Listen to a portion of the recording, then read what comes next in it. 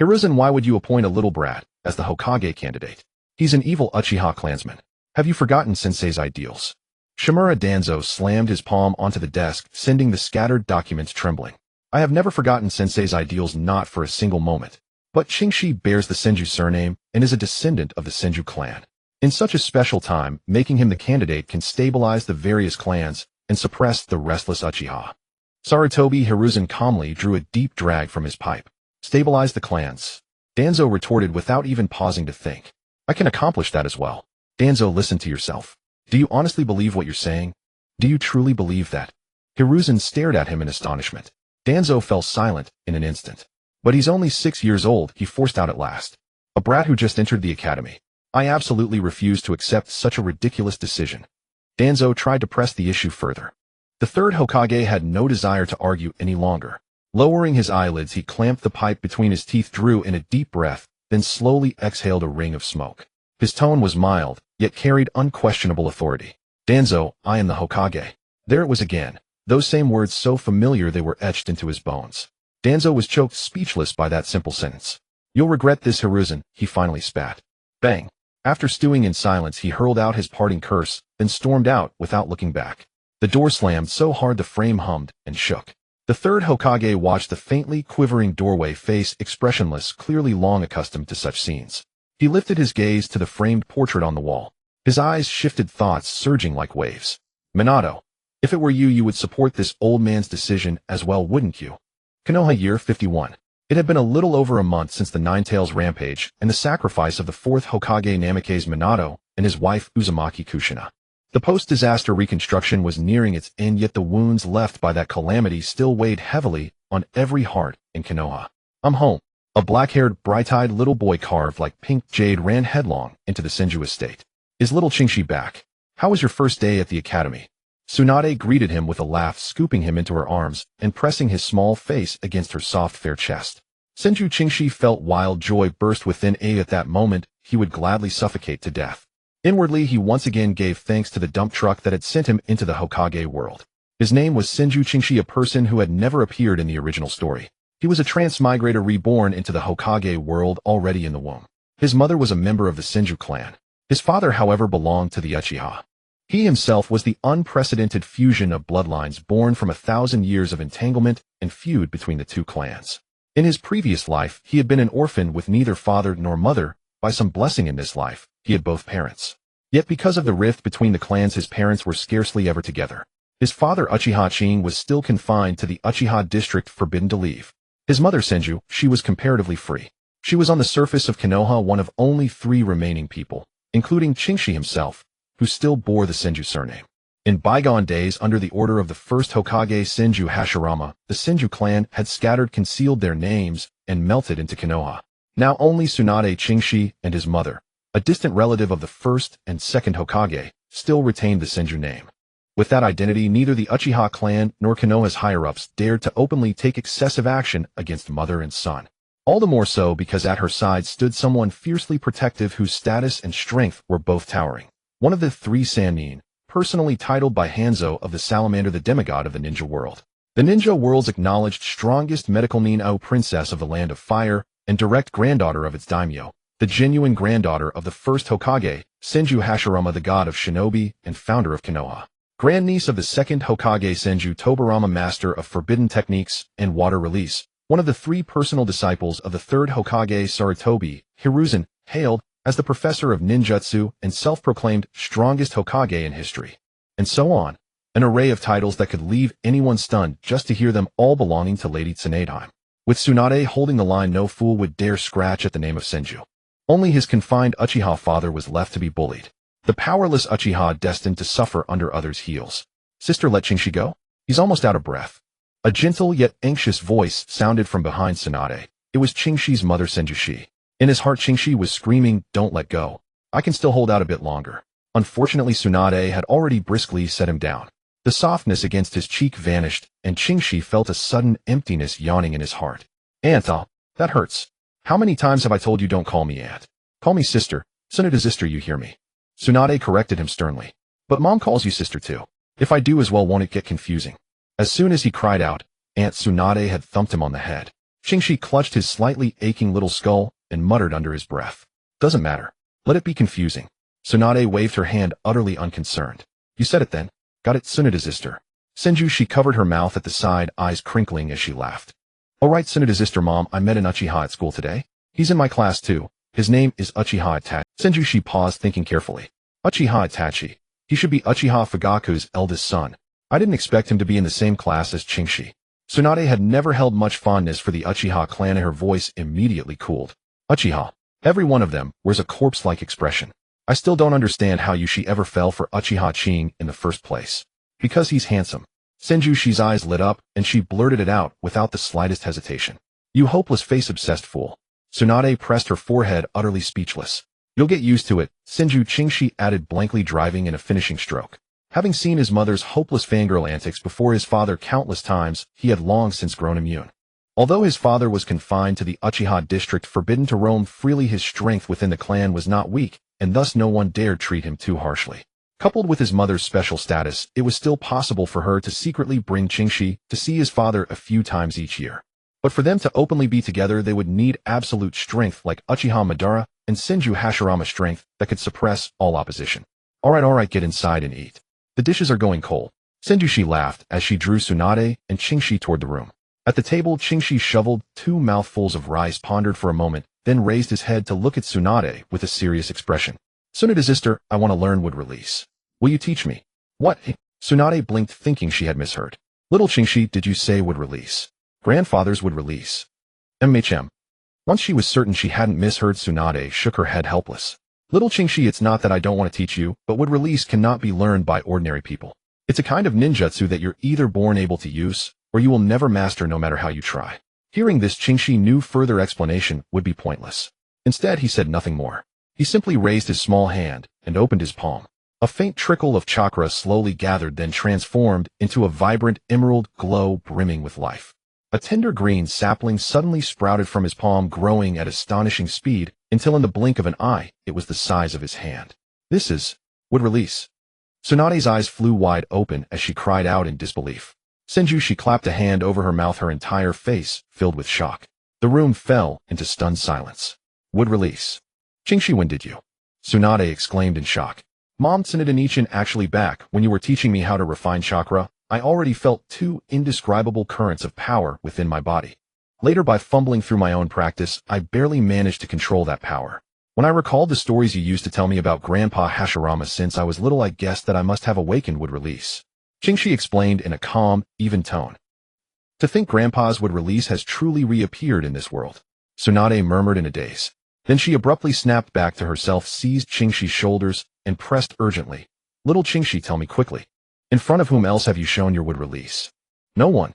I've only used it in front of you two, nobody else has seen it, Qingxi replied truthfully. Good, that's a relief. Tsunade exhaled a long breath, then her expression turned abruptly grave. She warned him, solemnly enunciating each word. Qingxi, you must remember this before I give you permission. You absolutely must not use wood release in front of anyone. If you are forced into exposing it, then as long as you are able, you must eliminate every single person who has witnessed you using wood release. I understand, Tsunade Nichin. Qingxi also understood how serious this was and nodded with grave earnestness. Nichin, is it really necessary to take it that seriously? Is Qingxi awakening Lord Hashirama's wood release not an immense blessing? Senju, she wore a face full of bafflement. That's why I say you're hopelessly naive. Tsunade sighed, her tone complex.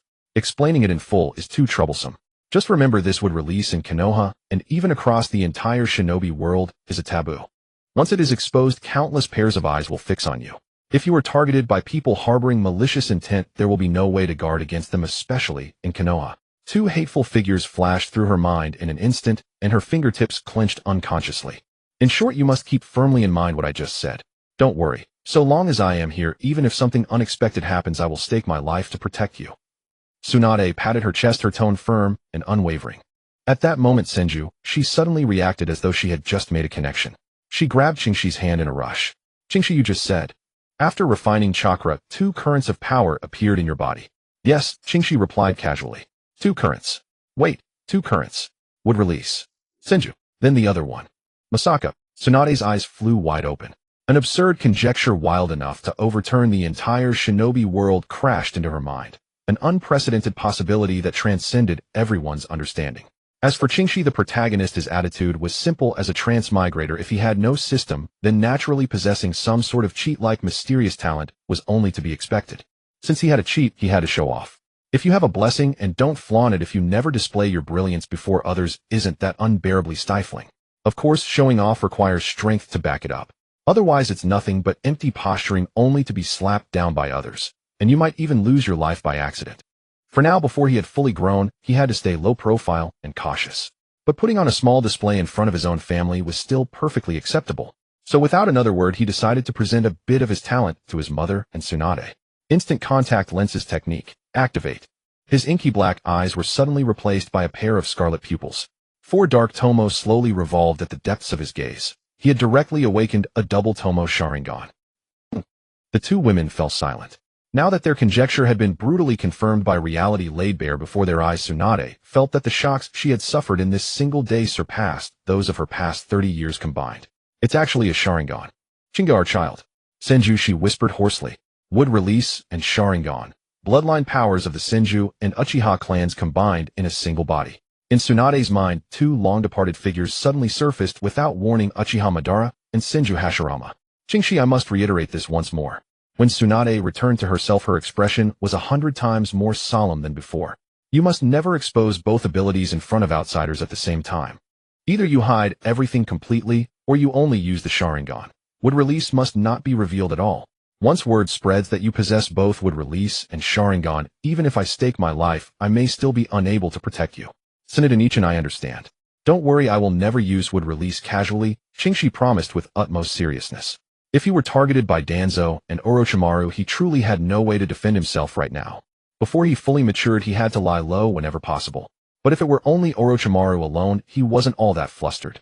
The illusions of his Sharingan were a natural nemesis to a soul as damaged as Orochimaru's. Therefore, before he attained overwhelming strength, Qingxi was determined to use his Sharingan to shield his would release, doing everything he could to keep his second bloodline ability from being exposed. Of course, that was assuming he remembered, because his memory wasn't all that reliable. What he did not know was that because of a yet unannounced temporary decision by the third Hokage, Danzo had already set his sights on him. Not only Danzo. Once this information known only to the highest echelon of Konoha began to spread, that snake he feared, and perhaps others as well, would inevitably be drawn in by the scent. It's enough that you understand. Now let's eat. Afterward, you're coming with me to the Senju ancestral estate. Their grandpa left behind all the scrolls of would release ninjutsu. Since you've awakened would release, these things should be entrusted to you. Thank you, Tsunade. Uchiha District. A 6-year-old Uchiha who had just finished his first day of school burst through the doorway, scampering straight toward his mother Mikoto. His goal was clear. He headed straight for the little bundle of softness cradled in her arms. Sunny weather indeed. Itachi, how was your first day of school? Uchiha Fugaku sat upright on the tatami, his face a perpetual icy mask, and asked in a low voice. A long moment passed with no reply. For at that moment Itachi was already utterly captivated by his younger brother's adorable soft features. All his attention was glued to Sasuke's chubby little face. He had no time to bother with this stern father who only knew how to keep a straight face. Ahem. Itachi. Fugaku coughed awkwardly, his voice suddenly rising several pitches. I'm here. Father, what is it? Itachi snapped back to reality and looked at him in utter confusion, having completely missed the earlier question. I asked you how was your first day of school. Fugaku forced down the twitch at the corner of his mouth and repeated the question. Father, everything went fine.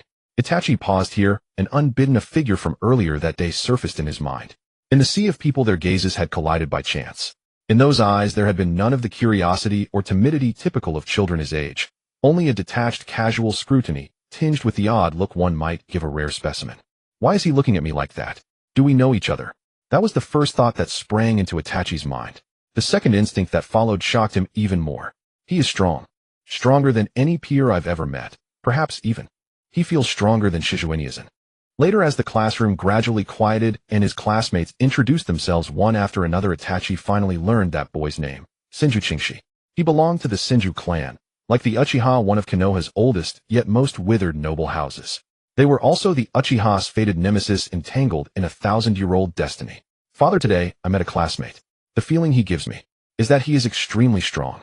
Oh, for you to use the words extremely strong, he must be no ordinary child. What is his name?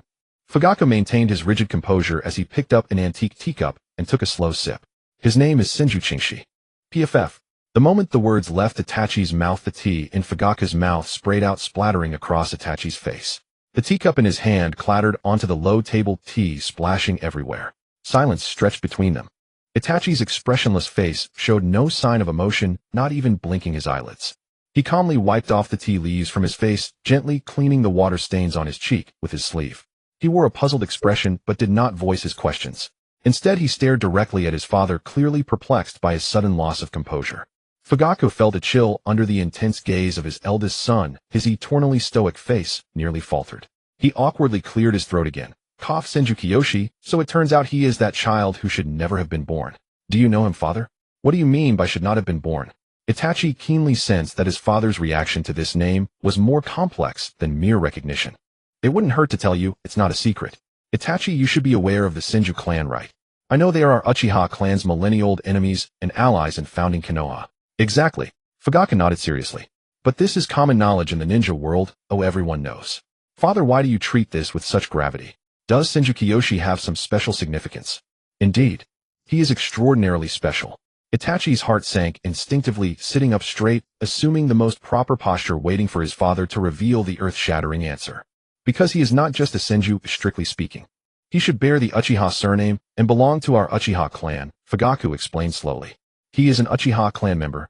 Even the usually aloof Itachi was caught off guard, his mind buzzing. With both Senju and Uchiha surnames, which clan does he truly belong to? To put it simply, he is a half-blood of the Uchiha and Senju. His father is Uchiha Kiyoshi. Our Uchiha clan has never had a precedent of intermarriage with the Senju, let alone allow our clansmen to join the Senju. So this child should have the Uchiha surname and belong to us. How infuriating. The more Fugaku spoke, the more he gritted his teeth, his fists cracking with tension. Explosive. This was the first thought that popped into Itachi's mind. The mixed blood of Senju and Uchiha, a unique case in a millennium. However, the way his father was so agitated made him look like a child who had something stolen from him. Father, why does he now bear the Senju surname instead of being called Uchiha Kiyoshi? Isn't it because the higher-ups of Konoha obstructed it, and that forceful woman Tsunade is backing him? Moreover, at this point Fugaku's expression suddenly turned extremely grim as a memory that became more infuriating the more he thought about it surfaced in his mind. 3 years ago, that little toddler who had just turned 3 and couldn't even speak properly. In front of him, the elders of the Uchiha and all the high-ranking officials of Konoha. He had disdain, trouble, pity, helplessness, and a peculiar gaze when he spoke a sentence that left everyone present frozen. I want to take my mother's surname Senju. I don't want to go back to my father and take the Uchiha surname. I'm afraid of being targeted by some old Uchiha and Uchiha love-brained individuals. Who knows, I might end up being stabbed by an Uchiha love for younger brother, too troublesome. Old ones. Love-brained. Love for younger brother. What is all this? They are the prestigious Uchiha clan, the first noble family in the ninja world. And now they are being rejected by a 3-year-old child. With such a series of nonsensical reasons. It's simply outrageous. Since that day, the Uchiha clan has never mentioned wanting to take back Senju Kiyoshi and incidentally completely confined his father Uchiha Kiyoshi to the clan grounds. Father, what do you mean by moreover? Itachi looked at Fugaku, who suddenly fell silent, curiously pressing on. It's nothing, let's not mention it. Fugaku suddenly came back to his senses, cleared his throat to hide his embarrassment, and then sternly commanded, in any case, Itachi, remember, if you have a chance at school, teach that Senju Kiyoshi a good lesson, or just don't kill him. Me. Teach him a lesson. Me. Yes. Don't hold back, just hit him. Try my best. It would be better to stay as far away from him as possible. Itachi silently added in his heart. If he truly followed his father's words to seek trouble, he was 90% sure he would end up being taught a lesson in return. The remaining 10% was just a fluke. Eek. Suddenly Sasuke beside him let out a soft giggle, instantly dissipating the tense atmosphere in the room. The gazes of a few people unconsciously softened, adding a touch of warmth. Tsunade, this place is so run down, covered in dust and cobwebs, it feels like the roof is about to collapse. Yeah, everyone has left, and no one comes to clean. When someone finally remembers, they'll find someone to renovate it, but it probably won't matter anymore. Tsunade looked at the dilapidated ancient house of the Senju ancestral land, her eyes dimming. This place held all her childhood memories, yet the people from those memories could never return. Kiyoshi looked at her sorrowful expression and knew she was reminiscing about the first and second Hokage and other departed relatives. Tsunade, don't be sad, anything can happen in the future, maybe we can see them again someday. Bang. Tsunade raised her hand and gently tapped his forehead. You little brat, don't guess a woman's thoughts randomly, got it. Ouch, Tsunade. If you keep hitting my head, it'll get stupid. Kiyoshi covered his head, pouting in grievance. Talk too much, and do you still want to learn Mokuton? If you do, come with me. Tsunade strode forward. I want to learn. Let's go, let's go. Kiyoshi immediately threw his grievances aside, striding forward with his short legs excitedly following her inside. They passed through a long wooden corridor and arrived at the darkest room at the deepest part. Tsunade pushed open the creaking wooden door, lit the candles on both sides, and walked to an inconspicuous corner of the room. She pressed her hand against the wall, and as the candlelight flickered, a dull sound of mechanisms moving echoed from the wall. A crack opened from the center, slowly spreading to both sides, revealing a dim underground passage before them. Is it true that the ancestral secrets of the two great noble clans of Konoha love to be hidden in underground chambers? And they absolutely have to set it up with something exclusive to the bloodline limit, right? Kiyoshi instantly thought of the stone tablet in the Uchiha Clan grounds, mentally complaining. Reaching the stone chamber at the end of the passage, he saw a solitary yellowed scroll lying on the central stone platform. Tsunade casually picked it up and threw it directly to Kiyoshi. Kiyoshi fumbled to catch it, unable to help, but muttered softly, "This is a treasure that records all Mokuton techniques. Can't you be more careful? What if it gets damaged?" "I can hear you. If it gets damaged, it gets damaged. There's a backup scroll at the third Hokage's place. Besides, those who haven't awakened Mokuton won't be able to learn it. Even if they look at it, it's just a useless piece of paper," Tsunade said dismissively. "But it is one of the only two unique copies. Moreover, I can't look at the scroll from the third Hokage, wouldn't that expose Mokuton?" Kiyoshi quietly reminded her. "Ah, right. Haha, sorry, I didn't consider that." Tsunade put her hands on her hips, laughing without a care for her image, her chest surging with waves as she laughed. "It's fine, you just take this scroll and read it slowly, memorize it all before returning it." "Got it," he replied. Kiyoshi's fingertips brushed over the rough scroll, his heart racing uncontrollably. Within this small scroll lies the recognized strongest bloodline limit in the ninja world. It is the power that can give birth to everything and also destroy everything. Looking at the small face of Qingxi, which had turned slightly red with excitement, Tsunade's gaze inadvertently became dazed. A tiny figure slowly began to overlap with Qingxi's image in her eyes. "Xiangshu," Tsunade unconsciously murmured. "What are you saying, Sister Tsunade?" "Oh, nothing." Tsunade suddenly regained her senses and took a deep breath. As if having made some kind of determination, she raised her hand and took off the emerald crystal pendant from around her neck. She walked in front of Qingxi, bending down carefully to put the pendant around his neck. Then her fingertips gently brushed over his head, and she pressed a tender kiss on his smooth forehead. "This is..." Qingxi looked down at the swaying pendant on his chest. Even the gentle kiss from Tsunade was forgotten in his mind. As he realized it, his heart sank heavily and his head buzzed. He actually wore the legendary death pendant, said to bring death to whoever wears it. "Sister Tsunade, you truly are my real sister." He is only 6 years old. Still a child. Oh no, why do I suddenly feel weak all over and my breathing is a bit uneven? Qingxi wanted to cry without tears. By the count, he should be the second person to receive this pendant. The first Xiangshu died, and as for the originally second Akado Dan, perhaps due to the butterfly effect of his crossing over, Tsunade and Akado Dan never had any intersection. Until his death, he and Tsunade were merely unfamiliar villagers, and Tsunade remained single. "Alright, we've taken what we need to take, and given what we need to give, let's go back now." "Okay," Qingxi replied weakly. He didn't even know if this pendant was truly so ominous. Would it even curse him a time traveler? But that inexplicable panic in his heart just couldn't be suppressed. Returning to his room, Qingxi eagerly spread open the scroll of would-release ninjutsu. He quickly scanned through the basic ninjutsu, which were a mix of random techniques, with average practicality and lethality. Then his gaze directly locked onto the profound mysteries of would-release recorded at the back. Mingshiman Bangpai technique, Jabuta technique, wooden man wood dragon, and the birth of the tree realm, the birth of the flower tree realm. And the ultimate secret technique, true thousand hands ascension to Buddha. However, even if he learned these secrets by heart now, with his current strength, he wouldn't be able to use them at all. Of course, his chakra amount was already quite considerable. If he had to estimate, it was probably around 30 cards. Ever since he learned to refine chakra, Qingxi discovered that his body was different from ordinary people. Not only did he possess a complete 5-element chakra attribute, but he also naturally had both yin and yang. Moreover, his speed of refining chakra was as fast as if he were riding a rocket. Even if he stopped actively cultivating, the chakra within him continued to grow incessantly. It was as if he had activated a 24-hour auto-cultivation cheat. Even more outrageous were his self-healing and recovery abilities.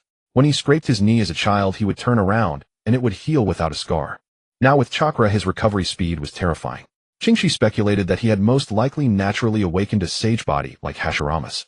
Counting it all up, it wouldn't be long before he could unleash the mysteries recorded on the scroll. Once he could fully master would release, his secrets would no longer need to be hidden.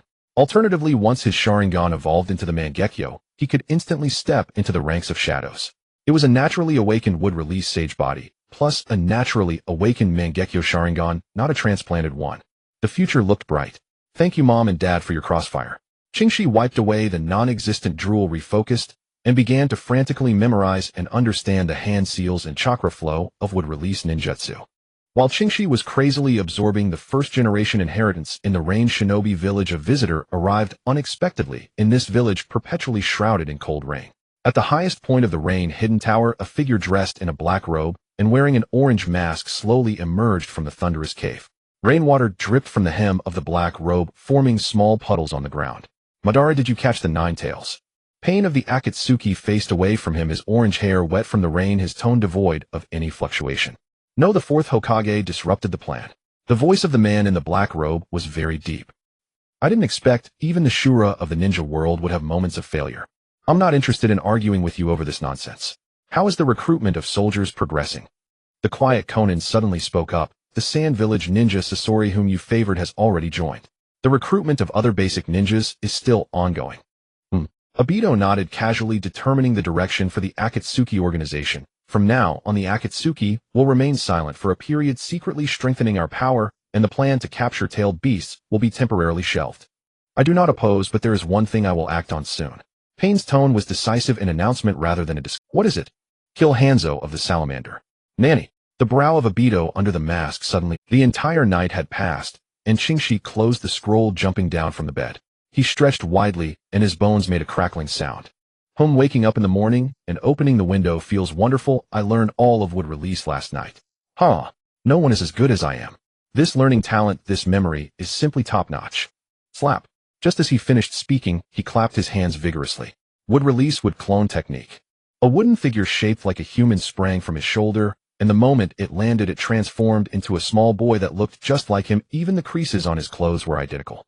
Perfect. No wonder it's the wood clone, or it's impossible to see any flaws, and it can inherit half of my strength. Alright, you go to school. I want to catch up on some sleep. So you're saying that by creating me, you want me to be your school tool while you sleep? What the hell? You actually have self-awareness. The trembling little author with a strong survival instinct says the wood clone's setting is equivalent to the official setting of shadow clone consciousness. The protagonist is just having fun making jokes and fighting. No clone lightning. Are you performing a double act here?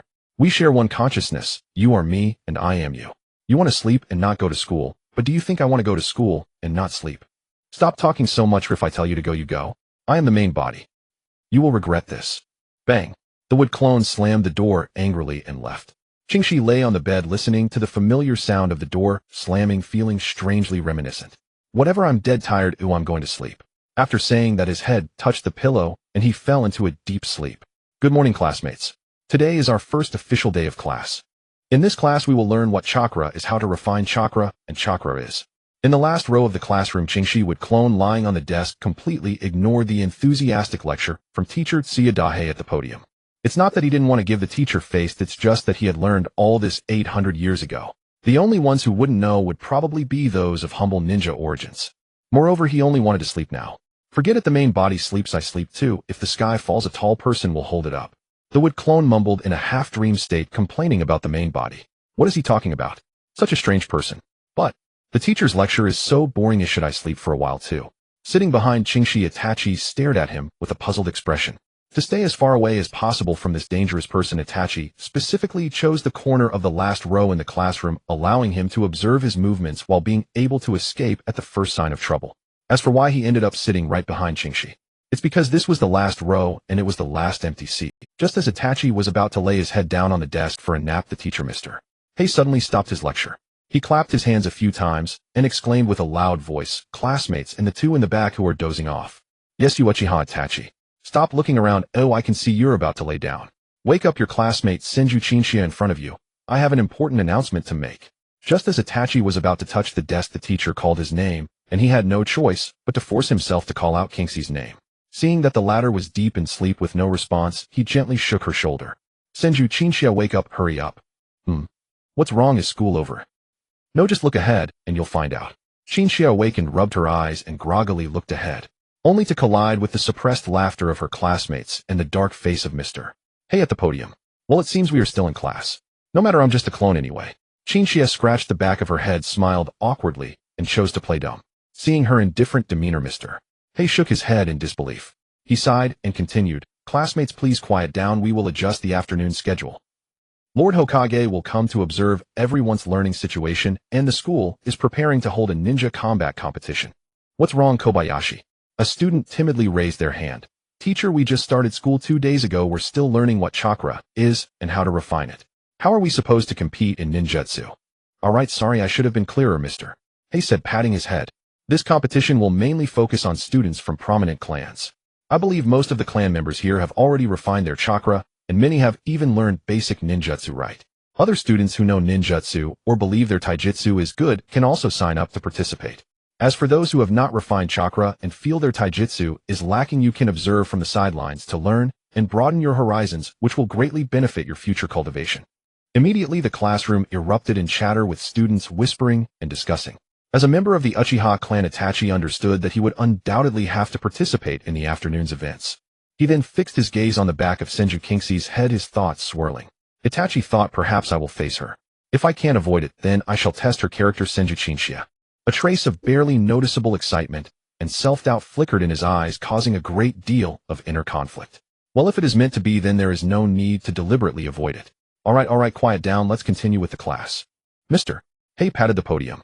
Everyone take this opportunity to learn more. When Lord Hokage arrives, he will personally guide you. If you have any questions, feel free to ask boldly. This is a once-in-a-lifetime opportunity. What? Lord Hokage will guide us. That's wonderful. My mom says the third Hokage is the strongest of all Hokage. This is the personal guidance of the strongest Hokage. What? The strongest Hokage?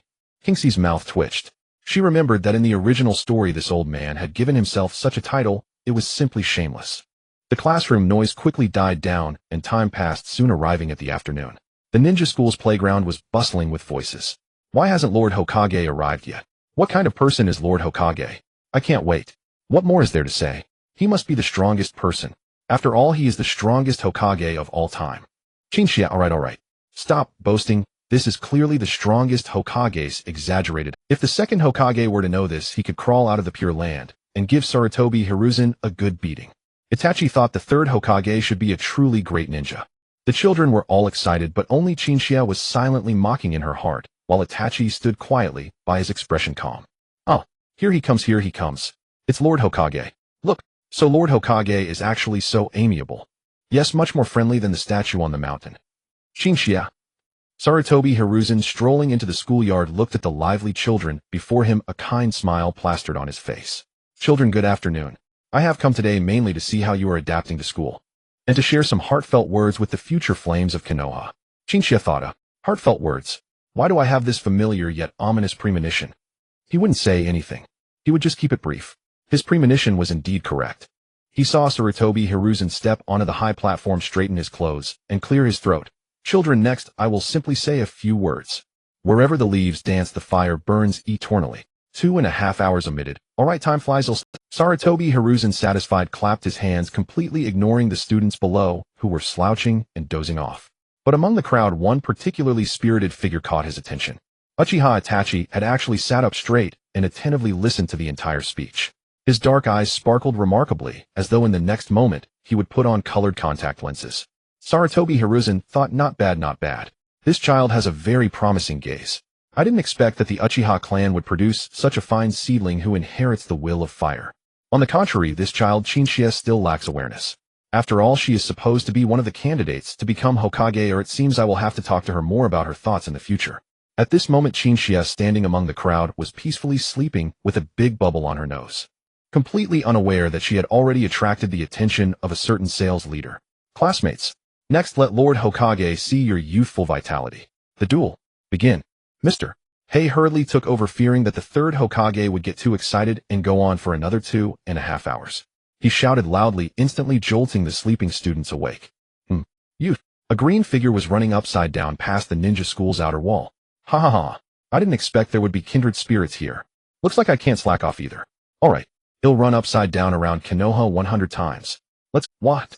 A cloud of dust was kicked up beside the ninja school, and the green-skinned weirdo vanished from sight, in an instant moving at an incredible speed.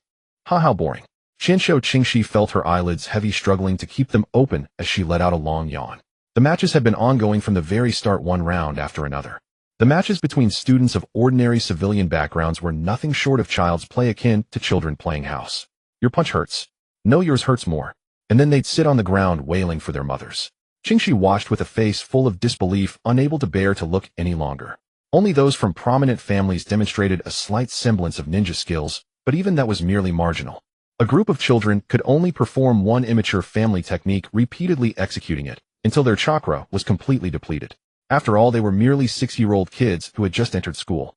Even though there were notable heirs from the Hyūga Oil Girl and Ino clans, their techniques and aura were still ridiculously immature. To be honest, this year's lineup of family students was indeed impressive, with value that was no less than that of Naruto and Sasuke's generation. Next match, Nara Shirue vs. Hyūga Clan. The match begins. As the announcer's voice fell, Nara Shirue, with a sullen face, immediately raised his hand and said, "So troublesome, I forfeit." The audience fell silent for a moment. The winner of this match is Hyūga Clan. Please both parties step forward to seal the reconciliation. Qingxi was left bewildered. Are they still going to fight? They just stepped onto the stage and didn't even take a stance before forfeiting. Can the Nara clan not do better? She had just begun to feel a glimmer of excitement to see a match between the old families of Hyūga and Nara, and this was the outcome. While it was no surprise, the Nara family's tendency to avoid trouble seemed ingrained in their very bones. She had overestimated them. Next match, Uchiha Itachi vs. Qinshu Qingxi. As the two students entered the arena, they formed their respective seals. Hearing the announcement, Itachi let out a soft sigh. As expected, he couldn't escape this. The tangled feelings were finally put to rest. On the high platform, Sarutobi Hiruzen held his pipe, slowly exhaling a puff of white smoke, his gaze solemnly fixed on the two individuals in the arena. The fateful duel between Uchiha and Qinshu, entwined for a millennium, was indeed intriguing. On the high platform, Sarutobi Hiruzen held his pipe, slowly exhaling a puff of white smoke, his gaze solemnly fixed on. In short, this old man just wanted to watch these two fight, a classic case of a big shot's mischievous manipulation behind the scenes.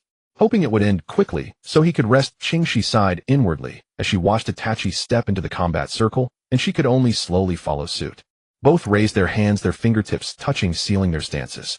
Outside the arena, whispers erupted immediately. Uchiha Itachi is so handsome. I actually think Qinshu Qingxi is even prettier. Yes. King's skin is so fair and soft, and she's just too beautiful. I think so too. In the back of the crowd, the young Yuzuki Yuin stood quietly in the corner, her cheeks slightly flushed, her gaze fixed on King's delicate face, unable to look away. Beside her, Inuzuka Kaze snorted with disdain, "Tch, a bunch of infatuated girls."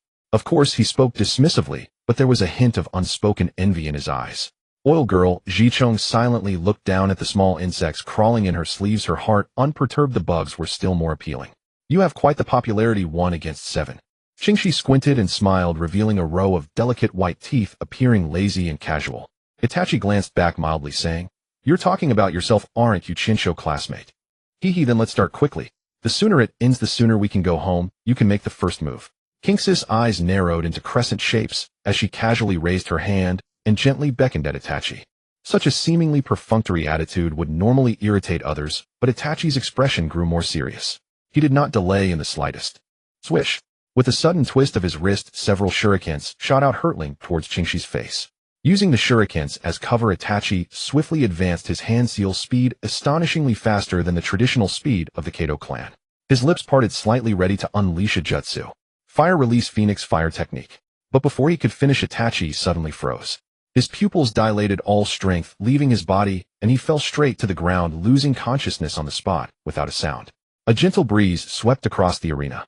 The entire arena fell silent. After a brief silence of a few seconds, an uproar erupted. On the high platform, Sarutobi Hiruzen loosened his grip, his pipe clattering to the ground, as he became completely stunned, disbelief written all over his face. A gentle breeze ruffled the soft black hair on the boy's forehead, a few strands lifting slightly, revealing a pair of scarlet, enchanting pupils beneath. Teacher Daihe's heart raced violently. He was one of the few who knew King's background, aware that Uchiha blood flowed within her. But at 6 years old, a 6-year-old with awakened Uchiha blood, and it's a genuine double Tomo Sharingan. This was simply outrageous. If this news reached those old geezers of the Uchiha clan, they would probably turn the world upside down to reclaim this little brat. Huh, what's going on? Why did Uchiha Itachi suddenly fall? Akadu pouch caught off guard forgot to chew his snacks, his face blanked with confusion. In the mountains a boy with a golden buzz cut scratched his head in confusion, turning to Nara Shirue. Beside him, Shirue, what do you think? As the recognized strongest mind in the arena, Nara Shirue frowned, clearly perplexed. Stop asking me what I think. Sai, if I'm not mistaken, that's the Uchiha clan's bloodline limit, the Sharingan, but he clearly has the surname Chinsho. The muscular Hyūga Gangsaka's face turned extremely serious. He had sparred privately with Uchiha Itachi and knew that the latter's strength overshadowed all his peers existing on an entirely different level. Yet it was this Itachi. Without even holding out a single move, without a single touch, just a glance, he was defeated. And the one who defeated him was a Chinsho clan member with Sharingan. Qingxi, however, felt no turmoil inside her. In fact, she found it a bit amusing. After all, they were too inexperienced, 1 against 7. She was merely a clone present, and the illusion's power was at most 50%, yet she had put young Itachi directly to sleep. If her main body had been present and the illusion's full power unleashed, it was likely she could have left young Itachi in a state of utter confusion. It was no wonder that Qingxi thought this way, though she had not even noticed that possessing the innate Chinsho bloodline, the innate sage body, and would release amplified her Uchiha blood's power to a terrifying extent. In normal circumstances, the illusion of a double Tomo Sharingan would struggle to even disorient Itachi for a moment. After all, the potential of Uchiha's 1 against 7 illusion techniques was undeniably exceptional. One could only say that Itachi was unfortunate, having encountered a rare anomaly in the ninja world, a bloodline fusion freak. In the arena, Qingxi gently retracted her ocular technique, removed her colored contacts, and tilted her little head to look at the frozen teacher, Dahei, her childish voice ringing clear. Teacher, the reconciliation seal can't be formed anymore, right? The match can end now. Teacher Dahei snapped back to reality, stammering, yes, the match is over. The winner of this match, Chinsho Qingxi. With the judgment declared, the arena erupted again into discussions. Although I don't understand, Chinsho classmate is just too cool. She won without moving at all. That's just too strong. Is Itachi a bit weak? Could it be they agreed to throw the match beforehand? Yes, I think so too, otherwise it just doesn't make sense. This is just outrageous. Teacher Dahei let out a soft sigh, shaking his head. Indeed, children were just children with shallow experiences and too naive, completely unaware of the significance of encountering the Uchiha clan. Where is this? How did I get home? I remember I was in school battling Senju Kiyoshi. Was it all just, you are awake? It was 1 against 7. Uchiha Itachi's pupils constricted violently as the uncontrollable memories surged into. At that moment, he completed the hand seals at a speed surpassing the Kato clan and was about to unleash a fire release technique when a pair of crimson, mocking eyes abruptly appeared in his field of vision. Those eyes rapidly expanded, filling his entire world, and the Tomo within the pupils spun wildly, causing a wave of intense dizziness and weakness to wash over him. In the next instant, his faded memories vanished, and he awoke at home, seeing his father. Sharingan. What's going on, father? Am I hallucinating? Uchiha Fugaki's expression was grave as he fell silent for a moment, seemingly organizing his words, pondering how to explain this absurd reality. Hallucination? Yes and no. You indeed fell under an illusion, completely defenseless. But that was an illusion of the Sharingan. This is not a mere hallucination. Senju Kiyoshi awakened it at the age of 6. With 2 Tomo. What? How is that possible? Father, he is not a Senju. No, wait, haha, right, I actually forgot you said he possesses Uchiha blood. His father is Uchiha Kyo. He is also one of us Uchiha. But he is only 6 years old. Uchiha Itachi grew increasingly agitated, his expression nearly twisted, resembling the look he would later have when he aimed to take Sasuke's eyes. Father, are there members of our Uchiha clan who awaken their eyes at the age of 6? Fugaku fell silent again, this time for even longer than before. Never. He recalled all the clan records, but found no mention of any Uchiha awakening their eyes at 6, let alone even earlier. Father. Fugaku. As Itachi was about to say something, a loud shout came from outside the house. Uchiha Shana was the first to push open the door, followed by a group of radical and conservative elders from the Uchiha faction. Fugaku's brow furrowed, and before he could speak, Uchiha Shana cut in. Fugaku, we must immediately reclaim Senju Kiyoshi. An Uchiha with awakened eyes at 6 years old cannot be allowed to remain with the Senju clan. Hearing this, Fugaku's brow deepened even further. To be frank, as someone from the stabilizing faction, he was very averse to the extreme measures of the radicals, but he could understand their perspective. Being radical was only natural. Elder Shana, please calm down. This is not something we can just do, not to mention Kiyoshi's own. Well, we cannot even overcome the Hokage faction and that woman Tsunade. We are not strong enough to confront them. So you would let an unprecedented Uchiha genius serve the Senju and help their clan? Absolutely not. If he grows up, he will surely become the greatest obstacle to reclaiming Konoha. Don't forget that child also has Senju blood. Now he has awakened the Sharingan. Can you guarantee he won't awaken would release in the future? Sharingan plus would release, how do you expect to fight him? Even Madara would find it absurd. Uchiha Shana grew more and more agitated, recalling his idol Uchiha Madara. Fugaku's eyes twitched slightly, feeling speechless. He shook his head slightly. Elder Shana, what you said is truly absurd. Awakening would release. That's too exaggerated. It's impossible, absolutely impossible.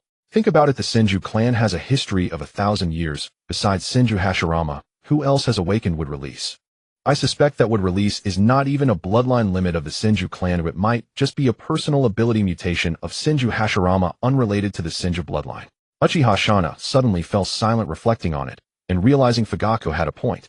Throughout the soon just 1,000-year history, how many talented geniuses had emerged, yet none possessed would release except for Hashirama alone. If would release truly is the Senju clan's bloodline limit, then among all these generations, even if it is difficult to awaken, there should be at least a few destined children favored by heaven.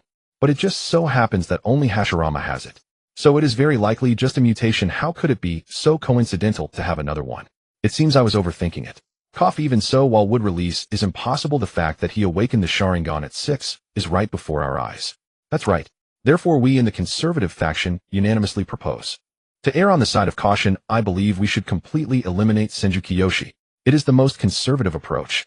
Uchiha's conservative leader Uchiha Yaoi spoke unexpectedly. What? Elder Yaoi, this? Eliminate? Isn't that a bit too extreme? Elder Shana turned his head, looking completely bewildered. Elder Yaoi's expression was serious, his tone resolute. No. It is you who are being too conservative. Uchiha Fugaku's eyes twitched violently, falling into deep silence. Living to such an age today was the day he had been silent the most.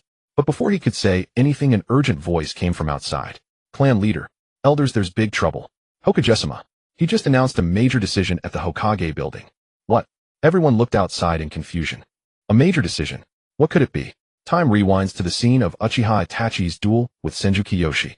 When their duel, the final climactic battle, ended, Sarutobi Hiruzen stood on the platform announcing another match. Children, seeing your youthful energy today brings me great comfort and joy. When I see you, I see the future of Konoha that I hope for. Keep it up, children. The future of Konoha is in your hands. It will shine with unprecedented brilliance. The audience erupted into enthusiastic applause. Everyone was extremely excited. Yes, youth. Haha, I never expected so many like-minded individuals to appear in the same place. Hey, look, listen, this applause for youth is so touching, it's incredible. Woo Yoshi, for the sake of youth, let's add another 1,000 laps. Wawa, the green-skinned strange person, after running around who knows how many laps, inexplicably felt moved to tears as he returned to the school gate. Soon a cloud of dust rose again, and the strange person vanished from sight at a speed several times faster than before.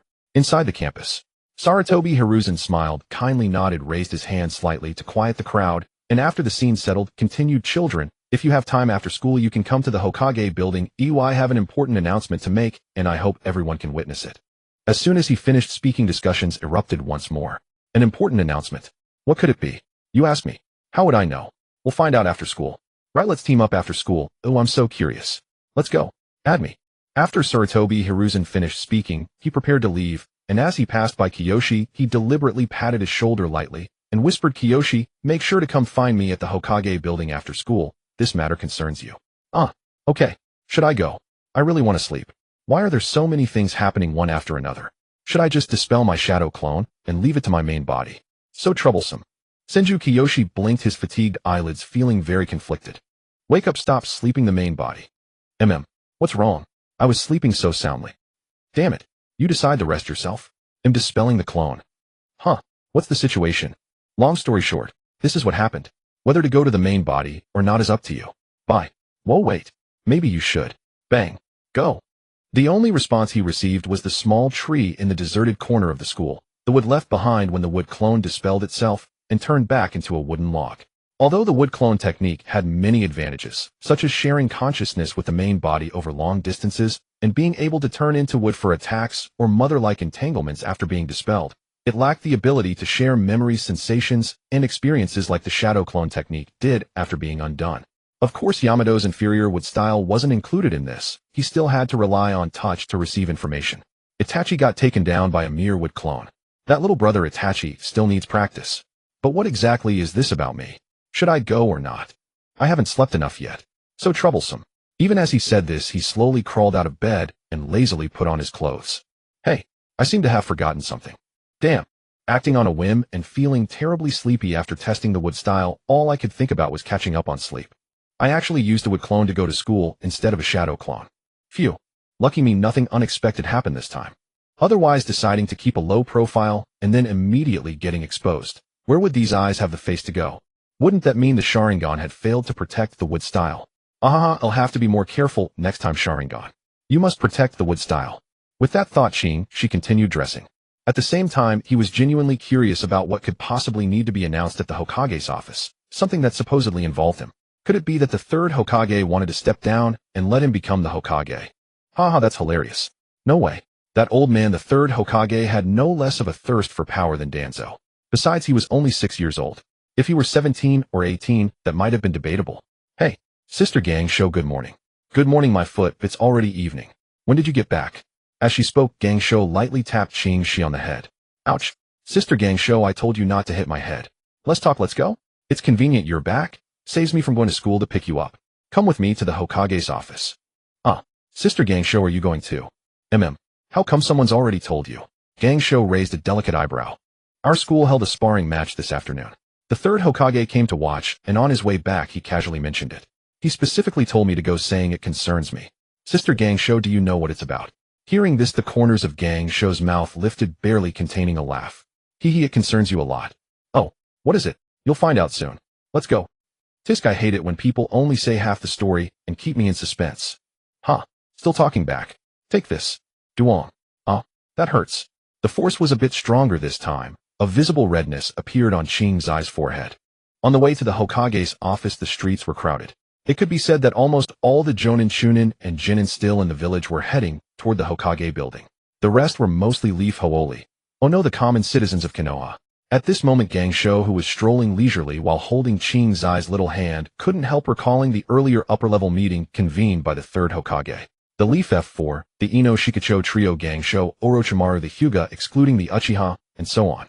When the third Hokage announced the purpose of the meeting, the effect was no less than dropping a nuclear bomb. The Ino Shikacho remained calm, neither endorsing nor opposing. Zhuanshin Xiaochun and Mizuki Munin agreed with some decisions and opposed others. Danzo opposed everything and strongly protested against one particular clause. Gangsho didn't care either way, but after thinking about something, she suddenly found it amusing and looked forward to it. Orochimaru, however, wore a dark expression and looked aggrieved, glaring at Hiruzen Sarutobi, as if contemplating whether dissecting the old man would dirty his hands. Before they knew it, the two arrived at the Hokage building. Swoosh! A ninja clad in AMBU uniform, wearing a mask and sporting a head full of spiky silver hair, suddenly appeared. Lady Gangsho, Sir Qing, please come in. The Hokage is waiting for you. Kakashi, that mask might as well not be there. Qing, she stared at that conspicuous silver hair, feeling speechless. Pushing open the creaky, worn-out door of the Hokage's office, he saw the third Hokage standing with his hands behind his back in front of the window, gazing into the distance with a profound look. Was Konoha's budget that tight? The Hokage's office door was in such a shabby state that they couldn't even replace it. But other places were still quite new and used fine materials, almost worthy of gold plating and diamond inlays. Hardly the look of a village short on money. As he thought, the image of Danzo inexplicably popped into Qing's mind. Could those two have been playing this kind of role-play all along? Playing to the point where they were too lazy to change it, since they'd have to replace it again soon anyway. Qing's small body shuddered, and he hurriedly shook the filthy thoughts out of his head. You're here. The third Hokage's silhouette spoke from the window. Old man, when are you going to announce it? Gangsho carelessly walked over to the sofa, plopped herself down, draped her arms over the backrest, and crossed her legs. Wait a bit longer. Once Orochimaru arrives, we'll be just about ready. Jiraiya's probably off busying himself somewhere again. No idea where to find him. Need you even ask? Either he's lingering in some pleasure quarters peeping at hot springs under the guise of finding inspiration, or he's wandering the ninja world searching for his so-called child of prophecy. If you really want to find that pervert, just have people watch the place his head go. You'll definitely find him. Gangsho's face was full of contempt as she spoke of Jiraiya. X2. Qing Shi and Hiruzen Sarutobi were at a loss for words. Jiraiya's reputation was already irreparably ruined, because it had long been reduced to rubble. Lord Hokage, Lord Orochimaru, is waiting outside. The masked Kakashi appeared again, kneeling on one knee to report. Come in, sorry for the wait. She turned his head and watched as the creaky old door opened once more with a groan, half afraid that Orochimaru might pull the whole door off its hinges with one slight tug and carry it in his hand. That would have been pretty awkward. Fortunately, his imagined worry didn't come to pass. It seemed that the door, tempered by Danzo's training, had become surprisingly sturdy. A pale, gloomy face appeared before him, both familiar and alien. This was the first time he had seen Orochimaru in person. As a time traveler, he knew very well how special his own bloodline was. To Orochimaru, its allure was no less than a voluptuous, stunningly beautiful woman standing before Jiraiya, singing, dancing, and stripping while performing the Shake the Sun dance. Come to think of it, the image alone seemed hard for even him to resist. Sorry, Jiraiya, I was the one being dirty-minded. So for the past 6 years he had been doing everything he could to avoid this cold, venomous snake. But now there was no need to avoid him anymore. If nothing unexpected happened, Orochimaru had likely already completed the living corpse reincarnation technique. The torn soul before these eyes of his was no stronger than a flickering candle in the wind, a brittle, pathetic thing. At least he thought so. He hadn't actually tried it, so he couldn't guarantee he could take down Orochimaru with a single illusion like Itachi did in the original story. But rough estimates aside, with the Sharingan's Jinjutsu, even if he couldn't instantly defeat Orochimaru, he could at least hard CC him and then run to call for reinforcements. On the other hand, Orochimaru. At this moment her snake-like gaze was also fixed on Ching, she scanning him from head to toe, curiosity, greed, and a trace of humiliation flickering in her eyes. This complex gaze made Ching's Zai's scalp tingle. What is wrong with this guy? Isn't this the first time we've met? What kind of expression is that? Is he sick? She was completely bewildered and could not understand why this snake was displaying such a bewildering expression towards a child they had just met. You're here, Orochimaru. Now that everyone is present, let's head to the rooftop. With that, the third Hokage took the lead and walked towards the rooftop of the Hokage building. The crowd followed closely behind. This is truly a long-awaited meeting. Nice to meet you, Ching Shikuan. Orochimaru said, his gaze never leaving Ching Shi. As he passed by Orochimaru, a sinister voice reached his ears. I don't look forward to this. Stay away from me, you creepy pervert. Ching Shi said these cold words with a blank expression. At this response, Orochimaru's eyes narrowed slightly, and a dangerous smile appeared at the corner of his mouth. Interesting.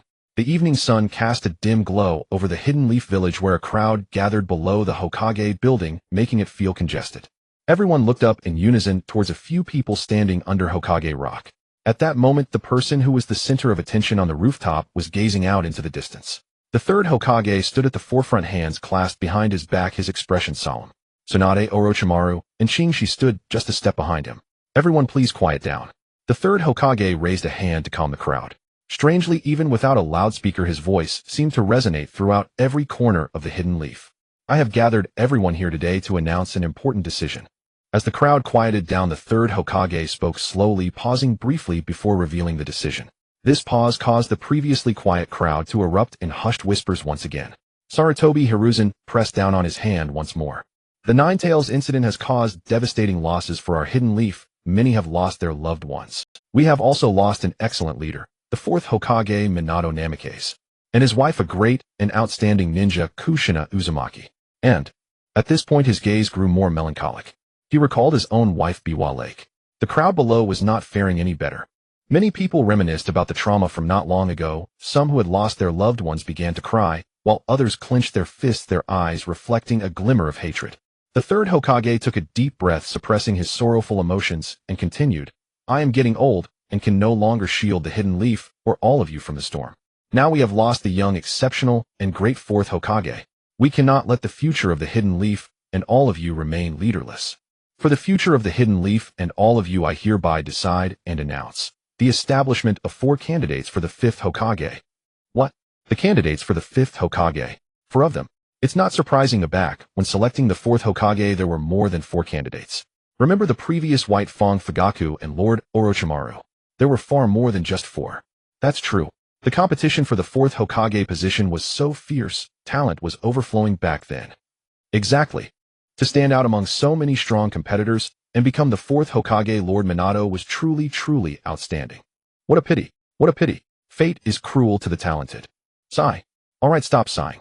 The deceased are gone. Let's see who the 4 candidates for the 5th Hokage will be this time. The 5th Hokage. Times are different now. Our Hidden Leaf has lost too many strong warriors.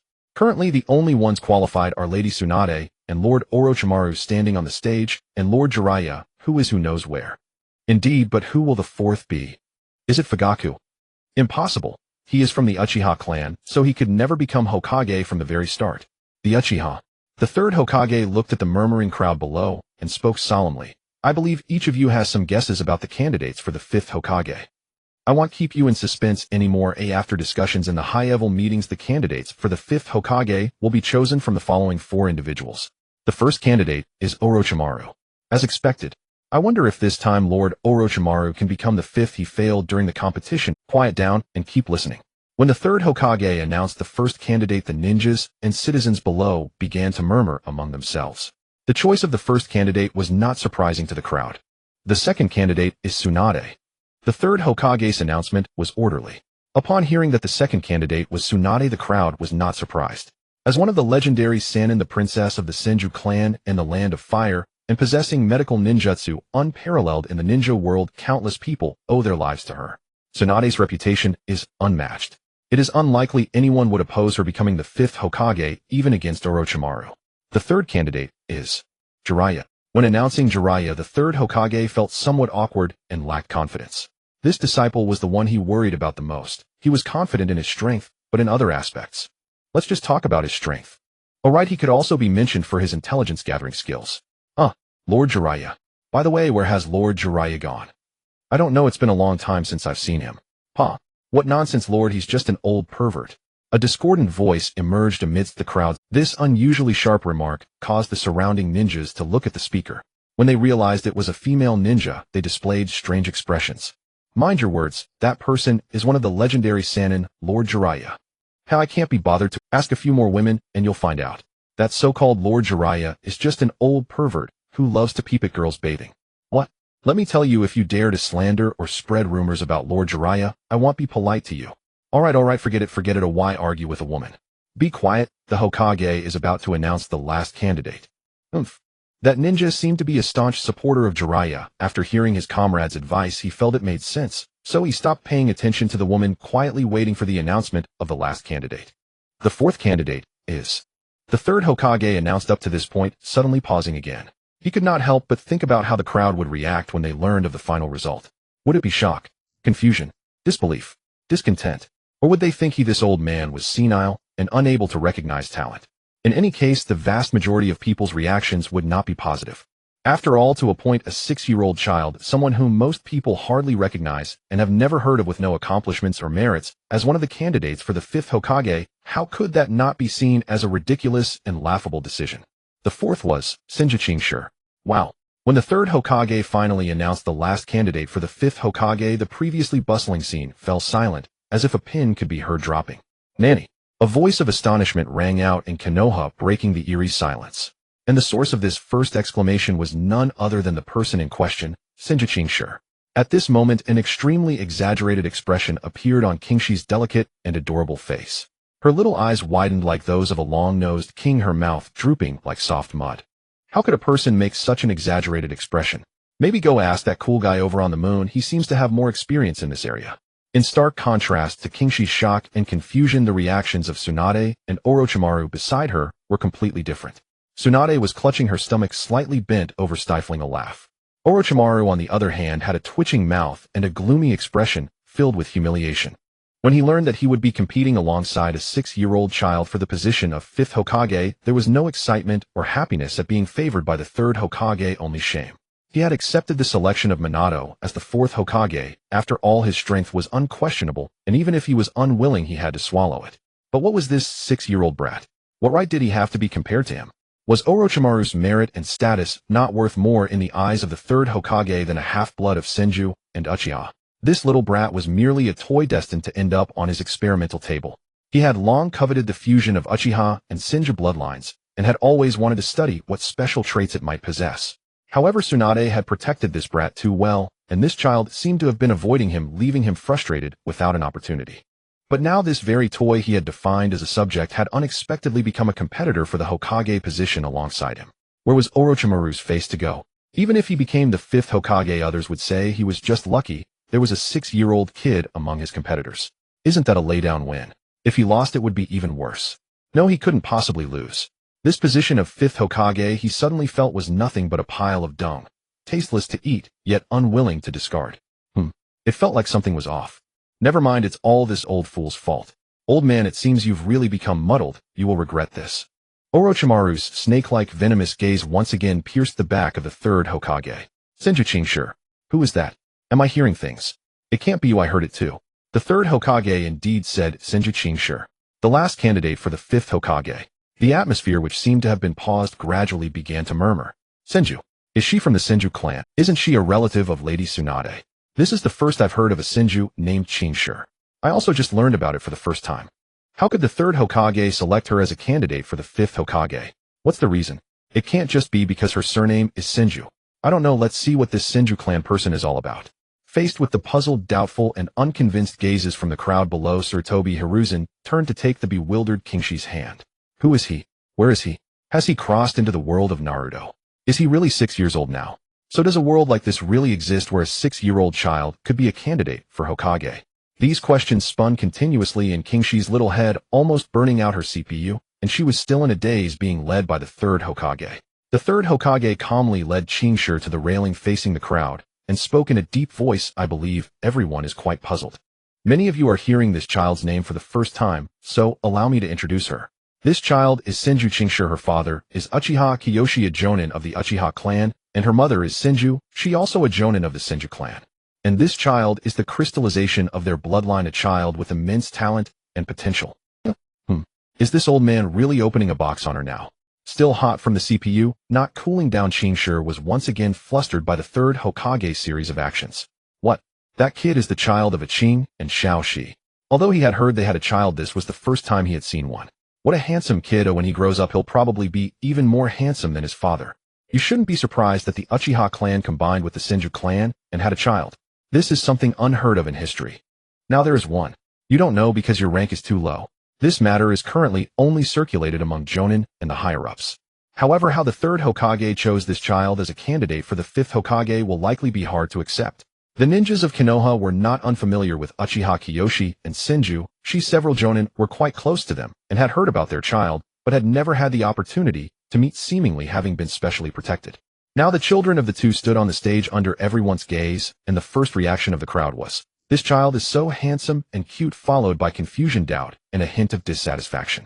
Hokage-sama, we all agree with your selection of the three greats among the Sannin as candidates for the fifth Hokage. After all, in terms of contributions to Konoha and personal strength, no one is more qualified than them. However, this candidate you chose, we are hearing about her for the first time. She looks like a child who just started school. Of course, if this child grows up and matures, contributes to Konoha, and shows her talent and strength, we will certainly recognize her as a candidate for Hokage. But, isn't it a bit early now? A bold jonin voiced the question that everyone present was holding back. Faced with this question, Sarutobi Hiruzen was already prepared. After all, he had thought the same. It was impossible to convince the public by selecting someone they had never heard of, who had no contributions to the village and whose strength was unknown. Not to mention that this person was just a 6-year-old child who had just entered the jonin school. Being able to ask the question so politely was already a testament to his deep respect as Hokage. However, he chose not to explain. He was waiting for the ninja who had raced towards the Uchiha clan upon hearing the announcement of the fourth candidate, calling out Senju Seiki. Soon let the Uchiha fly for a bit longer. In this silence, time flowed second by second. Faced with the third Hokage's silence, the questioning ninja broke out in a cold sweat. Had he just gotten carried away? How could he dare to question the Hokage's decision? He shouldn't have been the one to stick his— Oh no, it feels like his ninja life is about to end. Just as this jonin felt hopeless about his ninja career. Whoosh whoosh whoosh. From the back of the square, several gusts of wind approached rapidly. The leader of the Uchiha Wall faction, Uchiha Fugaku. The leader of the Uchiha Chicken Essence faction, Radical faction, Uchiha Shana. The leader of the Uchiha Conservative faction, Uchiha Yahweh. Accompanied by Uchiha clan members from various factions, they arrived in front of the Hokage building. Who dares to oppose Uchiha Seiki as Hokage? The clan leader exclaimed, something terrible has happened. Time returned to the moment when the conservatives felt the radicals were too conservative, and the radicals thought the conservatives were too radical, leaving the neutral party speechless. What is the matter? Speak properly. The great elder Shana reprimanded loudly. The small-bodied Uchiha ninja who came to report was startled, but instead of following Shana's words to report directly, he shifted his gaze to Uchiha Fugaku, who was seated among the crowd. Only after Fugaku nodded did the ninja take a few deep breaths to calm his panting from the hurried journey. Clan leader, just now in the Hokage building, the third Hokage announced something. He has set 4 candidates for the 5th Hokage. Candidates for the 5th Hokage. I can guess 3 of them just by thinking about that old man Sarutobi, Tsunade, Orochimaru, and Jiraiya. Those 3 disciples of the Sannin, right? Before the reporting ninja could finish, the great elder Shana, recalling Sarutobi's tendencies, he knew with a knee-jerk reaction that this old man would definitely only choose his own disciples for Hokage. Yet our Uchiha clan, as one of the 2 founders of Konoha, hasn't produced even 1 Hokage, not even with this 5th one. This is simply outrageous, utterly humiliating. Our Uchiha clan should have followed Lord Madara and left Konoha to establish our own sect. Regret. Shana, great elder, please be quiet and let him finish speaking, Fugaku said, signaling the reporting ninja to continue. Great elder Shana is truly insightful. Indeed, the 3rd Hokage has indeed established the Sannin as candidates for the 5th Hokage. Haha, I knew it. That old man Sarutobi, I could have predicted. Shana, great elder. Fugaku helplessly face-bombed. Alright, I won't say anything. You continue. Who is the 4th? It is. What do you mean it is? Can you just say it without stammering? Are you acting like a Senju? Speak like a Uchiha and be straightforward. Shana could not resist scolding as he watched the reporting ninja stammering. Shana, great elder. Fugaku's forehead broke out in a cold sweat as he reminded him word by word. Alright, I won't say anything. Shana crossed his arms and turned to look around. Sigh. Just tell me who is the 4th candidate. Fugaku shook his head helplessly. Is Senju Kiyoshi. Who? The reporting ninja let out a long breath, finally revealing all the information. Being interrupted so often, if it weren't for the one interrupting being great elder Shana with his temper, he would have exploded if it were anyone else, and he would have written the name Uchiha backwards. What did you say? Senju Kiyoshi. Is that the same Senju Kiyoshi, the child of Uchiha? Great elder Shana became agitated, swiftly moving beside the reporting ninja, grabbing his collar, his eyes bulging, as he questioned loudly. Yes. It is indeed Kiyo's child. The reporting ninja had never seen great elder Shana like this, his eyes bloodshot with fear, his legs trembling. What the hell? After confirming he hadn't misheard, great elder Shana blankly released the reporting ninja's collar and took a few wooden steps back. At this moment, the Uchiha clan members, all with their red eyes, exchanged glances, too shocked to even blink, trying hard to digest the fact presented before them. The atmosphere fell into an eerie silence. After a while, everyone's eyes suddenly brightened in perfect unison. The conservative leader Uchiha Yaoi was the first to speak, breaking the silence. I think our conservative faction's previous decision was indeed a bit too radical. This child Kiyoshi, I have watched him grow up since he was young. This child has the very appearance of our Uchiha clan. He is simply the pinnacle creation of the Uchiha. Indeed. Elder Yaoi, great minds think alike. I also think our radical faction's previous decision was too conservative. That child Kiyoshi is so likable. Such a lovely child must be brought back. We can't let him stay in that vile place of the Senju clan. Just bringing him back is actually too conservative. We must vigorously cultivate and support that child to become the leader of our Uchiha clan, and fully support him to become the 5th Hokage. Fugaku. No, Elder Yaoi, Kiyoshi is still too young and lacks qualifications. At this moment, with the 3rd Hokage making him a candidate, there will definitely be countless dissenters opposing him. One of the higher-ups of the conservative faction suddenly considered the possible situation Kiyoshi might face and hurriedly reminded their faction leader. Yes, Konoha lacks everything except dissenters. Damn it, dare to make things difficult for our little Kiyoshi. Grab your weapons and follow me to the Hokage building to support that child. Elder Yaoi waved his hand, and the conservative members followed closely behind. Damn, our Uchiha clan finally has a chance to become Hokage. I'll see who dares to oppose. After Shana finished speaking, he led the radical faction like the wind toward the Hokage building. Fugaku. Silence. Another round of silence. Today he experienced for the first time the pain of being unable to speak as a leader. Is he just a casual figure on the road that can be kicked around?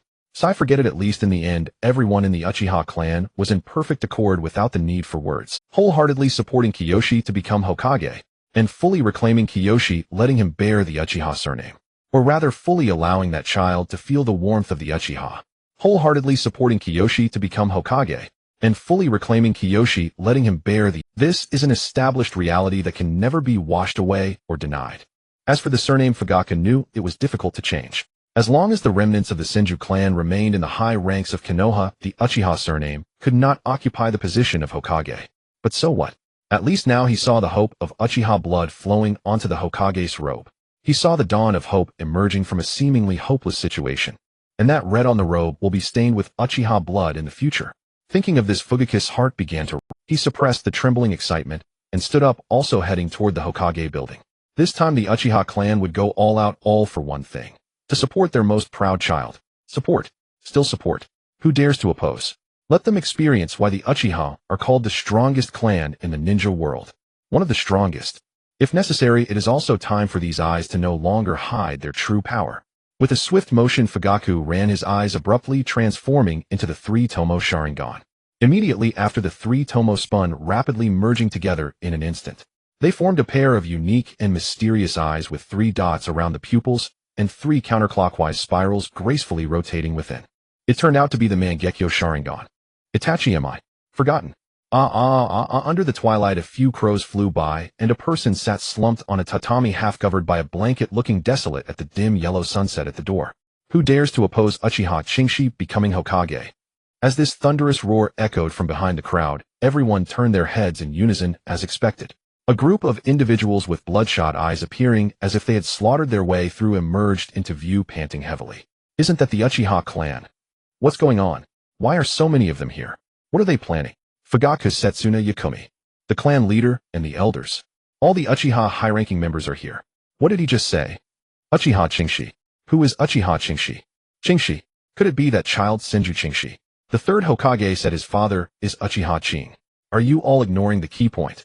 Becoming Hokage. Is the Uchiha clan plotting a coup? In broad daylight, with everyone present, are they ready for a bloody clash? The Uchiha shouldn't be that reckless. Brother, it seems you don't understand the Uchiha. Murmurs rippled through the audience. On the stage, a sly, fox-like smile of triumph curled at the corners of Hiruzen Sarutobi's lips. They had finally taken the bait. However, they had no choice. This bait was one they had to swallow. After all these years, the Uchiha's obsession with the Hokage seat had grown ever deeper. And coincidentally, during the Nine-Tails incident, those dangerous eyes had appeared. Though the news was suppressed among the villagers, it couldn't be hidden from most ninja circles. Coupled with years of oppressive policies against the Uchiha, the clan was now a volcano on the verge of eruption. With Konoha's talent pool depleted, a direct confrontation with the Uchiha was unwise, yet prolonged suppression was no solution either. The conflict between Konoha and the Uchiha would only deepen with further repression. Rather than suppressing and containing it, allowing the resentment to ferment into an even greater clash, it was better to guide it through a hubba bond to ease the tension gradually. Hiruzen Sarutobi's gaze subtly shifted toward Chingshi. This was the bond bestowed by heaven, perfect, belonging exclusively to both the Uchiha and himself. What do people crave most? When the most desired thing appears, no matter how tiny or faint, they will grasp it with all their might. What the Uchiha craved most now was the Hokage's seat.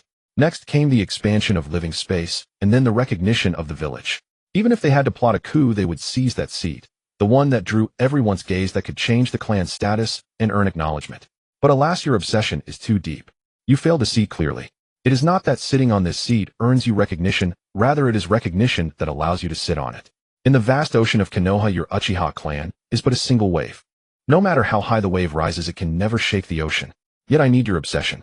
Despair only leads to fiercer backlash. Letting you glimpse a sliver of hope will tame the beast in its desperate plight. A 6-year-old Hokage candidate. He keeps striving, Uchiha. Exert all your strength to silence every voice of opposition and secure King's position as a candidate. But even if he holds it, this child is still a Senju, will always be a Senju, and can only be a Senju. Besides, there is not just one candidate. A 6-year-old candidate aiming to become Hokage. That is a matter for many years later.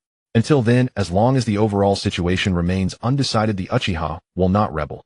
Instead, they will do everything to maintain Konoha's stability. This will give Konoha ample time to recover and nurture new talent. What if by some chance a 6-year-old actually became Hokage?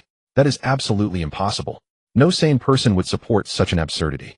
I am truly getting old to have such a ridiculous idea. Hiruzen Sarutobi chuckled and shook his. Chingshi, standing beside him, saw every one of the third Hokage's subtle expressions clearly. His overheated CPU instantly cooled down as if flooded with coolant the moment the Uchiha clan arrived and shouted that sentence. He began to recall the personalities of those characters from the original work, combining the future and the past, what had happened and what had changed, carefully pondering and connecting all the key nodes. So that's it. This old bastard. No, this old fox. So this was his scheme. He had wondered how a normal person could come up with the idea of making a 6-year-old a Hokage candidate. It turned out he was eyeing the Uchiha blood flowing in him, yet the boy was of the Senju lineage. Good heavens, what was this move called? Drawing a cake to satisfy hunger. Diverting disaster. Boiling a frog slowly. Damn it, in his past life, he hadn't studied the 36 stratagems well, and now he was at a loss for words to describe it. In short, he was using this little brat with dual bloodlines as a bond to paint the Uchiha a grand picture of one of our own becoming Hokage.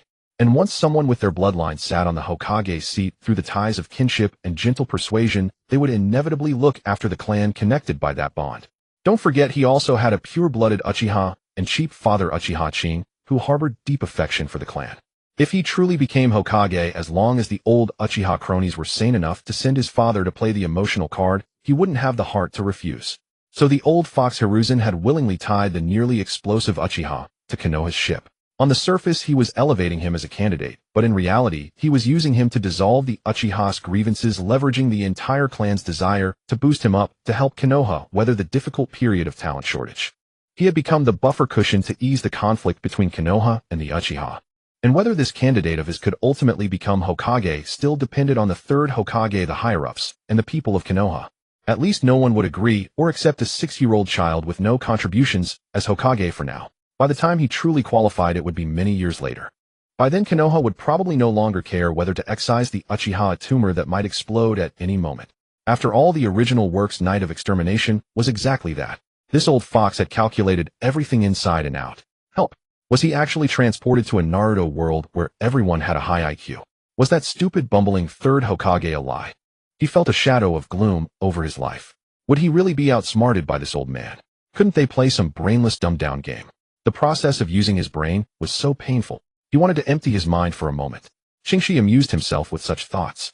The imaginary brain-dumping station didn't exist after all, because he was now in the most real and cruel world. The third Hokage had held his seat for so many years, excelling in the arts of power balance and maintaining stability. Now Shingshi realized, the one sitting on the throne above 10,000 could never be a pushover, let alone a befuddled old man. Presumably the Uchiha couldn't be blind to the twists and turns either. They were simply faced with two pits. One pit revealed sharp spikes, assured death if jumped in. The other was pitch black with faint glimmers of light, the outcome unknown. Was this a naked ploy? He didn't know. He regretted again why he hadn't studied the 36 stratagems back then. Could he get a system shop? He desperately wanted to buy one and refresh his memory. This political game allowed Shingshi to witness the struggles not depicted in the original work. The world he inhabits is not only filled with blood and tears, but also with plots and schemes. The third Hokage, who always wears a kind and amiable smile, is not as approachable as he seems. At present, he is merely a chess piece in the hands of the third Hokage. Or perhaps it can be said that in the world of Hokage, all beings are mere pawns. With the godlike perspective of a transmigrator, he understands that above Konoha, there are even higher-level players controlling the game. Uchiha Obito manipulates the pieces merely to remain with his beloved in a dream. Uchiha Madara controls his body and mind, scripting his life and plotting within the ninja world, all for the peace that resides in his heart. All beings are ensnared by their obsessions, living through an empty dream. Yet this ninja world is like a matryoshka doll. Just when you think you are the outermost doll, the one controlling everything, hey, there's actually another layer wrapped. As he looks back at the moment of saving his mother, Korezetsu makes a dazzling appearance. Wait, don't rush. Hey, Otsutsuki is back again. Kagaya, the sage of six paths, Boruto's passionate journey layer upon layer. So who can guarantee that above the legendary Otsutsuki god, another cosmic god or celestial being won't emerge? Then beyond the universe, another great cosmic sage, multiverse sage, chaos sage, and primordial sage might appear. Forget it. The more he thinks about it, the more his head hurts. Truly, it's a world full of nesting dolls. Even in his past life, it was the same. Just like how the villagers perceive it, the town mayor is seen as the greatest presence that can summon the winds and rain. But above the mayor, there are district governors, city mayors, and provincial governors. Those in the lower circles can hardly imagine the exaggerated powers possessed by those in higher positions. Thus, it is still a matter of differing levels of personal strength, leading to different circles of understanding. Strive diligently in your training. In the past, power was spoken of. In this world, strength is the key. Strength in this world is 100 or even 1,000 times easier for him to acquire than power, bringing benefits far greater than that of authority. When he opens his eyes to the kaleidoscope and claps to call forth the great Buddha, the third Hokage, come here and shine my shoes. As the saying goes, all conspiracies and schemes are as fragile as a clay chicken in the face of absolute power. Thinking this way, King's mindset quickly calmed down. The environment he is in is very safe, providing ample time for proper development. The only two uncertain factors, Orochimaru and Danzo. Their threat, which may have required vigilance before, is no longer fatal. The third Hokage and the Uchiha clan are both more eager than anyone else to see him grow up safely. In this game, it seems that he has unexpectedly become the biggest beneficiary. It's quite sudden. With a clearer mind, Shingshi no longer dwells on it, continuing to watch in the direction of the Uchiha, choosing to quietly observe their performance. The vast majority of people present are still confused about what is happening. However, there are indeed some clever individuals who can see the essence of the events. Of course, there are also the clueless, the Uchiha clan. Gathering all their elites at the Hokage building, are they planning a rebellion? And what about Uchiha Shingshi? Still harboring malicious intentions. Watch me not beat you to death. One representative of the clueless Tsunade. Calm down, Tsunade. Orochimaru reached out to stop Tsunade, who was rolling up her sleeves ready to rush out and use violence. Orochimaru, why are you stopping me? Just calm down and watch closely. The Uchiha clan does not intend to rebel. On the contrary, Orochimaru continued, his gaze flickering between the third Hokage and Shingshi, then smirking. After all, Ant Snake, is Ant Snake the top scientist? Even without the godlike perspective of a transmigrator, even while being lost in the chaos once, she sees the results, the process, and causes become clear. Old man, oh old man, you are still the same you. The position of Hokage has never considered me. It was true before, and it remains the same now.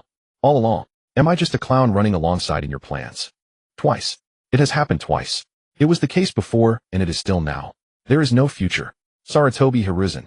You will regret this. Orochimaru's eyes reflected the figure of Sarutobi Hiruzen. That figure within his serpentine pupils seemed to be engulfed in scorching flames, thick, deep, and pitch-black hatred. Hokage-sama, please do not misunderstand. We the Uchiha clan have come today only to express the stance of our entire clan. Fugaku didn't give Shana a chance to speak with his explosive temper. He glared at him and directly interrupted, speaking loudly. Sarutobi Hiruzen looked down at him, pretending to be oblivious, his voice calm and steady. Oh, Fugaku, what stance is it that would require the Uchiha clan to make such a commotion? He knows the answer. Fugaku is aware that at this moment their clan resembles a wolf starved for 2.5 days trapped in a cage. The old man standing on the high platform is holding the meat. The old man offers the meat, and if the wolf does not eat, it will starve to death. If it eats, it must continue to eat. Otherwise, it will eventually starve. As for why they don't just eat the old man. Because the old man holds an explosive tag in the other hand.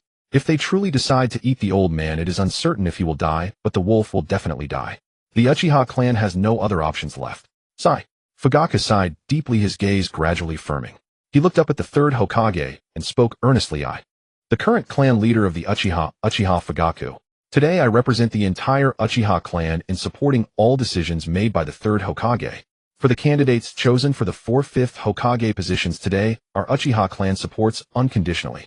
Anyone daring to oppose the third Hokage's decisions will be the enemy of our entire Uchiha clan. Boom. The arena fell silent. Uchiha Shana's face turned red, his teeth gritting loudly. Humiliation, a tremendous humiliation. Why didn't they break away from Konoha with clan leader Madara back then? One misstep leads to a cascade of the humiliation of today, truly, is self-inflicted. Shana felt indignant and furious within, but for the greater good of the Uchiha clan, he could only choose to bow his head and remain silent. The expressions and hearts of the other Uchiha clansmen were much the same. Meanwhile, the Konoha commoners and numerous ninjas on the scene were dumbfounded. They never expected that the Uchiha clan, which has always clashed with the upper echelons of Konoha, would behave so strangely today. Is this still the Uchiha clan, so proud and arrogant, looking down upon everyone as if they were garbage? Did they mishear, or are these Uchiha actually disguised by someone using transformation techniques? The Uchiha clan unexpectedly pledging loyalty to the Hokage like a loyal dog in front of everyone. Only one thing still retains the Uchiha style. Those who sing against them will be pursued and bitten like mad dogs. However, Fugaku's solemn pledge had a remarkable effect. The vast majority of commoners who originally held opposing views have already retreated, lowering their heads. After all, the Uchiha clan's intimidation represents a dimensional strike at the commoner level. This is also thanks to the police force this plant. And among the ninjas, many chose to feign ignorance. Are they supposed to let ordinary ninjas confront the Uchiha? They are not among the few noble families capable of contending with the Uchiha. Hell, oppose you. The Uchiha clan is indeed quite imposing. A voice filled with provocation and mockery emerged from the crowd. Hyūga Hizashi. Uchiha Fugaku stared intently at the figure slowly emerging from the crowd. The current clan leader of the Hyūga clan, Hyūga Hizashi. Fugaku, from your tone, do you truly consider yourself the strongest clan in Konoha so much that no one dares to challenge your brilliance? Hyūga Hisashi stood with his head bowed, his gaze never leaving Fugaku. Hisashi, I do not wish to argue with you. Our Uchiha clan has merely come to express our position supporting Lord Hokage's decisions. Lord Hokage's judgment is sound, and the Hyūga clan will certainly lend their full support. Loyalty to Konoha, loyalty to Lord Hokage is simply our duty as part of Konoha. Hisashi spoke coldly. The Uchiha clan has gathered here today to express our loyalty, but does that imply that in the past you never considered Konoha or Lord Hokage at all? One sentence left the entire Uchiha clan embarrassed. The elders of the clan stared wide-eyed in anger, yet could not find a single word of rebuttal. Hyūga Hisashi. Fugaku furrowed his brow tightly, a flash of crimson light flickering in his eyes. What was that? In that brief moment, it seemed that Hyūga Hisashi saw a pattern in Fugaku's pupils that was unlike the Sharingan. Was it an illusion? At the moment the pattern appeared, he felt as if he had fallen into an endless abyss, a chill running through him. It must be an illusion. It's all because my wife clung to me last night. I didn't rest well. Hyūga Hisashi helplessly shook his head. Sarutobi Hiruzen timely interjected, interrupting the imminent conflict between the two clans. All right, clan leader Hisashi, clan leader Fugaku. I understand your loyalty to Konoha. Since the Hyūga and Uchiha clans have no objections to my decision, does anyone else have anything to say? Feel free to speak up. We, the Inuzuka Nara and Yamanaka clans, agree with Lord Hokage's decision. Among the 4 candidates besides this child Kyuki, the other 3 are undoubtedly popular choices. However, for Kyuki, as a descendant of the Senju clan, it is quite reasonable for her to be a candidate for Hokage. Yet she is still young and has much room for growth. It is not a problem for her to be a candidate for now. When this child demonstrates the abilities that everyone can recognize in the future, we will have no objections to her becoming the 5th Hokage. Yamanaka Shurji subsequently chimed in. Clan leader Nara speaks. Well, our Yamanaka clan agrees as well. Inuzuka clan leader seconded. Then the Shimura clan, Sarutobi clan, and many other families of Konoha stood up, expressing sentiments similar to those of Nara Shikaku. However, as the Shimura clan made their statement, in a shadowy corner of the Hokage building, an elderly man crushed his cane in frustration. Yet recalling that Sarutobi Hiruzen had later taken the time to speak with him privately for the greater good of Konoha, he endured. Hiruzen, you will regret this. Leaving those words, he disappeared into the shadows without looking back. With the major clans of Konoha united in their stance, the ordinary civilians and ninja of Konoha dared not voice any dissent. The civilians are cunning, not foolish. Good. Since everyone has no objections and agrees with my decision, let it be as such. The future 5th Hokage shall emerge from these 4 candidates. Because Kyuki is still young, she needs time to grow and demonstrate the abilities that everyone can recognize before she matures and can compete fairly. Let this old bone of mine continue to serve Konoha from the Hokage position during my retirement years. Applause erupted, resonating throughout the square. It sounded better than singing.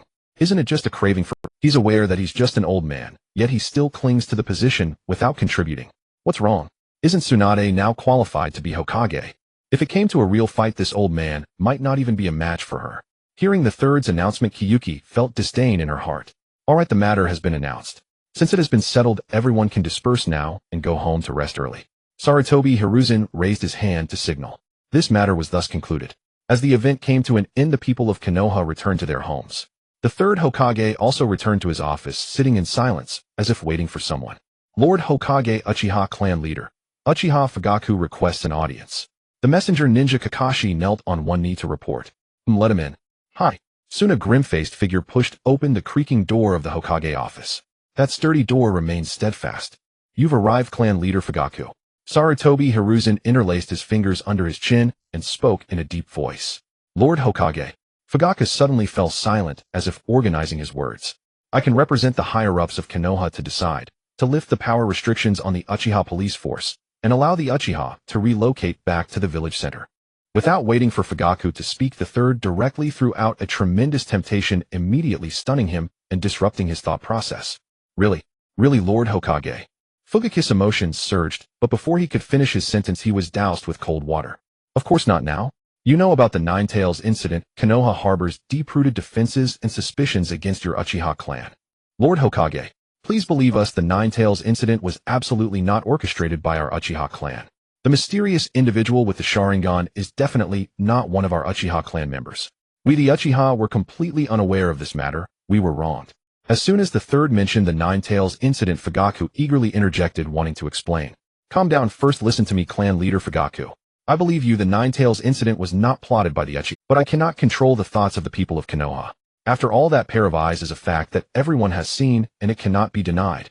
But that person is truly not one of our Uchiha clan members. Fugaku couldn't restrain himself from interrupting again. Cough. Clan leader Fugaku. The third coughed lightly, signaling him. I apologize, Lord Hokage, please continue. Fugaku restrained his excitement, lowering his head in silence. Saw what I said about lifting the power restrictions and allowing you to relocate back. This is not something that can be accomplished overnight. It requires time and also the performance of your Uchiha clan. I received your clan's expressed position just now. I also believe that your sincerity is genuine. However, words are not enough. I need your actions, and Konoha needs them. Therefore, in this upcoming period, if you can demonstrate the stance you have articulated, allowing me and everyone in Konoha to see it, then the lifting of restrictions and relocation can be realized. Lord Hokage, please rest assured, our Uchiha clan is absolutely sincere in standing with you. We will definitely prove it through our actions and will not disappoint your recognition. Fugaku excitedly patted his chest in assurance. It's not enough for me to recognize you. What you need is for everyone in Konoha to recognize and trust you. The third shook his head slightly, reminding him. Yes. Yes, we Uchiha will strive to ensure that you, Lord Hokage, and everyone in Konoha can believe and recognize us. I hope you understand. I do not wish to make things difficult for your Uchiha clan. How about this? Once you truly achieve recognition from everyone, then after that, in addition to lifting the power restrictions of the police force and relocating back to the center, I can also consider opening up participation in the Umbu and high-level meetings based on your performance. The third was quite pleased with Fugaku's attitude and tossed out another tantalizing offer. What? Hokage-sama, is that true? Can our Uchiha truly have seats in the Umbu and high-level meetings? Fugaku's emotions were intensely stirred. Afraid he had misheard, he hastily sought confirmation from the third Hokage once more. In principle, it is possible, but the prerequisite is that you must first accomplish this initial step. Once your Uchiha truly achieves that, what I mentioned today may not be impossible to realize. The third Hokage skillfully painted a tantalizing picture. Having received a clear answer, even if it might not necessarily come to pass, still made Fugaku's heart pound wildly, and even his breathing grew rapid. Hokage-sama, please rest assured. Our Uchiha shall be the sharpest blade in your hand. We will swear loyalty to you and to Konoha to the death. He stood straight, his spine erect, his right hand placed over his heart with a sincere and solemn expression. It is a great comfort to me to see the Uchiha and Konoha getting along harmoniously. Alright, that's enough for today. I hope that after you return you can communicate well with your clan, and let me see the changes in the Uchiha clan. Yes. After Fugaku left, the third Hokage put down his hands that were supporting his chin, pushed himself up from the desk, and slowly walked toward the window behind his office desk. With his hands clasped behind his back, he looked down at Uchiha Fugaku, who was growing increasingly distant below. The Uchiha possessed innate, powerful yet dangerous strength, but they are a group of mindless beings controlled by their emotions. With a cold expression, he murmured to himself. Little Chingshi, how about coming back to the clan with Grandpa Setsuna? Grandpa will teach you all the Uchiha ninjutsu and taijutsu, and even make you the clan leader of our Uchiha. At this moment, Uchiha Setsuna bent over, his old face beaming like a chrysanthemum, walking alongside Chingshi on the left. Chingshi. Yes, little Chingshi, why don't you go back to the Uchiha with Grandpa Yao Wei? We won't force you to change your surname for now. The Uchiha are also your family. Go back with Grandpa to see your old father. Your father always complains to Grandpa that he misses you. Oh, and there are many little girls in our Uchiha clan. You know the Uchiha girls are all fair-skinned and adorable. Grandpa will introduce 10 of them to you. Whichever you like you can have as your mate. If you like all 10, take them all. If 10 aren't enough, Grandpa will give you all the little girls in the clan as maids. Don't like little girls. We also have big sisters. We'll pack all of them for you, big and small. The conservative faction leader Uchiha Yao Wei, who was walking on King's right side, unleashed a super seduction plan plus. Chingshi immediately stopped in his tracks, turning his head to look at Elder Yao Wei in disbelief. To be honest, at that moment his heart was moved. Holy shit. I never would have thought, you old scoundrel, that you, who are usually the most conservative, actually have such a wild, shameless, and despicable side. Grand Elder Setsuna seemed to see this decades-old friend clearly for the first time, truly shattering his worldview. Do you think I'm not here? The walking ahead Tsunade also stopped with veins bulging on her forehead and turned around, rolling up her sleeves, ready to use violence. Oh, forget it, big sister Tsunade. Don't worry, I won't go to the Uchiha. Let's go, hurry back, we haven't had dinner, yet I'm starving. Chingshi quickly hugged Tsunade's thigh and pulled her toward the Senju mansion. Elder Setsuna, Elder Yao Wei, you two go back, don't follow us. Don't worry, you'll consider what you said, but if you keep pestering me then I definitely won't consider it. Qingxi turned back to stop the two Uchiha elders who were about to continue their entreaties, planning to use a delaying tactic to send them away. Alright then. Little Qingxi, you must think it over carefully when you get back. Grandpa will be waiting for you at the Uchiha compound. Setsuna stopped in his tracks, afraid of angering Qingxi. The Uchiha little girls and big sisters are also waiting for you. Elder Yaowei also stopped, emphasizing, stop tempting me. An unknown dark underground passage. Orochimaru walked expressionlessly into the pitch-black depths. Orochimaru. At the end of the passage, Danzo, leaning on a new cane, stood waiting quietly. Orochimaru stopped in his tracks, standing still, staring unblinkingly at Danzo without responding. The atmosphere fell silent at that moment, so quiet that a pin drop could be heard in the dark laboratory. Time ticked by 1 minute after another. The two remained silent, staring unblinkingly at each other. Danzo's eyes began to twitch, and finally, unable to bear the awkward atmosphere and dry eyelids, he spoke first.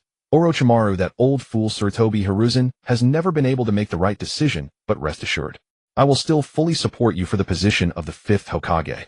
Orochimaru remained silent, just staring at him. Receiving no response, the atmosphere turned quiet again. Ahem, Orochimaru. Danzo, with no choice, was about to speak again, but was interrupted by the other, just as he uttered Orochimaru's name. I need a large number of test subjects. You find a way to get them for me. Oh, and by the way, it would be best to bring that child Kingsiken as well. I'm very curious about what special characteristics the bloodline combining Uchiha and Senju might have. Perhaps it could aid the research on Hashirama cells and the Sharingan. Orochimaru's first words were without much nonsense, directly requesting a large number of test subjects, and specifically naming Qingxi. Danzo's eyes couldn't help twitching violently again. Getting a large number of test subjects carries great risk, but it can be done. However, that evil Uchiha brat, it's impossible now. The Uchiha Clan Sarutobi, Hiruzen, and Tsunade are watching too closely. It's impossible for me to have a chance to act. If we fail, the consequences would be unbearable for both of us. Everything now will be exposed. Orochimaru naturally understood. He only mentioned it casually, and it didn't matter whether it could be done or not. Anyway, at this moment in his heart, he was utterly disappointed with Konoha and Sarutobi Hiruzen. His decision to leave was firm. It was only a matter of time. Before that, he would make good use of Konoha's resources to aid his experimental research. Orochimaru. Oh, by the way, Danzo's eye twitching wouldn't stop. He was interrupted again. Either he wouldn't say a word and just stood there awkwardly, or he wouldn't let him speak and kept cutting him off. What a game. This snake is insane, isn't he? Speak. Danzo forcefully suppressed his anger, signaling Orochimaru to continue. Orochimaru chuckled lightly, as if delighted to see Danzo's expression of wanting to be angry, yet feeling suppressed, his mood much improved. It was unclear whether he did it on purpose inadvertently or deliberately inadvertently. Quickly speak. The mocking laughter of that damn snake came to his ears, and Danzo's pent-up anger was about to burst. Orochimaru's smile faded, his face turning cold again, then his eyes gradually grew icy, and a dangerous curve appeared at the corner of his mouth. Since you can't bring Kingsiken here, then create an environment where I can be alone with him. Can you do that? I want to have a good, quiet, undisturbed chat with Kingsiken. Returning home. At the dinner table, Qingxi, his mother, and Tsunade chatted while eating. He recounted everything that had just happened at the Hokage building to Senju Kiyoshi. Learning that her 6-year-old son had become a candidate for the 5th Hokage, Senju Kiyoshi felt as if she were dreaming. Was this something a sane person could come up with? Soon the dinner ended in a harmonious atmosphere. A bright moon hung high in the night sky. That was Kagaya's secret hut. If one could enter it, perhaps they might be fortunate enough to enjoy the latter's favor. Qingxi sat on the veranda outside the wooden house, swinging his little feet and admiring the small moon.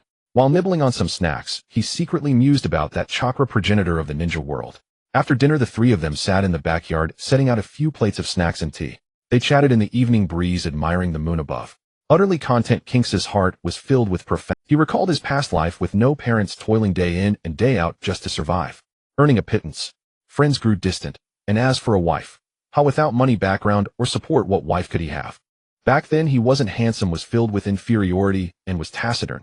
He didn't even have a girlfriend. Thank the dump truck for sending him from hell to paradise.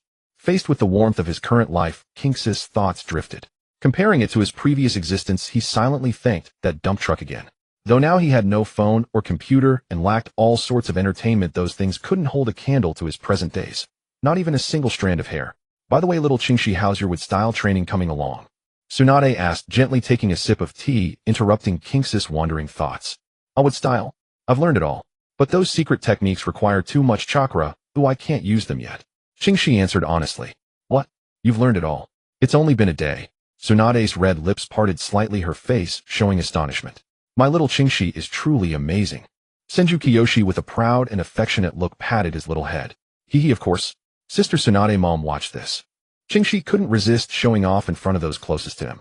He jumped off the veranda onto the grass, faced their gaze, and clapped his hands together. Wood-style tree binding, eternal burial. In the next instant several vines burst from the ground. They twisted, coiled, and gathered rapidly, swelling into a towering giant tree. Wood-style consumed a tremendous amount of chakra. Fortunately, he had 30 kekatanla. He could probably use a technique of this scale about 20 more times. He wiped the non-existent sweat from his forehead. Staring at the colossal tree that had risen dozens of meters into the air, Tsunade and Senju Kiyoshi tilted their heads back, their eyes and mouths wide open. Seeing their stunned expressions, his vanity swelled immensely. Without waiting for their reaction, he continued his performance. Slap. Wood-style wooden stakes technique. He clapped his hands again, shouted the technique's name, and dozens of wooden spikes burst forth from the ground, swaying, twisting, and piercing wildly like earth dragons. Slap. He clapped his hands once more. Wood-style tree wall. The ground rumbled violently as countless wooden stakes emerged, tightly packed side by side. Slap. He clapped his hands yet again. Wood-style. Slap. Wood-style. Slap. Wood-style. Slap. Ha. After an uninterrupted series of wood-style jutsu, Qingxi was panting heavily.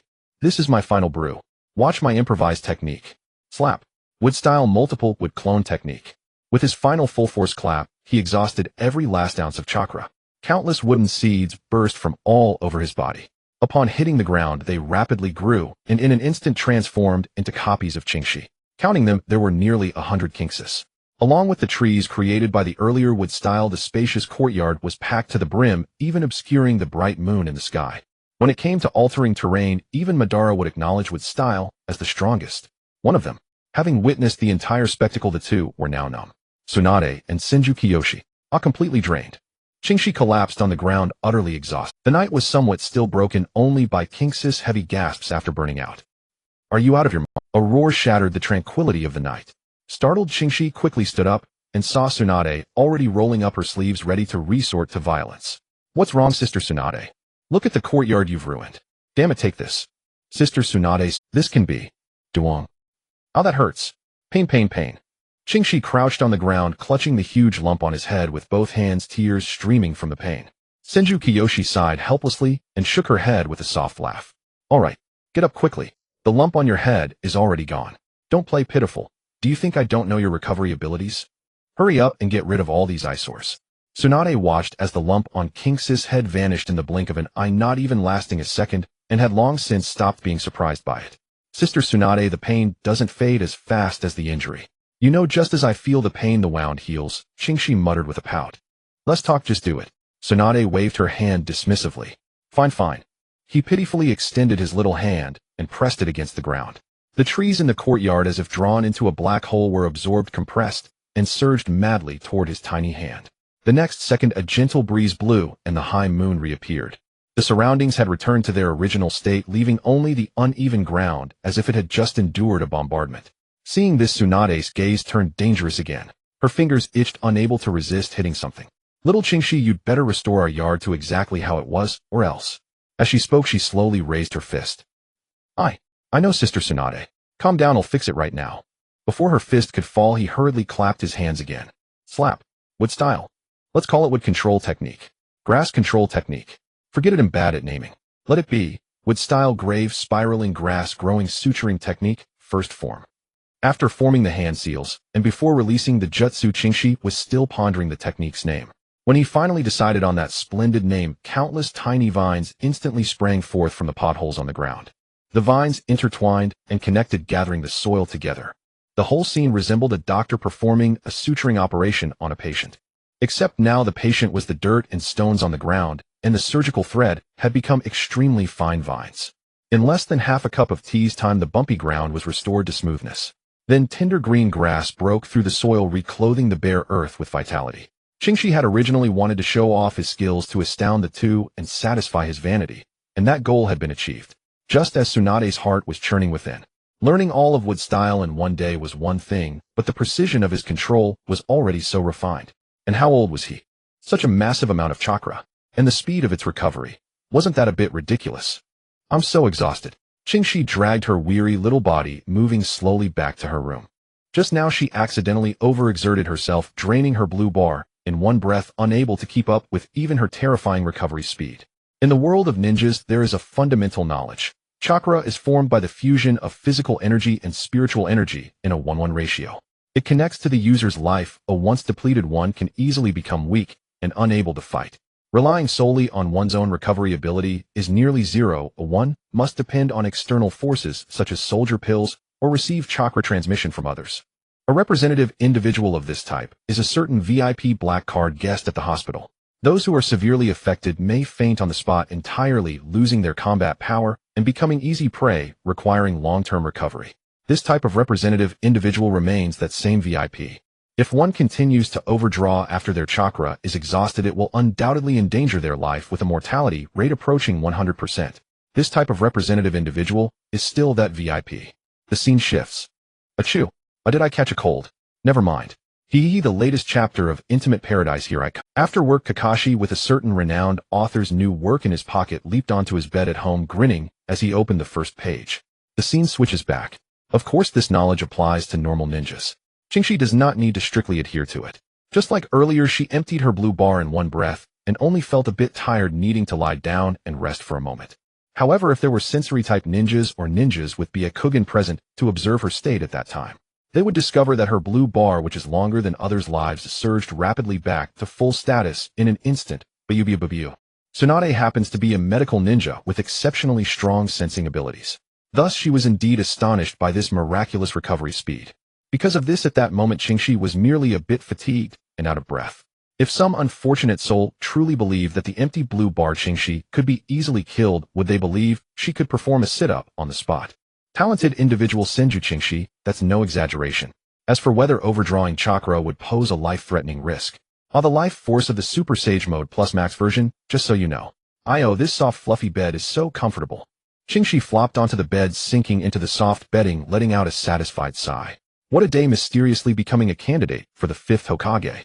But it wasn't a loss. I actually gained. I just don't know if Danzo and Orochimaru, these two troublemakers, will stir up any more trouble.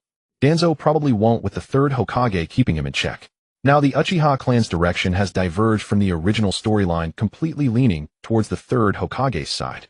Whether the night of the massacre will occur has also become an unknown. Orochimaru. There shouldn't be too much of an issue. In any case, if nothing unexpected happens, he should have completed the Edo Tensei by now. Forget it. I don't want to think about this messy stuff before sleeping. Sleep, I'm so tired. Lying on the bed, Qingxi murmured to herself, sorting through the events of the day. She didn't take those two troublemakers too seriously. However, regarding the future direction of the Uchiha Clan, she indeed felt a bit lost. The 3rd Hokage's recent actions have completely disrupted the original plot. It can be said that the key difference from the original work lies in the fact that he, a half-breed of Uchiha and Senju, has appeared perfectly acting as a natural buffer. Another reason he is willing to serve as this buffer is his parents. Uchiha Chin, who loves the Uchiha Clan deeply, and Senju, she who also holds profound affection for the Senju Clan. Both of them are variables that differ from the original work, and they are the creators of this variable. And Qingxi, who yearns for and cherishes family ties, is very willing to see the Uchiha Senju and Konohagakure coexist peacefully and harmoniously. The 3rd Hokage's chess move, upon reflection, was precisely aimed at her heart. This old man can be quite endearing at times. But fundamentally, he is still a cunning old fox, and one must remain vigilant. That old man is truly capable of making any sacrifice for Konoha, and thus unknowingly Qingxi gradually drifted into slumber. Tick-tock, tick-tock. The humid air condensed into droplets falling to the ground. In the dark underground laboratory, a voice of suspicion echoed in the space. What did you say? Orochimaru. I have already said that we cannot act on that little brat yet. What exactly do you want to do? Facing Danzo's serious questioning, Orochimaru's demeanor was nonchalant. He stared into Danzo's eyes, responding with a light chuckle. Elder Danzo, don't misunderstand. I have no intention of doing anything to Qingxi. I merely wish to have a conversation. Of course, if given the opportunity, I would also like to test Qingxi's depth. That child seems not to be afraid of me at all, and even appears to have confidence in being able to subdue me. Interesting. Orochimaru recalled his first encounter with Qingxi. In that child's eyes there was no fear or terror typical of ordinary children facing him. Instead, what he sensed was eagerness, provocation, or perhaps disdain. He wasn't quite sure. But one thing Orochimaru could confirm. Qingxi was not afraid of him. Moreover, it was not a fearlessness reliant on external forces, but a confidence that radiated from within, deeply rooted in her own being. This heightened Orochimaru's curiosity and desire to explore, which had already reached its peak. If Orochimaru were to discover something more about Qingxi, this peak would undoubtedly erupt. Qingxi might be entangled by this snake for a lifetime.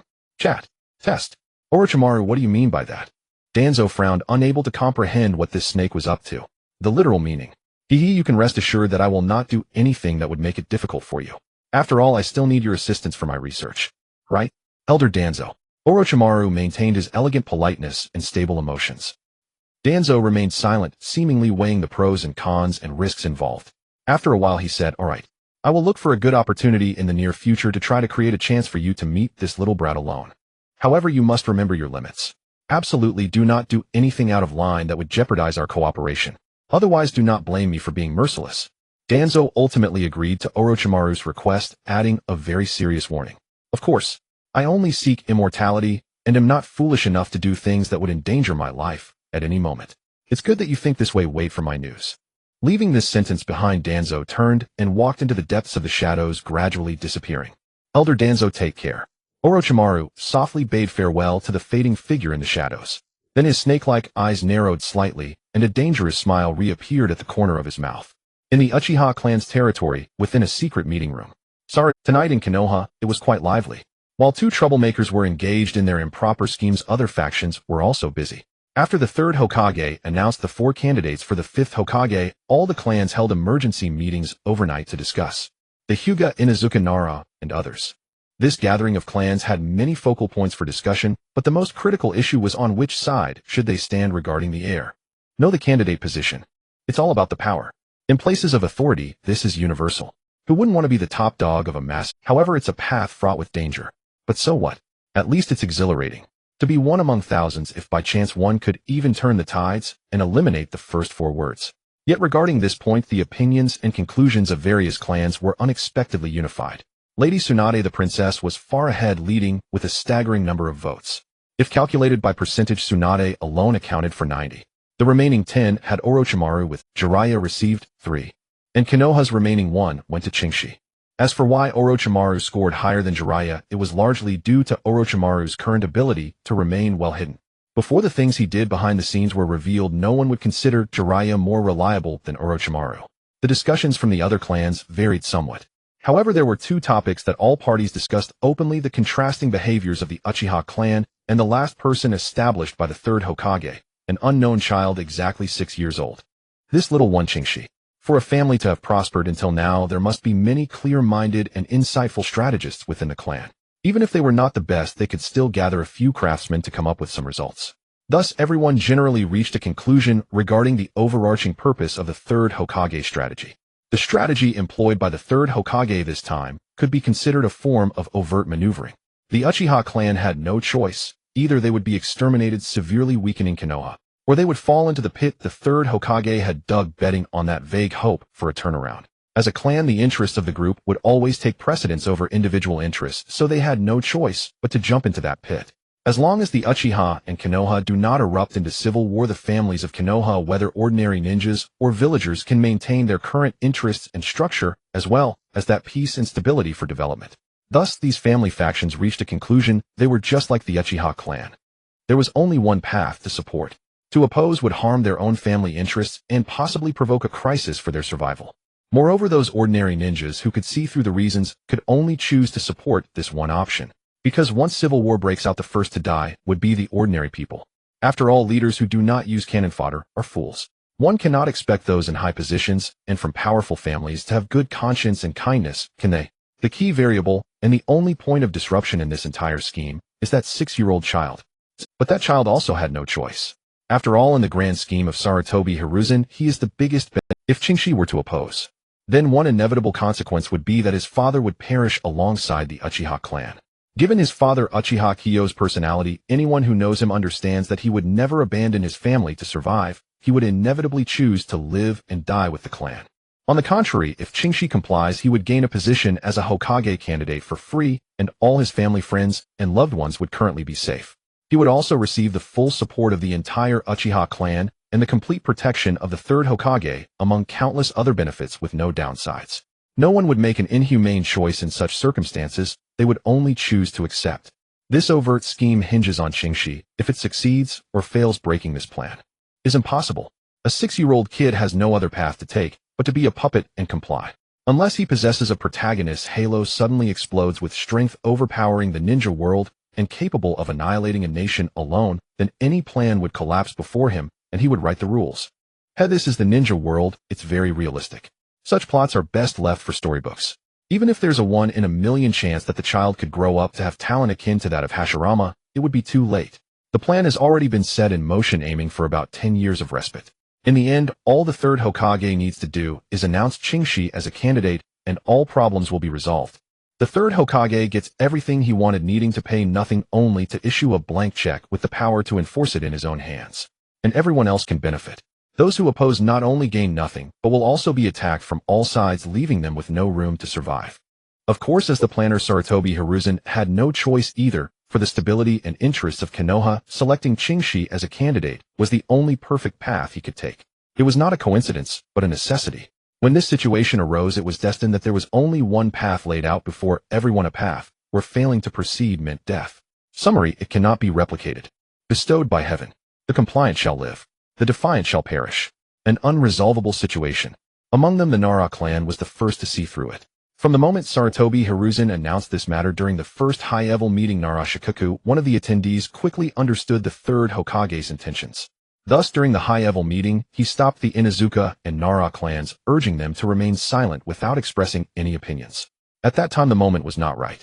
And in the Hokage building, after the most important protagonist, the Uchiha Clan, arrived and expressed their stance, drawing the initial and most intense firepower. When the third Hokage finally inquired, he timely stepped forward, expressing his support for the third Hokage's decision and facilitating the third Hokage's words.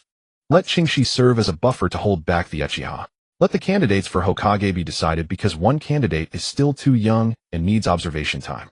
The implication is that there is no rush for the fifth Hokage now. Running for office now would be unfair to the 4 candidates. Some troublesome villagers of Konoha might ask, why not let the legendary 3 become candidates and directly select the 5th Hokage, and then let Qingxi fight for the 6th when he grows up? Because the villagers who prepared to raise this question were taken away by mysterious individuals on the spot, effectively becoming missing persons. Why didn't the families raise it? Because the families and the 3rd Hokage are in alignment. Thus, the current situation has become that Konoha cannot be without a leader, allowing the 3rd Hokage to continue occupying the Hokage position as a matter of course. This is not a greed for power, but rather to protect the future of Konoha and shield the young hawks from the storm. In this way, the 3rd Hokage becomes a competent leader who responds to the opinions of the people, not a dictator. He has smoothly landed his strategies against the Uchiha, and his plans for Konoha's future, after all, the tide of events is relentless. If he does not step forward, the other clans would ultimately do the same. It's just that Nara Shikaku understood it the earliest. Thus, at this moment, all the clans had a unified purpose. After clarifying and understanding everything, they knew the overall trend could not be changed, but they could still choose their smaller interests, betting on the candidate or watching the changes.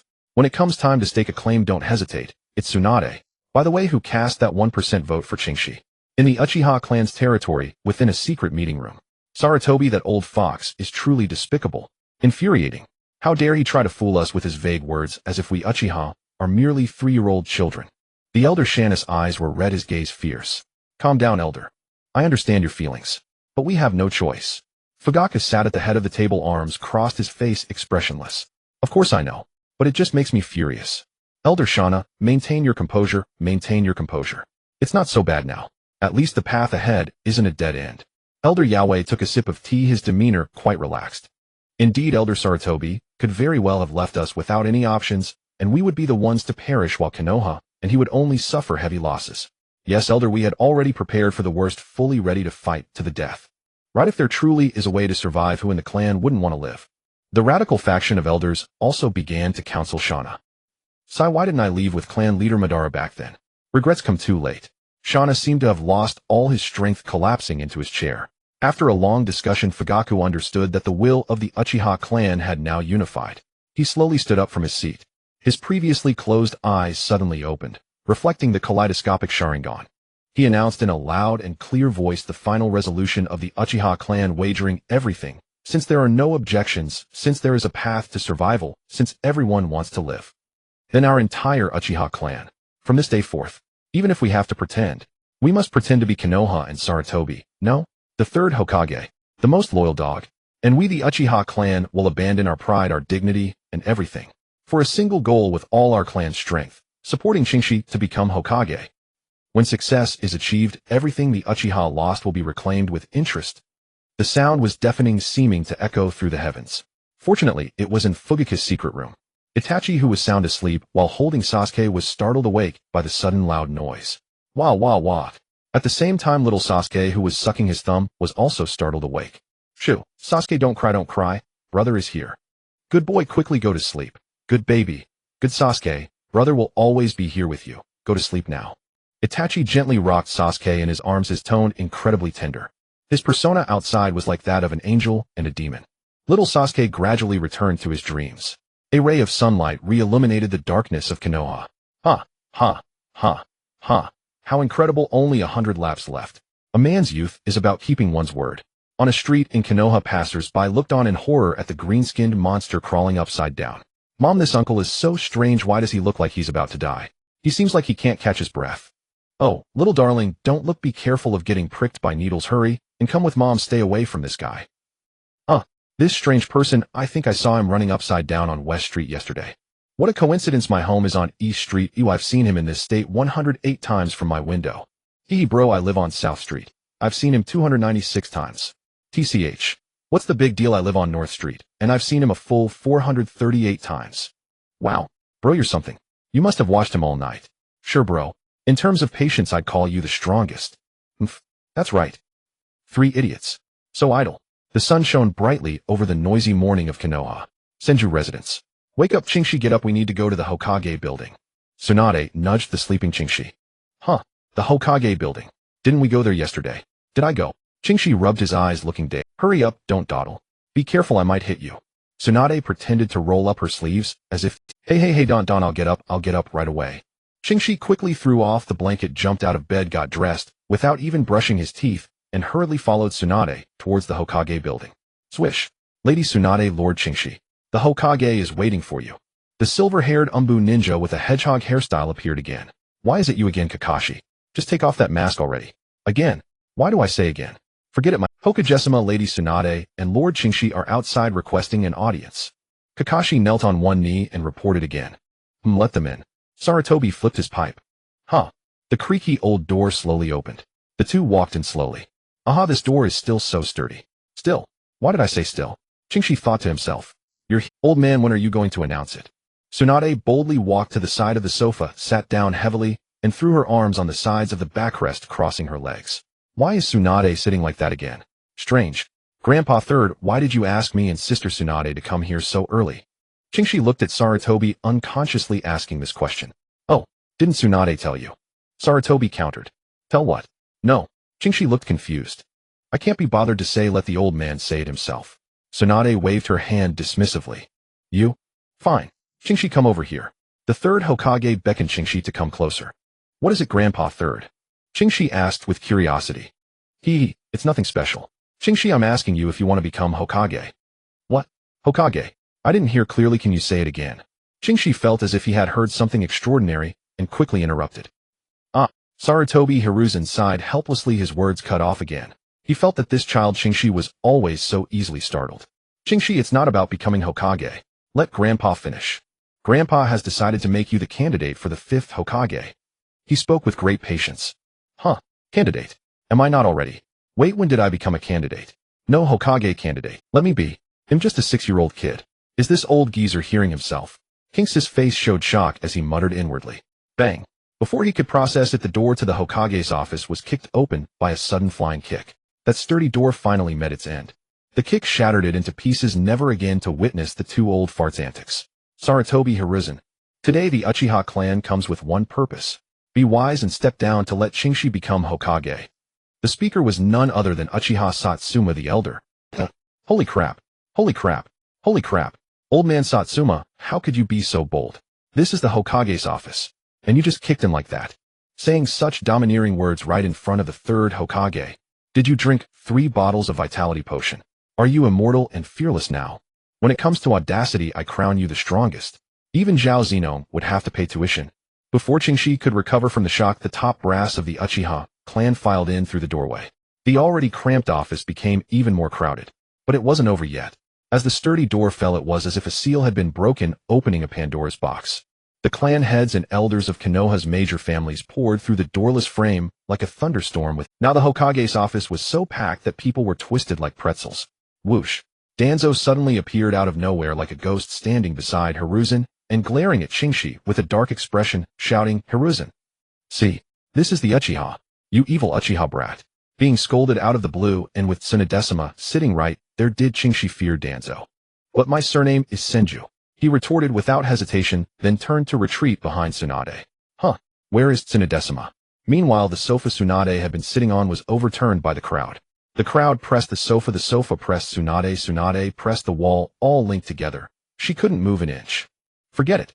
We wholeheartedly support this child Qingxi becoming Hokage." The Uchiha clan members raised their arms high and shouted through the crowded room. "Ugh. Two also agree with little Qingxi becoming Hokage." Half of Tsunade's face was flattened against the wall, but she still managed to support Qingxi. The three clan heads of the Ino Shikacho trio managed to squeeze half their bodies out of the crowd. Nara Shikaku spoke first without hesitation. "Not a bad idea, though there's no precedent for a 6-year-old Hokage.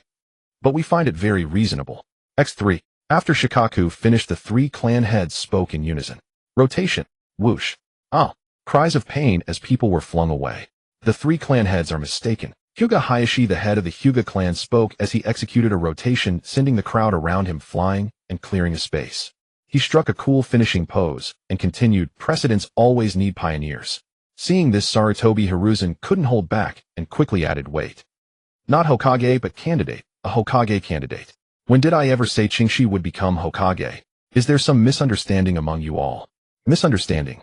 I misunderstand your shameless old relic." Elder Satsuma, even while nearly suffocating in the crowd, didn't forget to display his foul-mouthed nature. "What head Hayashi said is right. Thirdsuma, why don't you just become that pioneer?" Fugaka stopped pretending and chose to show his hand. "Everyone, great idea. XN. Hahaha, Hiruzen, look at you now, haha."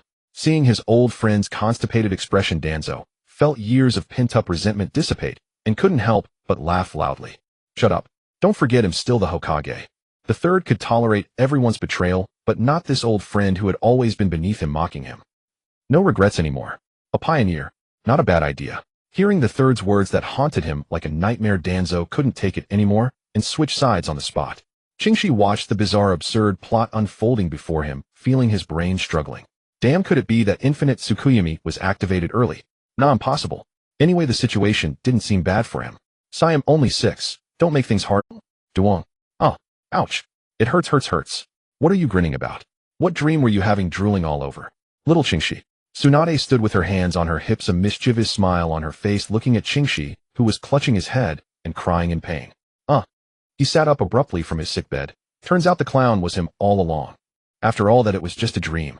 Damn it, he shouldn't have been overthinking these useless matters before bed, leading to such an abstract dream. "Tsunade, does my head feel nice to knock?" Kinx's face was full of resentment. As for the feel of this little head, how did that old geezer Madara put it? Tsunade looked up slightly, pinching her chin, trying to recall. "Alright, when it comes to the feel of your head, I, Tsunade, crown you the strongest." Ha! Tsunade clutched her stomach, laughing so hard her chest heaved. "Qingxi, is it funny?" "Ahem, okay, no more jokes.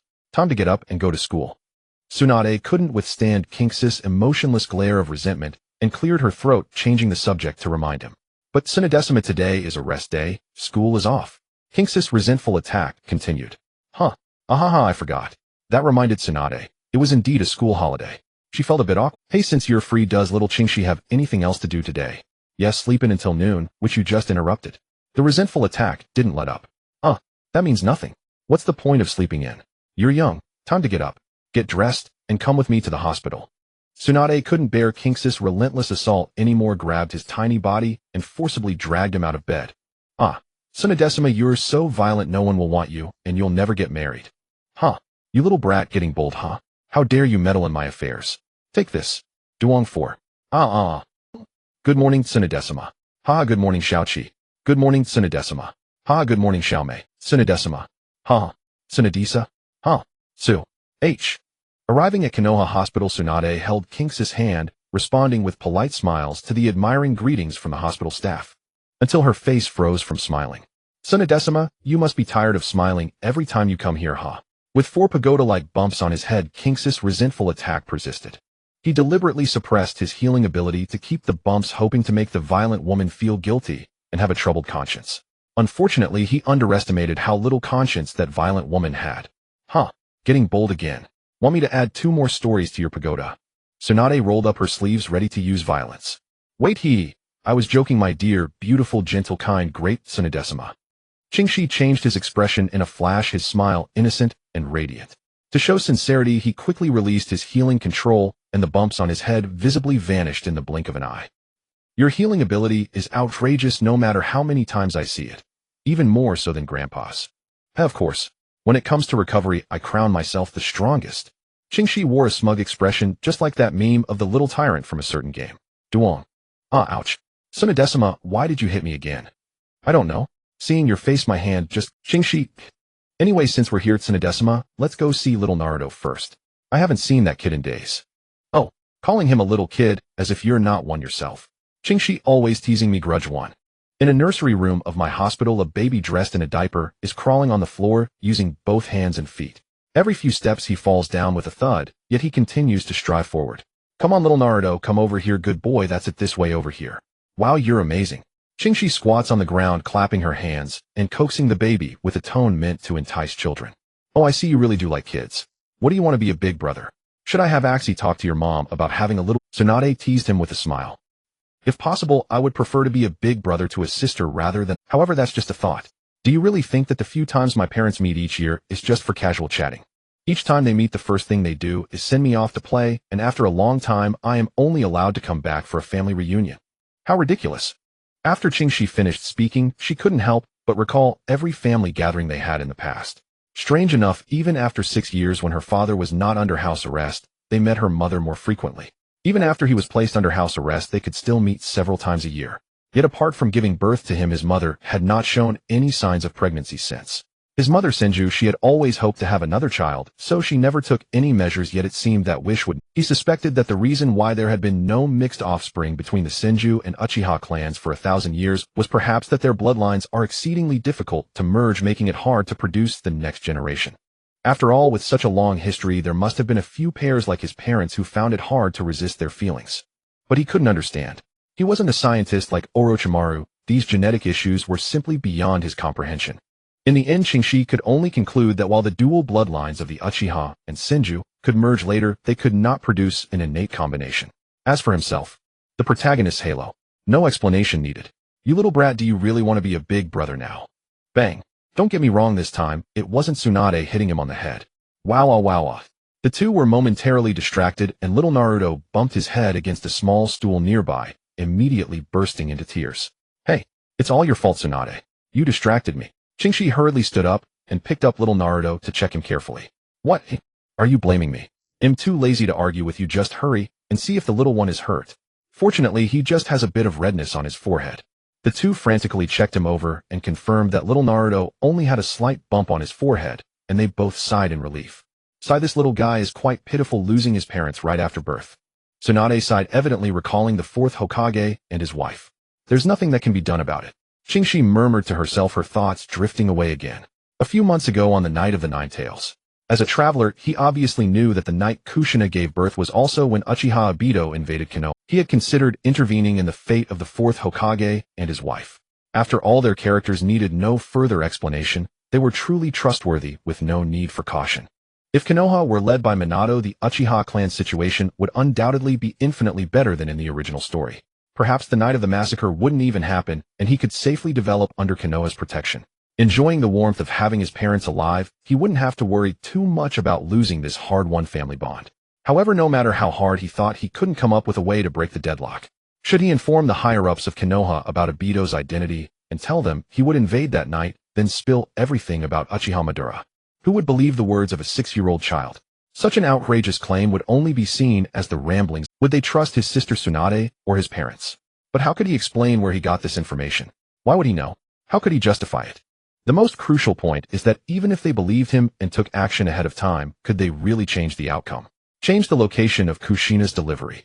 Increase the guards and have Tsunade and the others help. It would be useless. Obito's ability was too overwhelming. His intelligence was impenetrable. He could neither reach him nor defend against him. And at that time he was just a 6-year-old child, equally powerless. The only difference from the original story was that Tsunade was present that night. Facing the Ninetales, Tsunade joined forces with the third Hokage to resist, significantly reducing Konoha's casualties compared to the original story, with many who should have died managing to survive. As for the fourth Hokage, he still faced Obito alone. His mother stayed close to protect him, while his father guarded the Uchiha Clan's territory. As for Orochimaru, who should have defected before the Night of the Ninetales, he was still in the village. Yet even so, that night this snake was still nowhere to be seen, and no one knew where he had gone. Just like Danzo.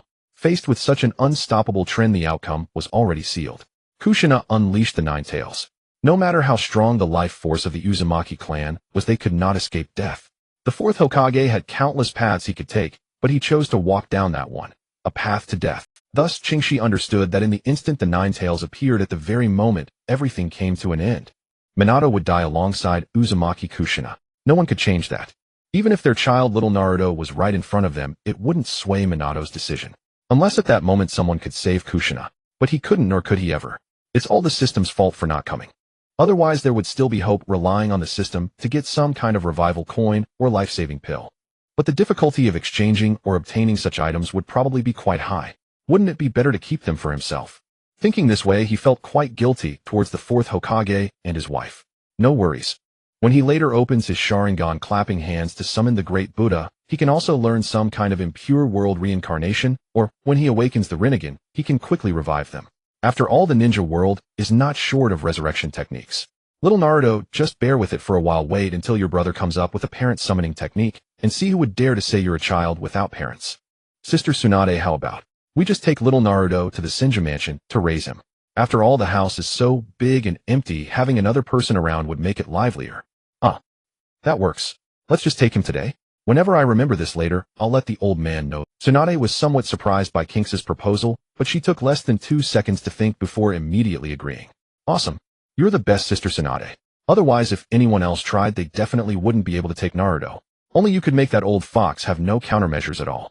Whether or not to notify him would depend on whether you can remember this matter when you turn around. I can't hold back anymore. Ooh, I want to praise you again. In terms of status in Konoha, I am willing to call you the strongest. Why has there been so much reminiscing about me in the human realm lately? It seems that the legend I've left in the ninja world is still unparalleled. Even in death you still can't compare to me, Hahaha. It's a pity there's no pure land for you. There's nothing here. I wonder how that little brat Obito is doing. Let's continue sleeping. The passage of time felt like the wages of cattle and horses, arriving only to be repaid, immediately disappearing in the blink of an eye. After dealing with various trivial matters at the hospital in the early morning, Tsunade and Qingshi returned home with little Naruto as dusk approached. Meanwhile, on their way home, the scene shifted to a dark and damp underground laboratory.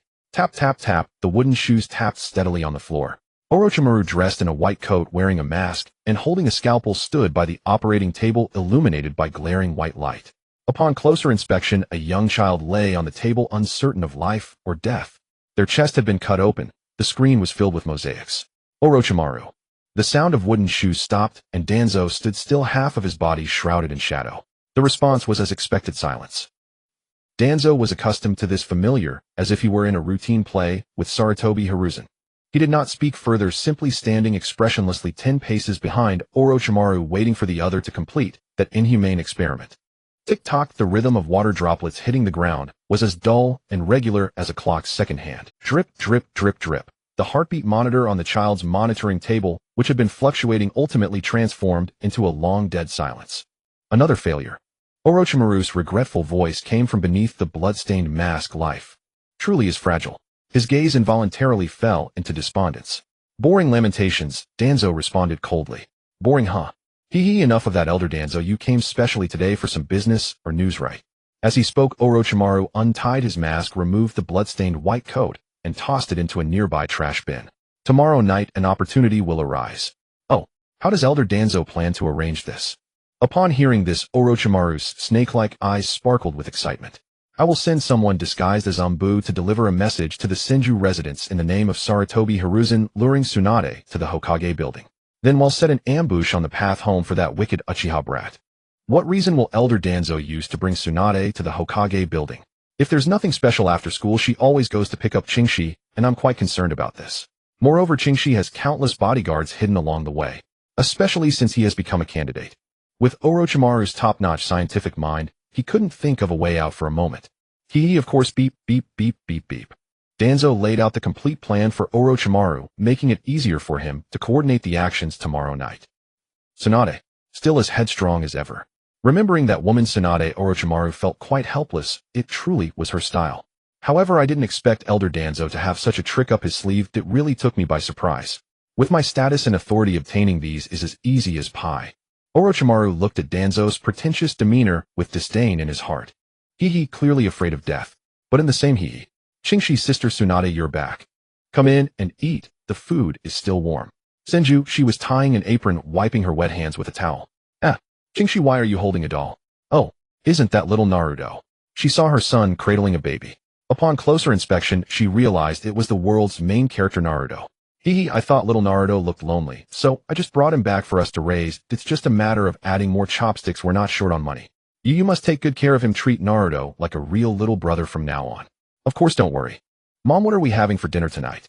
Of course, it's your favorite sweet and sour ribs. Mom has been learning for a long time. This time the taste will definitely be good. Senju, she squinted her eyes, smiling gently. Wow, I want to taste it. Upon hearing this, Qingxi eagerly ran into the house. Watching her excited son Senju, she smiled and gently reminded her, slow down, no one is competing with you. Why run so fast? Be careful not to drop Naruto. She just spoil him. Tsunade shook her head helplessly at this scene of maternal indulgence. By the way, I almost forgot. I also made your favorite roast chicken, and I've prepared a jar of your favorite wine. Senju, she smacked her head, grinning mischievously. What? Why didn't you say so earlier? I want to taste it too. This revelation made Tsunade, who had been calm, suddenly lose her composure, and she hurried into the house. Saw you two, who knows who learned from whom? Senju, she sighed, but her eyes couldn't hide her smile. Taking care of a child seems a bit troublesome. After dinner, the three of them played with little Naruto as he crawled around. Time quickly passed, and it was time to sleep. Qingxi was lying on the bed, one hand resting on her head, and the other holding a bottle. What are you doing? Feeding milk. Looking at little Naruto sucking on the bottle, Qingxi felt a bit of a headache and regretted it. Not letting him sleep in the middle of the night, suddenly, he cried loudly. After a long time, it turned out he was hungry. Struggling, she searched everywhere for her old milk bottle from when she was a child, finally finding it after a long time, and could only wash it and use it temporarily. Fortunately, there was milk at home, though she didn't know if infants could drink it. No worries, Naruto's resilience is officially certified. He can drink expired milk, so this non-expired one should be fine. It's all Tsunade's fault. Oh, why didn't she remind her to bring some baby supplies from the hospital when she brought Naruto home? Now there's nothing in the house except for the things she used when she was a child. Looks like I'll have to buy some baby supplies after school tomorrow. That damn Tsunade, and Mom, how could they not help me, leaving me to take care of the baby alone? Oh ho. He finally asleep. Even while eating, he can fall asleep. Children are indeed children. Finally, I can sleep. I'm exhausted. Pop. Wow, wow. Once the pacifier was pulled out, the previously asleep Naruto cried out again. Qingxi, help me, spare me. I hate children. Qingxi, you still have your charm. Did you sleep as soon as you entered the classroom today? Uchiha Itachi sat in the back row looking at Qingxi, who was sleeping at her desk, and couldn't help but sigh. It can't be blamed on Qingxi. She really couldn't take it last night, so she had to use a wood clone to take care of Naruto to allow herself to sleep, but the effect wasn't great. Naruto was indeed a spirited lad. His cries were so loud and vigorous that it was impossible to sleep. The whole night he cried every hour or so. It was impossible to sleep. So when morning came and it was time to get up for school, she had a sudden idea and summoned the clones again, but no matter how many clones she summoned, even if she made a multi-shadow clone, they all had a unified opinion. Upon meeting, they broke apart, leaving her to go to school. No way. She even tried shadow clones. Why is he still sleeping? Should I wake him for lunch? He doesn't seem to have brought a bento. Maybe I should wake him and share half of mine. Never mind, I'm too hungry. I'll eat myself. Sorry, Kingsikin, you'd better keep sleeping. It's almost time to leave school. Why hasn't he woken up yet? Is he still alive? Just as you made up his mind, stretched out his trembling little hand and moved a bit closer, ready to probe Kings's condition. Yao. Full health and resurrected. Awesome. Qingxi, who had been lying motionless on the desk, suddenly jumped up, raised his hands high, and shouted loudly. You, who was completely off guard, nervous, and highly concentrated, was startled by this sudden shout, and instantly jumped 3 meters away, falling on his butt and knocking over several rows of desks and chairs. Hey, what's that sound? You. What's wrong with you practicing taijutsu? Not allowed in the classroom, go to the playground. Look, you've knocked over all the tables really. Qingxi said as he walked over and straightened the fallen desks and chairs, putting them back in order. Huh, huh, huh. You sat on the ground, propping himself up with his hands, gasping heavily. His heart pounded violently, his pupils were bloodshot, and in the darkness a faint trace of crimson emerged with the blurred outline of a tomo faintly visible. It seems that the second super genius of the Uchiha clan to awaken his Xia Lunyan at age 6 is about to be born in an accident if nothing unexpected happens. Idiot.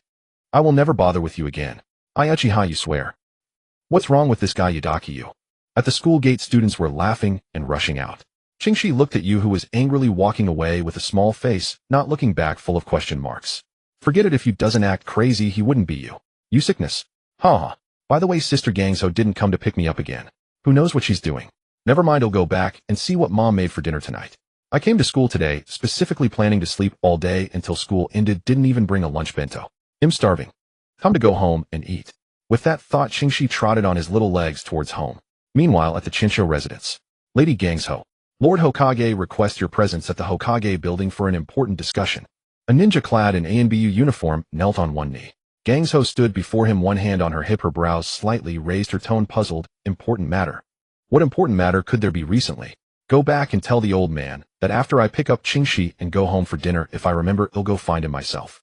She waved her other hand, lightly, casually, trying to send the ANBU back to report. But the ANBU ninja did not move, still maintaining the posture of bowing his head and kneeling on one knee. What? Still not leaving? Do you need me to see you off? Gang's house brows furrowed tighter, her tone revealing a hint of impatience. Lady Gansho, Lord Hokage actually called you because you took away the Renzali without informing him. He needs you to go immediately. The ANBU ninja stammered out the purpose of the Hokage's summons. This. The old man actually found out. Hahaha, what's the big deal? I was planning to tell him about it in a couple of days anyway. Fine, since the old man is anxious, I'll go and tell him then. Gangso hadn't expected to be discovered by her teacher so quickly. Feeling somewhat embarrassed, she reluctantly agreed and prepared to head to the Hokage building. Before leaving, she turned and shouted to the inner room. I am going to the old man's place. Why don't you go pick up? Footsteps came from the inner room and Chinsho, she wearing an apron and holding a spatula, walked out. It's fine, Sister Gansho, you go ahead. I just put vegetables in the pot and am frying them. Oh, I can't get away. Don't worry, Qingxi is safe. What could happen in my village? Alright, true, the kid came home on his own the other day. Nothing will go wrong today. I'm off then.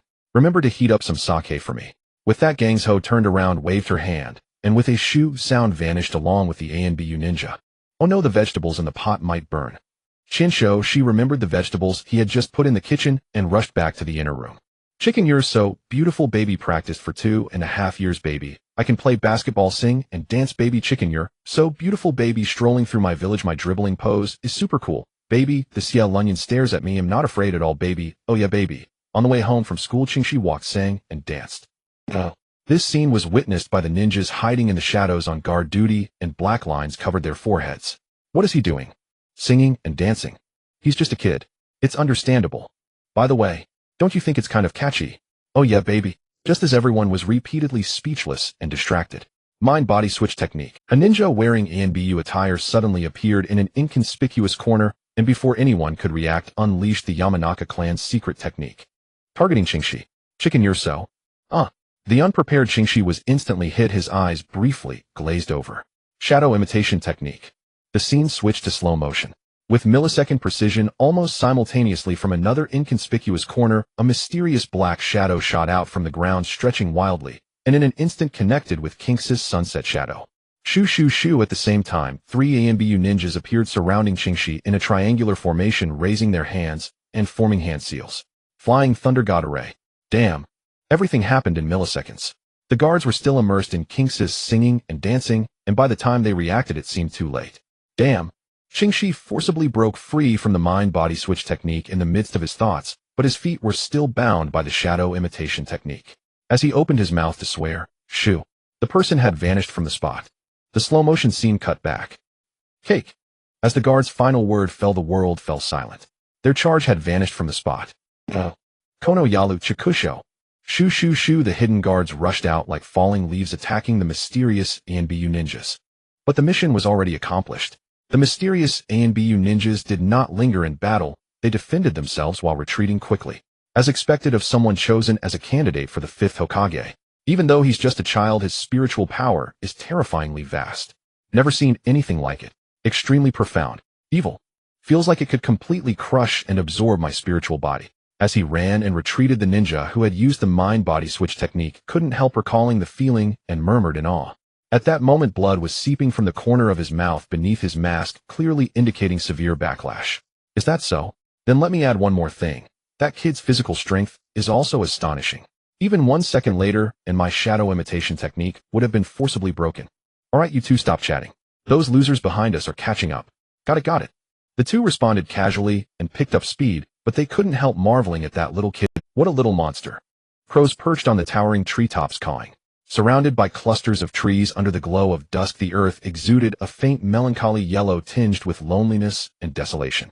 A child stood on this land, arms hanging by his sides, head swaying as he looked around aimlessly. He could still see the outline of Konoha village. It seemed he hadn't been transported too far. It was actually the Flying Thunder God formation. What is going on?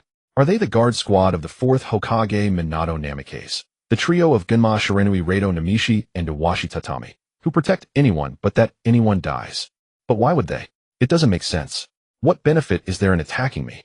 Just to send me to a place not far outside Konoha. Right, there's also the techniques of the Nara and Yamanaka clans. But their families couldn't possibly target me. Danzo. Right, there's also the techniques of the Nara and Yamanaka clans. But their families couldn't possibly target me. Danzo. But does Danzo's root have members of the Nara clan? Is there someone who can use the Flying Thunder God formation? That's not in the original story. Could that old bastard be hiding something? But even so, what's his purpose? My existence now represents the foundation of all stability and interest for the Konoha high-level, the clans, and the villagers. Hasn't that old man always been willing to sacrifice everything for his own vision of Konoha? Has he lost his mind to attack me now? What exactly is he after? He analyzed furiously in his mind. The more he thought, the more confused he became. His head was about to explode, and Qingxi couldn't help shouting, "What the hell is going on?" Hee. A low, sinister laughter came from the shadows among the trees. Who's there? Qingxi abruptly turned and barked in the direction of the sound. Swoosh, swoosh, swoosh. The sound of footsteps treading on grass came unhurriedly. In the dim forest, a figure gradually grew larger and clearer. As the shadow receded inch by inch from that person, a face finally emerged. A face Qingxi knew all too well now appearing before him. Orochimaru. Qingxi never imagined the person appearing would be Orochimaru. He could conceive of Orochimaru attacking him. But he didn't expect the man to act so soon, on the very second day after he became a candidate. Wait, is he that? Does he dare to attack me even under these circumstances? So all this is really the work of those two trouble. Seriously, Danzo, are you insane? Teaming up with Orochimaru to get me. What good does it do you? Orochimaru is understandable. A mad scientist's brain never works right. He does things on a whim and can always cut his losses and run. But Danzo, have you given up on Konoha? Believe me, if something happens to me now, your old root will be uprooted and burned to ashes by everyone together. And then they'll smash your old bones to pieces. Just think. The Uchiha Clan's newly kindled hope will be snuffed out by you the next second. Do you think you can still bounce around in front of a bunch of crazed red eyes? Kings's head was spinning. No matter how he thought or analyzed it, he couldn't figure out Danzo and Orochimaru's motives or aims. From the current situation, all the possible gains for those two wouldn't even match a fingernail of the losses. Kingsa, can we meet again? Orochimaru spoke first, interrupting Kings's chaotic thoughts. If Danzo were here to see this, he'd definitely be jealous. When he was with Orochimaru, it was always he who spoke first, and might not even be acknowledged. Sneaky. Qingxi really didn't know what to say to this snake. He decided to leave it on read and see what message he'd send next. The atmosphere began to quiet down. The wind rustled through the forest, adding a chill to the scene. Usually it was Orochimaru who left others on read, especially Danzo. But now, facing the one he had longed for, he spoke excitedly, only to be met with ruthless silence. Legend has it that there's a law in the simp world called the mutual simping chain law. Don't misunderstand. It's not two dogs licking each other, but a simp only licks those who don't lick him. Simp 1 licks simp 2, simp 2 licks simp 3, simp 3 licks simp 4, simp 4 licks simp 5, simp 5 licks simp 6. Extending infinitely. When you find one simp, odds are there's a very long chain of simps, commonly known as the mutual simping chain law. That digressed. Kingsikin is so cold. Orochimaru said again, head lowered. Did you go through all this trouble just to say nonsense to me? Qingxi showed impatience. Not exactly. I wonder if Kingsikin would be willing to visit my lab for tea and a nice chat. What do you think? I'm a 6-year-old, not a 3-year-old. He put his hands on his hips, nostrils flared. So he is still a child. Orochimaru couldn't help but grumble inwardly. Kingsikin is quite humorous. His usually calm and composed face showed a faint, unnatural twitch. Then, could Kingsiken give me some of your blood? I've always been very curious about your bloodline and have wanted to study it for years. Orochimaru stopped beating around the bush and stated his goal directly. Hearing this, King's small face turned serious and grave. At that moment he understood. Blood would have to be spilled tonight for him to get away. I refuse. The next instant the black of his pupils shifted in a flash, and he directly activated his Sharingan. Orochimaru was utterly unprepared. Up to now he hadn't received any news that Qingxi had already awakened a Tsutomo Sharingan. At a disadvantage due to the intelligence gap, he had no defense and made direct eye contact with the Sharingan. The scene shifted. In a blood-colored space, Orochimaru was pierced by several thick iron spikes pinned to the spot, unable to move. Qingxi stood before Orochimaru. At 6 years old, he still had to look up to meet the man's eyes. Orochimaru looked down at Qingxi, even though he was trapped in a Jinjutsu, and couldn't move an inch. Yet no trace of panic appeared on his face. He remained very calm, as if everything was still under his control. I never expected it. The Sharingan. I remember Kingsiken is only 6. To awaken the Sharingan at this age, and a Tsutomo one at that. How astonishing. How beautiful. This ocular power is so fascinating. Kingsiken, you make me want to have you more and more. Orochimaru grew more and more excited, his pale face twisting into a crazed, obsessive expression. Yes, this is exactly the look. A perfect replica of his obsession with the Sharingan from the original story. I really wish I had a camera to capture this. Too classic. Qingxi looked at the trapped Orochimaru and felt that the situation was now entirely under his control. Thus his mind relaxed, and he began to study Orochimaru's expression closely, comparing it with the image in his memory from the original story. Something seemed missing. Oh right, what was Itachi's line? Let me think. In a moment a light bulb seemed to flash above King's small head. Got it. So looking up at Orochimaru, his expression turned serious, both cold and aloof. Once his expression was set, he strained to lower his voice, trying to make it sound more mature and deeper. Orochimaru watched the boy's face-changing act the whole time, momentarily confused about what this little one was trying to do. When everything was ready, King's awkward voice finally rang out. Orochimaru, no matter what jutsu you use. Before these eyes they are all meaning. Thud. Ugh. Originally Qingxi had been straining to lower his voice, determined to finish reciting Itachi's iconic arrogant speech. Yet just as he uttered the final word, he failed to hold his breath and let out a dry heave. It was hardly a major issue. The trouble was that in the next moment Orochimaru directly broke free from the Jinjutsu, and while Qingxi was completely off guard, threw a punch straight at his stomach. The space of the binding Jinjutsu collapsed and shattered in an instant. Ugh. It hurts. Poor little Qingxi curled up on the ground, clutching his stomach. The force of Orochimaru's punch seemed far from light. Kingsiken, your Jinjutsu is far too immature. It still lacks the necessary refinement to be used against me. Orochimaru stood still, not making any further moves. Did you not perform the living corpse reincarnation? Qingxi raised his head, enduring the sharp pain in his abdomen, voicing the doubt in his mind. For the first time a look of astonishment appeared on Orochimaru's calm and composed face. How do you know about the living corpse reincarnation? You guess. Qingxi let out a laugh full of malicious amusement, rising to his feet as he spoke. He wasn't injured, but Orochimaru did not take offense. Instead, a smile reappeared on his face, and he said very patiently, it seems Kingsiken is hiding quite a few secrets. I don't mind telling you I indeed have not performed the living corpse reincarnation, because the technique is not yet complete, though it soon will be. If Kingsiken is interested, I can teach you once it's completed. You should keep it for yourself. Qingxi refused Orochimaru's offer of instruction without a second thought, while his mind began to churn wildly. So stupid, too trusting of the original story. Come to think of it, the original story never specified when Orochimaru performed his first living corpse reincarnation. I shouldn't have said, barring any unforeseen circumstances. As soon as those 4 words left my mouth, something was bound to go wrong. What now? A Tsutomo Sharingan is useless against a soul-intact Orochimaru. I can't possibly use with style. The problem is, can with style even take him down? It feels uncertain. If I can't, he'll be exposed. Sharingan plus with style. I can already imagine the consequences if word gets out. It would be absolutely thrilling. Just thinking about the scene gets me pumped. The look on everyone's faces in the ninja world, jaws dropped. Humph. Is this kid not right in the head? That expression gives one an itchy urge to hit him. Orochimaru watched as King's expression shifted from seriousness to murderous intent, and finally, to a face of pure enjoyment, utterly speechless. After a burst of fantasizing, Qingxi wiped off the same expression as he bawang and had made up his mind. Wood style must absolutely not be used. Once exposed, showing off like that would be satisfying, but the consequences would be unimaginable. Moreover, judging by Orochimaru's demeanor, he didn't seem like someone who could be brushed off with a little blood. I have no idea what he's plotting. It shouldn't come down to taking my life. But aside from with style and the Sharingan, I have no other means to use. I should have learned more powerful techniques. Right now, the only things I can use are a few of each of the 5 basic nature transformations, the 3 basic jutsu, Shadow Clone's body flicker, plus the Sharingan's dynamic vision, and a few medical ninjutsu that are barely useful, nowhere near as fast as my Sage Boat is self-healing. But how could any of that work against Orochimaru, one of the Sannin? Faced with this situation, Qingxi had no choice but to make a decision that went against his ancestors. Lord Orochimaru, I surrender. Can I give you some blood, and you let me go? Tsunade is waiting for me to come home for dinner. Grandpa Setsuna, Grandpa Yaomi, and Uncle Fugaku are waiting for me to return to the Uchiha Clan and acknowledge my ancestry. Third Hokage Grandpa also asked me to go fishing with him later. Uncle Shikaku and the others also invited me to play chess with them sometime.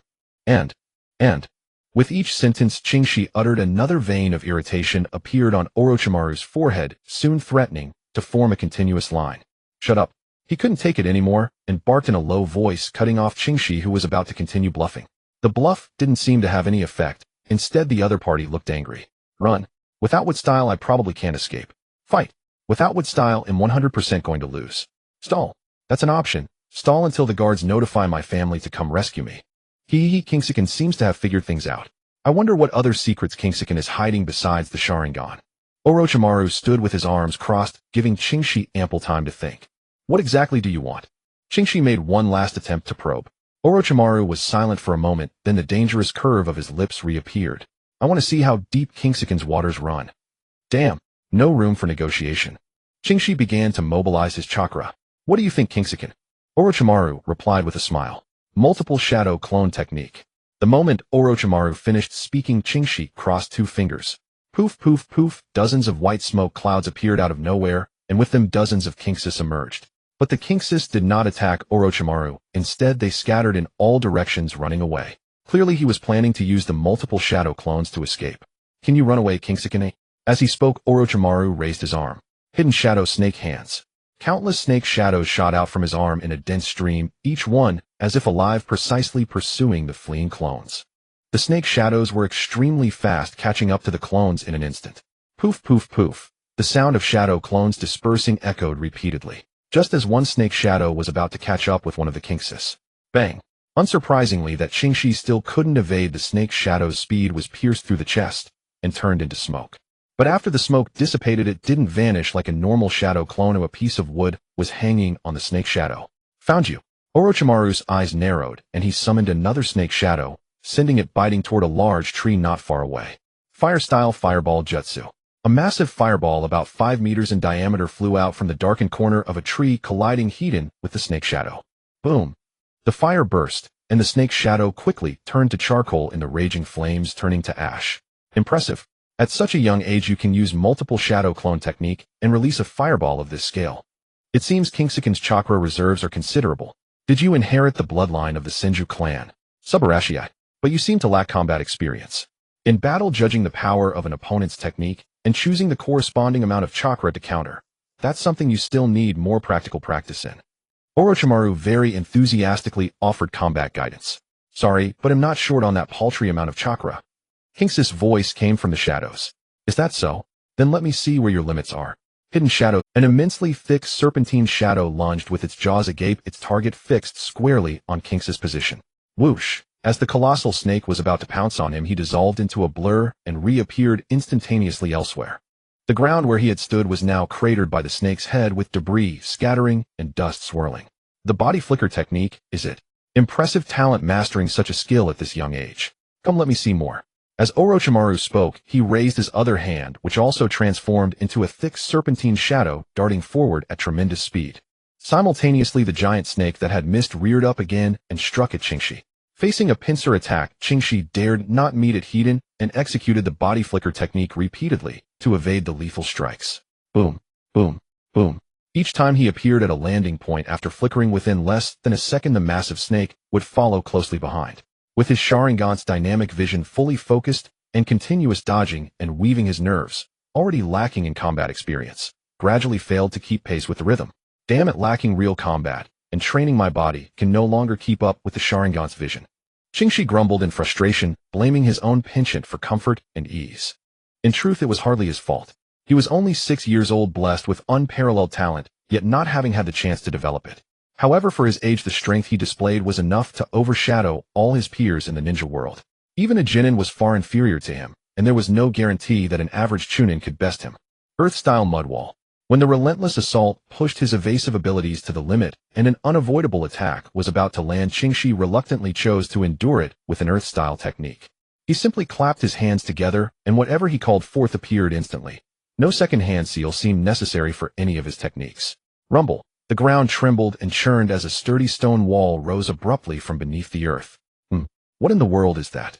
Orochimaru gazed at the towering stone wall before him atop, which sat a row of bizarrely shaped, smug-looking dog heads. If anyone from a previous life had seen it, they would have exclaimed, "Holy crap, it's one of the ancient primordial gods. The ridiculous dog head. Grant me your power, ridiculous dog head. Dog head saves lives." Qingxi clasped his hands tightly, his expression taut, and shouted aloud. Perhaps by the blessing of the primordial god, when the two thick serpentine shadows struck the mud wall, without mercy, it remained utterly unmoved. Indeed, it was a life-saving skill blessed with a protective buff. Double insurance. Alas, it held firm for no more than a second. Cracks began to appear on the mud wall, then spread rapidly, covering the entire stone surface in less than half a second. With a crash, the dog heads exploded. Damn, couldn't the dog head save a life even in another world? The cross-world business expansion of the ridiculous dog head was evidently lacking. Just before death, Qingxi continued to internally rant about the primordial god's inadequate interdimensional service. Boom! The twin serpent strikes landed in an instant, smashing Qingxi into pieces. Hee hee, you sly little brat. As Orochimaru made this remark, the deformed Qingxi from the twin snake strike turned into a pool of mud scattering on the ground. The Earth Dragon submersion technique, is it? Using a strange ornament on the mud wall to divert my attention, then escaping underground with the Earth Dragon, while leaving an Earth clone as a decoy. Not a bad combat instinct. Your mud wall is quite similar to that little Kakashi's, but you're still too green. After speaking, Orochimaru began forming hand seals rapidly, lightning-style earth run. Crackle, lightning coiled around Orochimaru's arms, the sound of electric current filling the air. With precise control, the electricity instantly conducted to the ground, then flowed into the earth at a speed as fast as lightning itself, covering a range of hundreds of meters within mere milliseconds. Crackle, crackle, crackle. Stop. It's num. I surrender. Qingxi, who had been scurrying merrily through the underground quicksand, suddenly felt a tingling sensation at his rear. The next instant, electric current coursed through his entire body, crackling and zapping him until he was crispy on the outside and tender inside, literally shocking him out of the ground. Unexpectedly, as soon as Qingxi shouted his surrender, Orochimaru actually ceased his technique, as if he had merely been playing with a child from start to finish, stopping at the right point. Ugh! Roar! Lying on the ground, completely charred black, Qingxi exhaled a puff of white smoke. It seemed he had been electrified quite severely. Orochimaru couldn't help but chuckle softly at his pitiful state. Kingsikin seems reluctant to face me, Hedon, always choosing to dodge and seek escape. You dare wait a few more years for me to grow up. By then, if you don't run, it'll be a waste of my growth. Within moments, the burns had completely healed, and Qingxi stood up to bluster again. Kingsikin is truly humorous. Orochimaru had no idea how to respond to such a threat, so he simply brushed it off with a casual remark. Will you still choose to run away? Run your ass. This time his reply was decisive, with no trace of luck remaining. He clapped his hands together. Water-style exploding water collision wave. His cheeks bulged, and a torrent of water gushed from his mouth. In an instant, a raging river flooded the forest. But it wasn't over. He clapped again. Water-style hidden mist technique. A dense fog rapidly spread, and within moments, everything within sight turned white, thick mist enveloping the forest. Orochimaru stood calmly on the water's surface, quietly watching Kingsis' next performance. Swish! A water clone suddenly emerged from behind him, taking Kingsis' form, and in the concealment of the thick fog it thrust a kunai toward the back of his head. A giant serpent burst forth, abruptly coiling tightly around Qingxi and immobilizing him. The serpent constricted rapidly, and the entangled Qingxi burst apart, instantly turning into flowing water. Immediately after, another water clone emerged from Orochimaru's left rear, kunai in hand, simultaneously from the right rear, left front, right front. Wave after wave, countless water clones materialized as Qingxi, surrounding Orochimaru and launching attacks. Interesting. Using dense fog to impair my vision, and then summoning countless water clones to ambush me in the flooded terrain. A tactic well suited for your vast chakra reserves, Kingsikin. Orochimaru praised him, then grabbed the thrusting arm with one hand and kicked the water clone into oblivion with a swift leg. In the next instant, he sidestepped an attack from another direction, while simultaneously raising his hand, the Kusanagi sword sliding out with a cold gleam. He gripped the hilt, swung it in a smooth arc, and cleaved apart several incoming figures with a single slash. The water clones surged like endless waves, reforming on the water's surface each time they were destroyed. Facing this spectacle, Orochimaru remained composed, a playful smile on his lips as he wielded the sword and continued to dodge and weave. His movements were graceful, his blade work elegant. With each casual slash, cleave, and sweep, he effortlessly reaped countless water lives. The sharpness of his sword strokes and the nonchalance of his posture fully displayed the excellence of his taijutsu reflexes, experienced swordsmanship, and overall strength. Despite the obscured vision, the harsh environment, and the relentless wave of surprise attacks from beginning to end, not even a single scrap of Orochimaru's clothing was touched. It was enough to make one exclaim, "What a monster!" Was this child's play? Bullying the weak with the strong, utterly shameless. Are you planning to keep using that tactic, Qingshi? It's useless.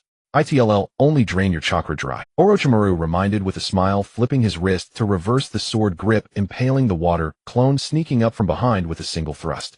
Lightning release, earth walk.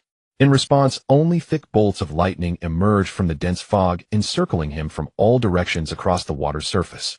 As Orochimaru's attention was drawn to the approaching lightning before he could dodge, puff, puff, puff. Countless tiny hands burst from the water beneath his feet, like water ghosts layering over each other to cling tightly to his ankles, calves, thighs, waist. Puff, puff, puff. Several more figures broke through the water, standing around Orochimaru, raising their hands in unison. Water release, water prison technique, XN. In an instant, a massive water sphere several meters in diameter engulfed Orochimaru. The color of the sphere was deep, indicating the water pressure inside was far from low. The azure lightning followed closely.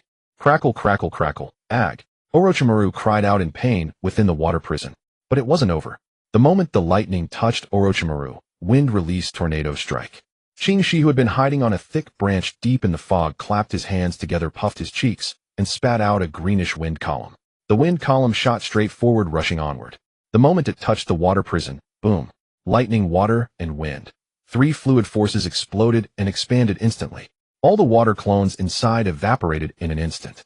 The shockwaves scattered the surrounding currents and mist in the blink of an eye. Water release, water flicker skill. Taking advantage of the shockwave that propelled the rapidly scattering water chain, she located the flow heading toward Konoha and quietly merged into it using the water flicker skill. What a fellow, never forgetting to flee from the start. Ruthlessly, she escaped via the water current, leaving Orochimaru to endure the attack that now began to change shape drastically. The originally expanding fluid started transforming rapidly. The rotational property of the wind-release tornado strike took effect, driving the high-pressure water environment created by the water prison along with countless thick lightning bolts into a violent spin. Wind, lightning, and water all engaged in an irregular rotary assault. From afar, a massive and visually stunning water lightning tornado swept through the forest. Wherever it passed, thick trees were torn apart like paper. A blood-curdling scream of agony resounded through the woods along with the tearing sound of the tornado. Woe, this scale, this destructive power. It's almost at the level of Enstrength Jutsu. Truly worthy of me. A perfect masterpiece art. While fleeing she turned back to admire his handiwork, heaping praise upon himself, as if he too had felt the thrill Deidara experienced when creating art. Hiss. Ugh. A dangerous snake tongue hissed in Qing's ear. Before he could react, he was coiled by a giant python, unable to move. Clap, clap, clap. Applause came from somewhere unknown. As the clapping echoed, Orochimaru stepped out from behind a large tree nearby. He looked at Qing, his eyes brimming with profound admiration. Impressive, truly impressive. At such a young age, the combination and power of your jutsu, your battle instincts, and intuition. And that seemingly bottomless sea of chakra, along with the visual insight of the Sharingan that allows you to achieve extreme evasions with ease. You even seize the timing of your escape down to the second. If you were facing anyone other than me, even a skilled jonin caught off guard would probably fall to you. Qingshi, you are the most talented person I, Orochimaru, have ever seen. Bar none. Come with me, become my disciple. I will teach you everything I know, holding nothing back. How about it, Qingshi? After a string of unrestrained praise, Orochimaru actually extended an invitation for Qingshi to become his disciple. Qingshi, trapped by the giant snake, turned his head with difficulty to look at the fading art in the distance, finding that Orochimaru inside had turned into a snake skin. He turned back, a gleeful grin spreading across his face. Yes. I couldn't ask for more, Master Orochimaru. Please let me down, master. Let's go back to Konoha first. I'm hungry. My mother is waiting for me to come home for dinner.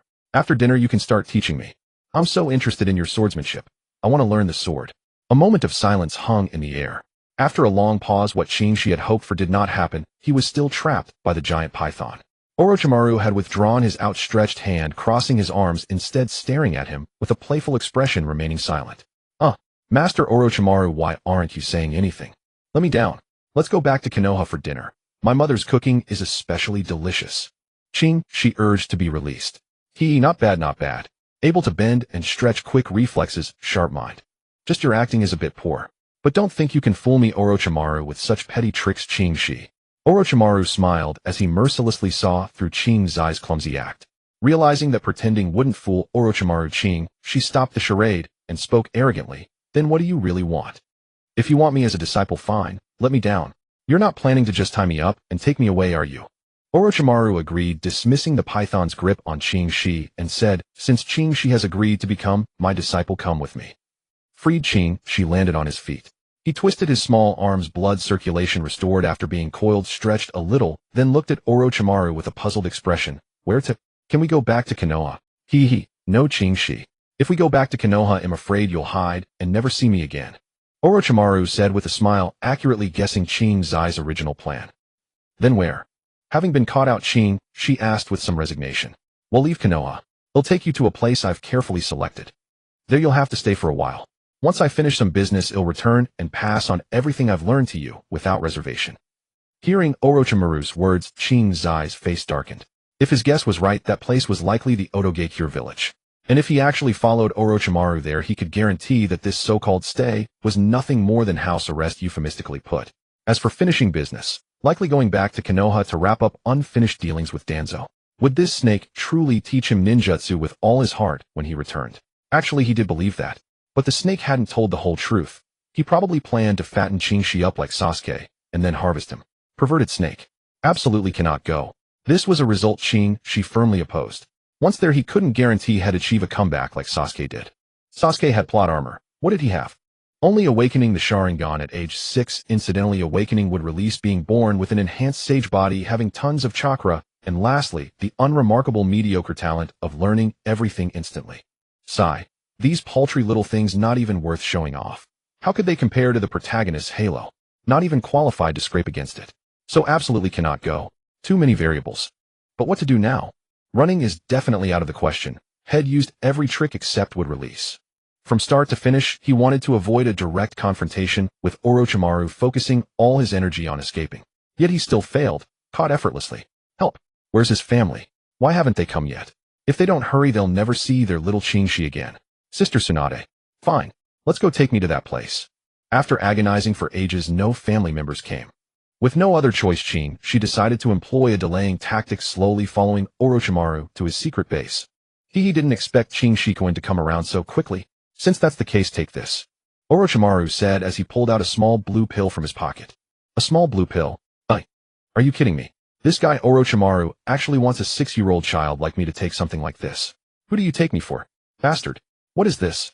She only found the thing familiar, couldn't help but grumble inwardly. But of course he had to ask seriously out loud. It's just a pill to make Shikoin sleep soundly. Otherwise, if I let you walk with me awake all the way, it might take 10 days, or even half a month to get there right. Orochimaru's eyes were mocking. His little scheme was seen through at a glance. You're really cautious, Orochimaru. Zai's small face darkened completely. His delaying tactic was completely blocked. What? Old man, you didn't send anyone to find me. Tsunade's face was fierce, both hands slamming onto the Hokage's desk. The force was so great that the desk, along with the third Hokage sitting in his chair, jumped several centimeters off the ground. Calm down, Tsunade. When did I ever ask you to calm? The jolted Hiruzen Sarutobi fell back into his chair, almost losing his balance. You damned old man. Are you messing with me? Tsunade didn't listen, ready to roll up her sleeves and use violence. Bang! Don't misunderstand. That wasn't the sound of the third Hokage being hit. It was the timely sound of the door being slammed open, saving the lonely old man from violent oppression. Fortunately, after such an impact, the shabby door held on. Something terrible has happened. Lady Tsunade, Lord Hokage, Lord Qing, she has been kidnapped. One of the guards assigned to Qing, she rushed in breathlessly and hastily reported. What a... They both exclaimed. Speak. Tell me clearly, Qing, she was kidnapped. What exactly happened? Talk. Tsunade panicked instantly, her expression furious, as if she had lost her mind, as she grabbed the guard by the collar and demanded loudly. Lady Tsunade, I can't breathe. The guard's face turned red, struggling to breathe. Tsunade calmed down. Put him down, and let him explain the matter clearly first. The third Hokage reprimanded sternly. Huff, speak. Tsunade forcibly suppressed her anger, taking deep breaths to restrain her impending rage. It's like this. Bleep, bleep, bleep, bleep. After the guard lowered his head and stammered through the whole story, he slumped to the ground. Lady Tsunade's eyes were just too terrifying. It's over, he'll probably be beaten to death. The guard felt that his ninja life was about to end. Danzo, didn't expect you to still have this card up your sleeve. After listening to the whole story, the third Hokage immediately thought of the mastermind. Danzo, the shadow schemer. No one else but him. But the third Hokage never imagined that his old friend who loved to cause trouble still had a member of the Nara clan hidden among his men, along with subordinates who had mastered the Flying Thunder God formation. And at this moment Tsunade was surprisingly quiet, not even speaking. The third Hokage, seeing his disciple acting so uncharacteristically, grew somewhat worried, and quickly comforted her. Tsunade, don't worry. It's not a big problem. Though I don't know Danzo's purpose in doing this. He won't do anything to harm the greater good of Konoha. Shinzai's life won't be in danger. If he wanted to do that, he wouldn't have gone through so much trouble and exposed his hidden cards. Tsunade still had her back to him, standing there motionless. If the third Hokage had walked in front of her and seen her face at that moment, he would have discovered. Tsunade was not enraged, nor did she show any anger. Because at that moment her face was filled only with fear, dread, worry, remorse, and tears. It was all because Tsunade suddenly remembered something she had done a few days earlier, and a certain person. It's all my fault. All my fault. I should never have given Qing that pendant. It really was cursed. Nothing ever happened when he was little, but right after he wore it something went wrong. If anything happens to Qing, how can I ever face a she? Will there be no one left to bicker with me? Will I lose that little brat who always made me angry? Nawaki left me. Now you're going to leave me too. No. I don't want this. No. I can't accept it. It won't happen. It won't. Tsunade, calm down, don't overthink it. He'll be fine. He will definitely be fine. Yes, we have to find him first. Qing, she will definitely be. Tsunade. The third Hokage shouted again, seeing Tsunade in an extremely abnormal state, with no response. What is it, old man? Tsunade was jolted fully back to reality by the shout. She quickly wiped the moisture from the corners of her eyes with her sleeve, and turned around, asking with a slight sob. Do you know where Qing, she was taken? Are you alright, Tsunade? The third Hokage noticed the unnatural look on her face. After all, she was a disciple he had raised himself, and he was deeply worried. I'm fine. It was that dirty sewer rat Danzo's doing right. He'll settle the score with him later.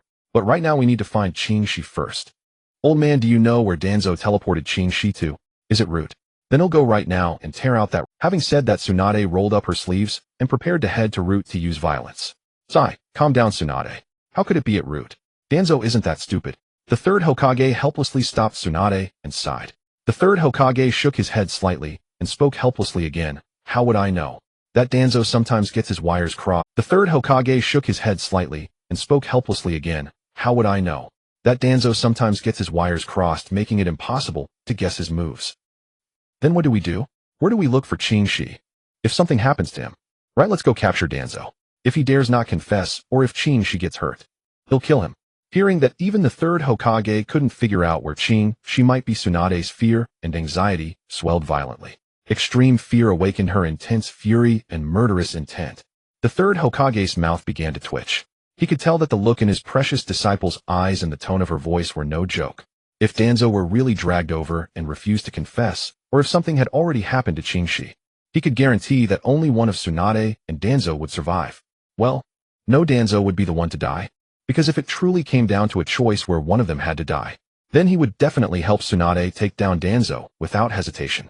At worst, after he passed away 100 years later, he would go to the Pure Land and apologize to Danzo. Such a small matter. Killing just one life. What's an apology? Once he apologizes, it's over. Sigh.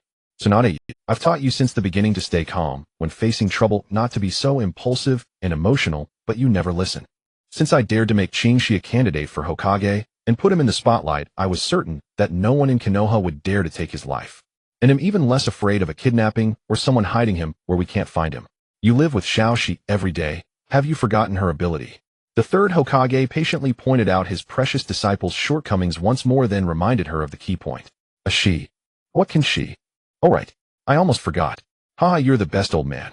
Haha, right. They'll go find a she now. Tsunade was initially confused by the third Hokage's words, but then she caught on, and instantly her mood turned from cloudy to sunny. But she didn't take in a single word of the third Hokage's earlier lecture. Lady Tsunade is leaving just like that. Is my ninja life saved now? You failed in your guard duty. No pay this month. Go back and reflect. Understood, Lord Hokage. Whoa, ninja life saved, but my livelihood is doomed. Something's wrong. It's a big deal, Chief. Oh, it's you again. What happened this time? Stop being so flustered. He rushed to Uchiha Fugaku's home in a panic, rolling and scrambling. Every time Fugaku saw this face, it made him furious. Though this guy was extremely loyal to him, whenever that face appeared before him, it only meant one thing. Something had gone wrong. And it wasn't just a minor issue. How could he remain in a good mood? How could he not frown? How could he not be stern? His wife was still too kind, but had no idea how to empathize with his feelings. Speak. Fugaku maintained a stern expression, concise in his words. Wu Nung didn't speak, but turned to Uchiha Mikoto with pleading eyes. Mikoto helplessly nodded, signaling him to continue. Fugaku watched this scene unfold, his eye twitching, but he couldn't explode in anger, nor did he dare to. In his heart, his loyalty to Wu Nung was one, while his resentment towards Mikoto was one. Whenever his wife was present, all his subordinates' first reaction was to look at her expression. Where was the dignity of the clan leader supposed to go? Was this turning the heavens upside down? Fugaku wouldn't dare to mistreat his wife, but could he not manage this group of young fools?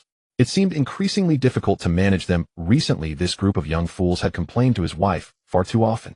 His wife hadn't even let him touch her for several days, and recently warned him that if he continued to be harsh with his subordinates, he would have to sleep in the guest room. What a disgrace. Imagine the dignified leader of the Uchiha Clan, a master of the Sharingan, afraid of sleeping in the guest room. But as the clan leader, he had to fulfill his duties.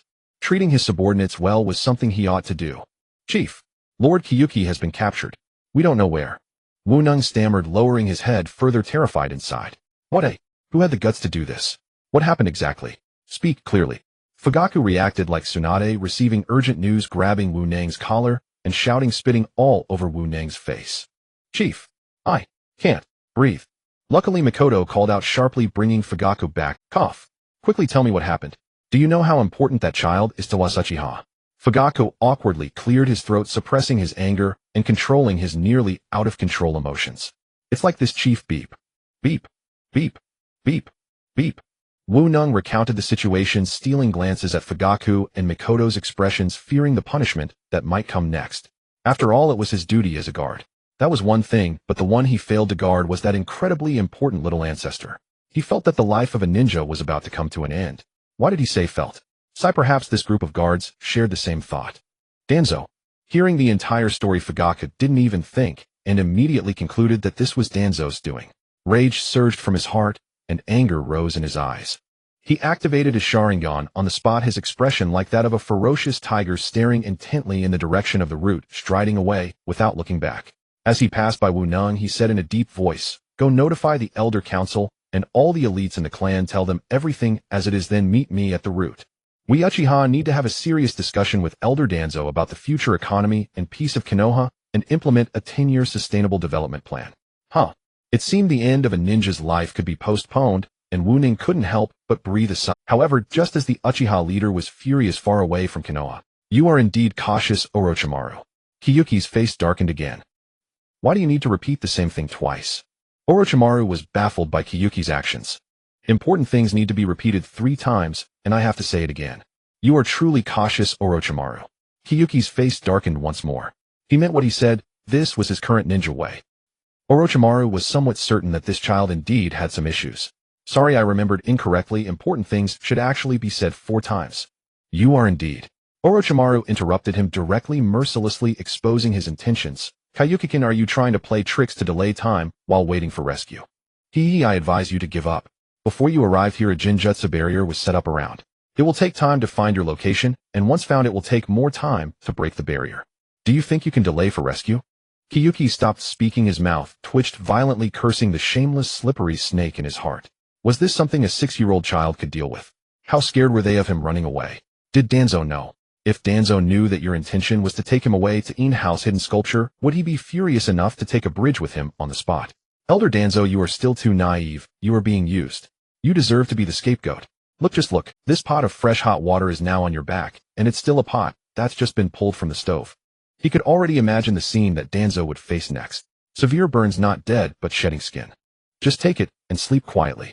Orochimaru handed over the deadly blue pill once more. What if I refuse? Hyūga asked again, intending to buy some time. Then I'll have to trouble you Hyūga to let me knock you out before taking you away. Orochimaru cut off all his escape routes. Is there nothing more to discuss? We could actually discuss some other options, I think. Then let's just knock you out directly. Orochimaru didn't give Hyūga a chance to continue striking with a hand blade as fast as a shadow. Swish. As the hand blade struck his neck, Hyūga's figure turned into flowing water scattering everywhere. Do you want to resist and see what happens, Hyūga?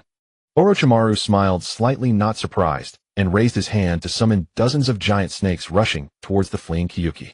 Damn, found out so quickly. The Hokage rock of my stood solemn and majestic, and below it the Hokage building shone grand and imposing. Beneath that light, however, in its shadow lay the darkness deeply rooted within the earth. Lord Tuansong, the mission is accomplished. Qinsho Qingshi has been successfully transported to the destination. 6 figures knelt on one knee, heads bowed, not daring to look directly at the old man leaning on his cane upon the platform. The old man gazed at the 6 before him, silent. The law of mutual dependence was once again proven, but he had no mind to dwell on it, for his heart was deeply unsettled. Before the operation he had repeatedly plotted, analyzed, deduced, and supplemented in his mind. Would this operation succeed? What would happen after success? Whether exposing his hidden trump card was worth it, whether that snake Shi-wan could be trusted, and if an unforeseen turn of events slipped from his control, what consequences he would face, or the worst-case scenario he dreaded most. Tuansong, you have overstepped your bounds. What was bound to come has come, though it came a bit too quickly. How could they directly blame this old man without Tuansong had anticipated being discovered and was not overly surprised.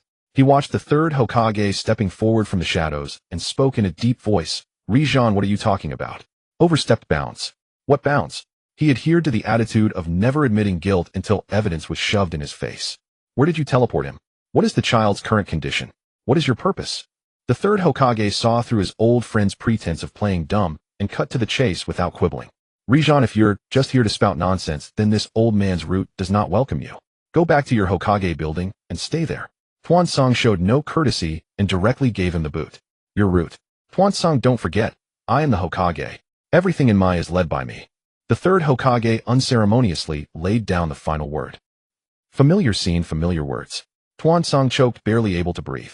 He did not want to utter that humiliating line in front of his subordinates. The 6 kneeling figures trembled under the oppressive aura of the 2 leaders. Rijan, if you've only come to root to cause trouble, then this old man has nothing more to say. Do as you please. Tuansong responded with great defiance. Yuan Fei. Rijan said no more, turned and strode away. After 2 steps, he half turned his gaze sharp as he fixed on Tuansong. Tuansong, I will no longer shield you in this matter. Whatever consequences follow, you and Root shall bear them alone. Leaving these words, he vanished into the shadows without looking back. Watching Yuan Fei Rijan depart, Tuansong narrowed his eyes, brows deeply furrowed, a nameless rage kindling in his heart. Rijan, you will regret this. The Yuzhibo clan grounds were exceptionally lively today. A host of clan elders and elite ninja gathered in the open space, while more Yuzhibo ninja kept arriving from afar, their Sharingan spinning as they rushed to join the ranks. That old scoundrel Tuansong has lost his mind. How dare he? This old man will tear his rotten, stinking root out completely. Elder Channa stood at the front, bursting with fury. Elder Channa, you are impulsive again. This old man tells you one cannot be so rash in words and deeds. People like you, impulsive and aggressive, are the easiest to suffer. What is Root? It's an organization belonging to our great My Village family. If you uproot Root, you would harm the harmonious progress of our My Village family, damage the collective interests of all villagers, and erode Mui's financial foundation and strength. Our Yuzhibo clan, everyone in Mai, and the 3rd Hokage, we are all one collective. Therefore, Elder Channa, this old man, must emphasize one point: never utter words that undermine unity. Elder Yahweh rambled on, lecturing Elder Channa with a torrent of meaningless platitudes. Elder Channa was momentarily dumbfounded, his anger forgotten as he stared at the other, as if seeing him for the first time. Was this still the old friend he knew? The words were conservative enough, but what was with that tone? Where did he learn it? It made Channa feel utterly uneasy and irked. But then again. Elder Channa had just begun to speak to Yahweh when he was cut off after a single word, nearly choking. Helpless, he could only continue staring at Yahweh, waiting to hear what he would say next. But then again. Elder Chana had just begun to speak to Yahweh when he was cut off after a single word, nearly choking. Helpless, he could only continue staring at Yahweh, waiting, but that old fiend Tuan Song dared to harm and kidnap our Mui's candidate for the 5th Hokage. That makes him a traitor to my, a spy for an enemy nation, an undercover agent hidden among us.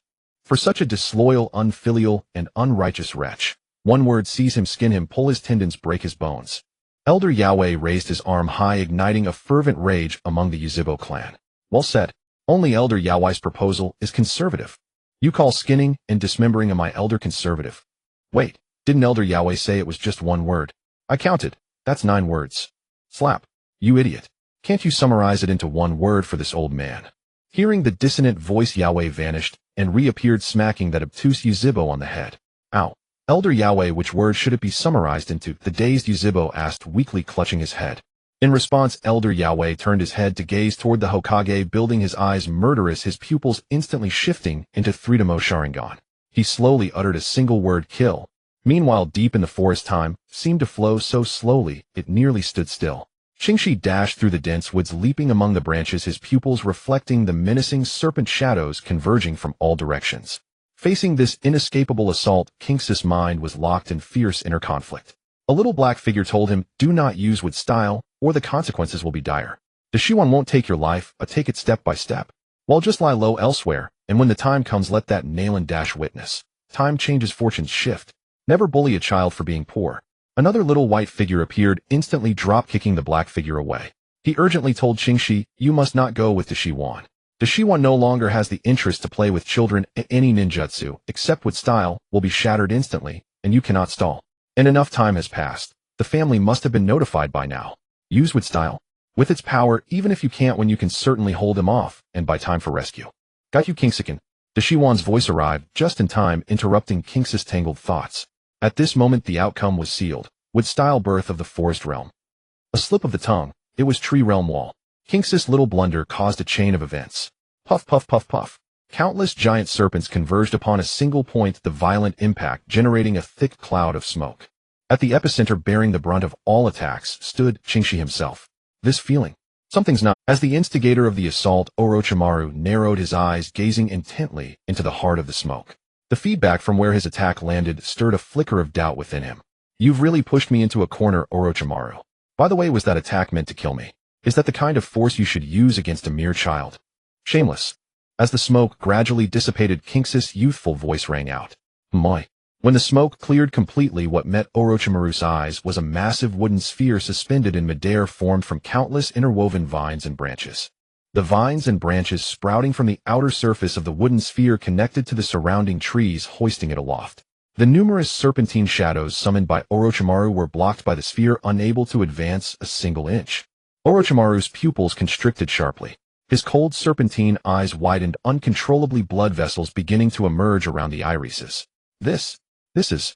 How is it possible? His lips trembled slightly, an uncontrollable shuddering murmur escaped him. He didn't even realize when his hidden shadow snake hands had dissipated from the shock. The great wooden sphere in the air began to unravel, its thick vines and branches retracting back into the surrounding trees. Deprived of its support, Kingsis' small figure dropped swiftly to the ground. This is... How is it possible? His lips trembled slightly, an uncontrollable shuddering murmur escaped him. He didn't even realize when his hidden shadow... Orochimaru, why are you spacing out? Let's call the first half your win. Now let's start the second half. This time around, your grandpa isn't running. Haha. Slap. Qingshi taunted arrogantly, then stood his ground and clapped his hands together. Would release multi-flower wood clone technique. Chakra surged. Countless wooden seeds shot out from Kingsis' body, scattering across the ground. The moment the seeds touched the earth, they burrowed directly into the soil, vanishing without a trace and showing no further reaction. Would release 4-pillar prison technique. As the seeds disappeared, Qingshi clapped his hands again. For thick logs instantly erupted from the ground around Orochimaru, growing and enclosing him in the blink of an eye, forming a square wooden cage. Orochimaru still standing there dumbfounded. Seeing Orochimaru frozen in place with a dazed expression, Qingshi couldn't help but speak up. I never imagined it would release. It's actually would release. So that's it. This is the confidence that has always been hidden in your eyes since the first time we met. This confidence granted by would release. When Orochimaru finally came to his senses within the cage, everything clicked. His smile gradually turned manic and twisted. Confidence. The look in my eyes since our first meeting. Confidence from wood release. So that's what you mean. I see. Never thought you'd be so observant, Orochimaru. But you got it wrong. Actually, it was confidence from the Sharingan, except that I crapped out on me at the critical moment. In the end, I had to rely on wood release to clean up the mess. Useless Uchiha, no wonder they got crushed by the Senju. Pisses me off. Made me expose wood release. Forget it, I'll deal with the aftermath later. First I need to get through this. No, the more I think about it, the angrier I get. All your fault, you stupid snake. You ruined my grand plan of lying low. Take this. After hearing Orochimaru's words, Qingshi pondered inwardly, growing angrier by the moment. The next second he launched his attack. Wood release wooden stake technique. From the ground emerged thick, vine-like vegetation writhing and twisting covered with dense, terrifying spikes. In an instant the thick vines shook violently, unleashing countless sharp spikes that shot toward Orochimaru inside the cage like a torrent. Interesting. A pureborn natural wood release awakener. Come on, let me experience firsthand this bloodline limit that once dominated the entire ninja world. Orochimaru stood within the cage laughing heartily. He neither dodged nor used ninjutsu, but stood still with arms wide open awaiting the incoming attack. Damn it, looking down on me. Are the Sannin that impressive? Then take this.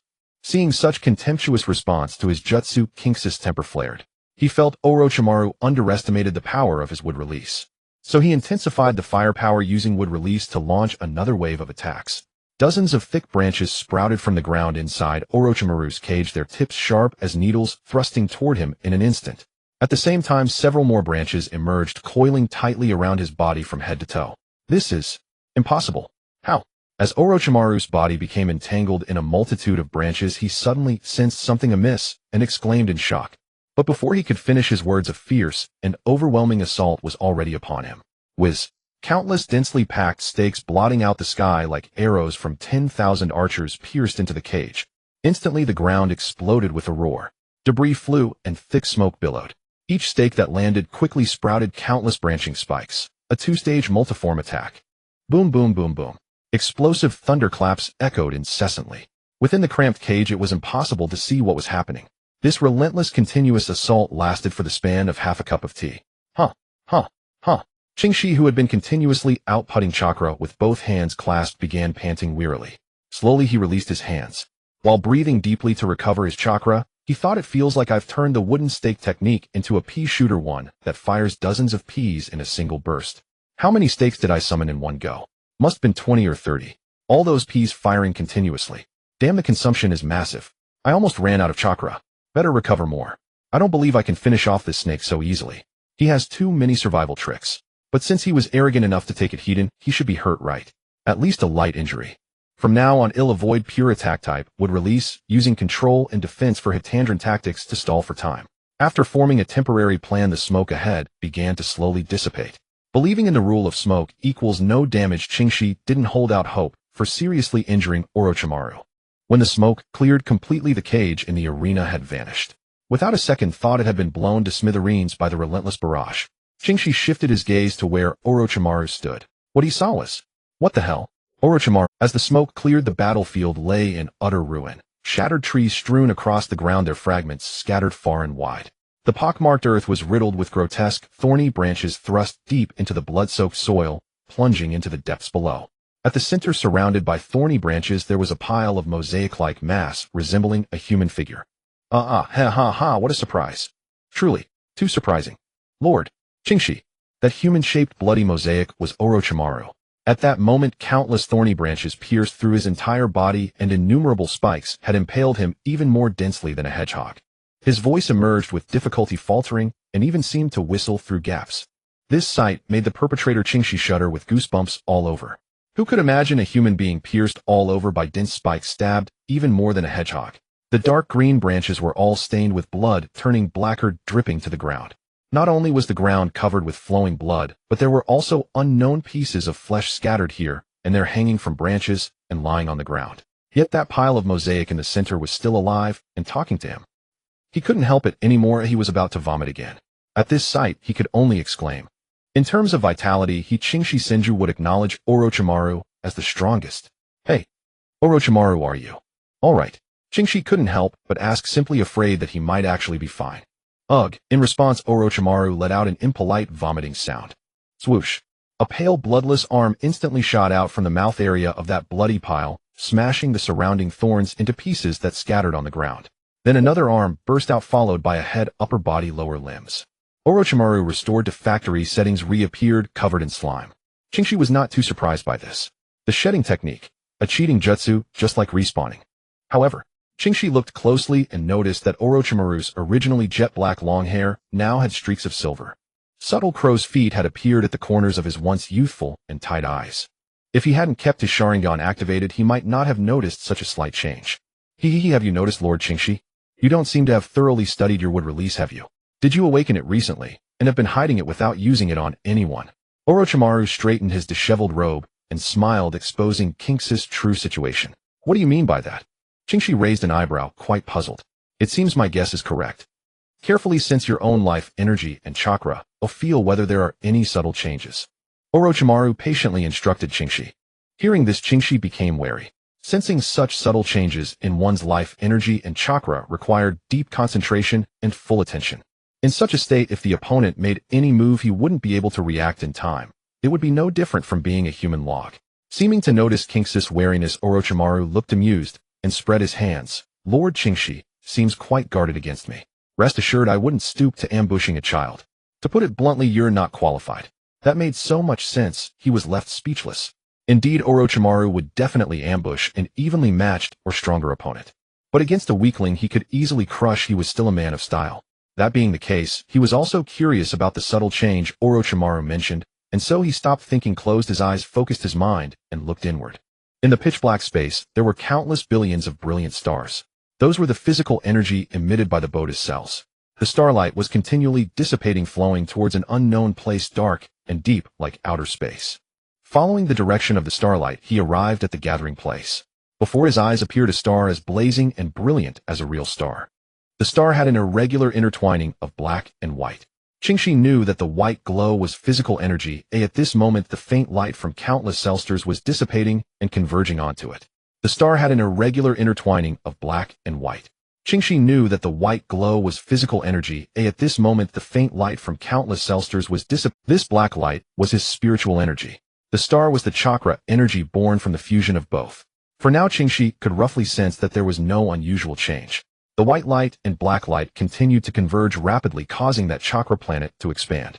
In layman's terms, Qingxi's Super Sage Body Plus Max was continuously exerting its power, frantically extracting physical and spiritual energy, regenerating chakra. The larger the chakra mass, the more the chakra was being replenished. Roughly speaking, it was about 50 away from full, and it was recovering very fast. Qingxi couldn't help but praise his own recovery speed, truly worthy of him. After this admiration, he began to more deeply concentrate on sensing the subtle change Orochimaru had mentioned. Time seemed to pass, both years and seconds, indistinguishable between fast and slow. Hiss. He sensed it. An unusual strand of energy floated in from an unknown direction and merged into his own chakra mass. He concentrated again, caught it, saw it. It was a strand of energy that seemed both gray and purple. It was chakra, but it wasn't his own chakra. This gray-purple chakra, he had felt it before, very familiar. It was the chakra of the one he had been fighting, Orochimaru. What's going on? Wait. There's another one. An extremely subtle energy that is not chakra at all. That is a very familiar primordial origin energy. It's life energy. It's the origin of physical energy. Life energy. Where did this come from? When did he cultivate life energy? He hadn't eaten anything special or practiced anything. He remembered that enhancing life energy required long-term body training to strengthen physique and increase the quantity and quality of life energy. Or it could come from a qualitative change brought directly by bloodline. Or it could be temporarily or permanently enhanced by external forces, such as transplanting Hashirama cells or using tailed beasts or natural energy. But he hadn't done any of that. Where did this obviously external life energy come from? At that moment, the image of Orochimaru's few strands of gray hair and crow's feet flashed through his mind. Could it be Orochimaru's life energy? Why is Orochimaru's life energy appearing within me? At this moment, Qingxi can sense the faint strands of green light that represent life energy, gradually dispersing and evenly merging into countless cells. In the instant of fusion, he could faintly feel a subtle enhancement in his vitality. If we were to use lifespan as a metaphor, For example, if King's lifespan is currently 100 years, then after this external life energy fully merges, he has actually extended his lifespan by an entire day. What an enormous, exaggerated, formidable, terrifying, and impressive enhancement. Of course, this is merely a metaphor regarding lifespan. The benefits brought by the enhancement of life energy are countless. Chakra capacity, physical ability, body strength, recovery, endurance, and so on. It's a comprehensive enhancement concerning the body. But the question is, how did these appear in his body? Did Orochimaru transmit it to him? Is Orochimaru really that kind-hearted? Orochimaru, the philanthropist of the ninja world. Unless he has taken the wrong medicine. A snake afraid of death, dreaming of immortality, he would be too busy stealing others' lives to believe he would give life energy to others. He would rather believe a man suddenly ran up to him and said, "I am the Chakra Empire, the ancestor Kagaya. I am currently sealed on the moon and cannot come out. I just need 50 chakra to break the seal. If you give me 50 chakra now, I will appoint you as the village chief of the ninja world once I break the seal." Look, this is far more believable than Orochimaru giving his own life energy to others. This is the logic. Thus, this life energy is definitely not transmitted by Orochimaru. That much is 100% certain. So the question arises, where did this come from? What exactly happened before these two energies fused? Qingxi began to carefully recall. If we are to say when Orochimaru started to change, have you noticed it? It seems you haven't thoroughly researched your wood release technique. It awakened not long ago and has been hidden without being used on anyone. How is this possible? Orochimaru, when he was first touched by the wood release attack, immediately uttered words he couldn't finish. His tone seemed to be in great shock. Ding! A mechanical voice rang out in little King's mind. Congratulations, host, you have successfully deduced and unlocked the super deduction system. Congratulations, host, you have received a novice gift pack. Gift pack rewards wood release traits. Wood release trait 1. When an opponent is touched by a wood release creation, their chakra will be absorbed and converted into nourishment for the host. Wood release trait 2. When an opponent is touched by a wood release creation, their life energy will be absorbed and converted into nourishment for the host. Amazing system. You finally came. So that's it. It turns out his wood release has extremely special trait effects similar to the wood dragon technique, which absorbs chakra. But it has one more ability than that, to absorb life energy. Moreover, this trait is inherent to all wood release techniques, not just a unique ability of the wood dragon. Oh, it's you, system. I didn't expect you to hide for 6 whole years. But you appeared at the most critical moment, providing assistance. Haha, now he Senju Qingxi dares to say loudly, Senju Hashirama. Just remnants of the old era. The new era has no coffin that can contain you. From now on, his wood release will be the strongest wood release unparalleled in history. Guessing like this, Qingxi deduced this rough conclusion. His wood release should belong to a special wood release, carrying special effects. Thus, he wanted to use a relatively understandable method to comprehend what kind of special effect it might be. As for the more understandable method, he simply imagined a system to explain it to himself. To be honest, this setup is quite useful. His little brain quickly understood. This is the most reasonable explanation. Thus, Orochimaru's 2 types of energy appeared within him. So Orochimaru said he hadn't thoroughly researched the wood release. So Orochimaru suddenly showed signs of aging. So Orochimaru was so surprised after being touched by the wood release. With this system theory, everything makes sense, perfectly fitting. Well, truly worthy of him, this wood release trait is simply too aligned with his artistic expression. As for why his wood release is so special, why does a life of privilege need further explanation? Nascent soul, activated body and mind in unity. Whoosh. Standing still, eyes closed, Qingxi slowly opened his eyes. How is it? Have you noticed it? Orochimaru crossed his arms with a teasing smile, quietly watching him, really not launching a surprise attack. I didn't expect you to be quite trustworthy. With such a great opportunity, just now you really didn't make a move. King's crimson eyes fixed on Orochimaru. Orochimaru, after a moment of silence, suddenly revealed an unnatural expression. If one were to closely observe his snake-like pupils, they would notice a momentary extreme contraction. Orochimaru suddenly exhaled softly and continued. Kingsiken, I really find it increasingly hard to see through you, understand you, and comprehend your talent. I take back what I said earlier. You are not the most talented person I, Orochimaru, have ever seen, nor are you one of the best. But rather throughout history, past and future, there is no other like you. I never thought that one day I, Orochimaru, would find it hard to find words to describe a person's genius. No. To call you a genius is simply an insult. Orochimaru intended to describe how astonishing King's talent is, but it was so extraordinary that he didn't even know what words could possibly fit to describe his talent. Helplessly, he could only shake his head and smile wryly. And based on your description, I prefer you to call me the most handsome man to appear in the ninja world in 4,000 years. Qingxi thought this, unable to help but reveal a domineering expression. Wait, did Orochimaru suddenly praise me? What's going on? Hehe Kingsuken, you really are slow on the uptake, haven't reacted yet. Just take a look yourself. Orochimaru saw Qingxi showing that expression again, which made people itch to tease him, and felt somewhat strange. But soon he noticed Kingxi's small face return to confusion, realizing that Qingxi had not yet reacted to this change. So he raised his arm, bringing his index and middle fingers together upright. Whoosh! The sound of ninjutsu activation occurred. Countless droplets of water suddenly appeared on the ground before Qingxi, swiftly rising, stopping in front of him, and rapidly condensing, turning into a water mirror in the blink of an eye. Regarding this scene, Qingxi did not dodge or prepare. He could sense that this was merely a normal water release technique with chakra so minimal, it was almost undetectable completely, without any lethality. But just when this small water mirror completely reflected his face, his pupils contracted violently. What is this? Orochimaru, you figured it out, haven't you? That's right. It must be the boost from my life energy that's enhancing you, and that's also the uniqueness of your wood release. Orochimaru was more than happy to enlighten Qingxi, thoroughly enjoying the explanation. At that moment, the water mirror reflected his utterly astonished face, and the third tomo in his scarlet eyes. Right then and there his Sharingan had evolved into the 3-tomo form. Is this the butterfly effect brought about by the life energy enhancement? Qingxi muttered in disbelief. Not entirely, Kingsuken, Orochimaru interjected, dousing Kingxi's enthusiasm with cold water. What do you mean? Qingxi snapped back to reality, his young face puzzled.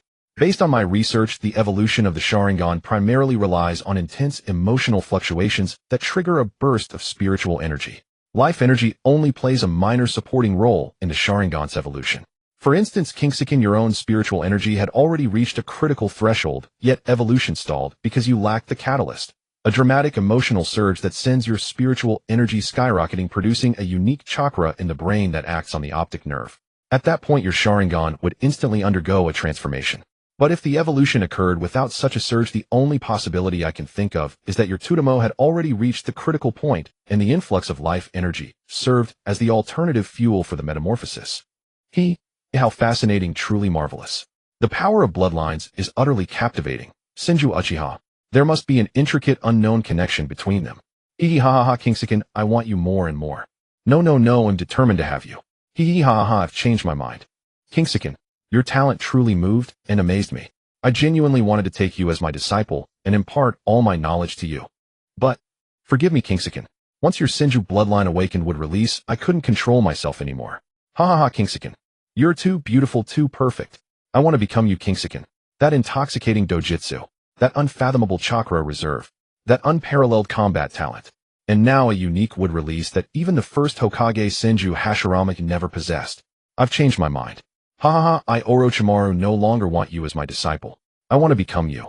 I only want to become you. Kingsuken. Qingxi watched as Orochimaru, who had just been explaining with a serious, gentle, and kindly demeanor like a wise teacher, though Qingxi as a transmigrator probably knew more than him, gradually began to lose his composure, his expression twisting into something deranged. Then like a madman, he alternated between refined chuckles and frenzied laughter, spewing chilling words. To sum it up, Qingxi understood Orochimaru had genuinely admired his talent before discovering the wood release, and wanted to take him as a disciple. But after witnessing the power of wood release firsthand, that snake had changed his mind. God damn it. He only wants to become me. That dead snake means to use me as a vessel for his living corpse reincarnation. He's just after my body. Damn it, after all this convoluted talk, it's still back to square one, just as I thought earlier. Only a few harmless misunderstandings along the way. No big deal. The result is the same. But the problem is now it seems like this dead snake is getting serious. Run. Snake glare binding spell.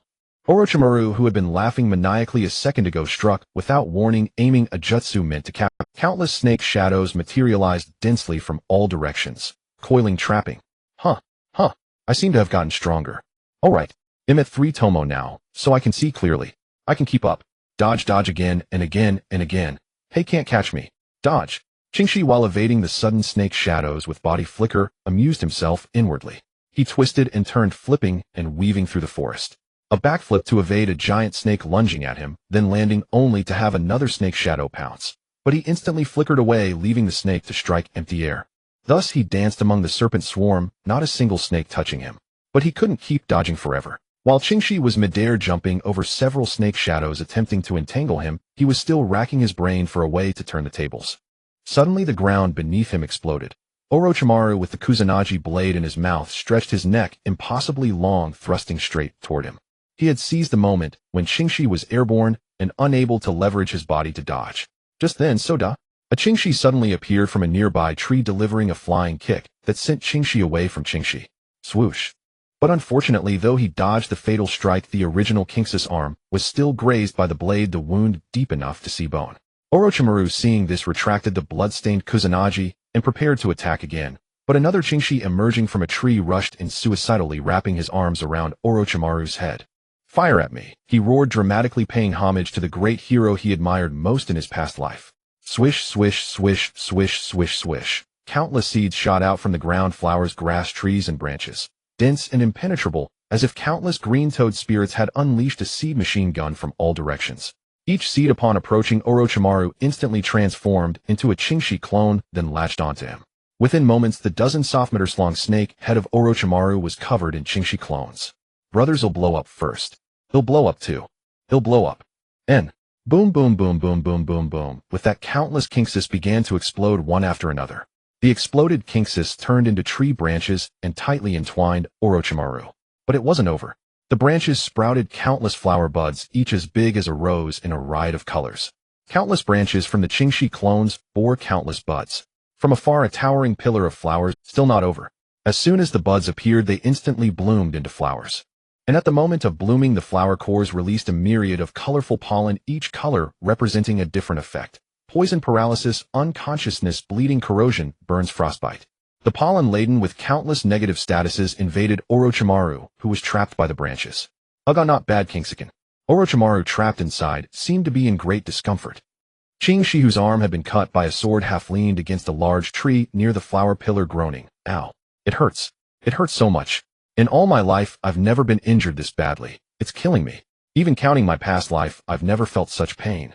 He clutched the wound that could be described as, if you had taken him to the hospital any later, it would have already healed, and the pain nearly brought tears to his eyes. Although his hands were now covered in warm, flowing blood, it was merely the blood that had spilled when the wound was first inflicted, not yet dried. The wound had already healed. "I'm telling you, you're done for. Deshiwan.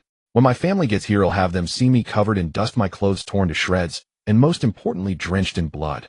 If I don't beat your bleep, bleep, bleep, bleep out of you, it'll be bleep, bleep, bleep, bleep. Do you hear me?" Qingshi straightened up and pointed at Deshiwan, who was trapped motionless inside the flower pillar, shouting threats that were too vulgar to broadcast and had to be bleeped out. Slap. Qingshi felt a chill around his ankle and looked down to find a pair of pale hands gripping him tightly. "How are you like a ghost, Dashi?" "Oh." Before he could finish, Qingshi vanished. He, a sharp-tongued little brat. "But you've revealed yet another terrifying talent of yours. The electrical burn earlier seemed to heal in the blink of an eye, but your injury then wasn't obvious, so I couldn't be certain. But this sword wound is different. Your entire arm was nearly severed, yet in less than the span of a breath it has returned to its original state. Oh, and one more thing. It seems that before every ninjutsu you perform, you only make a single hand seal. Is that a talent for absolute control over chakra? I simply have no words to describe you. A little monster. No, even that is an understatement." Deshiwan stood beside Qing's head, looking down at his small cranium, the greed and possessiveness in his eyes reaching their peak. "Don't say any more. If he keeps talking, the secrets of his reincarnation will all be exposed." Qingshi stuck his little head out, trapped in the soil, unable to move an inch. Deshiwan, half-crouched, raised his hand like a blade, and before chopping down, he said, "Have a good sleep, Qingshi." Whoosh. His hand moved up and down, striking directly the nape of Qing's fateful neck. But what Deshiwan had expected did not happen. At that moment, Qingshi, who had been buried deep underground with only his head showing, transformed into a... Immediately after, 3 flower buds sprouted from the spots where the wooden puppet's eyes and mouth were. The moment they grew out, the buds bloomed, releasing deadly pollen. The instant before the pollen touched him, Deshiwan used the body flicker technique to dodge to a safe spot. After landing, he looked around as if searching for something. "Don't see me, don't see me, don't see me, don't see me." At this moment, she was hiding somewhere, fervently praying not to be discovered. I see. So you replaced yourself with a wood clone seed buried underground, and the real Qing, she must have detached from underground after becoming wood. As expected of wood release, the clone makes it impossible to distinguish the real from the fake, and when you turn into wood, even the flow of chakra is hard to sense. Then Qingshi, where will you be hiding? Underground? Inside a tree? Or perhaps... Deshiwan paused, then abruptly turned his head, staring fixedly in one direction with a mocking smile on his face. Was I discovered? How does he know I'm hiding here? Impossible, impossible. That damn snake is bluffing. He definitely didn't find me. Qing's eye scalp crawled under Shiwan's piercing gaze. He fire release, small fireball technique. Seeing no response, Shiwan smirked playfully, casually formed hand seals, and spat out a small fireball that shot straight toward a certain spot. Its target was the flower pillar wrapped in multicolored pollen. Did he actually find me? He must be bluffing.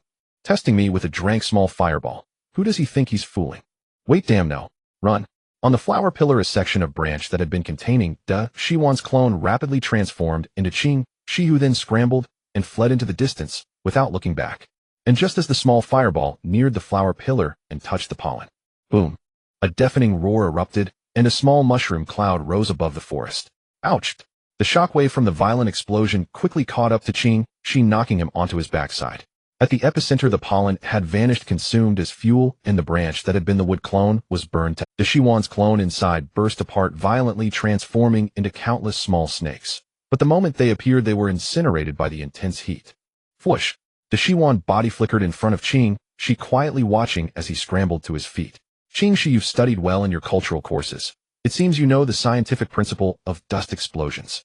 Too bad you chose a poor hiding spot. You actually hit on my snake clone, Shiwan's laughter sounded like mockery to Qing. Even with the memories of 19 years from his past life, he was still just a 6-year-old child's body. Facing Shiwan's mockery, the instinctive emotions of his body surged up, turning his face bright red. Bastard, you dare laugh at me? Would release eternal binding burial. Little Qing, growled in rage and directly unleashed a powerful technique against Shiwan without a second thought. In an instant, over a dozen thick vines surged from the ground, tightly coiling around Shiwan. Within moments, the vines rapidly grew into a towering giant tree, trapping Shiwan inside. But just as the tree began to squeeze, Shiwan's head emerged from within, and he said, I've already experienced the effects of your wood release, Qing. I dare not let it touch me again. With that, the head inside the giant tree instantly turned into mud flowing to the ground. Then the mud reformed into Shiwan. Enough, my patience is wearing thin. Don't resist anymore, Qing. His arm transformed into a giant python, reaching out to coil around Qing. Wood release, wood dome wall. From the ground on either side of Qing, semicircular wooden planks emerged and snapped together tightly, shielding him securely within. The snake shadow that was Shiwan's arm stopped abruptly just before reaching the wood dome wall, then turned and dove underground. From within the wood dome wall, a giant python suddenly burst out from the ground beneath Qing's feet. Damn, I forgot about this side. The wood dome wall opened quickly, and Qing used the body flicker technique to barely dodge Shiwan's surprise attack. Huff. Qing stood on a tree branch, breathing heavily. After such a series of highly focused and intense battles, he was now utterly exhausted both physically and mentally. In contrast, Shiwan retracted the giant python and stood calmly in place. Far from being tired or out of breath, his breathing hadn't even the slightest irregularity. Can't win. Even with wood release, I can't beat him. The gap between me and a cage-level powerhouse is still too great. Just stall a little longer, as long as possible. It feels like this damn snake isn't even serious, not going all out. He'll use his arrogance and disdain to buy time for my family to rescue me. He'll use this move even though the chakra consumption is huge. With a firm resolve, Qing, clapped his hands together, and nearly half of his remaining chakra was drained in an instant. Wood release. Shiwan's eyes narrowed slightly. His intuition told him that the technique Qing was about to perform next was no ordinary one. But he still made no move. He wanted to see. After all Muduin techniques were almost extinct and unseen, this was the pure Muduin awakened from the Chinsho bloodline, far beyond the likes of Yamato. Muduin Shao Mu Rin Jutsu. Rumble. The ground shook violently as soil churned, and a colossal wooden statue rose slowly from beneath the earth. Shiwan looked up at the imposing wooden statue before him, his expression gradually growing excited. What appeared before him was a giant statue resembling a Buddha bearing a large disc on its back, behind which were countless arms. It stood nearly 10 meters tall. On the Buddha's forehead were 5 small faces, their mouths smacking and spewing chakra energy of the 5 elements. It was exactly a miniature version of the wooden man technique used by Obito in the original story. Could this be the prototype of the legendary ultimate secret of Chinsho Zhujian, the 10,000 hands? Shiwan recalled the records in the Konoha history books. The power that created the Valley of the End, the 1,000-handed Guanyin, descending upon the world. You flatter me. This isn't even a single hand of the prototype, it's just a knockoff, a low-end imitation. I haven't even learned Sage Mode, yet let alone 10,000 hands. I can't even produce a fake one hand. Qingxi grumbled inwardly at Deshuan's amazement. If it were truly 10,000 hands, even a prototype, he would have used it long ago. He would have picked up this snake and used it like a belt from the start instead of dragging it out till now. Go Xiaomu run. Use the 5 elements projection technique. Qingxi stood on a tree branch pointing at Deshuan from afar, commanding the small wooden man to attack. Crack, crack, crack, crack. Crack. The 5 faces on Xiaomu Ren's forehead opened their mouths wide, each gathering an orb of energy containing water, earth, wind, lightning, and fire. In less than a breath, the energy reached a critical point, and a dangerous aura began to spread. Swoosh, swoosh, swoosh, swoosh, swoosh. 5 energy beams of different colors shot out in an instant, their target precisely to Deshuan. Such astonishing power, able to use energy attacks of all 5 elements. He, given this level of power, this degree of response, should be just right. Deshuan remained calm in the face of the incoming attack. After biting his finger, he pressed it lightly against the ground, summoning Jutsu Luo Shengmen. Rumble. The ground had been suffering today, constantly ravaged by 2 unscrupulous fellows. At this moment, before Deshuan appeared a gate carved with a demonic face and a Rakshasa design. The walls of the gate were lined with spine-chilling spikes. This was the immensely powerful defensive summoning Jutsu, Luo Shengmen. But there was only one gate. Damn it. Who are you looking down on? Against Four Tails Naruto you used 3 layers. What's the meaning now? Where are the other 2? Did you eat them? Pierced through him, Xiaomu Ren. Feeling as if he was being looked down upon, Qingxi's anger surged instantly. He couldn't help but yell loudly, determined to make Deshuan regret it. Bang! In a flash, the 5 energy rays converged at a single point, instantly striking the demon face of Luo Shengmen. At the moment of impact, a violent energy explosion occurred. Yet Xiaomu Ren's energy attack continued, still outputting sustained firepower, and the explosion's power kept escalating. A powerful shockwave hit. Qingxi made a quick decision. He jumped off the tree trunk, landed on Xiaomu Ren's shoulder, and clung on, using the wooden man to withstand the impact. Smoke filled the air. The 5 elements ray attack lasted for about half a cup of tea. Xiaomu Ren seemed drained of its 5 elements energy and stopped attacking. The rays slowly dissipated in midair. Qingxi quickly climbed up from Xiaomu Ren's shoulder and stared nervously in the direction of the smoke. When the smoke cleared, what appeared before him was a battered, cracked demon face. Sorry, Naruto, I underestimated the weight of that one attack. If I can go back, Big Bro apologizes to you. Clap, clap, clap, not bad power. For your age, there's still tremendous room for improvement. So, Qingxiken, do you have any other hidden moves to use? You can go all out. Once you're done, don't resist. Deshuan dispelled the battered Luo Shengmen, clapped as he walked over and looked up at Qingxi, standing on Xiaomu Ren's shoulder. Muduan Mufenshin. Without replying to Deshuan, Qingxi used Wood Clone with his remaining chakra, then turned and fled in separate directions.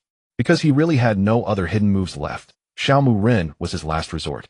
Other Muduan Jutsu would be ineffective against Deshuan and would only waste chakra. The key was that Deshuan wouldn't choose to clash directly with his Muduan. After all, touching it would result in absorption of chakra and life energy. He wouldn't be foolish enough to let himself be hit by Muduan. Although the amount absorbed wasn't much, given the disparity in strength, his Muduan was still too immature. Xiaomu Ren, I'm leaving it to you. Stop him. Qingxi ran forward without looking back, tossing a command for Xiaomu Ren to cover his retreat. Crack, crack, crack. The wooden man stepped forward, swinging its 2 hands, and the countless arms behind it emitting cracking wooden noises as it moved. Countless arms swung together, slamming heavily toward Deshuan. Thump, thump, thump. The ground where Deshuan stood was pounded repeatedly, sending debris flying. But his figure had already flickered away before contact, dodging all attacks. The attack is clumsy. Deshuan watched the small wooden man, which was preparing to raise its hands for another attack, and shook his head in judgment. He'll leave this one to play with you, summoning Jutsu. He bit another finger and pressed it to the ground. When the white smoke of the summoning dispersed, a huge earthen yellow serpent appeared out of nowhere. Shadow Clone Jutsu. Then Deshuan used the clone technique, sending clones after the scattered running clones and the original body of Qingxi. Hiss. The giant serpent let out a hiss and charged straight at the wooden man, biting. Seeing the new enemy before it, the wooden man switched its attack target. The densely packed arms rained down a barrage of slaps on the serpent's head. Slap, slap, slap. From the very first exchange, the giant serpent was at a disadvantage. Its head took the full brunt of countless slaps, leaving it dizzy and nearly unable to get up. Realizing it was no match in a heated confrontation, the serpent chose to use the terrain to twist nimbly. While dodging attacks, it targeted the blind spot behind the wooden man.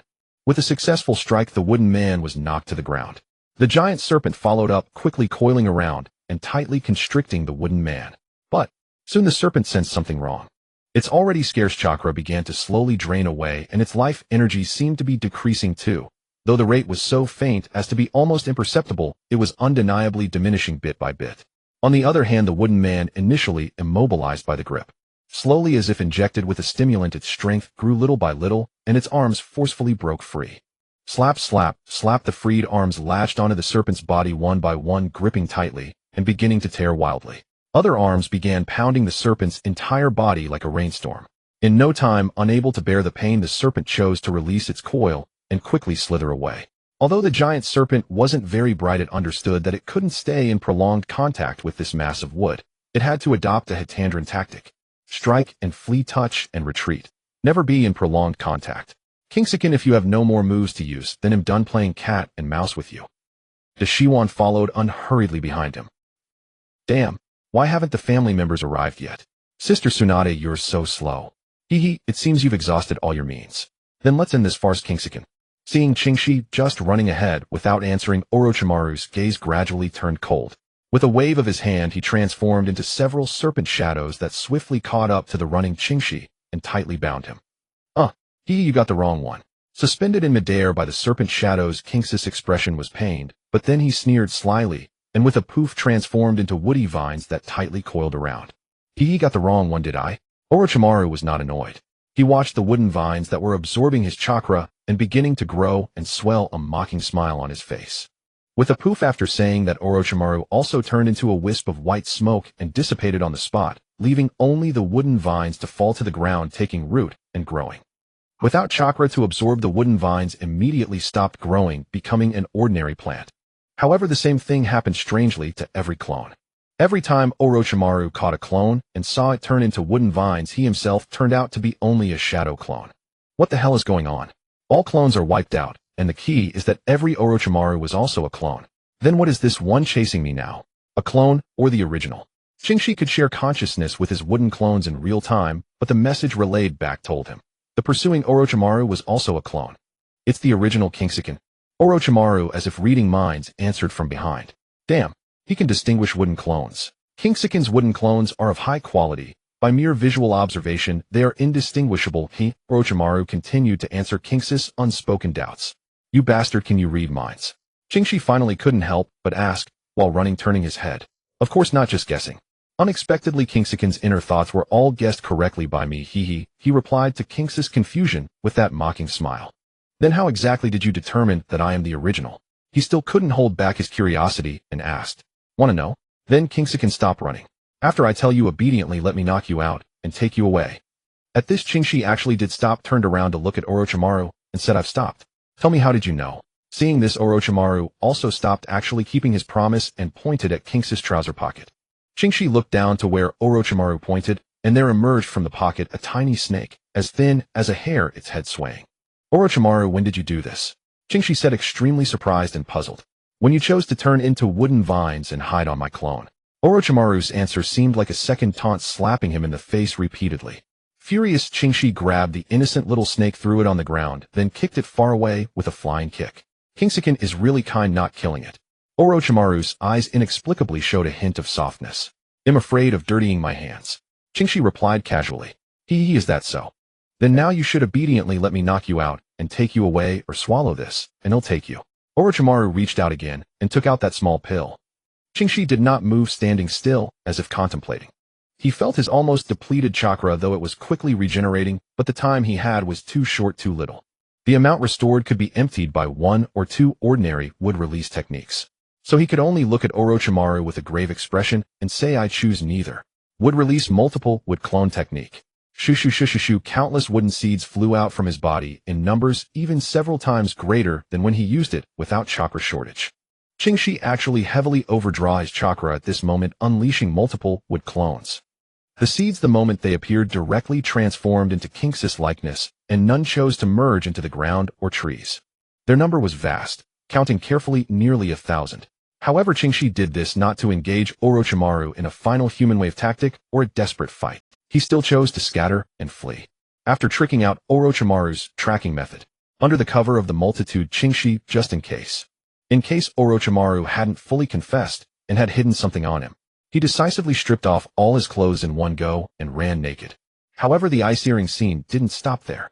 To confuse Orochimaru, it would be too obvious if only he stripped. So the nearly 1,000 wooden clones with a face of tragic despair all tore off their clothes while running and began fleeing stark naked.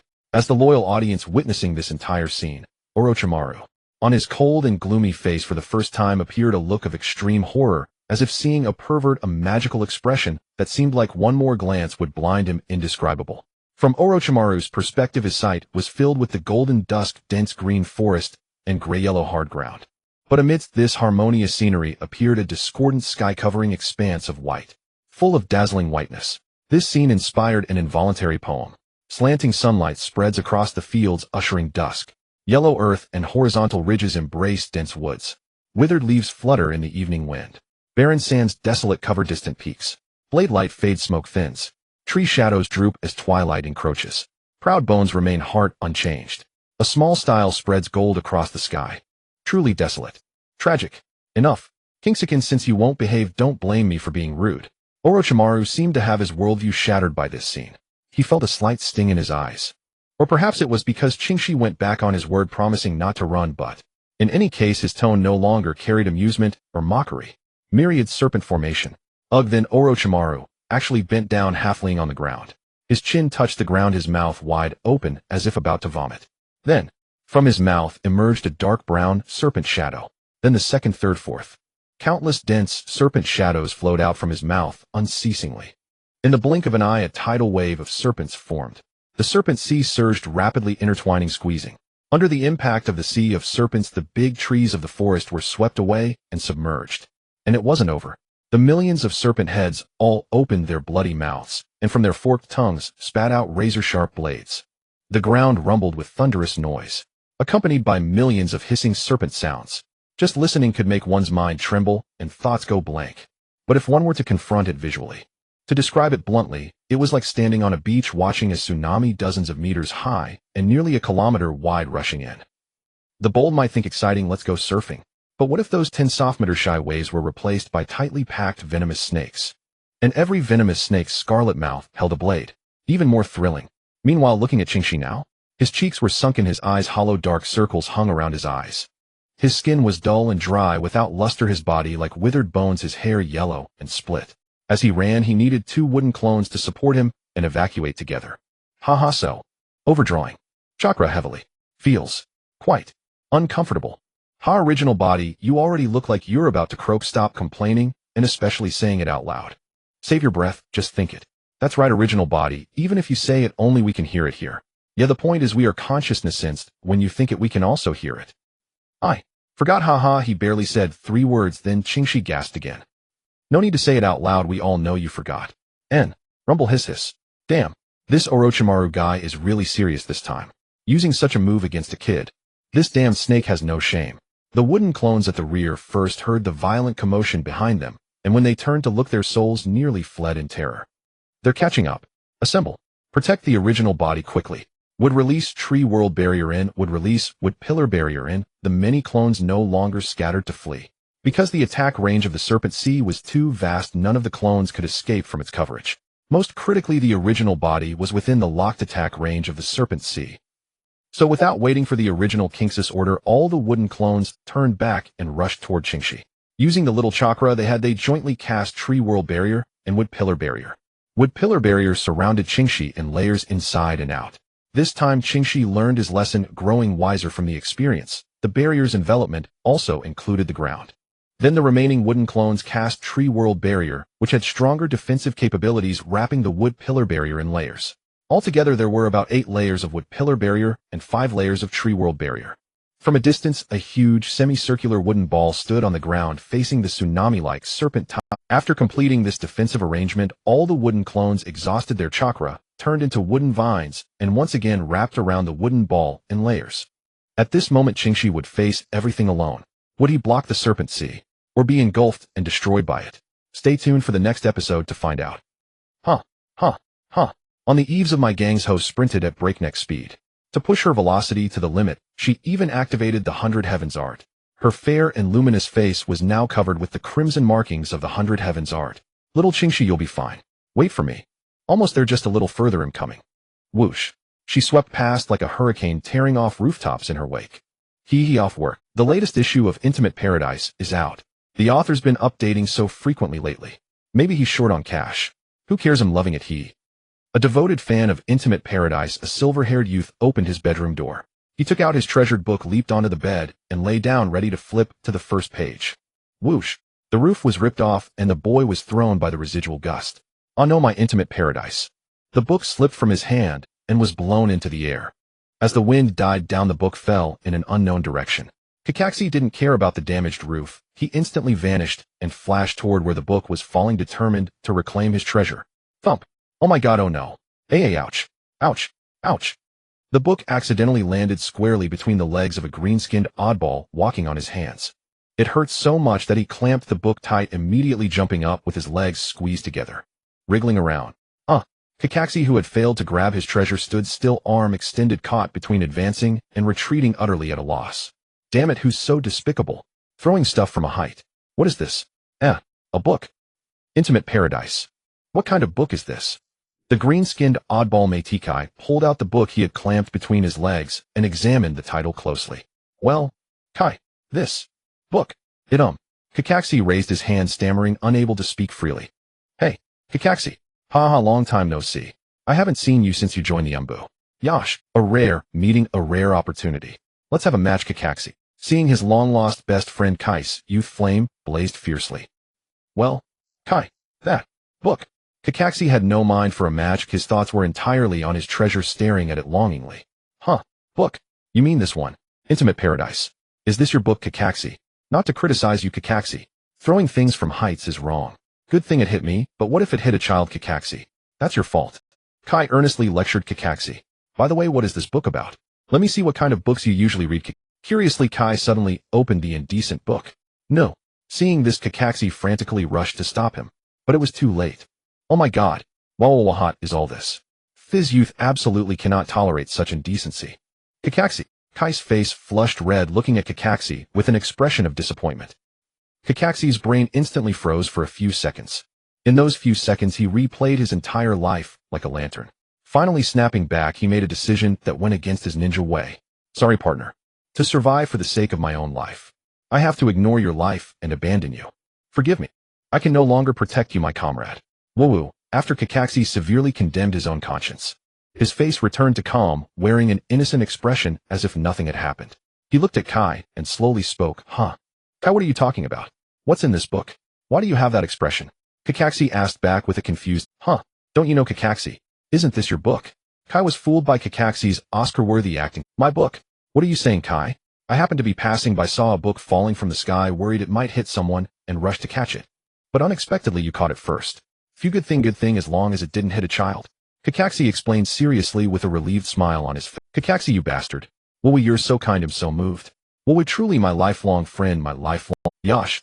This indecent thing is harmful, watch me destroy it. After hearing Hokage's explanation, Kai was moved to tears. Then looking at the book in his hands, he applied force with both hands and ripped it apart. Hokage's treasure was dismembered on the spot. Witnessing this, Hokage's eyes were utterly devoid of emotion, perfectly calm. Yet somehow perhaps the wind and frost today were a bit harsh on his eyes. A single glistening tear unknowingly rolled from the corner of his eye. Hahaha, Hokage, forget all this, let's have a match. Hokage. Kai raised his thumb, a youthful grin on his face, his teeth glinting with a shine.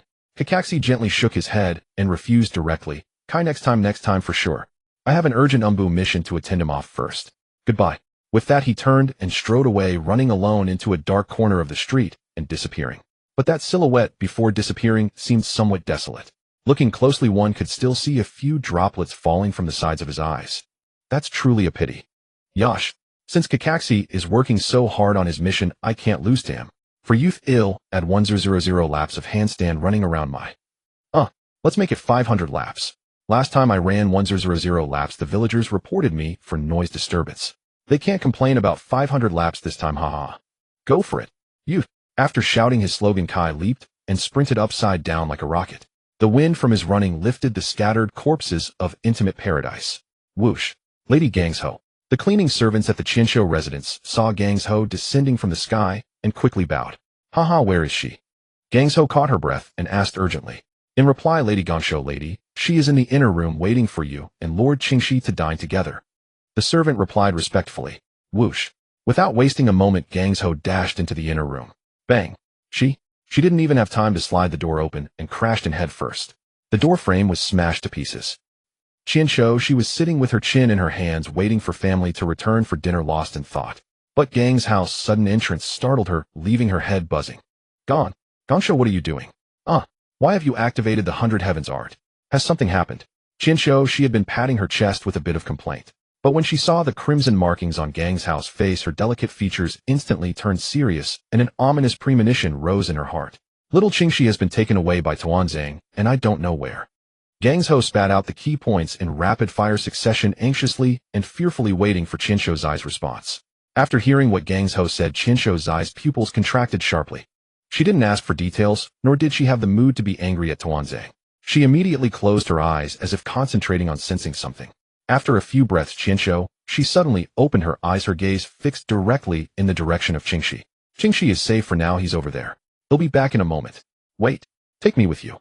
Gangzhou suddenly rushed over anxiously, trying to grab Qianshou. But in the moment she was about to touch, whoosh. Only Gangzhou remained empty and lonely, standing there. Hiss, hiss, hiss. 10,000 snakes hissed in unison. Immersed in darkness, Qingxi heard the roaring hiss approaching from afar. Even through countless layers of wood-released defenses, the terrifyingly penetrating sound could not be blocked.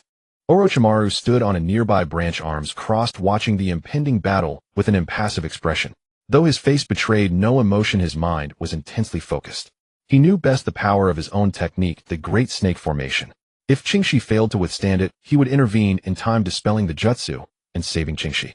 After all, from the very beginning, Orochimaru's goal was never to take Qingxi's life. It started with a craving for his bloodline, then grew into intense curiosity upon their first meeting, a desire to probe Qingxi's depths. Later he uncovered jaw-dropping extraordinary secrets the Sharingan would release, and more. Yet even at the end he never once thought of killing Qingxi. Orochimaru simply wanted to become him. Only at the moment of successfully becoming Qingxi would he truly want to kill him. Boom! A deafening explosion erupted. The sea of snakes instantly reached the giant wooden ball. Then countless sounds of blades piercing and impact rang out in succession. The vast snake sea, upon colliding with the leading snakes, swallowed the wooden ball, protecting Qingxi in the wood. Chips flew and shattered. Blades pierced and snapped. The snake sea crashed and strangled. Then as each snake shadow exhausted its strength or vanished, it exploded instantaneously. When the blast wave from a snake shadow's self-destruction shattered the other snake shadows entangled with it, a chain reaction began, triggering a series of explosions. Each dying snake shadow's self-destruction took dozens of other snakes with it, meaning dozens of explosions occurred simultaneously. Like a row of dominoes, the dense explosions started from one point and spread within seconds. The snake sea, stretching nearly a kilometer, turned into a towering inferno in an instant. A terrifying shockwave swept through, bending the branches beneath Orochimaru to the point of breaking. Countless trees in the forest bent low. Orochimaru stood still, his hair disheveled. His gaze was utterly focused, his perception entirely concentrated on the center of the boundless sea of fire. He did not move. He could still sense the faint life force at the center.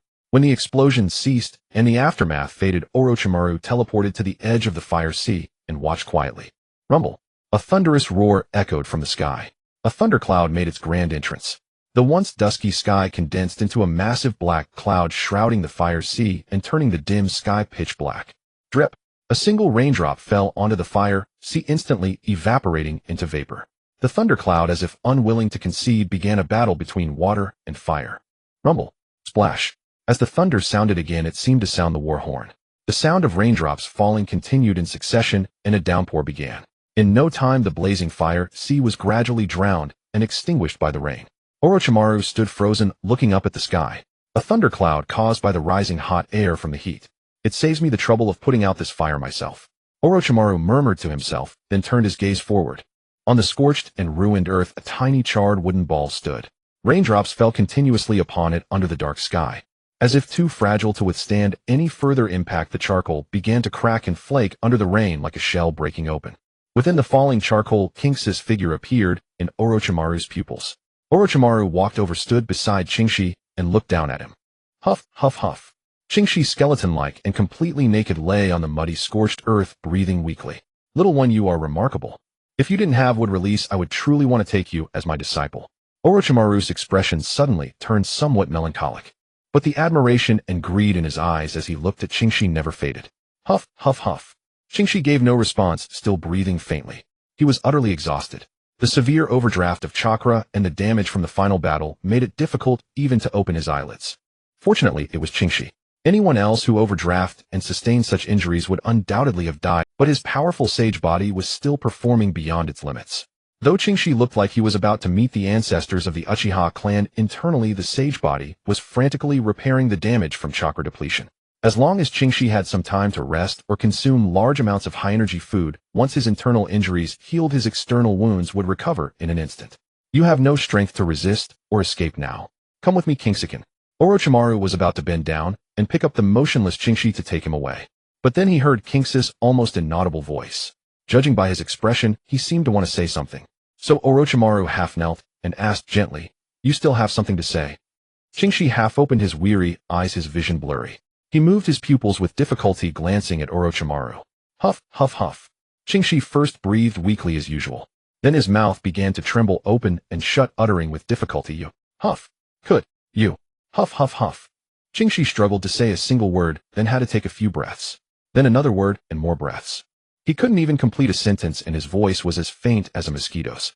Helpless Orochimaru leaned in closer to listen carefully to what Qingxi was trying to say. After several breaths, perhaps the Super Sage Body Plus Max had restored some of his strength.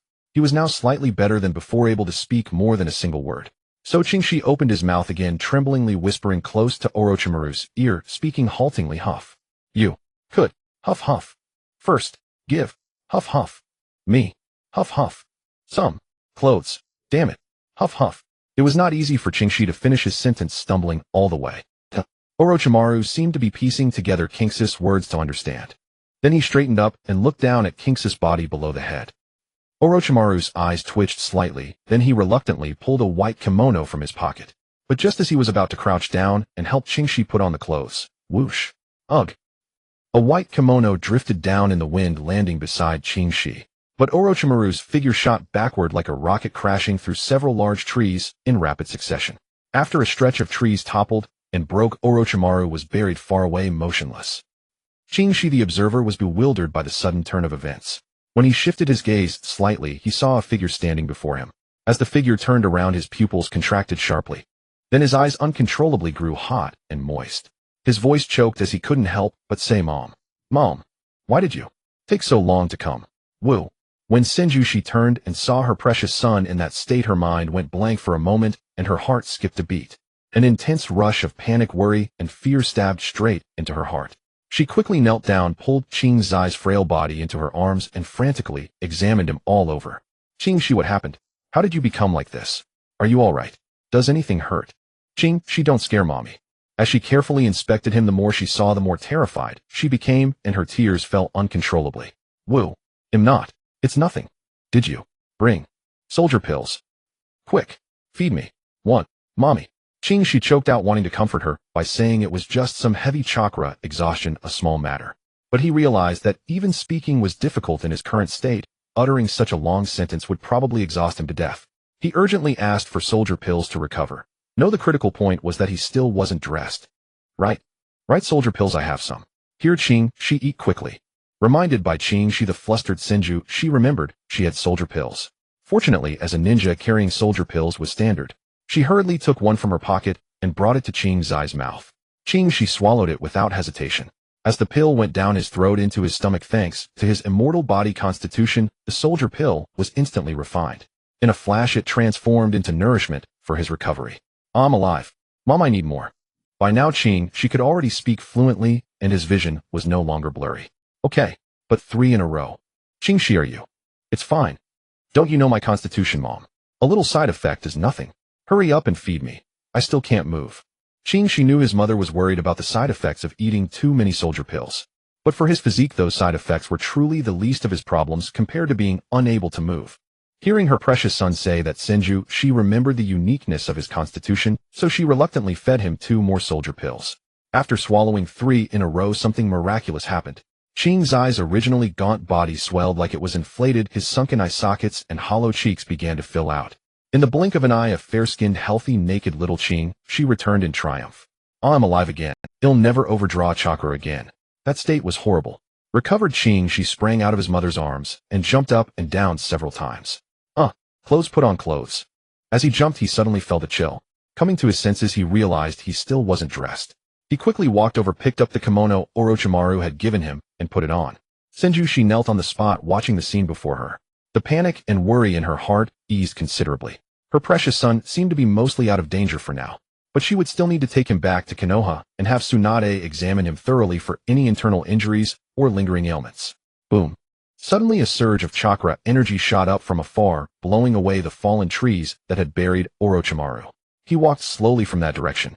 Now his clothes were tattered and a trace of blood trickled from the corner of his mouth. So it's Senju Shiajonin. That kick of yours packed quite a punch. Almost as strong as that woman Tsunade. But I never expected you to have hidden that move. Was that Flying Thunder God just now? Orochimaru smiled, but his eyes revealed unmistakable seriousness. Qing, she tilted his little head and looked at his mother. Mom, you can use Flying Thunder God. Senju, she had calmed down. She stood up, ignoring Orochimaru for a moment, and immediately looked at her son kindly and gently, answering his question. Yes, not long after I had you, I was bored and learned it easily. Ever since I gave birth to you, I've stopped taking ninja missions, so I've rarely had a chance to use it. Not many people. Upon hearing the affirmative answer, Qing's eyes' first reaction was neither shock nor inward grumbling about his mother's modest boast. At this moment his heart cried out, Mom, why didn't you tell me sooner? You can use Flying Thunder God. Why didn't you mention it before? The fourth Hokage and his wife died unjustly. If I had known my mom also knew Flying Thunder God, 2 Flying Thunder Gods, then there would have been room to maneuver back then. Even though I still couldn't guarantee success, this deadlock could have been broken. Mom, you hid this from me for 6 whole years. If not for today, I would still be kept in the dark. Little Naruto, I'm really sorry. When brother gets back, he'll buy you the most expensive and best milk as compensation. Wait, that's not right. When did my mother put the Flying Thunder God mark on me? Where is it? After realizing this, Qing, she quickly groped up and down, shaking his head to check for any mark on his body. Are you looking for the mark, Qing? Right after I learned it, I imprinted it on you when you were still nursing. It's on your bottom. It doesn't show normally. Senju, she guessed his thoughts just by looking at him. What? Mom, how could you put it on my bottom? Anywhere else would be fine, but you chose there. Why put it there? Qing, she felt like the sky was falling, a stamp on his bottom, and the kind that couldn't be wiped off. Mom, what pattern is your mark? Resigned, he asked the question that concerned him, hoping it was a cool, handsome design. Hearing this, Senju, she focused her mind to reveal the pattern on Qing's eye's bottom, then said, Qing, she take a look.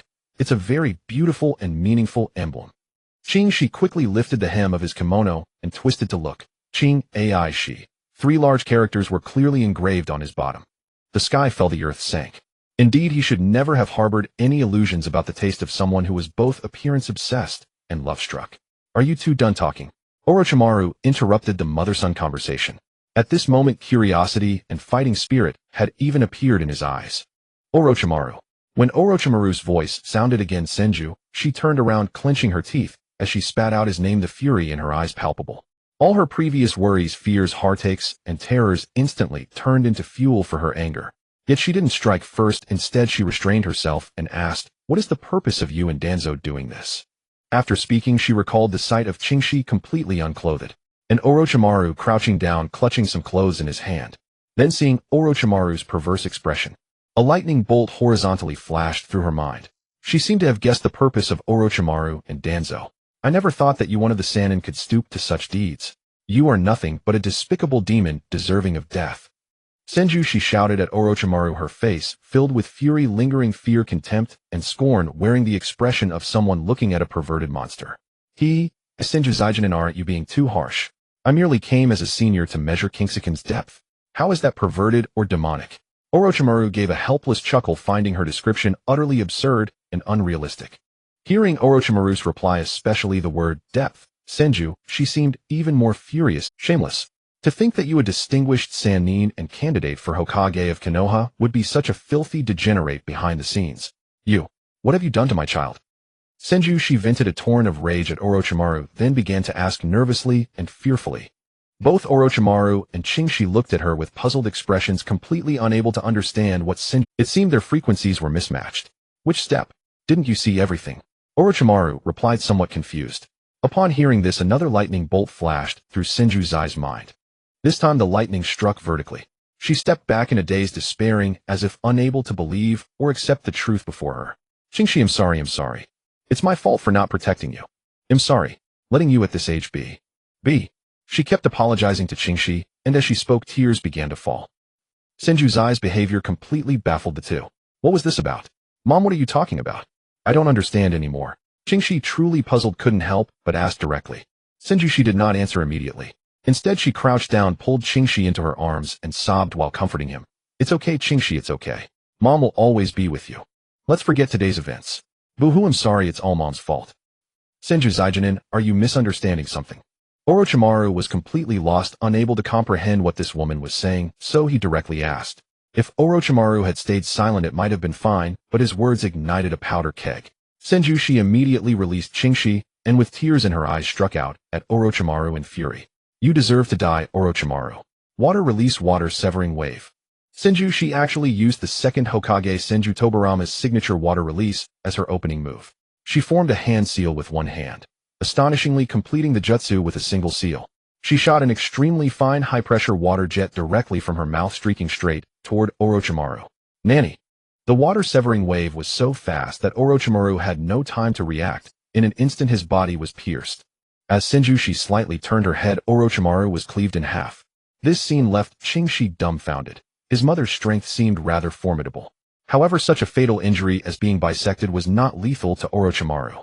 Indeed, the next moment, from the severed upper and lower halves of Orochimaru's body, numerous snake shadows suddenly emerged, rapidly approaching and intertwining. They actually pulled the separated parts back together and reattached them. But before Orochimaru could react, Senju, showing no surprise at the scene, instantly threw 3 kunai engraved with the characters Qing Ai Shi. At the same time, she condensed a high-pressure water katana in her hand, and with a body flicker, closed in on Orochimaru, poised to swing. Hidden Shadow Snake Hands. Facing the incoming attack, Orochimaru raised his hand, conjuring snake shadows that lunged to bite. Shoo! But the moment the snake shadows approached, Senju Zai's figure vanished like a phantom and reappeared near one of the kunai on Orochimaru's left. She maintained the same swinging posture, and as the attack was about to reach Orochimaru, he reacted swiftly, attempting to turn and block. Shoo! Senju Zai's figure vanished again, appearing at a kunai behind Orochimaru's flank. All this happened in a flash of lightning within milliseconds. This attack left Orochimaru with no time to react at all. Slash. One cut. Orochimaru's head was cleanly and flatly severed. The cut was so smooth that not a single drop of blood had yet seeped out. This showed the sharpness of her water blade. But it was not over. After severing Orochimaru's head before Senju, she had sheathed her blade before her feet touched the ground, and before Orochimaru's separated head even began to fly, she vanished from behind his side. When Senju Zai's figure reappeared, she was exactly at the last kunai, which was near Orochimaru's front. Water release, 1,000 streams slash. The moment her voice fell, space seemed to darken, time appeared to freeze. She remained in the posture of lowering her blade after severing Orochimaru's head. Yet without any visible movement of her blade or any further action, 1,000 slender crescent moon-shaped azure water slash marks materialized in the blink of an eye. The dense slash marks enveloped the entire area of a dozen meters around Orochimaru, leaving no gap. Thud. Time resumed its flow. Senju Zai's feet, which had never touched the ground, finally landed. The water slash marks dissipated as well. Orochimaru's head still maintained the posture of about to be thrown into the air, but it could not fly anymore. For his head and body in an instant were covered with countless tiny lines invisible to the naked eye. A gentle breeze blew, and Orochimaru turned to dust scattering in the wind. Qingxi stood behind, his jaw dropping, exaggeratedly dragging on the ground, intimately touching the earth. His mouth stretched longer than his body. His eyes opened wider than ostrich eggs. Is this my mom? Is this really my mom? What kind of jutsu was that which never appeared in the original? That was freaking awesome. Especially combined with the flying thunder god's swoosh swoosh swoosh. So cool. And then the victim, with a gentle breeze, turned to ash. Oh, wood release doesn't seem so appealing anymore. My wood release compared to this is simply a spectacle of incongruity, like a muscular Barbie uprooting a willow versus a graceful swordsman performing the Jade Maiden swordplay. Wang Jiata's sensual dance versus Zhang Jie's surname-specific dance. Don't ask him which corresponds to which. He desires both. Mom, I want to learn.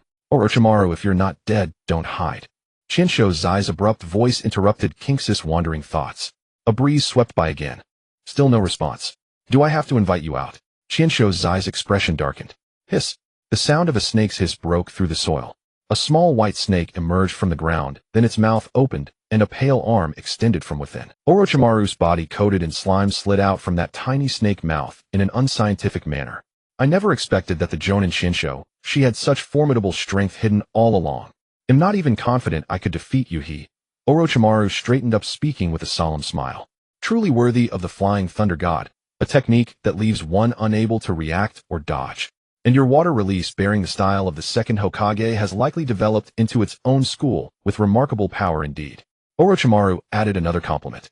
Having experienced the might of that water release firsthand, he was certain that a heating confrontation would be impossible for him to withstand. After several exchanges, he could roughly gauge the situation. If it came to a life-or-death struggle, it would likely end in a draw, 50-50. He couldn't kill her, and she couldn't kill him. He couldn't detain her, and she couldn't detain him. They were two people who could not overwhelm each other.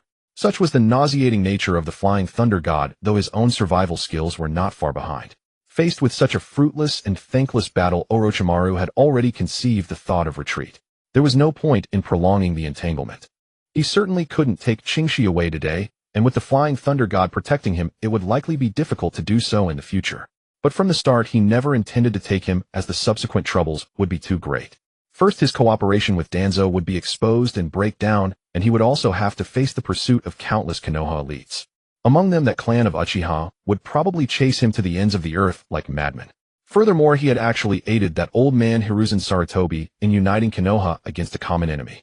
In such a scenario, wanting to hide and conduct experiments peacefully was nothing short of a fool's dream. The most troublesome was still that damned Flying Thunder God. Of course, if he could actually take him away, it would be worth it. Compared to the risks, obtaining this incomparably perfect body, one that would never reappear in history, clearly offered greater rewards. But the problem remained that troublesome Flying Thunder God. Forget that. Looking at the current situation, it was obvious he couldn't take him. However, having achieved the two main objectives, there was little meaning in dragging on. Shinsho, she remained unmoved by Orochimaru's compliments. When she saw him suddenly fall silent, as if savoring something, her mind immediately jumped to a conclusion, and rage surged within her. Orochimaru, you shameless lecherous pervert. Hope you die a miserable death, and you dare to reminisce. With that, she prepared to activate the Flying Thunder God again. Wait, you've been saying baffling things since just now. What do you mean? As a scientist obsessed with immortality, you could call him mad, despicable, or unscrupulous. But what do you mean by shameless lecherous pervert? You're applying words meant for that guy Jiraiya to him. No, he absolutely couldn't tolerate this. Comparing him to Jiraiya was the greatest insult. Even if he had to forego immortality, scratch that. Even if he died 100 times today, he had to make this clear. You dare to play dumb? Orochimaru, he'll kill you. Shinsho Zai's fury had reached its peak, and she raised the kunai in her hand ready to throw. Wait, Mom. Lecherous pervert. What are you talking about? Qingxi had originally planned to watch the show, hoping to see what other cool techniques his mother had hidden and to beg her to teach him later. But then he suddenly heard his mother blurt out, lecherous pervert. A sense of foreboding crept into his little mind. His mother might have imagined something wildly off. Qingxi, it's okay, don't say anything. Just pretend nothing happened like a bad dream. Mom will erase the source of this nightmare for you. Shinsho, she faced with her son's inquiry, paused her action and comforted him before preparing to strike again, aiming directly at Orochimaru. Wait, stop. Mom, explain clearly. What nightmare? What are you talking about? What are you thinking? Qingxi rushed over and grabbed his mother's leg, demanding an explanation. Qingxi, I understand how you feel. Just keep pretending you know nothing. No, nothing happened. I misspoke, I'm sorry. Shinsho, she forced herself to speak in the gentlest tone, trying to prevent her son from recalling those unbearable memories.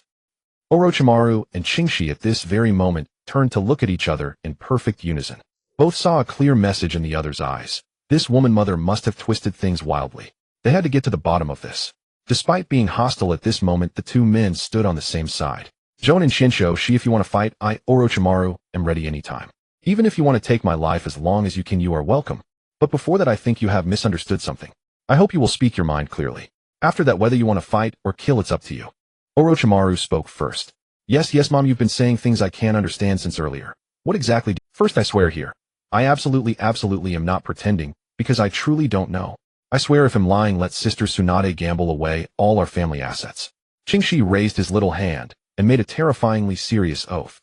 His mother knew best how miserly her son was. He always managed the family finances, preventing Tsunade from gambling. Just how strict was he? She recalled how he had once, in front of both Tsunade and herself, said very seriously, from now on I must manage all the family's money. Every expenditure must be allocated by me. Most importantly, Sister Tsunade, using family money for gambling is absolutely unacceptable. If I find out you secretly take money to gamble, they'll change my surname, to Uchiha pack up overnight and return to the Uchiha clan. He'll never come back to the Senju. At the time, Tsunade was truly frightened by her son's words, and indeed never used family money for gambling even once. So now hearing her son swear by that, she believed him. Thus Chinsho, she a little timid and afraid of hurting her precious son's feelings, leaned down and whispered softly tentatively, Qingxi, don't be afraid, mom is here. No matter what happens, I will always be by your side. Just tell me the truth, and I will get justice for you. So, Qingxi, did Orochimaru violate you? 2. A thunderous roar echoed, lingering without cease. A fine ceaseless drizzle pattered down. 2 peals of thunder resounded, striking deep into the hearts of the 2 petrified figures.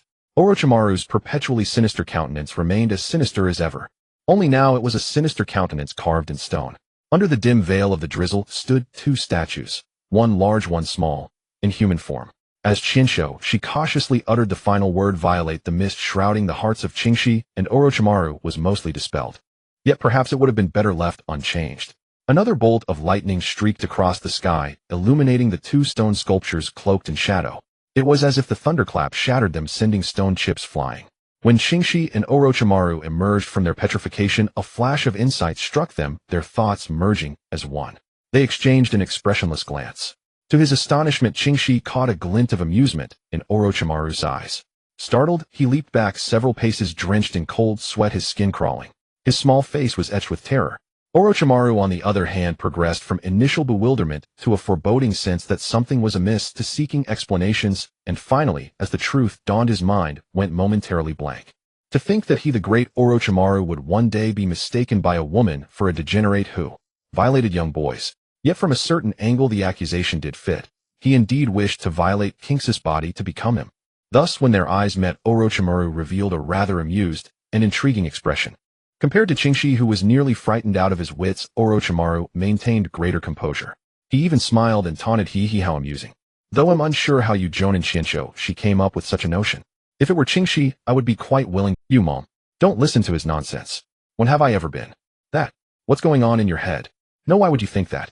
Qingxi hastily interrupted his mother, who was about to resume the fight. If they kept babbling, his chastity would be shattered today. Qingxi, don't worry. No matter the cost, mom will erase this nightmare for you today. Shinsho, she turned back to reassure him. Mom, I haven't. You listen to his lies. Do you believe him or me? Qingxi panicked, clinging tightly to Chinsho's eyes leg. Seeing her son on the verge of tears, her heart softened, and she quickly said, Mom believes you. Of course Mom believes Qingxi. Then explained first. How could you come up with such an absurd idea? As mother and son stood, one frantic, unable to explain despite having a mouth, the other full of heartache, wearing an expression that said she understood without explanation, Orochimaru's smirk widened. Orochimaru's smile only grew wider. Mom saw it. Qingxi, you weren't wearing any clothes, and that damned Orochimaru was holding your clothes. And he even dared to say he was measuring your. Chinsho's eyes heart ached as she tremblingly stated what she believed to be the truth. At this point, as if rage surged anew, she turned and yelled at Orochimaru, Orochimaru, you teamed up with Danzo to kidnap my son, all to satisfy your filthy, perverse desires, right? I will never let you get away with this. Orochimaru did not reply, his smile only grew more unbridled. Mom, what exactly are you imagining? My clothes were burned off when I fought that bastard Orochimaru. Didn't you see the charred ground where I was lying? And didn't you see what I was wearing when I left this morning? This one is the clothes I borrowed from Orochimaru after my original ones were burned. Qingxi chose not to reveal the truth that he had stripped off his clothes to avoid Orochimaru's pursuit and make a clean, explaining that would be even more troublesome, and there was no evidence. Seeing that his mother's stubborn mind had almost convinced her that he had been violated, he quickly thought on his feet, pointed at the charred earth, shoved the evidence in her face, and reminded her of the clothes he had worn when he left home that morning. Listening to her son's explanation, Chinsho's eyes face froze for a moment. Then she recalled the clothes Qingxi had worn when he left home that morning, comparing them to his current attire, and looking at the scorched earth stretching for miles. It seemed she might have actually misunderstood, and her thoughts had gone wildly astray.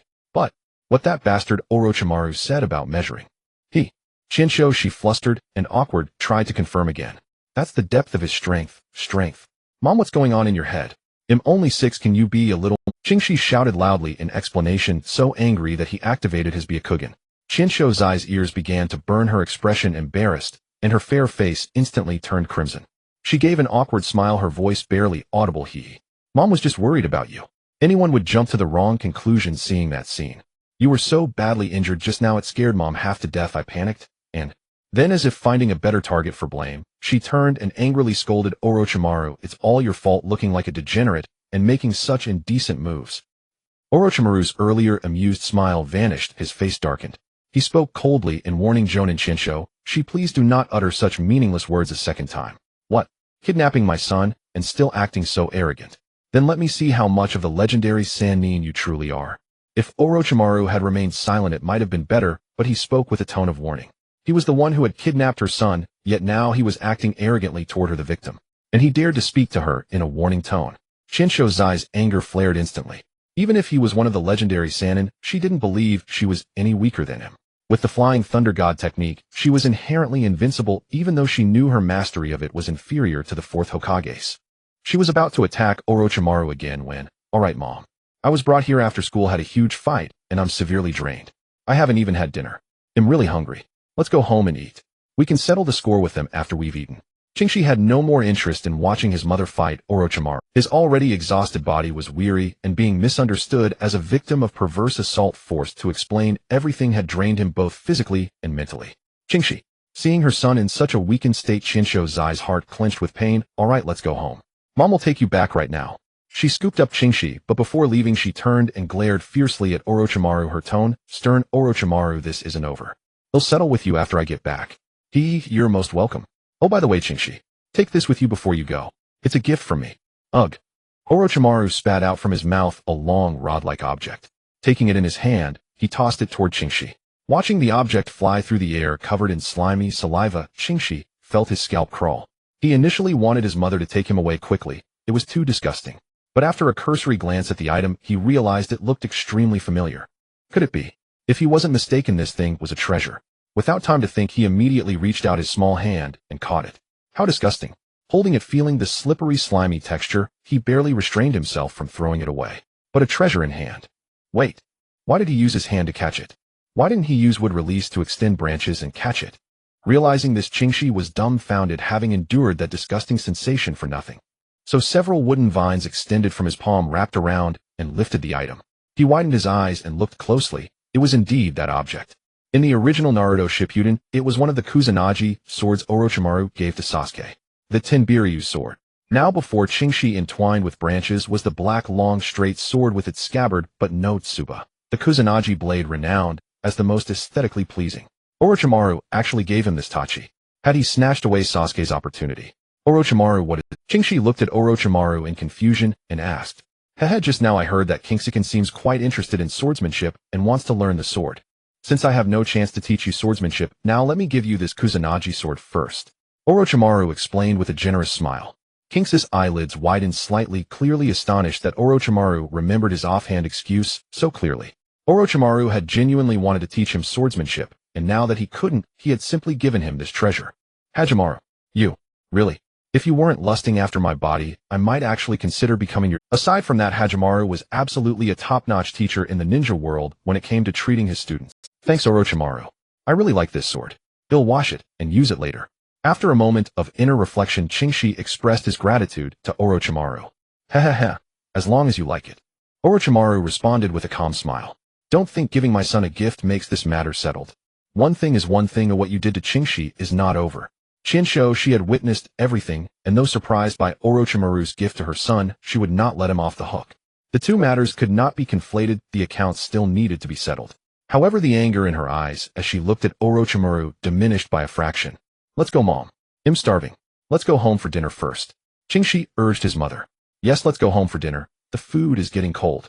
After saying this, Shinsho, she sensed the location of their home, used the Flying Thunder God technique, and vanished in an instant.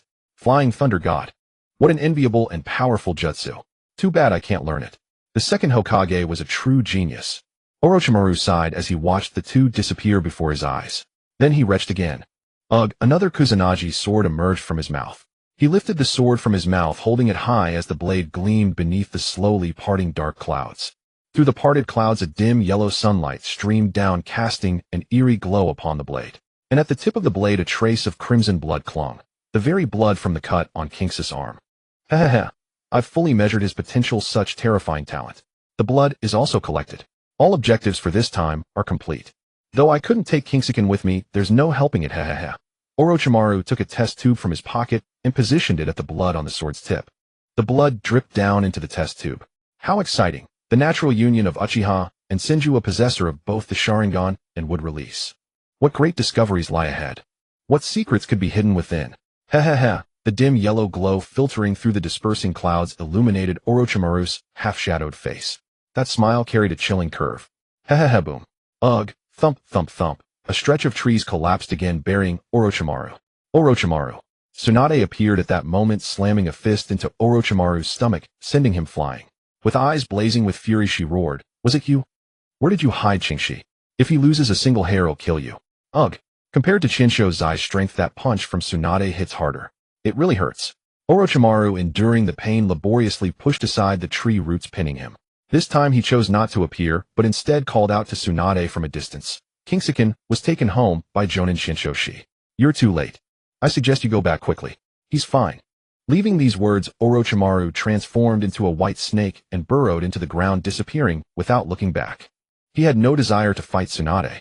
"So it was you after all, you bastard. Don't run. Come out and die." Sensing the fading of Orochimaru's chakra, Tsunade used a body flicker to dash forward. She aimed a full-powered punch at the ground where Orochimaru had vanished. The earth cracked. Broken trees shattered and scattered, the powerful shockwave blowing everything away. With the strength of 100 seal activated, Tsunade's punch held nothing back. The intense shockwave penetrated deep into the earth. It was unclear whether it hit Orochimaru. But if one shifted their gaze to Orochimaru's mouth, they would see a stream of crimson blood spurting out. Huh. Damn Orochimaru, he got away. In Tsunade's sensory perception, Orochimaru's chakra had completely dissipated. Panting heavily, she looked toward the direction of the Senju residence and murmured with concern, "Qingxi, please don't be in trouble." Then she dashed toward home at top speed. "Finally I can eat. What a terrible day today. Flying Thunder God is really convenient." Delicious. Qingxi brought back to the Senju residence instantly by Chinsho Zai's Flying Thunder God saw the table full of dishes and sat down without a word, devouring the food wildly. His eating speed was like a whirlwind, wolfing down everything. His mouth was like rubber, opening wide and swallowing whole. Even a rubber man would have to say sugoi. Chinsho, she however, was looking around as if searching for something but couldn't find it. She scratched her head and murmured with confusion, "Where did Tsunade go? Damn it. Almost there. Wait for me, little Qingxi. What do you think you're doing with all that murderous intent?" Standing at the gate of the Uchiha compound, Fugaku watched as a group of tribesmen, eyes red and killing intent overflowing, marched toward him in a mighty procession. Answering the call, clan leader, "Kill Danzo.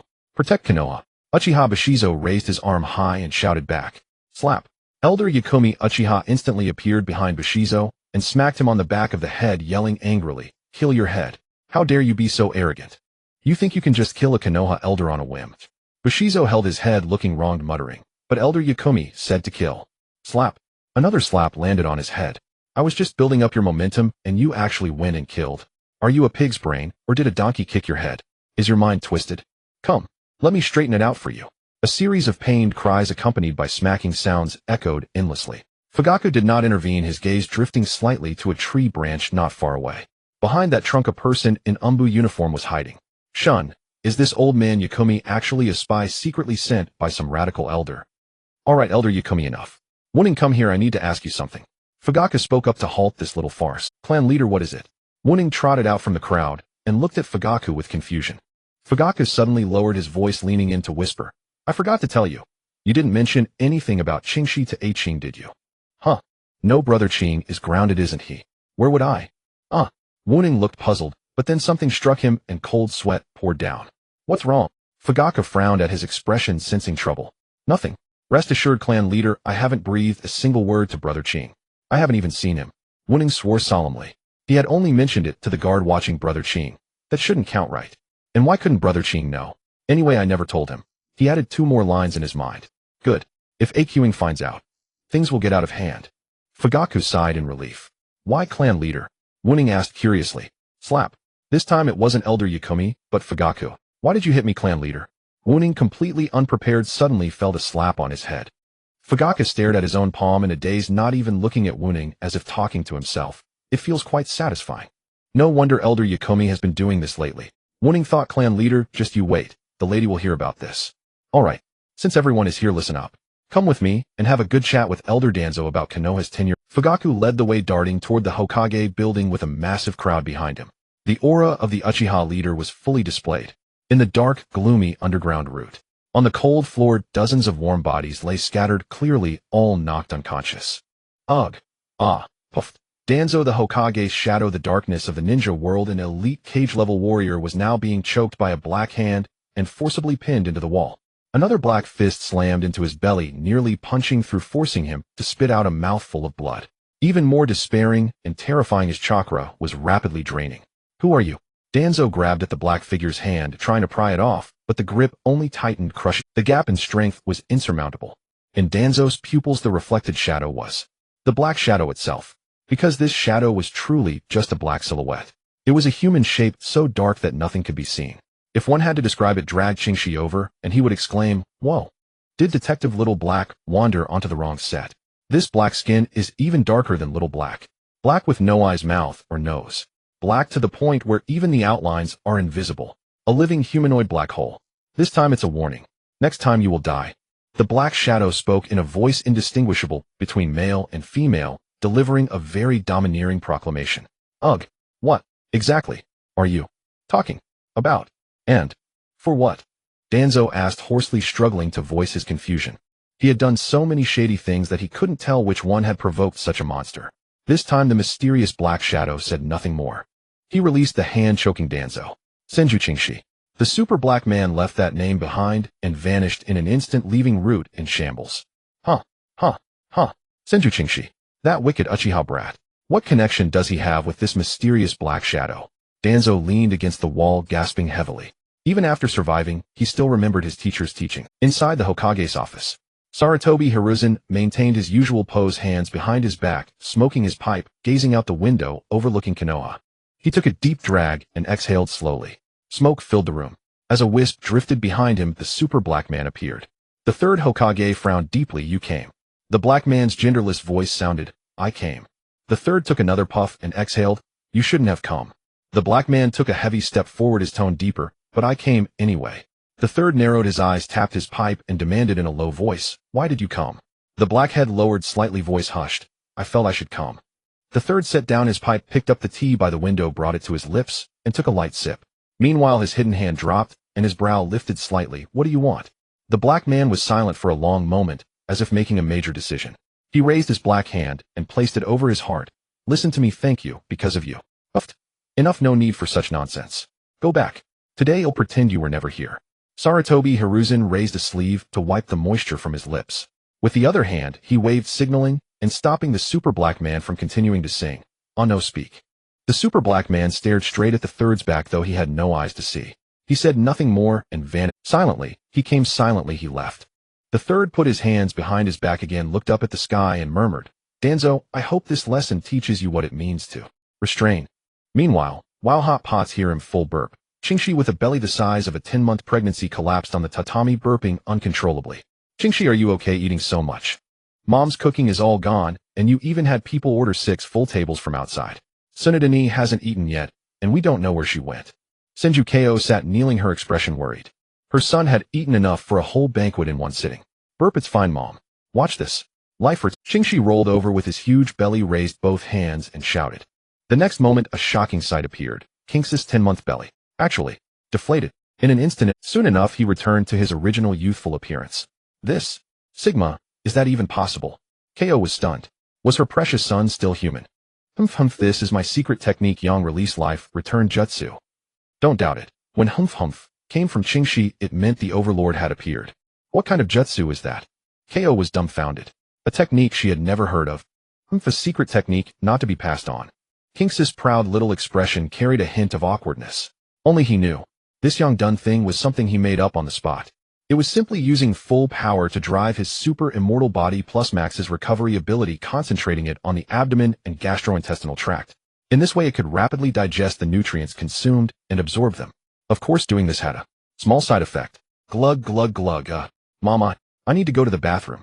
After saying that, Qingxi swooshed away, even producing a sound of breaking air, heading straight for the toilet. But just as he was about to touch the hopeful handle and pull open the door of paradise. Oh. Splash, splash, splash, gurgle, gurgle, gurgle, blub, blub, blub. His face immediately wrinkled into a mass of creases. His small mouth formed a big O. His whole figure turned gray-white. In King's ears a desolate and beautiful poem sounded from somewhere. The wind howls fiercely within the belly, 1,000 torrents rush toward the slender waist. Just half a step lifted the gate burst in an instant close were all waves. Pitiful, pitiful, ugh so smelly. This task of writing I am not up to and shall depart. The narrator holding his nose slipped away. A puddle of yellowish liquid flowed on the floor. Truly worthy of the power of 6 tables, plentiful and filling. Then a cloud of yellow smoke instantly filled the inner room. She, having witnessed this magnificent scene from start to finish, sat stunned, as silent as a cicada. Swish. Little Qingxi, are you okay?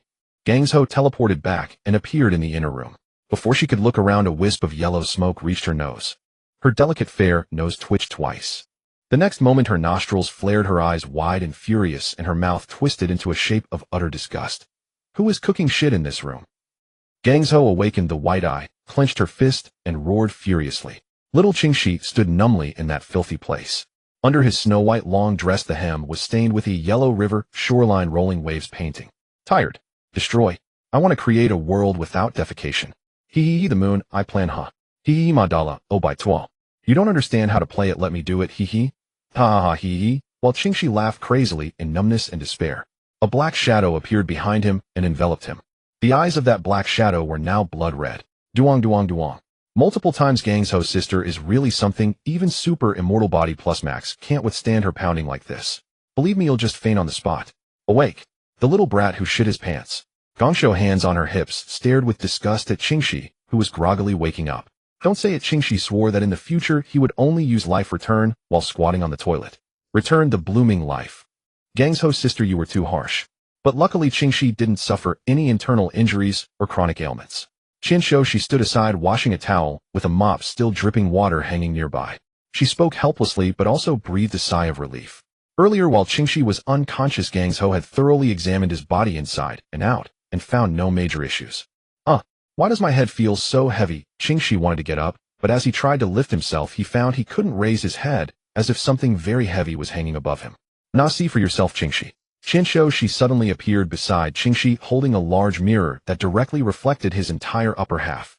If you looked closely you might see the suppressed smile at the corner of Qingxi's eye's mouth. But King's attention was now completely drawn to his own reflection. At that moment the mirror reflected a brain fruit ability user. Dr. Qingxi punk. What the hell is this? Duong. Whoa, it hurts. Why did you hit my wound again? Qingxi covered his head, which was too big to hold, and grimaced in pain.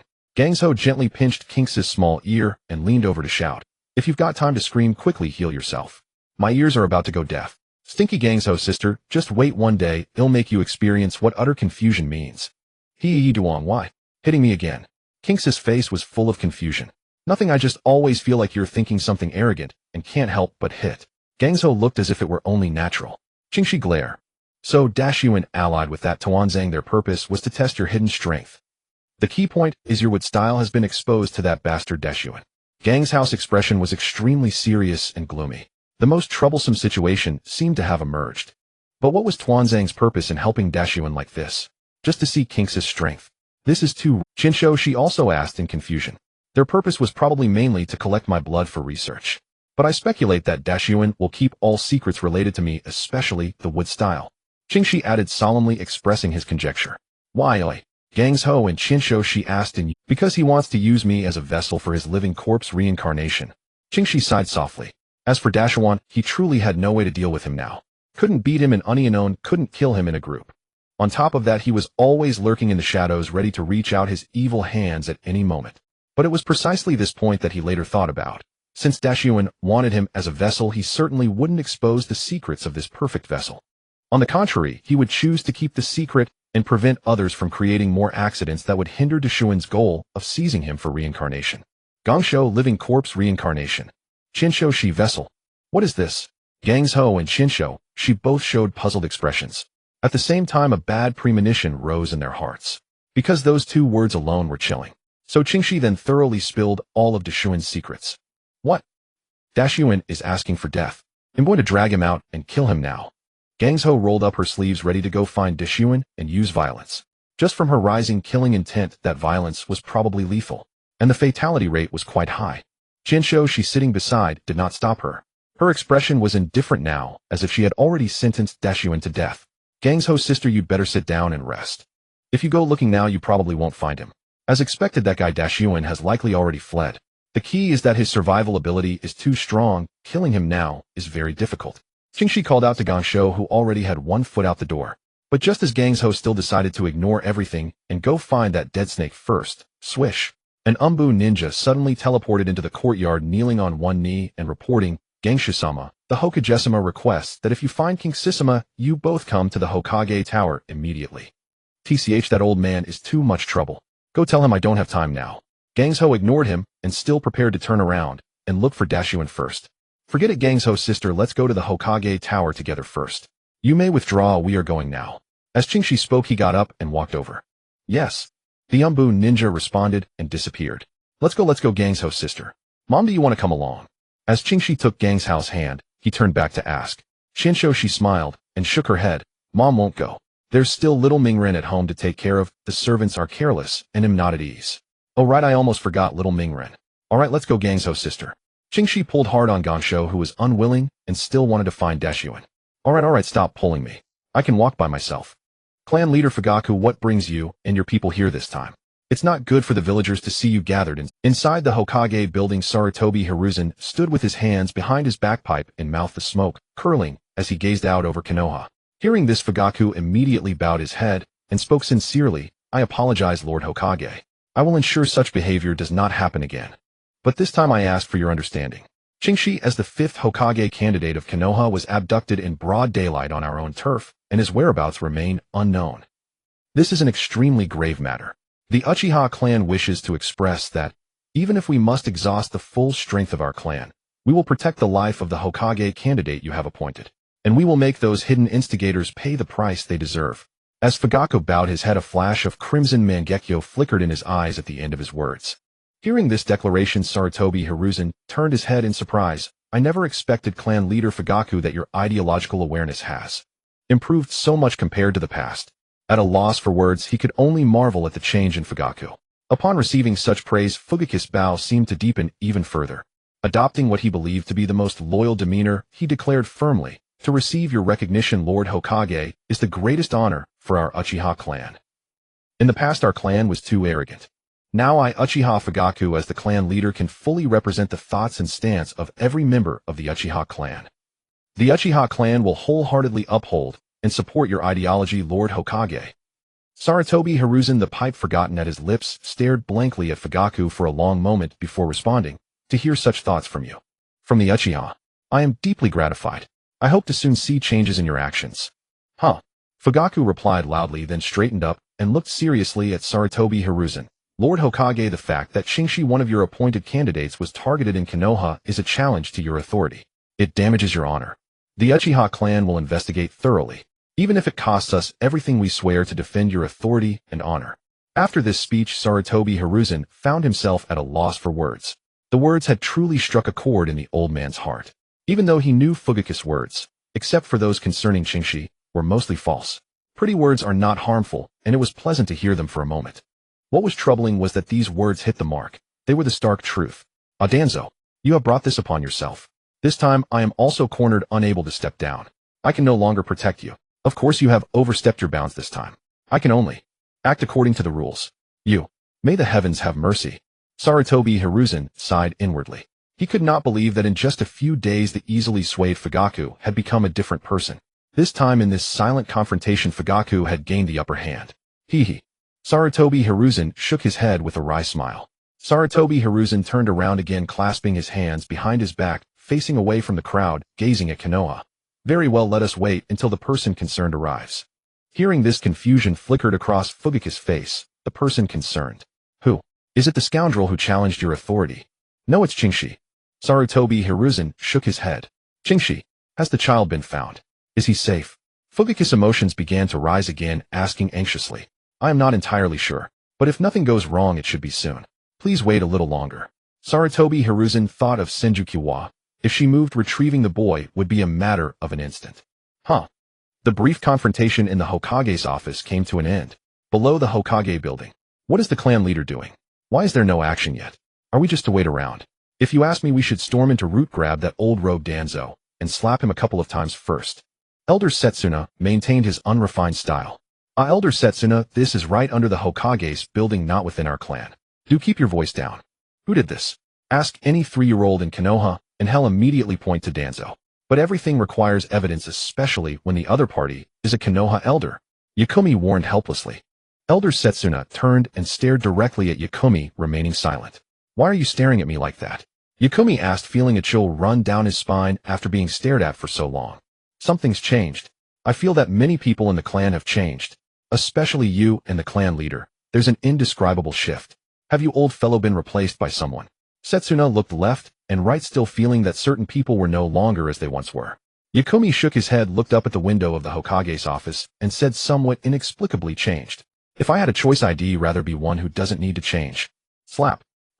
Yakumi clutched the back of his head, turning back in disbelief to look at his old friend. Why did you suddenly hit me? Nothing, I just saw the back of your head gleaming and felt a sudden itch in my hand. Couldn't help it, so I didn't hold back. Elder Setsuna said with perfect composure. Heh, hee. You mother bleeping bleep bleep. Take this. Yakumi chuckled lowly, then burst into a string of curses. Not satisfied, he raised his hand to deliver a slap. Old man, you dare to throw a punch. Afraid of you, bleep bleep. Setsuna raised his arm to block, while spouting unspeakable words. Thus Sarutobi Hiruzen, who was standing in the Hokage's office with his hands behind his back, gazing at Konoha, found his attention drawn to the scene below the next moment. A group of Uchiha stood below the building, encircling 2 nearly 100-year-old men who were brawling like street thugs. From above, it looked like a crowd gathered in a circle watching a cockfight. This left Sarutobi Hiruzen utterly speechless. Whoosh! A figure appeared outside the crowd in front of the Hokage building. The Uchiha Clan. Why are they gathering here again? What are they gawking at? Shinshi, nestled in Tsunade's warm and fragrant embrace, gazed with bewilderment at the Uchiha's peculiar behavior. Uchiha again. Such a nuisance. Tsunade cradled Shinshi and strode forward, commanding, move aside. What are you Uchiha up to congregating here? Lady Tsunade, you. That's King's child. He. Uchiha Takino, lingering at the periphery, turned to see who had spoken, and found it was Tsunade. Then snapping to attention, he saw the child in her arms. The Uchiha clan's magnum opus, the son of Uchiha Ching. He quickly pushed through the other Uchiha onlookers, elbowing his way into the crowd, shouting frantically as he went, this is bad. Something terrible has happened. Something huge. But alas, they could not hear him, nor did they have the time to listen. At that moment, the 2 elderly men both but alas, they could not hear him, nor did they have the time to listen. At that moment, the 2 elderly men, both nearly 100 years old, had reached a fever pitch in their battle. Elder Shana had locked Elder Yaoai's neck from behind, thrust 2 fingers up into his nostrils, curling them upward with all his might. The force was so great that Elder Yaoai's upper lip was forced open, bearing his gums. Elder Yaoai lay pinned, gasping for breath, but his free hands, one of which had similarly shoved 2 fingers into Elder Shana's nostrils, were thrusting upward with reckless abandon, aiming to pierce through to his brain. Upon closer inspection, Elder Shana's nostrils were stretched so wide that fine cracks seemed to appear around the rims. Meanwhile, Elder Yaoai's other hand yanked at Elder Shana's hair, pulling downward with all his strength to better drive those fingers deeper. Whoa, looks like Elder Yaoai is dealing more damage. Are you blind? It's clearly Elder Shana who's got the upper hand. Exactly. Sure, Elder Yaoai's strikes look more brutal, but he's the one getting choked out by Elder Shana. Yeah, I reckon Elder Yaoai won't last much longer. The Uchiha onlookers debated fiercely over this once-in-a-century spectacle. After all, the 2 most senior elders of the clan engaging in such a raw, bone-crushing brawl was a rare sight, one that wouldn't be seen again anytime soon. Uchiha Takino, who had been darting around the edges, catching only fleeting glimpses of the action, finally pushed his way to the front row to stop the elders. Wow, he had completely forgotten his mission, utterly captivated by the thrilling scene before him. Sister Tsunade, let's go see what's happening. Tsunade, with a resigned sigh, carried Shinshi through the gap. The Uchiha around them noticed Tsunade passing by and made way, then immediately turned their attention back. The little one Shinshi was completely ignored. What is it? Let me see. Wow, Shinshi too was stunned. What are you looking at? Don't block my view. Shinshi, in Tsunade's arms, suddenly propped himself up on her chest, blocking her entire line of sight. She nudged him aside, craned her neck to look ahead. Wow. Even Tsunade couldn't help but utter the exclamation rising from the depths of her heart. Back to the battle. As expected, the next moment Elder Yaoai could no longer hold on, his breath was failing. And so at the critical juncture of life and death, he unleashed unprecedented strength. He kicked off the ground with both legs, using the recoil to execute a flawless backflip. Leveraging the momentum, he freed his throat from the lock. As his legs swept through the air, he clamped them around Elder Shanna's neck, locking him in turn. But Elder Shanna reacted swiftly. Seizing the opening in Yao Wei's stance, he too clamped his legs, re-establishing the lock. Wow, awesome. They're locked together. This is intense. Now it's a contest of who runs out of air. I still say Elder Yao Wei will give up first. Why, oi, idiot. Yao Wei was just choked and hadn't even caught his breath before getting locked again. I see. The onlookers debated heatedly. Inside the arena, the battle had turned into a war of attrition.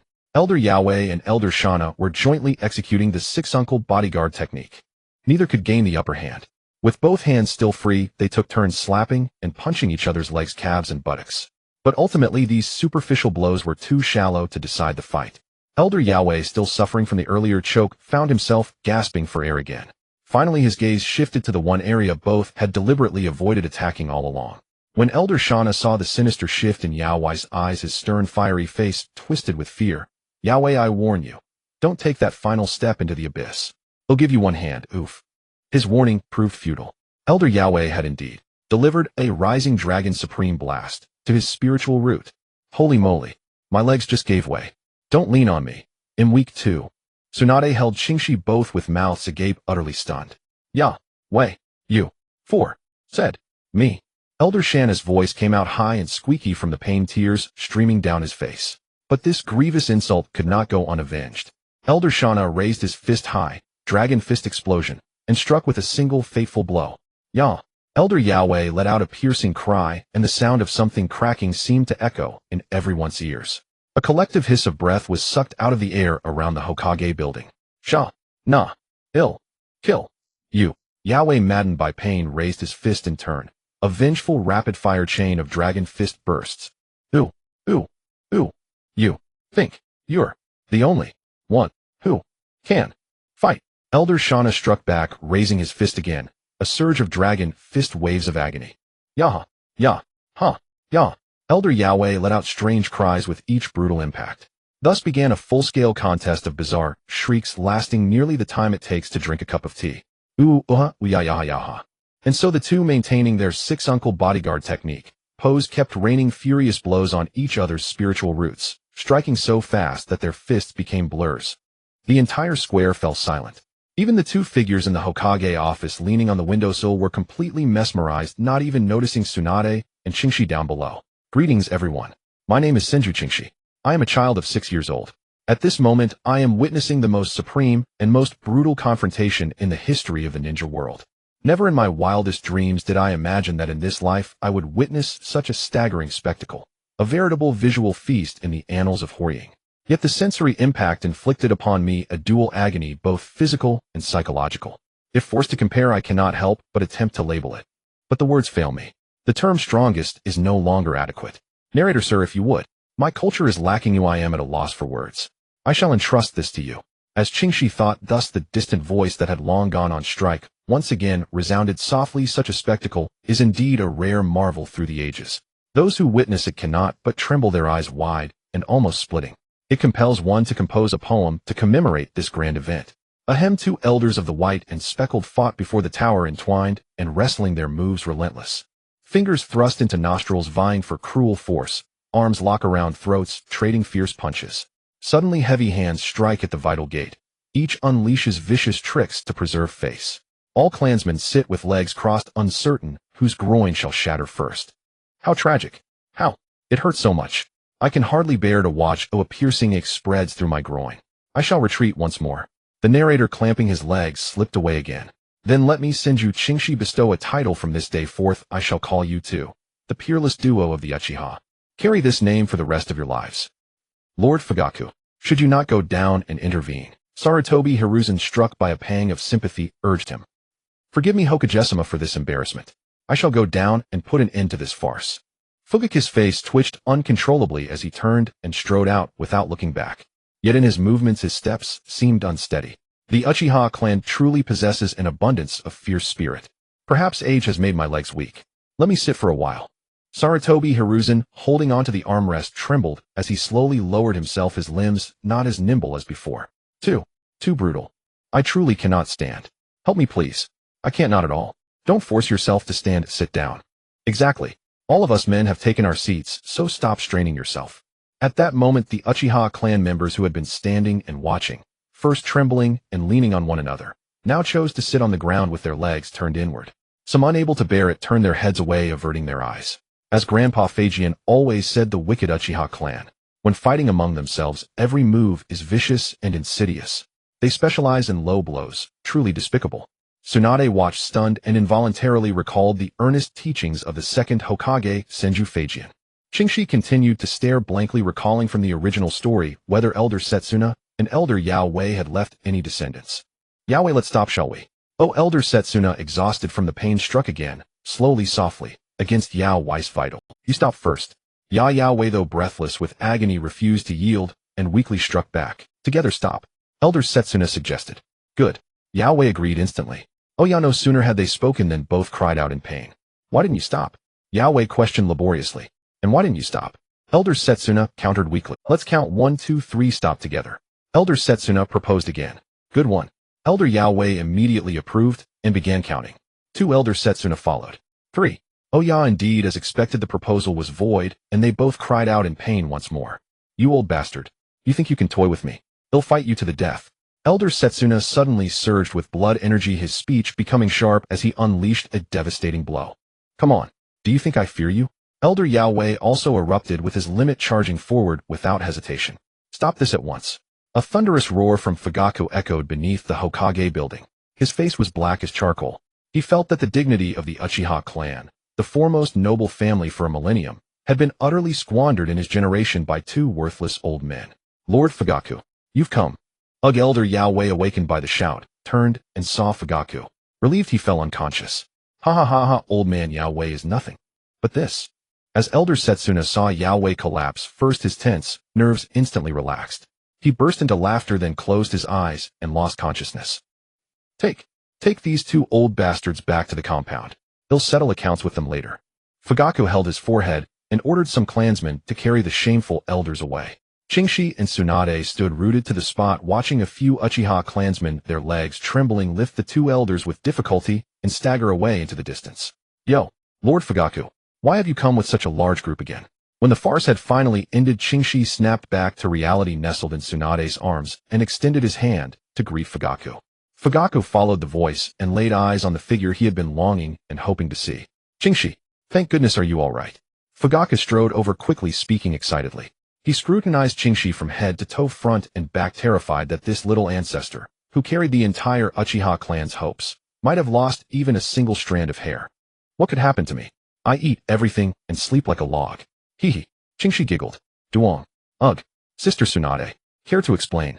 He had barely laughed twice when another loving knock from Tsunade landed on his little head. Who told you to say eat everything and sleep like a log? You ate and then filled the whole room with little brats. You wretched little thing. Do you have any idea how much I wanted to die cleaning that room just now? Tsunade first laughed coldly, then as she spoke seemed to recall that unbearable sight. The more she thought, the angrier she grew, and she shouted, before delivering another loving knock. Duong. Ugh, I was too hasty. I should have considered joining the Uchiha. It hurts. Qingxi, rubbing the 2 lumps on his head, suddenly began to miss the good times with the Uchiha. Over their little sisters and big sisters were waiting for him. Hahaha. Just thinking about it got him a little excited.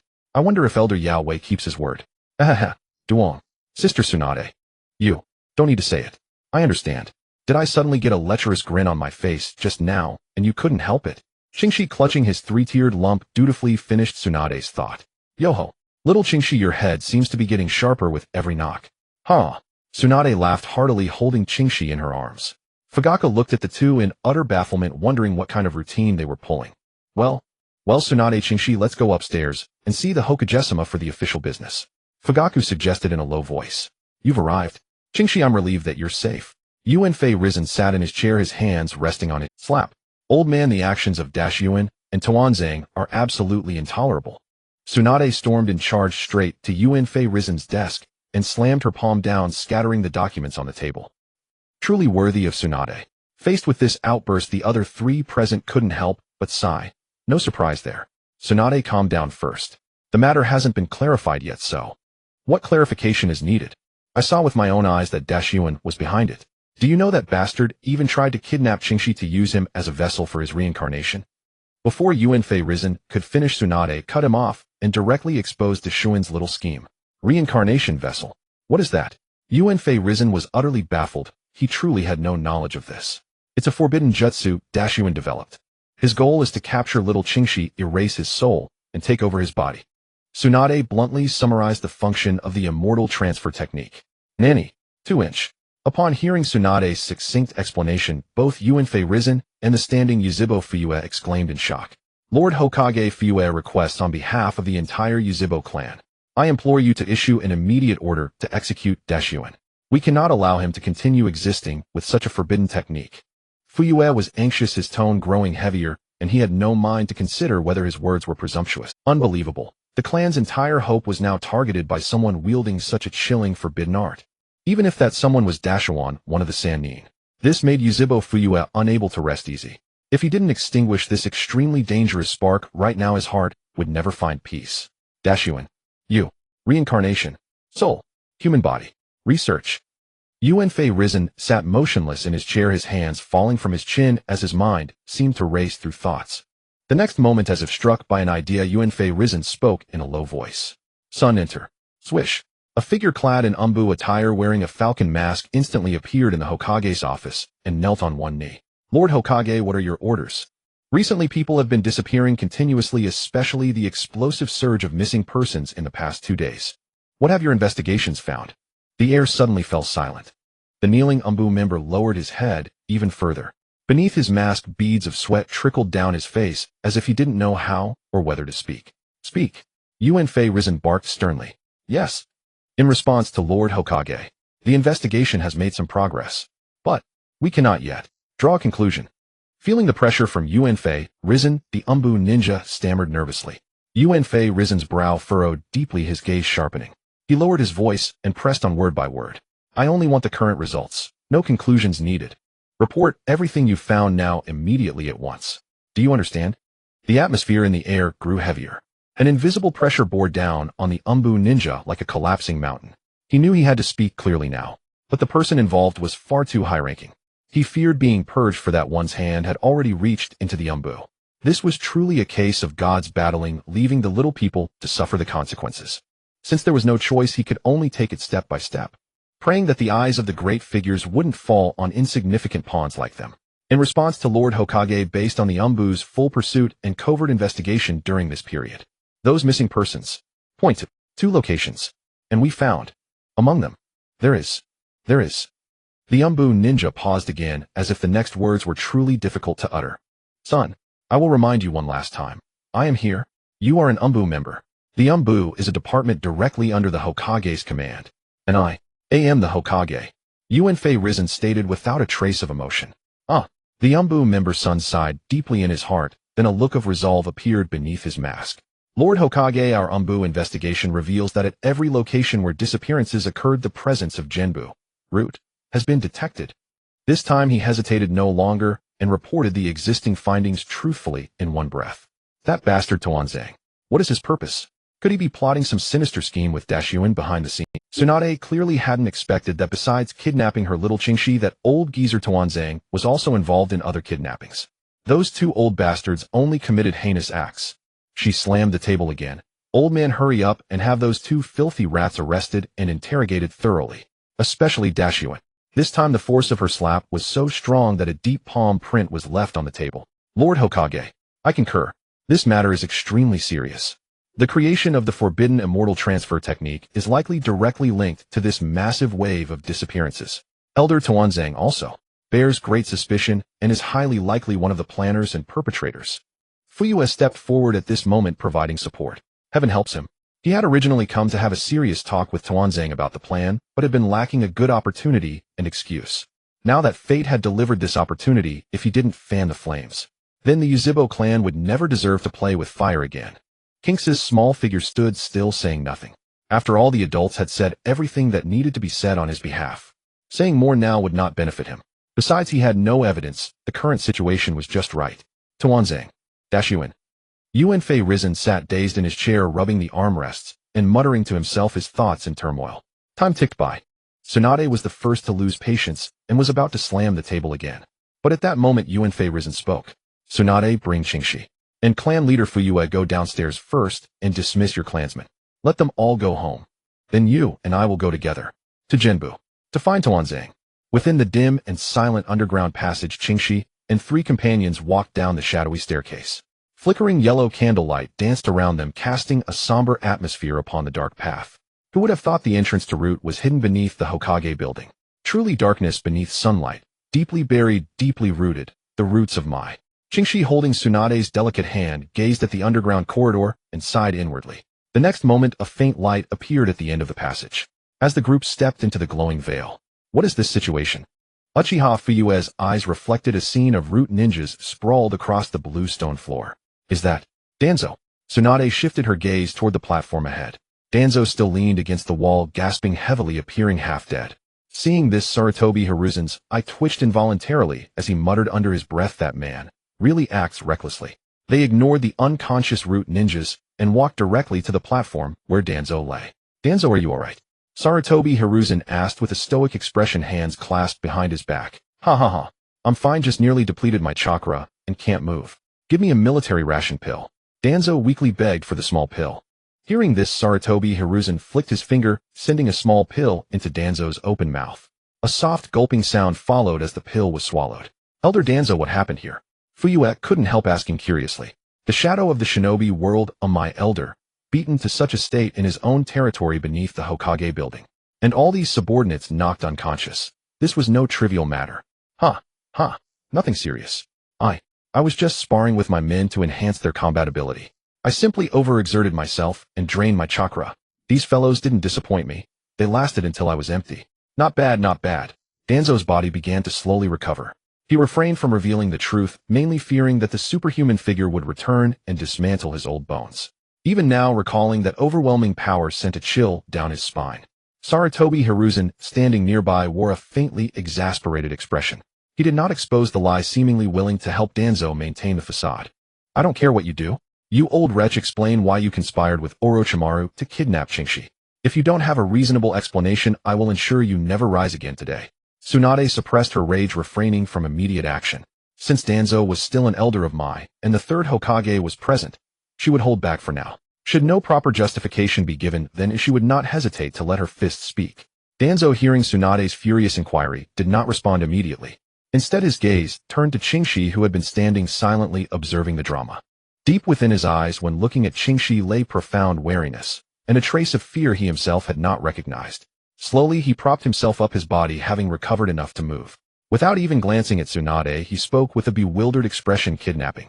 Conspiring with Orochimaru. When did I ever do such a thing, and when did I ever cooperate with Orochimaru? Tsunade, mind your status. Slandering of my elder is no small matter. You old piece of trash. You dare deny it, and even talk back. You seek death.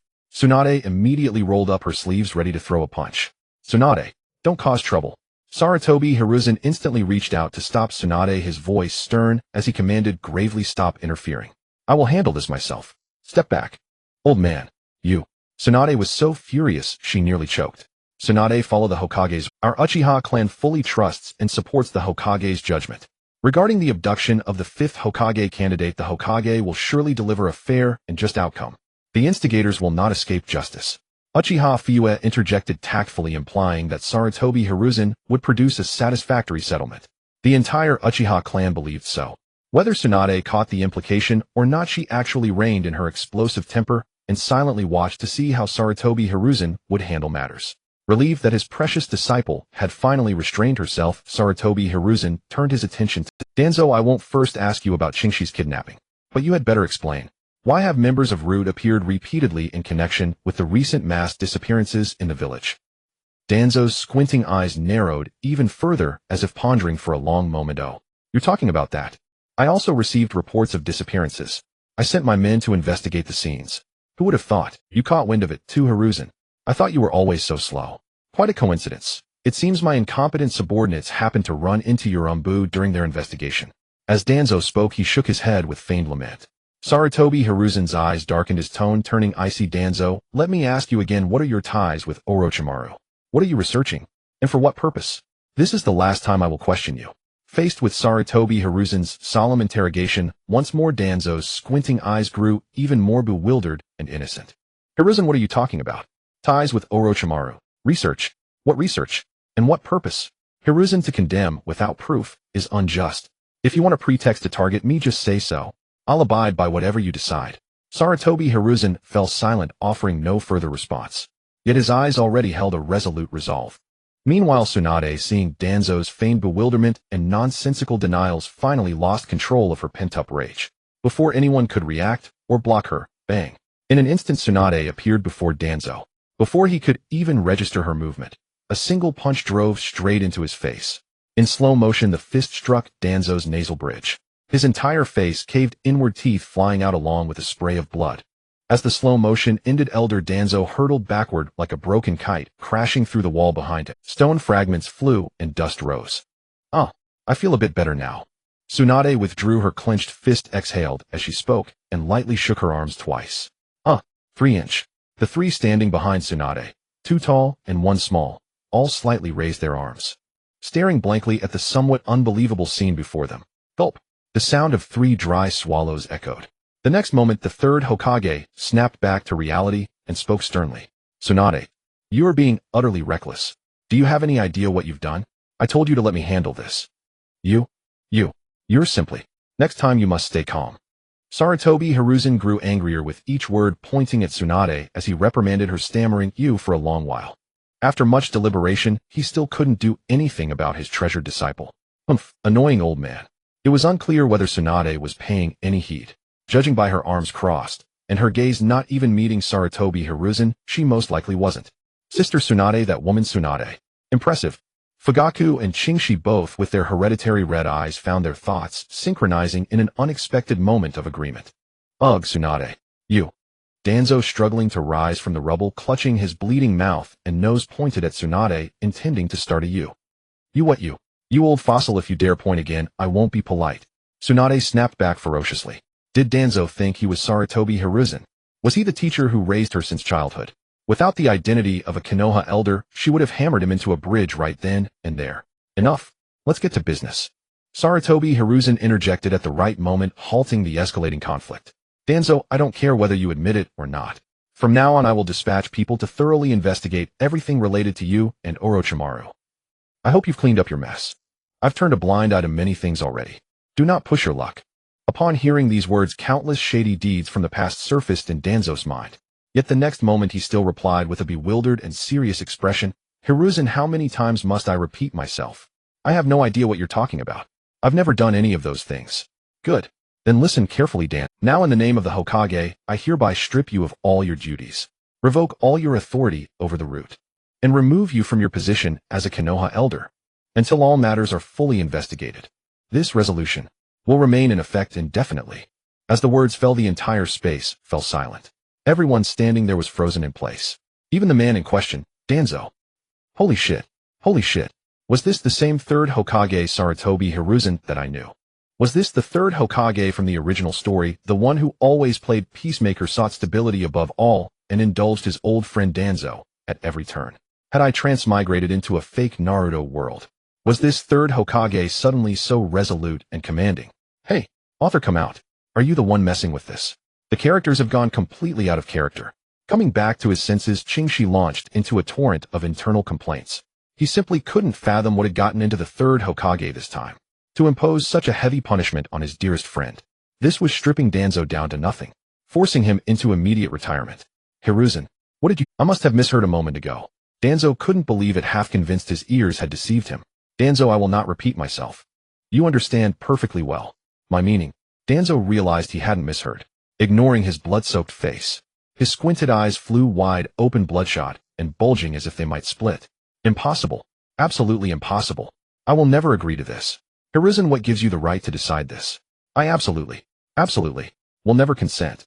He roared with a heart-wrenching cry, his teeth nearly grinding to dust. Facing Danzo, who resembled a savage beast, Sarutobi Hiruzen lowered his eyelids and spoke unhurriedly, as if delivering a final judgment. Danzo, your agreement or disagreement is irrelevant. This is my decision, because I am the Hokage. Silence. At that moment, Danzo's ferocious visage, after those final words, abruptly calmed. Hokage. Hahaha. Why wasn't it me who stayed back that year? Why didn't I stay back that year? Hokage. Fine. You are the Hokage, but I hope that you, monkey, will always be the Hokage. Danzo said, no more, resigning himself, as if accepting fate. He stood there silently, letting blood drip from his mouth and nose. Danzo, seeing his old friend's uncharacteristic demeanor and hearing the way he addressed him, Sarutobi, Hiruzen momentarily felt a pang of softness. Or perhaps it was the lack of the usual stubborn response which felt strange or unsettling. At this moment, he grew slightly dazed, his thoughts drifting. Before him, Danzo's aged face blurred, as if it had transformed back into its youthful form. Danzo, are you all right? Mind your own business, monkey. Don't say that. Now is not the time for comrades to fall. Shut up. I was the one who wanted to step forward, so don't play the lone hero, monkey. Danzo, the two of us have always been rivals, but now our comrades must unite. Leave aside personal obsessions with victory and defeat. The future of Konoha, let us guard it together. If you've always been one step ahead of me, I will never lose to you, Sarutobi Hiruzen. Scenes and dialogues from the past flashed through his mind like a revolving lantern. Anyone who didn't know would have thought he was about to die. If little Chingshi knew what Sarutobi Hiruzen was replaying in his head right now, he would definitely complain. Hey, what's with this? What's with this tragic farewell scene? Are we watching the wrong episode? Author. Very well, let it be so. Danzo, handle the handover yourself, then return to the Shimura clan. And rest well. Sarutobi Hiruzen ended his fleeting recollection with a silent sigh, issuing the final ultimatum. Okay, Danzo responded with just a single word. Wait. A voice rang out from behind the crowd, pressing pause on what seemed to be the closing scene. Everyone turned around to look. Two figures slowly emerged from the dim corridor. As the shadows gradually receded, their faces were fully revealed. Xiaochun, Menyan, why are you here? Sarutobi Hiruzen asked. The arrivals were none other than two members of Konoha's F4 and the highest power council of elders, Uchiha Koharu and Mitokado Hamura. What are we here for? It seems the third Hokage thinks we are both senile.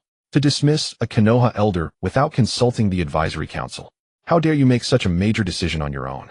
Uchiha Koharu squinted her eyes, walked forward a few steps, and stopped to interrogate Sarutobi Hiruzen. Hiruzen, you have always been thoughtful, and I believe your decisions have their reasons. But the decision regarding Danzo is truly inappropriate. Mitokado Hamura quickly stepped forward to add, you two old fogies, why can't you just stay put instead of meddling in everything? Seeing those two disgusting faces appear here, clearly intending to cause trouble, Tsunade's anger, which had subsided considerably, surged again. Tsunade, you are becoming more and more disrespectful. When the first and second Hokage sacrificed themselves, you were still young, so I will not comment on that. But after graduating from the Ninja Academy, you became Hiruzen's disciple. After all these years, you still show no respect for your elders, acting impulsively and recklessly. What has Hiruzen been teaching you all this time? Uchiha Koharu chided Tsunade with a senior's attitude. That instantly ignited Tsunade's fury, especially since she brought up her grandfather and granduncle. How could she tolerate that? You, old hag. Tsunade's eyes darkened as she growled in a low voice. Seeing his old friend being blunt and reckless, Mitokado Hamura sensed trouble. Tsunade advisor Koharu didn't mean it that way, she just. Enough. Tsunade, no more foolishness, leave it to me to handle. Consider it a request from your teacher. Sarutobi Hiruzen interrupted Mitokado Hamura's prepared speech, then looked helplessly at Tsunade. Faced with her teacher's pleading tone, Tsunade could only suppress her blazing anger once more. Fine, old man, I'll see how you handle this. Tsunade replied in a low voice, then turned to Uchiha Koharu and warned angrily, and you, don't let me hear you bring up my grandfathers again. Tsunade. Uchiha Koharu frowned deeply, wanting to retort. Let's talk business. Advisors Hamura and Koharu, did you two come all the way just to oppose my decision? Sarutobi Hiruzen spoke preemptively. To be honest, he was truly exasperated by these two women, Tsunade and Koharu.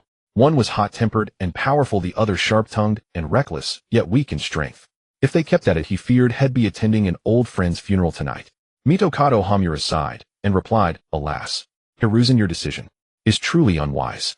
Danzo has dedicated himself all these years, everything he did was for Konoha. Exactly.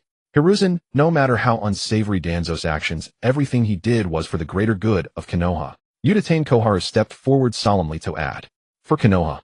Do you two know what Danzo has done? He participated in kidnapping the Hokage candidate, scheming with Orochimaru behind the scenes for kidnappings. Although the purpose hasn't been uncovered, do you have evidence? Uchiha Koharu interrupted Sarutobi Hiruzen's statement and retorted immediately. Currently, not yet. Before Sarutobi Hiruzen finished speaking, that voice spoke again. Then there is no evidence. No evidence, only one-sided statements. With just a hint of an investigation conclusion, how can you directly remove the Konoha elder from all duties? Third Hokage, are you not being too autocratic? Uchiha Koharu's words left Sarutobi Hiruzen speechless, unable to refute. After all, there was indeed no solid evidence. After pondering for a moment, he said coldly, I will soon find evidence of what dealings Danzo had with Orochimaru and whether he participated in the kidnappings. However, there are many witnesses to the kidnapping of the Hokage candidate. Witnesses? Who? Tsunade, or a 6-year-old brat you've designated as one of the 5th Hokage candidates. As she spoke, Uchiha Koharu's squinting old eyes turned toward little Qingxi, who stood aside with an innocent, adorable expression. A hint of disdain seemed to curl at the corners of her mouth. Damn, he'll throw you, you old hag. What do you mean? What's with that expression? I can't beat Orochimaru, but I can beat you. Don't believe he'll hit you with a Sharingan Jinjutsu and make you do a strip hula dance on the spot. Just kidding. Better forget it, my eyes are hurting a bit. Qingxi accidentally imagined that scene in his heart, and his little body began to tremble. It felt as if his eyes were stinging. He couldn't help but raise his trembling little hand to rub his eyes. Everyone saw this and thought that Uchiha Koharu had scared the child, so the crowd looked at Uchiha Koharu with contempt. Old hag. Such a cute and well-behaved little kid standing there obediently, without saying a word. Why did you scare him? Of course there was one exception. Bang. With the same speed, same technique, same spot, but much lighter force.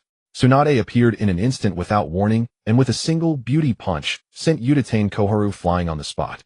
Ugh. In a flash, she made zero-distance contact with the wall, shedding large flakes of plaster.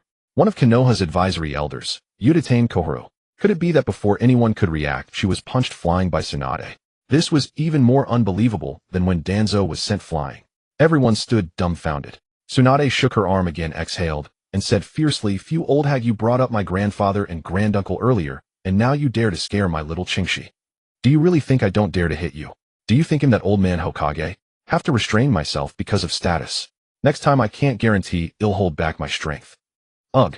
Tsunade. You're simply. Uchiha Koharu stood up shakily, covering her bleeding mouth and nose, her speech already sounding slurred. It seemed her front teeth had been knocked out. Shut up, you old hag. If you can't speak clearly, then don't speak. Listening to you is grating. Tsunade interrupted forcefully, showing no guilt for her actions. You. Uchiha Koharu's finger trembled violently as she pointed at Tsunade, stuttering for a long time without forming a sentence. She looked as if she might have a stroke and invite the whole village to a funeral feast any second. Damn, Sister Tsunade, so awesome. Is this the old generation's way of fighting? Or is it? Sister Tsunade just said. My little Qingxi, she tolerated the 1st and 2nd Hokage being mentioned, but she couldn't tolerate this for me. Could it be? This is the legendary. Wrath for a beauty. No wrath for a handsome man. Wow, Sister Tsunade, you're so manly, I really like you. Tsunade, you. How can you again? Coming back to his senses. Hiruzen Sarutobi's aged face was contorted with distress, the words of reprimand he wanted to utter stuck in his throat. He could only sigh softly and shake his head slightly, feeling immensely stifled. None of your business. Tsunade crossed her arms and turned her head to reply. Koharu, are you alright? Rest assured, Tsunade has repeatedly refused to change and has committed many acts of insubordination. I will have her confined to the Senju compound for proper reflection. Confined. 3rd Hokage. Koharu Uchiha heard this. Good heavens, she suffered such a heavy punch on her face, even lost her front teeth, and all she gets is a light sentence of confinement. Enough, Koharu. I tell you, just say less. Don't go provoking Tsunade. You know her temper after all these years, don't you? Manju Mizuki walked over, supporting her as they went, and advised. Fine. 3rd Hokage. In any case, you want to remove all of Danzo's positions. Without clear evidence, we advisory elders will never agree. As Koharu Uchiha's resentful and uncompromising words fell, the scene became deadlocked, the atmosphere oppressive and silent. Danzo stood behind the others, the corner of his blood-stilled mouth slightly curling upward. Hiruzen Sarutobi stared expressionlessly at his old friend Koharu, lost in thought. The dim underground root hall. Not even the sound of air movement could be heard, yet the noise of dust falling seemed almost audible to the ear. Tap, tap, tap. Within the dark underground passage leading to the Hokage building, a series of sudden hurried footsteps from afar to near echoed through the silent root hall. Bad news. Lord Hokage. Emergency. Emergency. Before the person arrived, the voice came first, an urgent message already transmitted. Everyone turned to look. An Umbu ninja wearing a hawk mask appeared before them, panting heavily. What happened? Hiruzen Sarutobi frowned and asked. Huff. Lord Hokage. Huff. Gulp. Falcon caught his breath, swallowed, and spoke again. My lord, we just received the latest report from the member secretly investigating Orochimaru. Orochimaru. At this point Falcon showed some hesitation. Seeing his subordinate hesitate again, Hiruzen Sarutobi's face showed annoyance. But judging by Falcon's demeanor, he knew this matter must be serious, so he quickly spoke in a low voice. What happened to Orochimaru? Speak. Don't make me repeat myself twice. According to the report, we discovered Orochimaru's secret laboratory deep beneath the forest of death. And inside the lab we found a large number of human remains. At this, Falcon couldn't help imagining the inhumane scene. Just hearing his colleague's report, he could imagine how cruel it was. Remains? How many? Have you identified the identities of the dead? Speak quickly. Hiruzen Sarutobi's face turned pale, and he pressed urgently. According to on-site comparison among the identifiable victims, all are missing villagers from Konoha, and some unidentified rogue ninjas. Counting the unidentifiable bodies, the number is in the hundreds. Among them. At the end of the report, Falcon's speech became hesitant again. What else? Report truthfully. Hiruzen Sarutobi's face turned from pale to dark. Hundreds of villagers, all from his own Konoha village. How dare Orochimaru do this? And he only discovered it now? Among them nearly dozens. Already. Inhuman. Infants. And young children. Falcon frowned as he delivered the heartbreaking intelligence. When the intelligence was fully reported, the atmosphere dropped to freezing point. Even the dust falling seemed afraid to make a sound. Hundreds. Villagers. Hiruzen Sarutobi murmured absently. Dozens. Infants. Children. Tsunade murmured softly while recalling her younger brother Nawaki. That Orochimaru. Fugako muttered in disbelief. Compared to the original story, reality is more cruel and bloody. Qingshi heard this bloody string of numbers and was deeply moved. Meanwhile, the faces of Manju Mizuki and Koharu Uchiha darkened. Their gazes simultaneously turned toward Danzo's position. Their eyes revealed a strange look, both unexpected and expected. Faced with these two indescribable looks, Danzo's gaze actually shifted slightly, as if he dared not meet their eyes. Orochimaru. A man and a woman. Two angry shouts rang out. Hiruzen Sarutobi and Tsunade spoke angrily. Advisor Koharu. Advisor Mizuki. I, in the name of the third Hokage, hereby announce the removal of all of Danzo's positions and leadership, but temporarily retain his status as Konoha Elder. Until all matters are thoroughly investigated and conclusive evidence is found, this decision will be implemented indefinitely. Any objections? Advisor Koharu. Advisor Mizuki. Hiruzen Sarutobi almost growled these words. Third Hokage, you. This is not in compliance. No objections, we agree. Manju Mizuki spoke up, interrupting Koharu Uchiha, who wanted to argue further. Mizuki, you. Koharu looked at him in disbelief. Manju Mizuki raised his hand to signal stopping her from questioning further.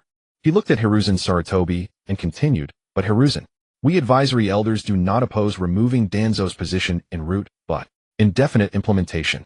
Isn't that too much? If it's 1 year, 2 years, 10 years, 20 years, and no substantial evidence is ever found, will it really go on like this? At this, Koharu Uchiha seemed to realize Manju Mizuki's intention and took over, pressing exactly. Root ultimately needs someone to manage it. Such an important department, will it be left idle and wasted? Or does the third Hokage plan to directly dissolve and disband Root? I never intended to abolish Root. Hiruzen Sarutobi replied with a grim expression. Since you don't intend to abolish Root, how can you leave such a large department leaderless indefinitely? Is there anyone more competent than Danzo? Yuanfei Rizen's countenance sank completely. Danzo, who had remained silent all along, felt the arc of his smile curl upward ever more.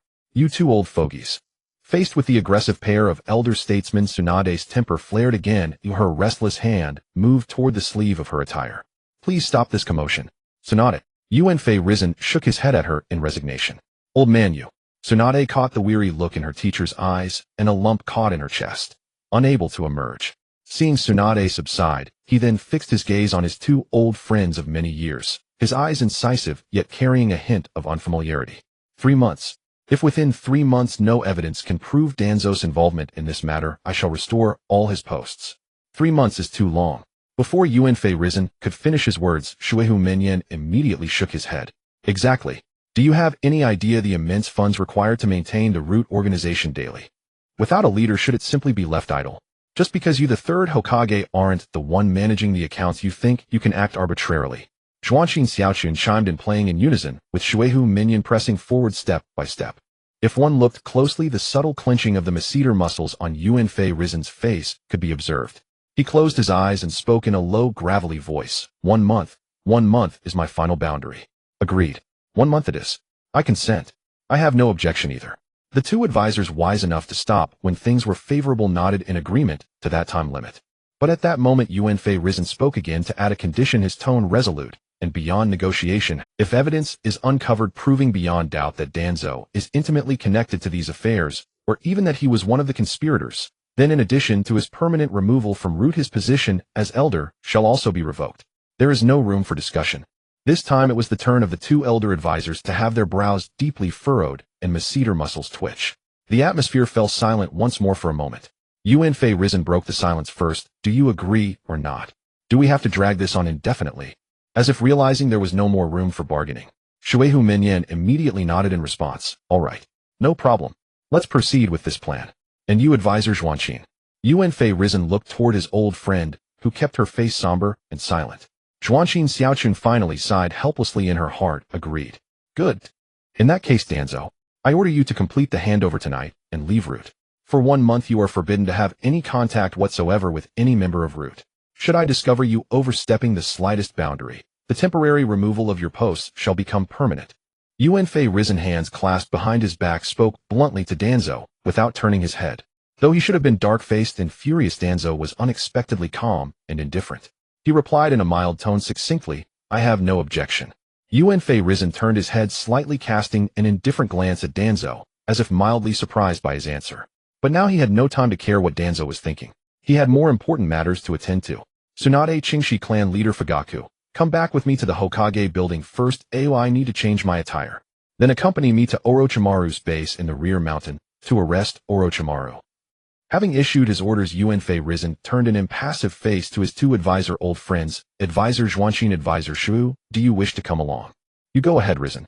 Xiaochun and I will stay here to watch Danzo complete the handover, then leave together with him. Hiruzen declined his invitation. Indeed, Root will have no leader for a month. There are far too many matters that require advance arrangements and instructions. I'm bound to be very busy. Xuanqin Xiaochun complained with some irritation. Very well, suit yourselves. Having said that, Hiruzen turned on his heel and strode away without looking back. Tsunade, carrying little Qingxi, passed by the two elder advisors and did not forget to curse, You two old decrepit bones. You. Forget it, pretend we didn't hear. Hiruzen grabbed Xuanqin Xiaochun, who was about to erupt in fury. Advisor Xuanqin, I shall take my leave as well. Yuzhibo Fuyue bowed slightly to the two elder advisors. Hiruzen nodded lightly and indifferently, not even deigning to look at him. Xuanqin Xiaochun did not even offer a reply, choosing outright to ignore him. Such was the authoritative status of the Yuzhibo clan in the eyes of the Konoha higher-ups. Fuyue, witnessing this, seemed already accustomed to it. He gave a faint smile, bowed once more, and departed without a word. Yet if the two elder advisors had bothered to look back and observe closely, they would have noticed Fuyue's clenched fists, with veins bulging. And if they had come before him at that moment to look again, those vermilion, anomalous Mangekyo Sharingan would have left them, eternally unforgettable. When only the 3 old relics remained in the root hall, Danzo, it seems you have been hiding many things from us. Hiruzen spoke abruptly, his tone quite irritated. Care to explain why the numbers don't match what you told us? Besides the wood release research, what other experiments have you been conducting with Orochimaru? Xuanqin Xiaochun demanded shrilly and unceremoniously. Facing the pressing inquiries of the two elder advisors, Danzo remained silent for a moment, then replied with an innocent, bewildered expression, I myself had no idea that Orochimaru had secretly abducted so many people for his experiments. As originally agreed with you, I only furnished him with over 30 infants and about 60 worthless villagers and wandering ninjas who had no close kin. Other than wood release, I truly don't know what other researches he was conducting, and I never expected that fellow would have secretly kidnapped so many people behind my back. Now I'm afraid he'll be implicated by him. As he spoke, Danzo shook his head and sighed helplessly. Such acting prowess, so exquisite that had little Qingxi been present, she probably would have had to weigh it once more. Seeing Danzo's convincingly realistic performance, Hiruzen and Xuanqin Xiaochun were momentarily brow-furrowed and perplexed, pondering how much of his words was true and how much false. After a long while, Hiruzen, knowing that pressing him would yield no truth, could only ask resignedly, In that case, I'll ask you just one thing. Have you cleaned up the loose ends thoroughly? Exactly. If Risen actually uncovers something that ties back to you, then don't blame us for showing no consideration for old friendship. Zhuanqin Xiaochun declared coldly and decisively. Danzo did not reply at once. Instead, he narrowed his eyes and began a frantic mental review. Then he spoke with certainty and conviction. Apart from that matter concerning the wicked Yuzhibo brat, all other loose ends have been completely cleaned up. Unless that Risen can drag the dead back for questioning. The two advisors lowered their eyelids, their minds repeatedly weighing Danzo's response. That little one is somewhat troublesome. Hamura Mitokado muttered, rubbing his chin. Indeed, this matter could be either trivial or grave. Thankfully, no harm came to the person. If something had truly gone wrong, that disrespectful, ill-mannered woman Tsunade. Kohar Udatane fumed at the mere thought of Tsunade. Enough. The current issue is how to quell this incident. We all know Tsunade's temper. Kidnapping her family, even if nothing happened. She will never let this go easily. Hamura Mitokado now felt a throbbing headache.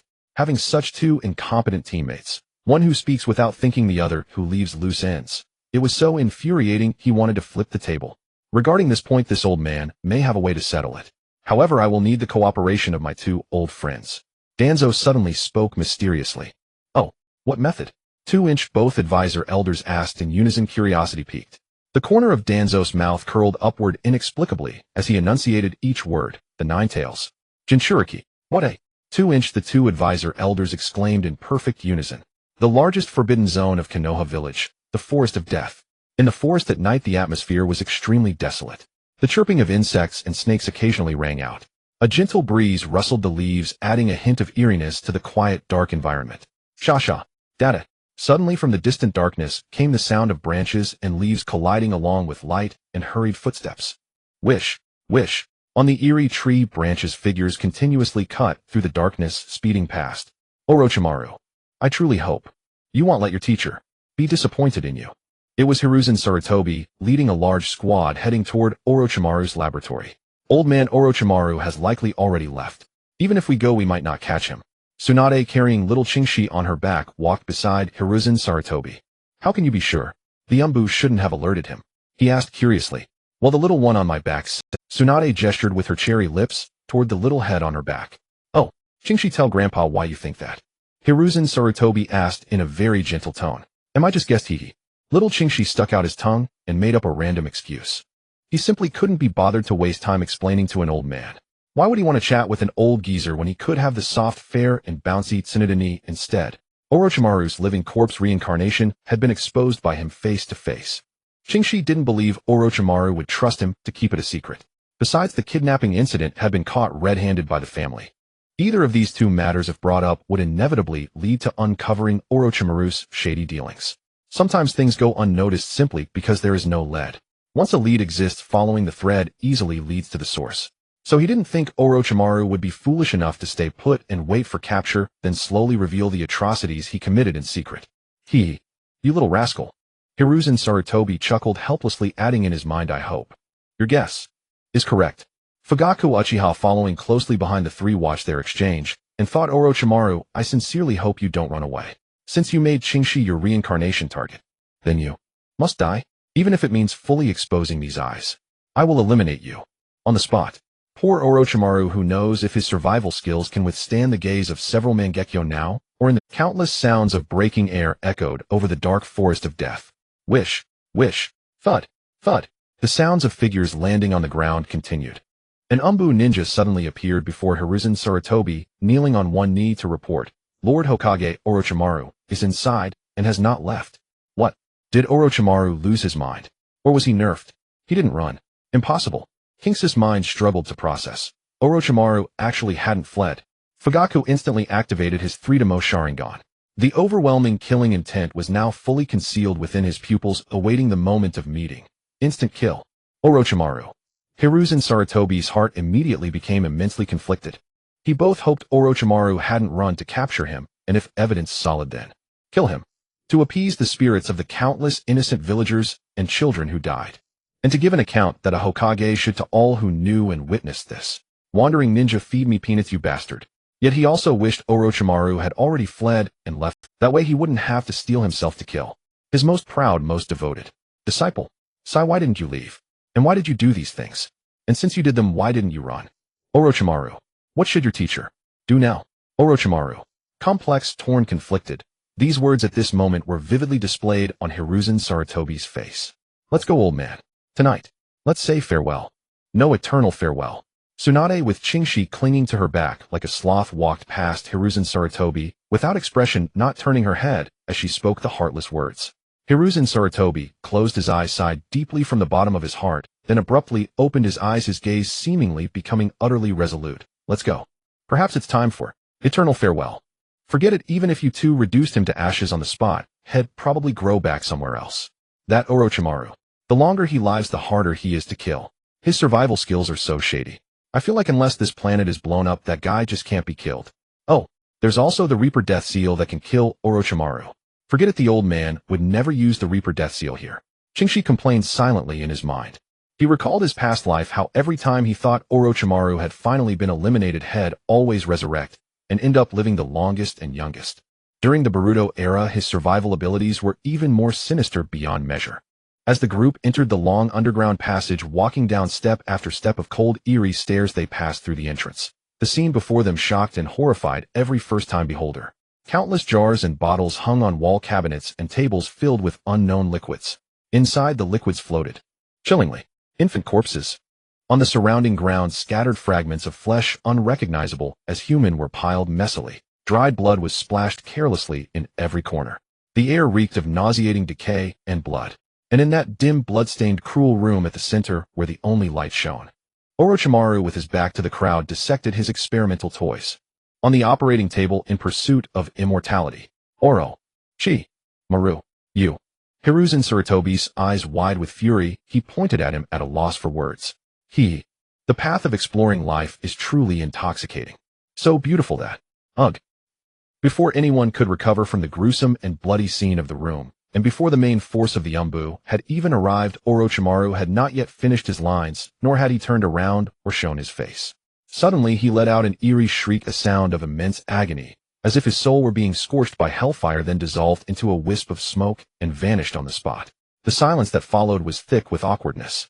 Is this a shadow clone? Tsunade asked, baffled, having not even had the chance to throw a punch. It's a shadow clone, yes. But that Orochimaru, what was he trying to say? Hiruzen Sarutobi momentarily forgot his anger.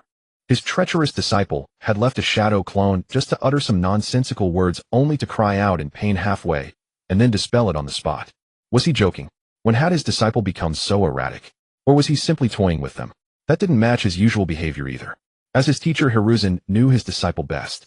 If he had left a shadow clone, he would have calmly explained his twisted reasoning at length. Even if his true body were here, he would have spoken several lines before fleeing. So what was going on now? Qingxi, standing beside Tsunade, blinked his reddened eyes at a loss for words. Meanwhile, Uchiha Fuyue, standing far behind, began quietly retreating behind the crowd. He lowered his head, hastily wiping the blood tears from his eyes, while inwardly cursing a certain snake.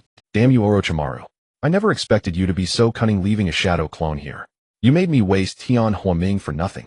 Think of it. I, the honorable head of the Uchiha clan, actually used a Mangekyo technique to destroy a shadow clone. Evil Tobarama Senju, creating such disgusting jutsu. I, Uchiha Fuyue, will never forgive you. When I eventually die and reach the Pure Land, I will surely unite with Lord Madara to settle the score with you. It turned out that Fuyue had crept in behind the crowd.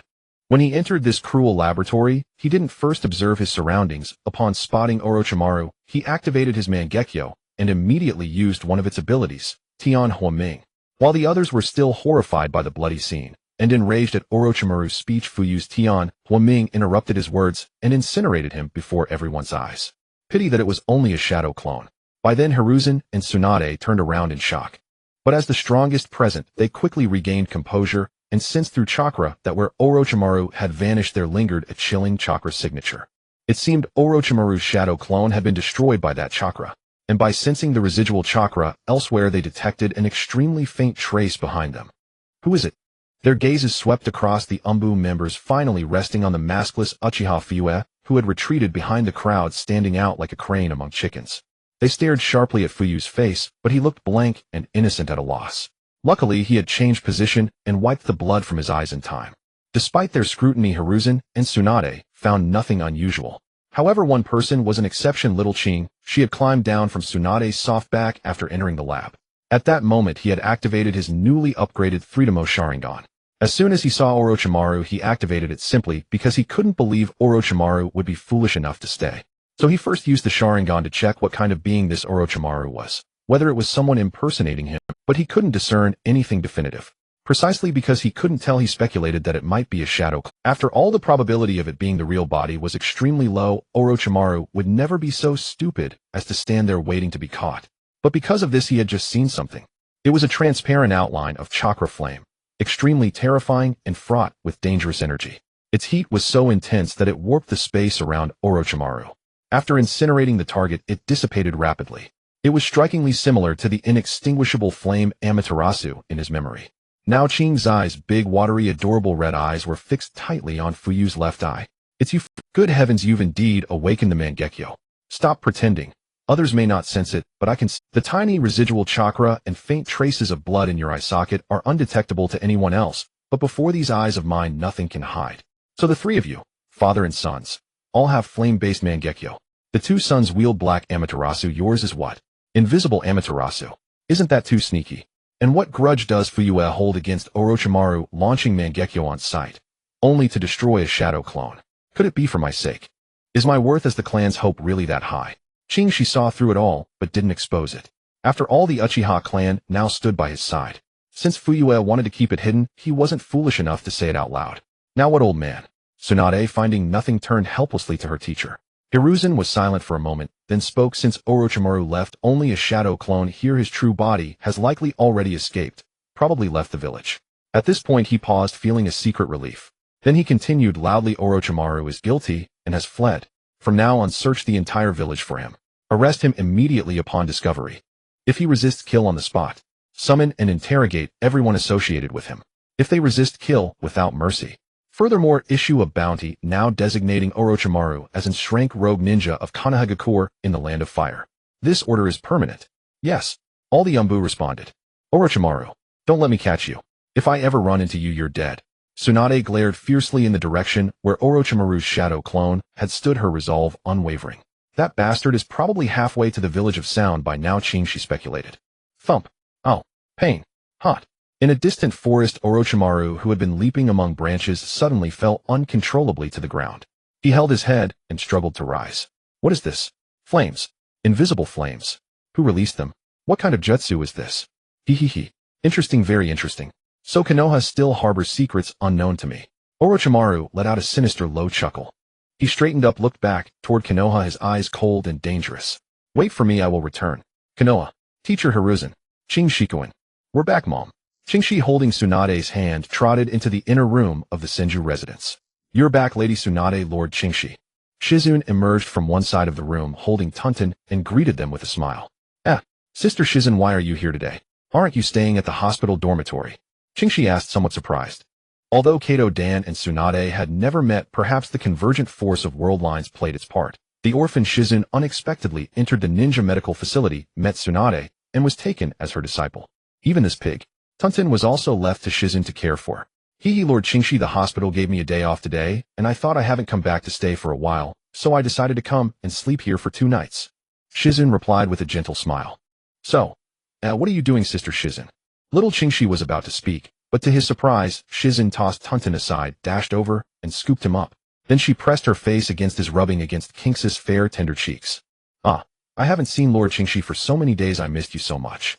Lord Qingxi's face is so smooth and soft. Shizune looked like a fangirl, her cheeks slightly flushed, thoroughly enjoying herself. Lord Qingxi's face is never boring to look at, so adorable.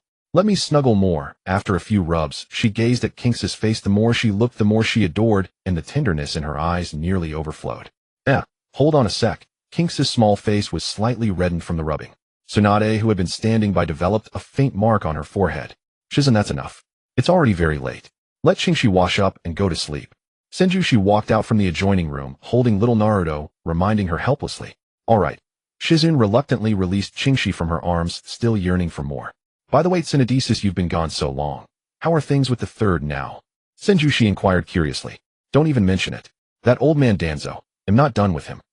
And those 2 fossils, Utatane Koru and Mitokado Hamura, siding so much with that old geezer Danzo. I suspect they're up to something shady. The very memory of this incident made Tsunade furious. She regretted not having punched him a few more times. Since she had already struck a few extra blows wouldn't have mattered. Those two old farts could take it anyway. How could there be no hidden dealings? The research on wood style Kekkei Genkai and the immortal transformation requires a massive amount of funds. And the financial allocations from the daimyo are all under the management of those two advisors. If Danzo wants money for research, he only needs to say it's for reviving wood style and recreating the first Hokage's glory. Then the funds will be approved. Upon hearing the word shady, Qingxi couldn't help but complain inwardly. He wasn't sure whether Hiruzen Sarutobi was aware or involved, but judging from the scene today, he felt the third didn't seem to know, whereas anyone with eyes could see the collusion between the two old advisors and Danzo. The two advisors. Danzo. Senju's eyes expression turned cold, and a hint of killing intent flickered in her eyes. Alright, we'll talk about it tomorrow. Mom, give little Naruto to me. I should take him to bed. Sigh, Qingxi sighed at the thought of having to sleep with Naruto. Here, take him. Since you promised you have to take care of little Naruto. A man of honor keeps his word. Senju chuckled, handing Naruto into Qingxi's arms. After taking a bath, Qingxi lay in bed side-eyeing the peacefully sleeping Naruto. Little Naruto, you must behave tonight. Sleep through till dawn without waking up intermittently. And if you do wake up, don't cry or yell. Please, please. As if sensing someone's wish, little Naruto murmured in his sleep. That single murmur nearly startled Qingxi. Phew, thank goodness. Time to sleep. Good night. The dim room was profoundly silent. Outside, the chirping of insects occasionally sounded, and a gentle breeze swept across the ground carrying the whisper of green grass. Suddenly, Qingxi opened his eyes. He remembered something. Something that made his heart stir. Something that once recalled left him utterly unable to calm down and fall back asleep. At this moment, deep in Qingxi's heart, if I'm not mistaken, when King Danzo first saw the Nine Tails, didn't he have 3 tomo? And I right now have the 3 tomo Sharingan. King Danzo's 3 tomo, my Senju Qingxi's 3 tomo. King Danzo 3 tomo can safely face the Nine Tails and crush it. My 3 tomo can crush the Nine Tails when I face it. I can safely confront the Nine Tails now. Should I give it a try? That's the Nine Tails. If I call it Kurama right to its face, will it freak out? That's kind of thrilling. I wonder what Kurama's fluffy fur feels like.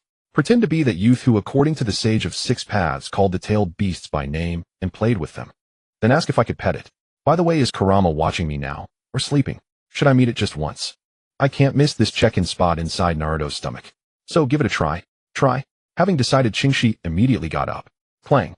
A pair of scarlet demonic eyes instantly appeared in Qingxi's pupils.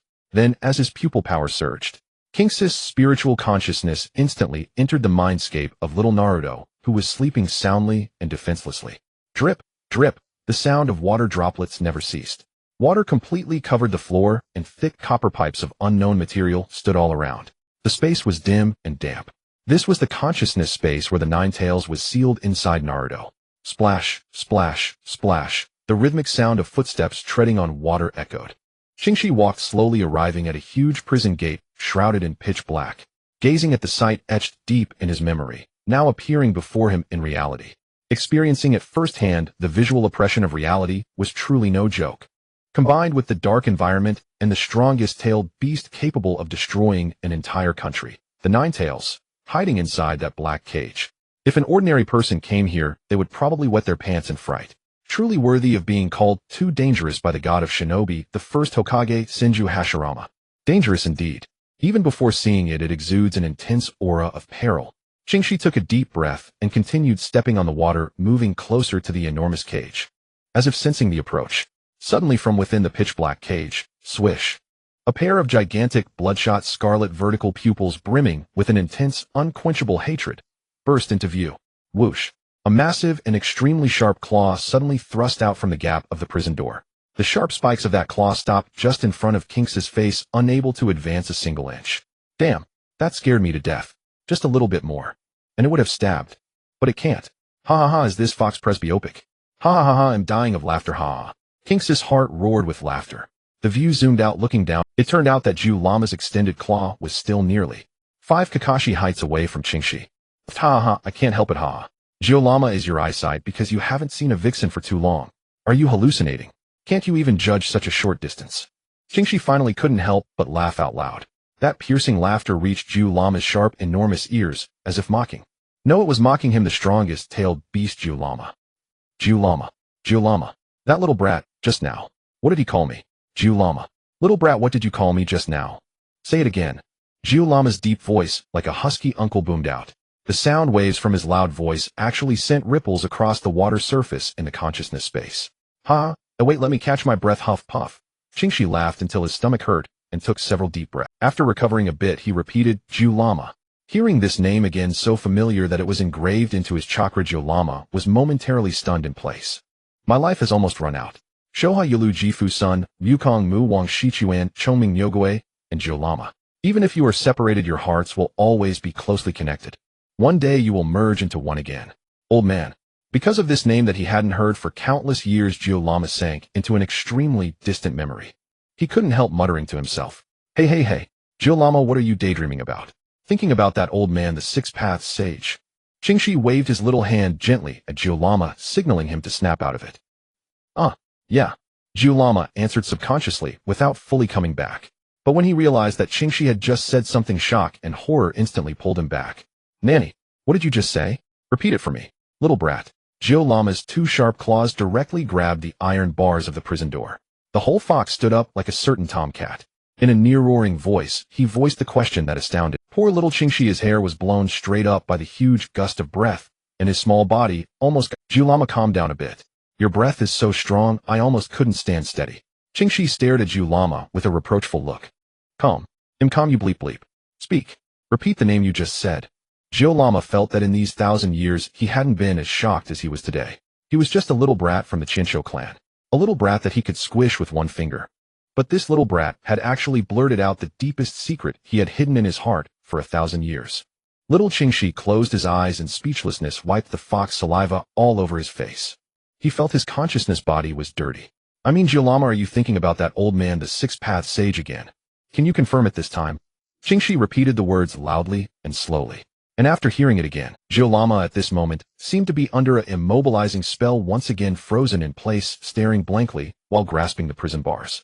Qingxi saw him daydreaming again and couldn't be bothered to call out again.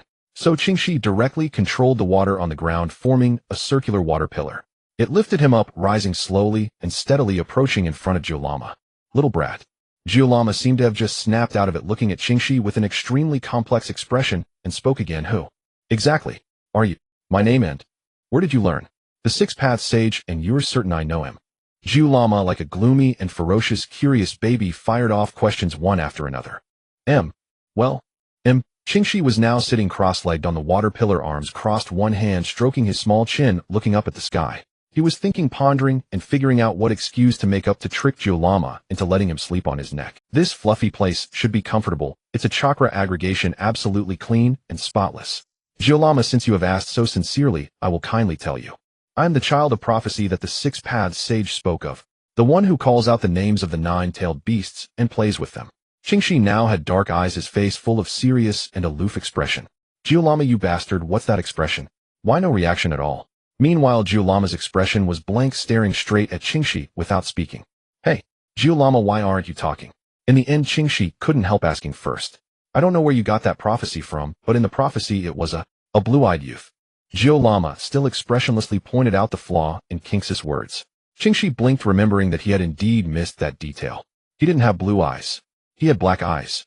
Could red eyes count? Ahem, just kidding, Jiulama. Actually, I am the reincarnation of Ashura's chakra. Qingxi coughed lightly and made up another lie. Hearing this, the nine-tailed fox's huge eyes narrowed slightly, and a dangerous aura began to spread. Do you think I'm a 3-year-old? You evil little brat from the Yuzhibo clan. How do you know? I know I'm a little brat from the Senju Clan. A kid. This time it was Qingxi's turn to be shocked. He had never used the Sharingan in front of Jiulama and Naruto.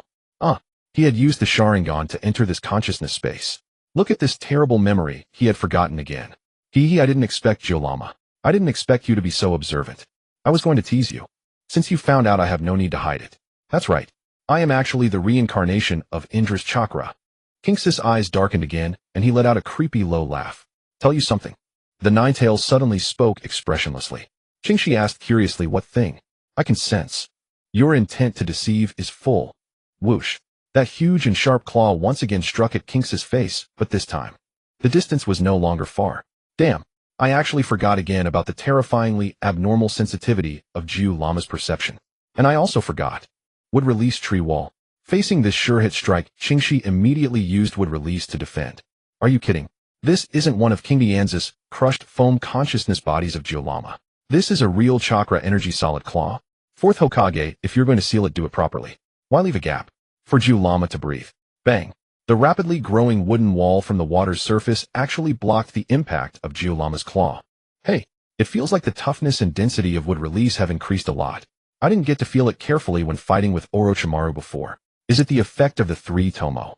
Could this be the legendary? 1 Tomo is Jinin, 2 Tomo is Chunin, 3 Tomo is Jonin. Mangekyo leaps to Kage level, Eternal Mangekyo to Super Kage Rinnegan directly to 6 paths level. Hahaha would release plus Sharingan. I'm stepping on my left foot and right foot spiraling up. Holy shit. The continuous row of tree walls before him began to crack. Frightened Qingxi quickly used body flicker to leave his spot and maintain a distance of 5 cards from Gyulama. Would release. You little brat. What's going on? Aren't you a member of the Uchiha Clan? Aware that it couldn't reach Qingxi, Gyulama withdrew its claws. And as for the thing that blocked its attack, it was all too familiar with it. It was once picked up by the giant Buddha of wood release with one hand. And that damn guy actually said it was too dangerous. Seal it.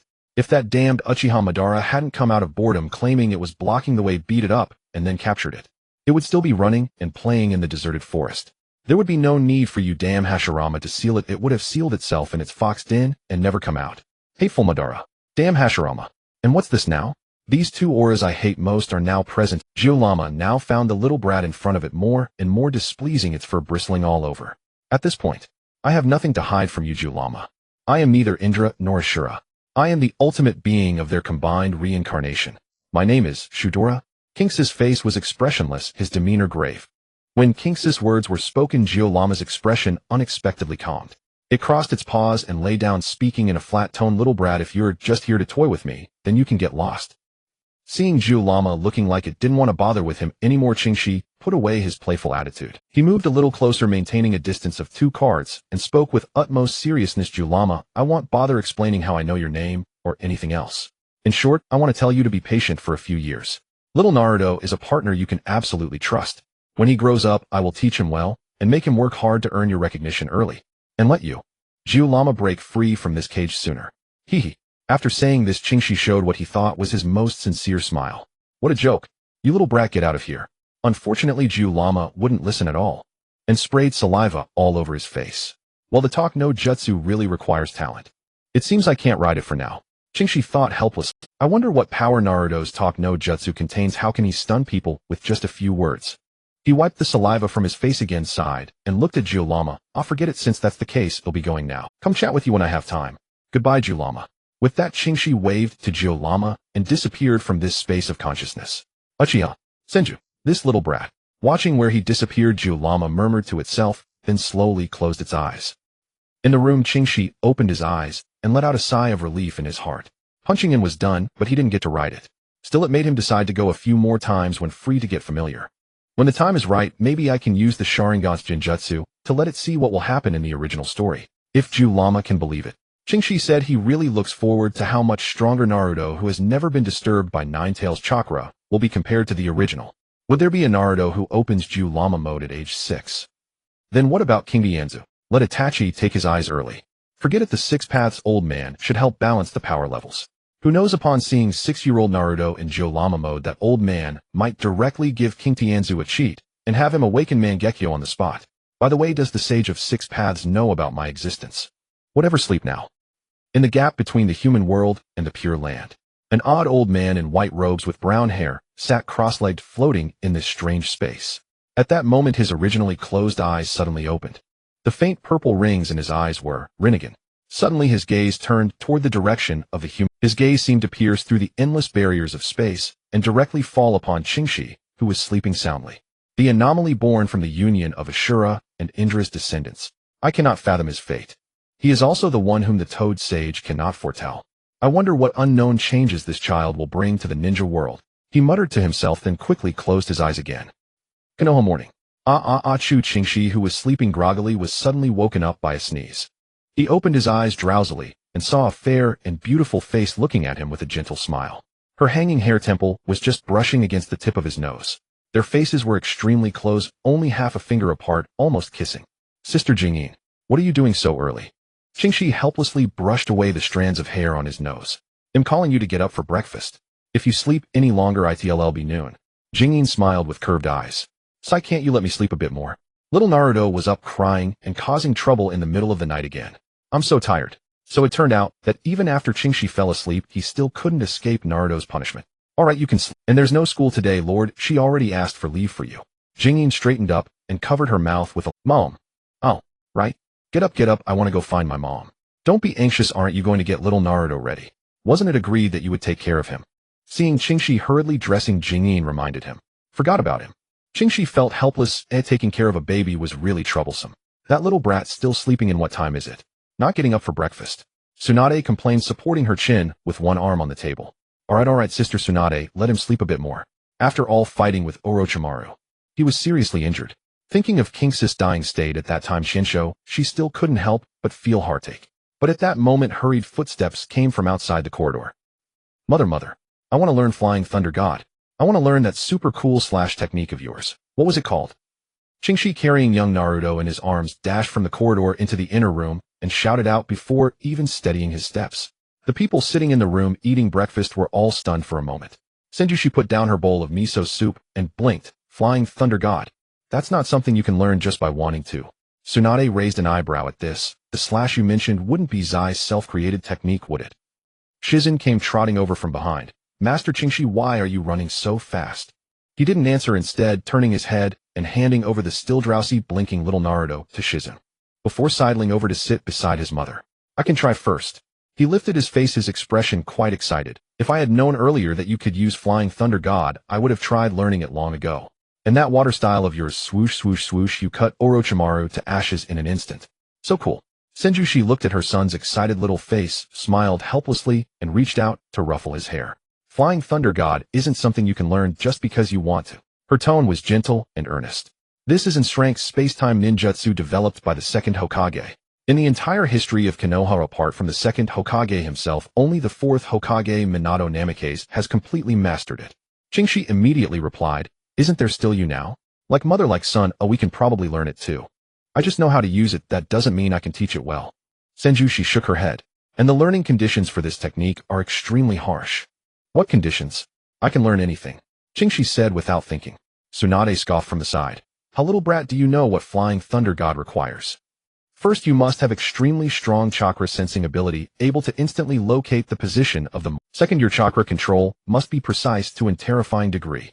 Alright, your chakra control is ridiculously good. Same as she absolute control, huh? Hehe, then I can start trying to learn it first. Qingxi smiled proudly. Hearing this, Senju, she looked at her son and fell silent for a moment. Alright, I really can't argue with you. Mom will first explain the principles to you. She smiled, gently raised her finger, and lightly tapped the tabletop. A faint glow of chakra lit up at her fingertip, forming a simple seal mark.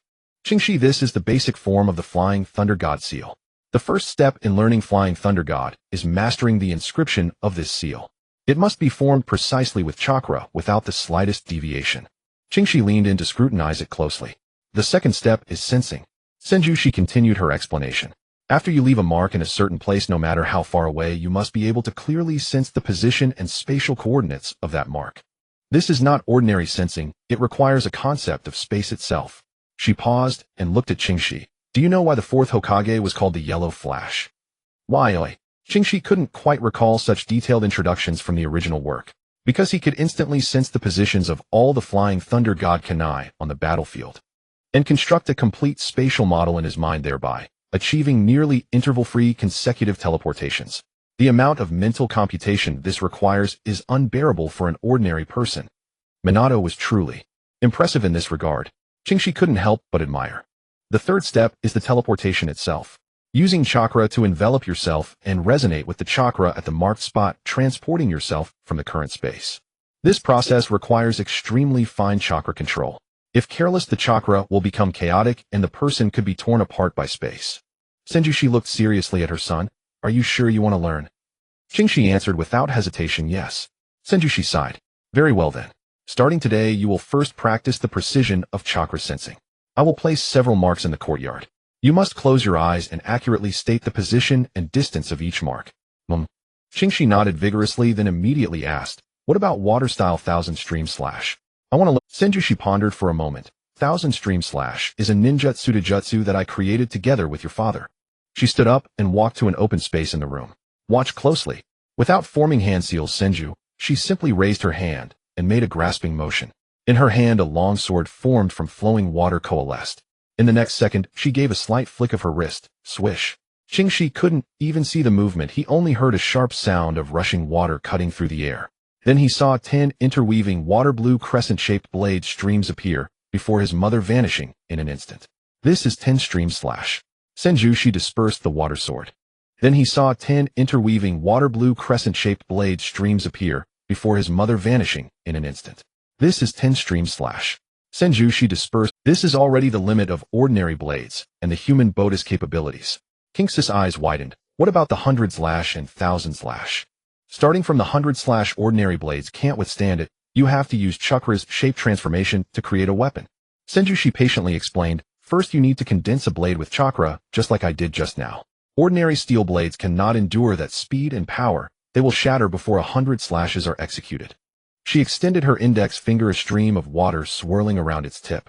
Second, for slashes close to 100 or more, each slash requires the use of chakra's nature transformation to accelerate. I use water style, so I rely on the propulsive force generated by high-pressure rapid flow. The water current at Senju Sei's fingertip suddenly accelerated and spun, emitting a faint hissing sound. At the moment of the slash, explosively release water nature chakra from specific points along the blade. This creates a counter-thrust, breaking the physical speed limit of the slash. At the same time, you must use chakra to maintain the stability of the blade's form. Qingxi listened intently, diligently memorizing every detail his mother explained. The hardest part is the 1000 slash. Senju Sei's tone grew serious. That's no longer simple blade swinging. You have to simultaneously control over 1000 chakra streams in the blink of an eye. Each stream must independently complete nature transformation, shape maintenance, and direction control. This requires an innate absolute mastery of chakra, and the instantaneous mental and spiritual drain is enormous. Especially since the human body cannot endure such extreme speed in an instant. Tsunade interjected, when she trained this technique, I've treated her countless times. Split skin, torn tendons, shattered bones. All commonplace. Minor issues. With my recovery abilities, such small injuries are nothing. And I have the Sharingan's insight to help. With the Sharingan's power, it should be easier for me than for mother. Starting today, I'll practice the 10 slash physical training. Condensing a blade with chakra. I already know that shape transformation. As for the 1000 slash, they'll start practicing with 10 chakra streams first. Little Qingxi showed rare modesty. Senju Seiki nodded and said, the more slashes you add to this technique, the harder it is to improve. Because whether it's 100 slashes or 1000 slashes, you have to strike them all almost simultaneously in milliseconds. The more slashes, the faster the speed must be. The faster the speed, the greater the power needed. So with each additional slash, the power of the next slash will increase. Whoa, this technique sounds familiar. No, mother, you have terrifying hand speed. The Kato clan when it comes to hand speed, now it's the Senju clan's turn. Remember, you shouldn't practice for too long each day. You are still young, your body is still growing. Overtraining could damage your foundation. Senju, she warned worriedly. Okay. Also, water style 1000 stream slash is just the one I'm good at with water style. This stream slash technique can also be used with different chakra natures. For example, using wind pressure for extreme speed increase. Fire style, high pressure flame propulsion. Lightning style, stimulating bodily activity and its inherent lightning speed. These three natures form blades without physical weight. It's easier to execute more slashes with them. Water has weight and delivers physical slashes, making it more powerful, but also more difficult to increase the number of slashes. But one thing, it's ultimately limited to 1000 slashes. At this point, Senju, she seemed somewhat resigned. Is it the body, eh? Qingxi asked. Yes. A mortal body ultimately has its limits. For me, exactly 1000 slashes is already the peak of the body. Even using other natures, I'm still stuck at 1000. Senju, she wasn't too regretful about this. Because no one could withstand her full force 1000 stream slash Hiden. Even the third Raikage with the strongest physical defense, she didn't believe he could endure 1000 slashes of increasing power in an instant. All focused on a single point. Then Mom, can Earth style be used with stream slash? Qingxi spotted a key point. Senju, she paused and shook her head. A blade formed with Earth style. I can't maintain it for more than 100 slashes. Qingxi might try thinking about with style. Maybe you can create your own stream slash. They'll practice first before thinking about creating my own. Qingxi understood the folly of trying to bite off more than he could chew. This stream slash ninjutsu to jutsu seemed to have an upper limit no worse than the Rasengan. If it were 10,000 stream slash or 1,000,000 stream slash. Striking simultaneously in an instant. Forget it, I doubt even Otsutsuki Hagoromo could do that. slashing 10,000 or 1,000,000 times in a single instant in milliseconds. Achieving that would make one a god of hand speed. Little Qingxi, if you truly master Flying Thunder God and Thousand Stream / plus your wood style Sharingan and your physique. I doubt even your grandfather, if he were still alive, would be your match when you fully grow up. Tsunade couldn't help but exclaim. Definitely. Starting practice now. In the courtyard, Qingxi was already holding the Tenpuryu sword gifted by Orochimaru, assuming the starting stance for a slash. Tsunade couldn't help but exclaim. Definitely. Starting practice now. In the courtyard, Qingxi was already holding the Tenpuryu. Time flies, it is the 54th year of Konoha. Just like that, nearly 3 years have passed, a little over 2.5. Qingxi is now 9 years old. His school is about to hold a graduation ceremony. I wonder which group we will be assigned to, and who the leading teacher will. Of course. You will know once you pass the graduation exam. As expected of you, that was indeed a pointless. No need for you to say that. Chulai, which group do you think we will be assigned to? Nara Chulai said with a sullen face, speechless. Prison. How many times do I need to say it for you to remember? Stop asking me what I think. I really don't know. Anyway, the 3 clans of Pig, Deer, and Butterfly will definitely not be separated. Looking at the classmates around him chatting and laughing, excited, yet anxious, Qingxi expressed that he was truly bored. Speaking of which, what is up with Itachi? The original character should have graduated long ago, right? Why is he still lingering in school?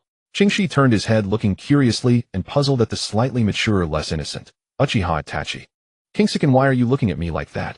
Itachi, feeling somewhat uncomfortable being stared at, couldn't help but ask, why didn't you choose to graduate early? You could have chosen to do so. After staring for a while, Qingxi decided to directly ask. Upon hearing this question, Itachi's face went blank. He blinked, pondered for a moment, and answered earnestly, because Kingsiken didn't choose to graduate early either. You protect me. Protect me. He pointed at his own nose, incredulously confirming it repeatedly. No. Itachi, what are you talking about? Do you really think you can protect me? And why? Qingxi was very confused. Given Itachi's strength, how many times has the school organized sparring in the past 3 years? Every time, he was the one being beaten up. It's only a matter of time before he gets beaten down completely. Uchiha Itachi was well aware of the vast gap between him and Qingxi. However, at this moment, his face, which had matured and become more refined, surprisingly held a serious expression. Kingsiken, I know that with my abilities, I am not capable of protecting you. On the contrary, with your strength, it should be you protecting me instead. But you are the hope, future, and everything of our Uchiha clan. You are the person I would risk my life to protect. This is something that both I and my brother Shursue, as well as the entire Uchiha clan, are unwavering about. I, Uchiha Itachi, will use my life to ensure your safety regardless of whether you need my protection or not. In short, anyone or anything that wishes to harm you must first step over my dead body. As expected of Itachi. In the original story, he was involved with Shursue sacrificing for Konoha for the Uchiha clan, and most importantly for his brother. The 3 were entangled, ultimately leading to Danzo burning down his brother's life for the sake of greater good, choosing to sacrifice kin for righteousness, destroying his own clan. Now, with hope for the clan, the 3rd Hokage and the Uchiha clan have established a bridge for peaceful negotiations. Himself. So is Itachi transferring his morbid obsession onto him. Speaking of which, over the past few years, he has often run into Uchiha Shursue by chance. And quite frequently. About twice a day. Once during school and once after school. Isn't this just a full-time surveillance detail? Can't he have a little? Since being kidnapped 3 years ago, the number of bodyguards around him has increased at least 4-fold. Aside from at home, as soon as he steps out, he is being monitored from every angle. To put it bluntly, with his current strength, if all these bodyguards attack together, it would be a 50-50 chance. Because there's also Shursue, who can activate the high-level Sharingan along with his perverse Manjikyu Sharingan. Speaking of which, Shursue shouldn't have disclosed his Manjikyu to Danzo, right? After all, the current situation of the Uchiha is no longer the same as in the original story. He should have no need to do so. If he were to expose his Manjikyu abilities, he would probably have his eyes plucked out by Danzo next year. Then do your best. Itachi. Qingxi remained silent for a moment, finally squeezing out what seemed like an encouraging remark. Please take care of me from now on, Kingsiken. Itachi seemed to reveal a hint of something cryptic. At that moment, Teacher Daihe happened to walk in through the door.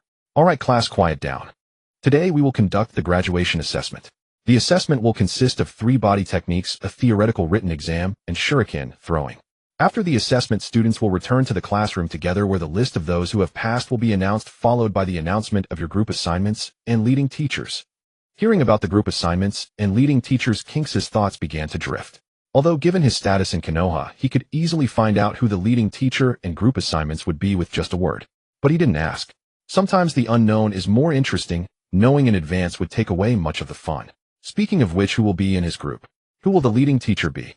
At this moment, which jonin would be suitable to lead? Kakashi. Shouldn't be him. He is currently busy with Umbu and wouldn't be sent to lead a group. Guy? Let's forget it. He doesn't want to be forced to wear green spandex every day shouting about youth and passion. But he could learn the 8 gates. Right, his family has no ninjutsu or forbidden techniques. He should search for Tsunade and see if he can get the 8 gates. Wait, didn't the original story say that it was Guy's father who completed the 8 gates? What his family has stored should be ancient scrolls. The old version. Forget it, he doesn't lack powerful techniques now. There's no rush for the 8 gates, and he can find Guy to learn it later. Sharingan would release Flying Thunder God and Flowing Slash. These 4 main techniques are enough for him for a long time. Although there were some issues with the Flying Thunder God. Yandame, your brain is truly amazing and your perception is incredibly accurate. He definitely cannot do what Minato did. Instantly perceive every Flying Thunder God mark and construct a 3-dimensional spatial model in his mind. This is just too reliant on talent. His mother Senju, she couldn't do it either. Clearly it should be the case that a tiger mother raises a dog son, yet his talent in this aspect is even worse than his mother's. Alright, the exam is over. Everyone returned to the classroom. Teacher Daihe, after recording the last student's score with his pen, announced the end on the spot. How utterly boring. Even more tedious than 3 years ago. The gap between me and these little brats has already stretched to 10,000 cards. Watching their exam content made him want to doze off again. Only the written test was somewhat interesting. He almost failed it. Fortunately, Itachi was quite reliable, sneaking him the answers through a Sharingan Jinjutsu gaze. But that guy Itachi had actually awakened his Sharingan 3 years ago. He was only 6 years old back then. And he awakened a single Tomo at the same age as me. How did he manage it? He's even more formidable than in the original story. Not only did he awaken, but his progress has been lightning fast. Now he has 3 Tomo. He's caught up, and even surpassed me in the Sharingan, matching my level. No way. Looks like I need to find an opportunity to kill a friend and offer a sacrifice to the heavens. With that thought, Kinx's gaze suddenly locked onto Yuzhibo. Speaking of friends, I'm only close to this guy. You walking ahead of Qingxi suddenly felt an unprecedented bone-chilling malice from behind. His small frame trembled faintly for no reason. He immediately turned his head, and what met his eyes was Kinx's face, already maturing into an utterly stunning fair complexion. What's wrong, Yudaki? Qingxi asked with an innocent, puzzled expression. No. Nothing. I just think Kinxican is really handsome. I think so too. Qingxi replied calmly, as if it were the most natural thing. I feel the same way. Next, as teacher Daihe announced the list of passing students one by one, it was very faithful to the original arrangement. For instance, the reconnaissance squad Rishion Gangban of the Byakugan Chuanzhong Fong and Yunu Jichong formed a team. The Ino Shikacho trio followed the old tradition and stayed together as one group. Interestingly, the other team leaders were mostly unheard of in the original story. But by coincidence, the team leader for the Ino Shikacho trio was still the 3rd Hokage's son, Asuma. Finally, the 3 qualified students are Maui Shien, Yuzhibo, and Chinsho Qingxi. You 3 are a team, and your team leader is Jonin Shirihong. This concludes the announcement. Students, wait quietly in the classroom for your team leader to pick you up. Also, I've truly enjoyed these 3 years with you all. I hope you will always stay healthy and safe. On your future path, I wish you all. Forget it, I can't really say anything eloquent. Anyway, keep it up, everyone. Your future journey is just beginning. Live well. Teacher Daihe announced the final list team assignments and leader arrangements in a booming voice. He also said his farewells with reluctance. Then with a somewhat lonely air, he opened the classroom door, closed it, and left quietly. Goodbye, Teacher Daihe. And thank you for never bothering me when I slept in class these 3 years, But what's with the old 3rd Hokage? Putting me in a team with that guy Itachi and Maui Shien. Thinking of this, Qingxi couldn't help but glance at Maui Zion's seat. He wouldn't have looked if he hadn't, but when he did, he found her staring back at him, with a flushed face and eyes full of excitement. That infatuated look was 10 times more terrifying than Shizun's. Faced with such an aggressive gaze, Qingxi was the first to yield, turning his head away, unable to meet her eyes. Calm down, calm down. He wasn't an adult yet. He couldn't get past the cosmic mystic forces barrier. But arranging Shiri Hong as the teacher. What was that old fool thinking? This wasn't suitable for their team. Qingxi simply couldn't understand why Yuanfei Risen would make such an arrangement. Meanwhile, Yuzhibo sitting behind him wore a confident, knowing expression, as if he had already seen through everything. Joking aside, he had already reported this arrangement to his father. He had begged his father to go to the Hokage and strongly request to be placed in the same team as Qingxi. Only then could he better protect him. For the Uchiha, for Konoha, for Sasuke. No one can harm King's. Time passed minute by minute. The classroom was almost empty, leaving only the Ino Shikacho trio and the three of them. Sorry. I'm late, haha. Yuenfei Asuma walked into the classroom with one hand behind his back and the other rubbing the back of his head, grinning. What's that? Qingxi immediately spotted a bouquet of red roses in Asuma's hand behind his back. By the way, why are you holding a bouquet of flowers? Is it a welcome gift for us? Xiaodao Pengxi kept stuffing snacks into his mouth with a blank expression. Faced with his students' question upon their first meeting, Yuenfei Asuma was momentarily stunned. After all, this was his first time as a team leader since becoming a jonin, so he lacked experience. Not wanting to deceive his students, he honestly gave a rough explanation. Hahaha, you mean this? He took the bouquet from behind his back. Well, I ran into a friend just now, so I went nearby to buy these flowers. I planned to give them to her. But when she saw me holding the flowers, she ran off without looking back. She ran and I chased, and she ran. So I was delayed a bit. Haha. Anyway, I had no choice but to come here first, otherwise I'd be really late, haha. The three Ino Shikacho kids instantly had black lines on their faces. You're already late. 3, they said in unison. Asuma broke out in a cold sweat, rubbing the back of his head with an awkward laugh. After watching the last 3 students leave with their teacher, the vast classroom became empty. The teacher still hadn't arrived. Please take care of me from now on. Kingsiken. Mauyuexian suddenly walked over, her face flushed red, extending a small hand. Please take care of me. Seeing her complex expression, clearly shy to the point of dizziness, yet brimming with infatuation, Qingxi was a bit overwhelmed. Just as their hands were about to touch and clasp. Whoosh. Please take care of me, Kingsiken. Yuzhibo Yadaki appeared. In a tenth of a second, he snatched the moment before their hands could touch. He grasped Kingsi's hand and stared at Mauyuexian with a wary expression. This feeling was like a little puppy guarding its food. You bastard. When you grab my hand and say, please take care of me, at least look at me. Itachi syndrome. Kingsi's eyes twitched as he glared at you, the small face clearly spelling out 2 words. Go to hell. Just then, the classroom door, which had been closed, opened. The 3 of them looked at the same time, including Mauyuexian, whose face had turned from red to black with murderous intent blazing in her eyes. Sorry, little ones, the teacher is late. I encountered a pervert on the way and was followed. I apologize. As soon as Shiri Hong entered the classroom, she clasped her hands together, smiling apologetically. That pervert likes to smoke. His surname is Uchiha, right? The biggest official second generation in Konoha village. Qingxi silently complained, wondering if Asuma would be pleased if he knew Shiri Hong described him this way. Little ones, this is my first time as a teacher, and I'm not very familiar with it. How about we go outside and find a place to eat first? The teacher treats you?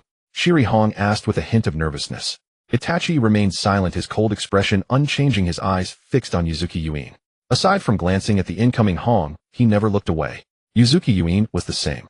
Facing this inexplicable guy, she shot him an unyielding glare. What on earth is that despicable Uchiha Itachi doing? Why does it feel like I sense a rival's threat when I see him? Is Itachi sick? Or am I the one who's sick? How could a girl like me feel rivalry towards a boy? Oh my, I must be overthinking it, it's just an illusion. Yuzuki Yuin continuously reassured herself. Meanwhile, Qingxi quietly watched the 2 of them perform, almost grabbing popcorn to enjoy the spectacle. The atmosphere suddenly became very silent. Shiri Hong was left hanging, ignored by everyone. Her first experience as a teacher faced its first challenging test. Little ones, did anyone hear the teacher speaking? She raised her voice, this time more than double the I heard. Just wait, let me see who blinks first between those 2. Qingxi sat on her chair watching her 2 quirky teammates engage in a staring contest. Shiri Hong also turned to look at the 2 students who were inexplicably staring at each other, not knowing what they were doing. Am I leading a class of problem children on my first day? She couldn't help but worry about her future teaching career. This is delicious. The grilled meat from the Akimichi family truly lives up to its reputation. Qingxi kept shoveling grilled meat from her bowl into her mouth. With her gluttonous eating habits, there was never a moment when her bowl was empty.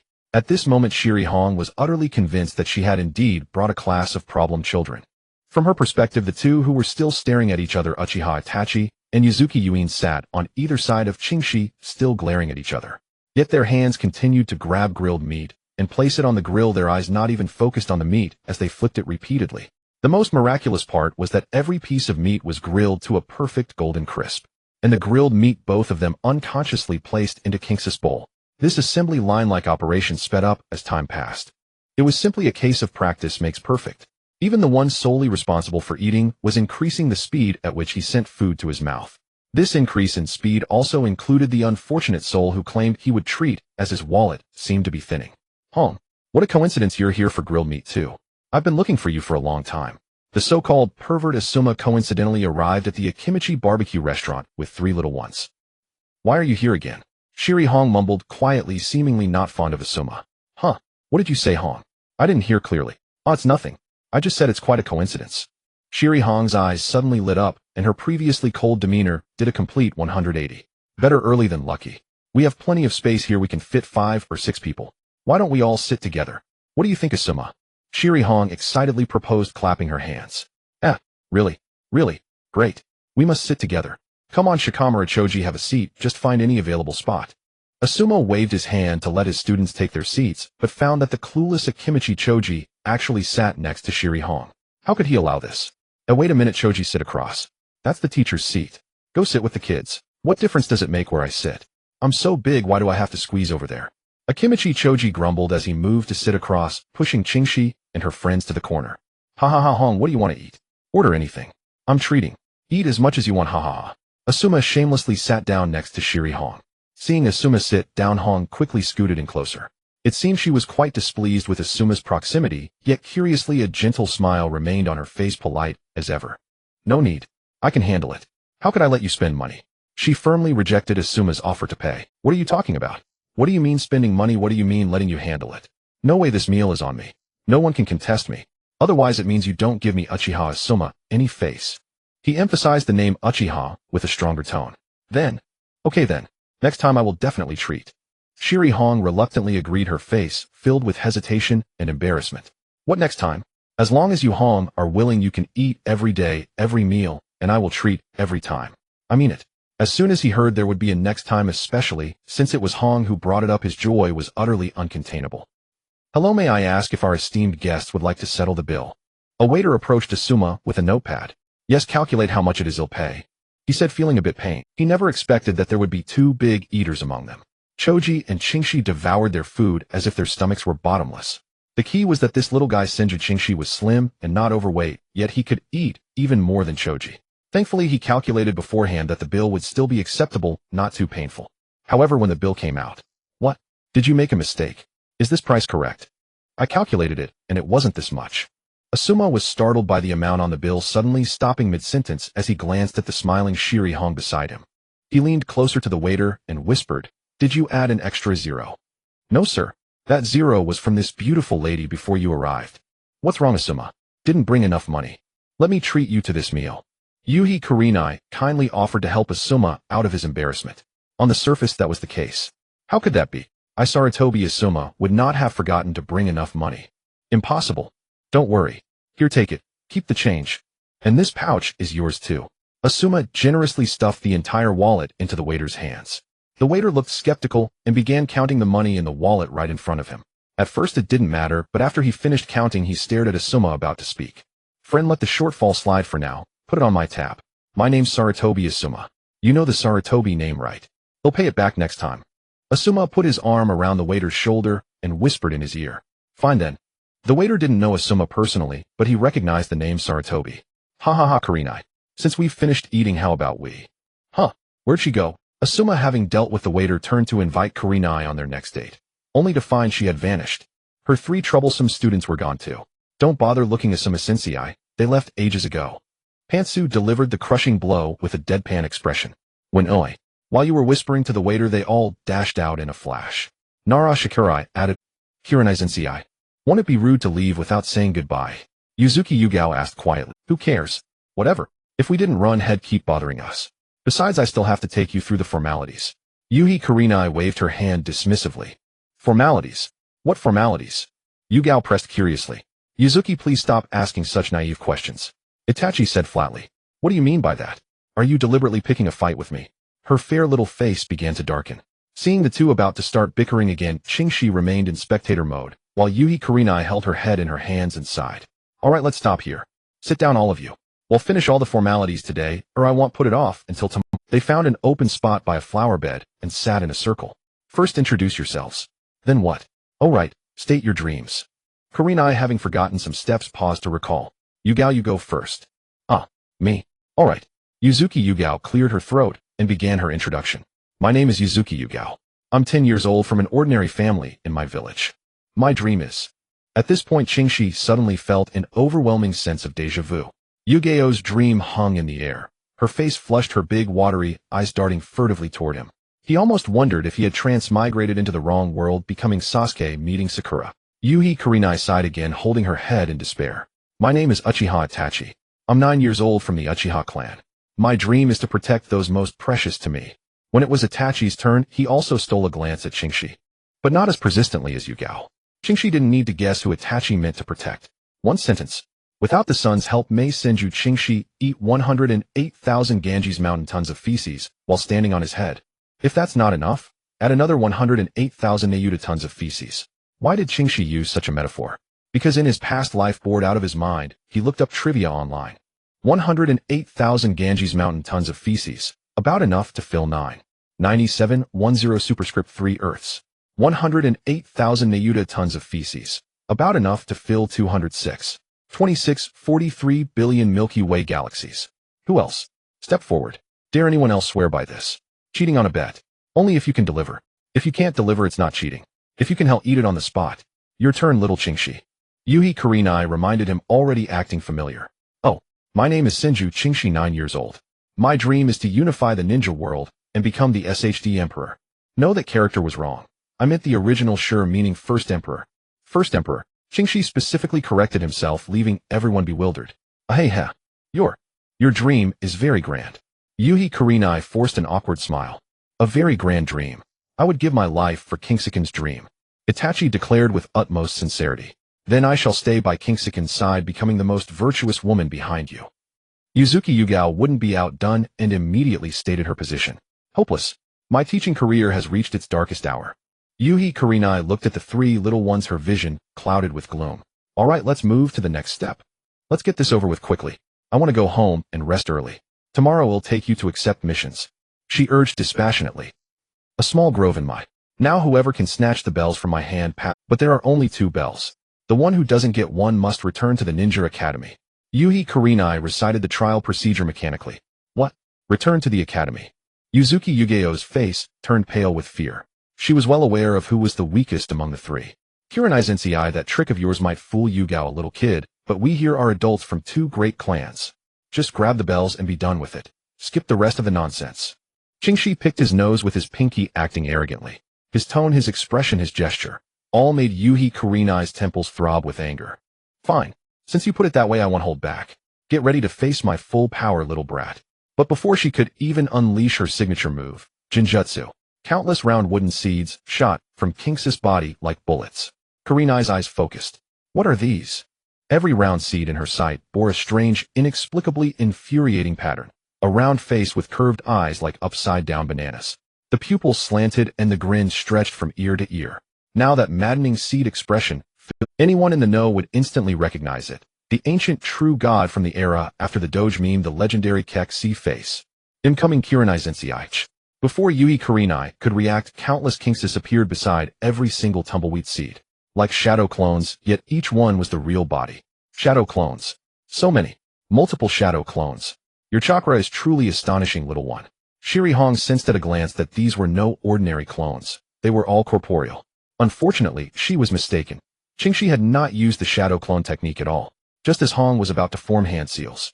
On the ground, a comical seed suddenly sprouted, leg-like appendages extending several thin vines that scurried rapidly like a spider. Then with a soft whoosh it leaped to Shiri Hong's feet, the vines growing and spreading wildly in the blink of an eye, binding her entire thigh tightly. What a... As Hong sensed something amiss and cried out in alarm, her vision blurred. The countless Kingsis that had filled the space vanished, leaving only a youthful voice, now stripped of its childishness, sounding from behind her. Teacher Hong, I've got it. Kingsis' voice came from behind her, and he casually shook the bell in his hand. Dingling. When did you? A few beads of cold sweat dripped down Hong's face. She turned her head stiffly to look at Qingxi. Take a guess. Hong fell silent. She looked down at the vines still coiled from her heels to her thighs. She tried to move, but found she couldn't budge an inch. The vine's roots seemed to have anchored deep into the earth. Most crucially, her chakra was steadily draining. Of course, her life energy remained untouched. Qingxi had kept that under control. What technique is this? Vines. Could it be? A speculation that could shake the entire ninja world suddenly surfaced in her mind. Release it quickly, little one. You win. I concede. She reluctantly chose to surrender, otherwise being bound immobile, and having her chakra inexplicably drained was rather uncomfortable. Hearing this, Qingxi moved his mind. The next moment, the vines binding Shiri Hong rapidly contracted and transformed back into a comical seed falling to the ground. This expression is more infuriating the longer I look at it. This fallen seed with its comical face was directly facing Shiri Hong's gaze from above, squinting and grinning at her. Just as she was about to stomp and crush that comical face, the seed, as if alive, slithered into the ground in a flash and vanished. Little Qingxi, can you explain to teacher what ninjutsu this is? And how did you suddenly get behind me and take the belly? Hong couldn't help voicing the doubts in her mind. She could still discern that this was not mere speed or a body flicker. This included the two wide-eyed companions beside her. Maui Shiyin and Azibo Itachi were also seeing Qingxi's two abilities for the first time. That was the combined technique of wood release would clone comical seed flying thunder god technique. Qingxi casually and directly blurted out his biggest secret all at once. The two adults and one child had their eyes bulging. This series of extremely long technique names was beyond anyone's memory. But within that long string of names, the crucial words were heard without missing a single character. As a member of Konoha. No, that's not right. Every person living in the ninja world knew of wood release. Flying thunder god. These two techniques were thunderous in fame, known to all. The former was the bloodline limit possessed by the first Hokage Senju Hashirama, the supreme being who dominated the entire ninja world and was universally recognized as the god of shinobi, wood release. The latter had shaken the ninja world during the Third Great Ninja War. It struck terror into enemies, sending them fleeing in panic. Furthermore, all powers issued clear orders. If witnessed on the battlefield, one could directly abandon the mission, retreat with all personnel, and face no military punishment upon returning to the village. It was the signature technique of the fourth Hokage Namake's Minato, known as the Yellow Flash of Konoha, an almost unsolvable and monstrous time-space ninjutsu, the Flying Thunder God technique. So, what is happening now? Were they hard of hearing, or had they misheard? Would release. Flying Thunder God. Were these two technique names that could appear on the same person? Qingxi, what did you just say? Teacher must have misheard, or are you joking? Shiri Hong still asked it. That's right, it's the first Hokage's wood release and the fourth Hokage's Flying Thunder God. I used those two techniques. Qingxi once again gave the three a reassurance. They had not misheard. As for why he revealed it so blatantly and casually. Because he was no longer pretending, no longer hiding. He was showing his cards. Now, except for his Sharingan still lagging at 3 tomo. In terms of overall strength and other aspects, although he hadn't fought, her sister Tsunade could no longer do anything to him. Calculating this way in this ninja world, aside from a few underworld beings who could do anything to him. The Kage of the 5 great nations. Ridiculous. Just speaking of cage-level strength, would release alone wasn't afraid of them. Not to mention after learning Flying Thunder God. With Flying Thunder God, where couldn't he go? Who could stop him? He could attack or retreat, standing in an inherently invincible position. In this situation, still hide. Still pretend. Play the pig to eat the tiger. Playing games. Without strength, one might use that. But with these conditions, now still play that game. He was not one to suffer grievances. Not to mention his past life. In this life, he was a prince raised with a silver spoon. A favored son of heaven, doted on by all. The treasured child of the 2 mightiest clans in the ninja world. In the strongest nation, the land of fire's Konohagakure, he was essentially the designated 5th Hokage successor. With all this, who could still make him suffer grievances? Who was worthy of making him play the part of a grandson? Who would dare to make the sole prince of the current ruling son suffer? Courting death. What? Only a candidate. Orochimaru had run off to become a rogue ninja.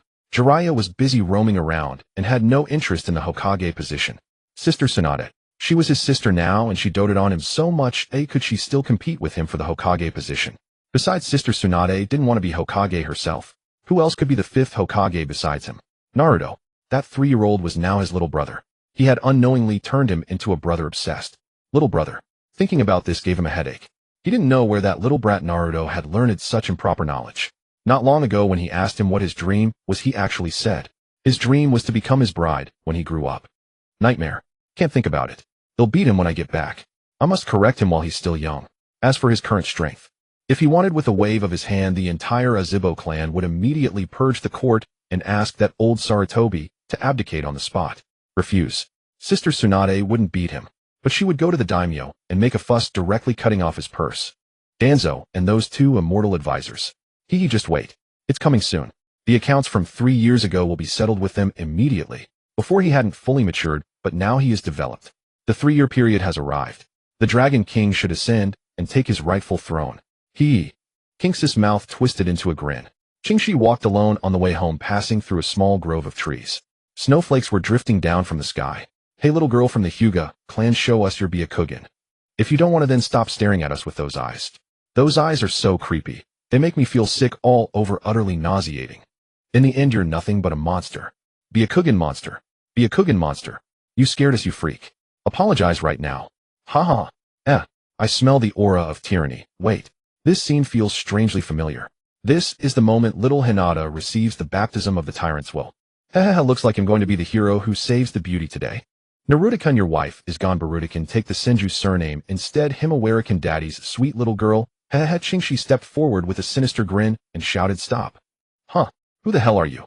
The ringleader turned around with an arrogant glare. Hey boss, this guy is kind of tall. What? You scared? We've got numbers on our side. Little Hinata huddled in the corner by the big tree, her pale, tear-streaked face turning toward him. You little brats, your tyrant's will isn't strong enough. Qingxi approached slowly. Huh, what are you talking about? Trying to meddle? Looks like you're asking for a beating. Get him. Take this. With that, the heirs of tyranny swung their tiny fists and charged at Qingxi, truly living up to its reputation, a will that even dares to bully Kaguya. I dare say even Zeno would take a couple of hits from it. Qingxi didn't even lift a finger. With a mere thought, he kept his hands in his pockets. Suddenly, countless vines sprang from the ground beneath the little punks, binding them tightly and lifting them into the air. Ah, save me. I'm sorry, let me down. Mommy wah. The bizarre sight terrified the brats so much they wet themselves, crying and screaming for their mothers. Qingxi ignored their pleas. With a look of disgust at the puddles beneath them, he manipulated the vines and flung them far away. How badly they'd be injured on landing. He couldn't care less. If they dared to tell their parents and have them come over to unleash the tyrant's will, that would be perfect. Finally, his wood style could feast to its fill. It had been ages since he tasted the flavor of life energy. Who knows, perhaps consuming more could even evolve the Three-Demo Sharingan. As for whether anyone would dare to bully him on the Senju Clan grounds. Never underestimate the tyrant's will, you bastards. Are you okay? Qingxi walked over to the stunned little Hinata, extended his hand, and gave a harmless, innocent smile. Thank you, big brother. She was shy and hesitant, her face so red it seemed to steam, unsure whether to reach back. Seeing her hesitation, Qingxi simply took her small hand and pulled her up from the ground with an air of. This made Hinata even more embarrassed.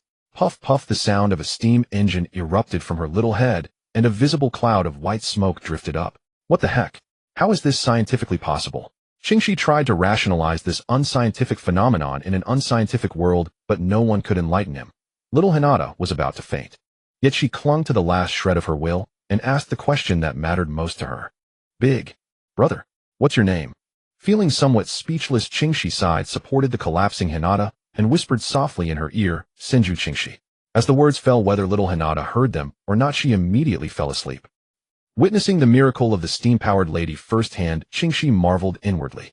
Swoosh. Lord Qingxi, I'm so sorry. Our young lady has troubled you. A female Hyūga ninja who had been secretly guarding Hinata suddenly appeared and bowed in apology. Such is the difference that status brings. If it had been the original Naruto, he would have surely faced nothing but cold ridicule. The original had a male guard, but the little author didn't want any male other than the protagonist to touch Hinata, so I made a slight modification. The Hyūga Clan has a small appetite. They can't handle a tailed beast ball. It's fine, take Hinata back and let her rest. I still have things to do, so we'll be going now. Understood. The female Hyūga ninja took Hinata from King's arms and carried her back toward the Hyūga compound. Qingxi thought, so did she hear my name or not? One day in the future, Qingxi had already become the youngest Hokage in history. One day after 6-year-old Naruto activated his tailed beast mode, the miraculous King Danzo also ignited his Mangekyo. Itachi patted Sasuke on the head, amazing as expected of Sasuke. Unlocking the Mangekyo at 6 years old, you're even better than your big brother. Sasuke smirked coldly, it's just a Mangekyo. At dawn, Sasuke was training alone in the woods, staring at a shuriken hanging high in a tree. If you think I'd climb up for a mere shuriken? Susanoo. A giant purple ethereal hand reached out and plucked the shuriken. At noon, as Sasuke was wandering outside Konoha alone, when he ran into a band of mountain thieves. A bunch of ignorant weaklings. Amaterasu. At dusk, Sasuke strolled through the streets alone. A stray dog suddenly fixed its eyes on him. Woof woof, whine, a worthless bark. Amaterasu. At night, Sasuke lay in bed, trying to sleep. Buzz, buzz, buzz, buzz, buzz, such a tiny insect dares to disturb me. Amaterasu. Amaterasu. Amaterasu. Amaterasu, Amaterasu, Amaterasu, Amaterasu, Amaterasu, Susanoo, Amaterasu, Amaterasu, Amaterasu, Amaterasu, Amaterasu, Amaterasu. Time passed in the ninja world unrecorded. Sasuke, whose eyes were a little blind, said, "Brother, I want to ask you something." Itachi, what is it, Sasuke? Sasuke, how long until the Mangekyo makes you go blind? Itachi, generally speaking, if you use it sparingly, it should last about 30 or 40 years without issue. Sasuke, and if you use it a lot? Itachi, about 8 to 10 years. That's already considered extremely frequent overuse. Sasuke, Itachi, what's wrong, Sasuke? Sasuke, my eyes are a bit blind.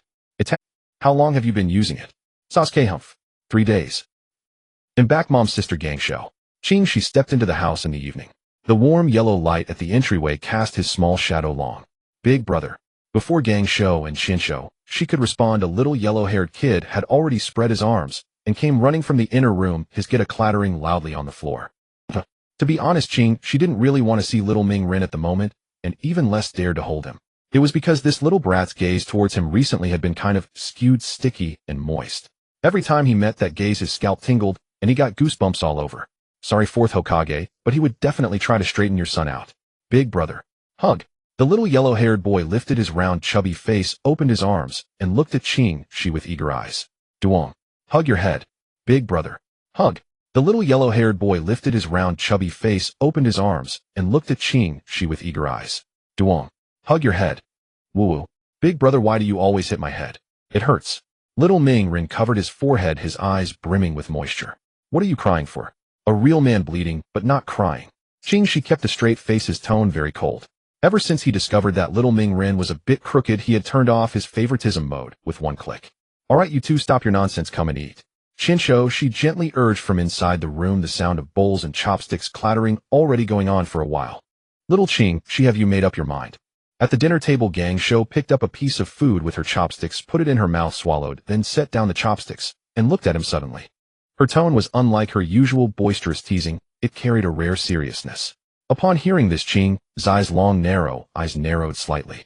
His gaze fell on little Ming Ren, who was burying his head in his rice across the table, and his thoughts involuntarily drifted back 3 years ago, just a few days after Shiwan defected Tuansong, and those two damned elders eagerly jumped out. They used the excuse of taking the Jinchuriki away and adopting him without permission to cause all sorts of trouble. They said that as the village's ultimate weapon, the Jinchuriki must be placed under the full custody and control of the Umbu. Either hand Ming Ren over and let him grow up alone under the village's full surveillance, or he must never become the tainted possession of any individual. He must belong only to the village, or rather be handed over to the root for control.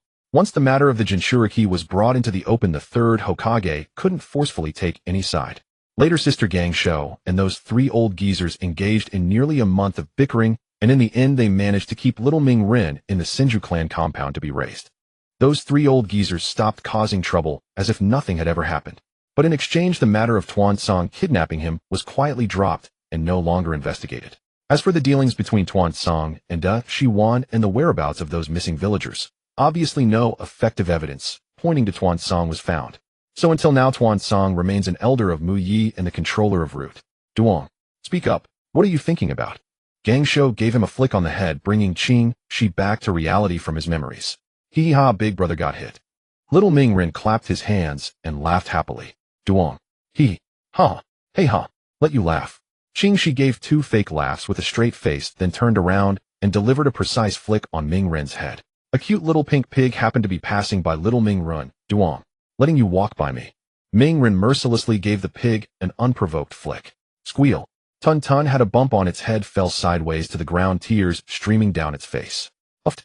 Shinsho, she holding chopsticks, covered her mouth with her hand and couldn't help but chuckle. Alright, let's get down to business, I'm asking you. Gangsho stared at she urging him, tapping her fingers on the table. I've decided. Sister Gangsho, how did your persuasion go? What did the daimyo say? She put away his playful expression, answered seriously, and then asked her in return.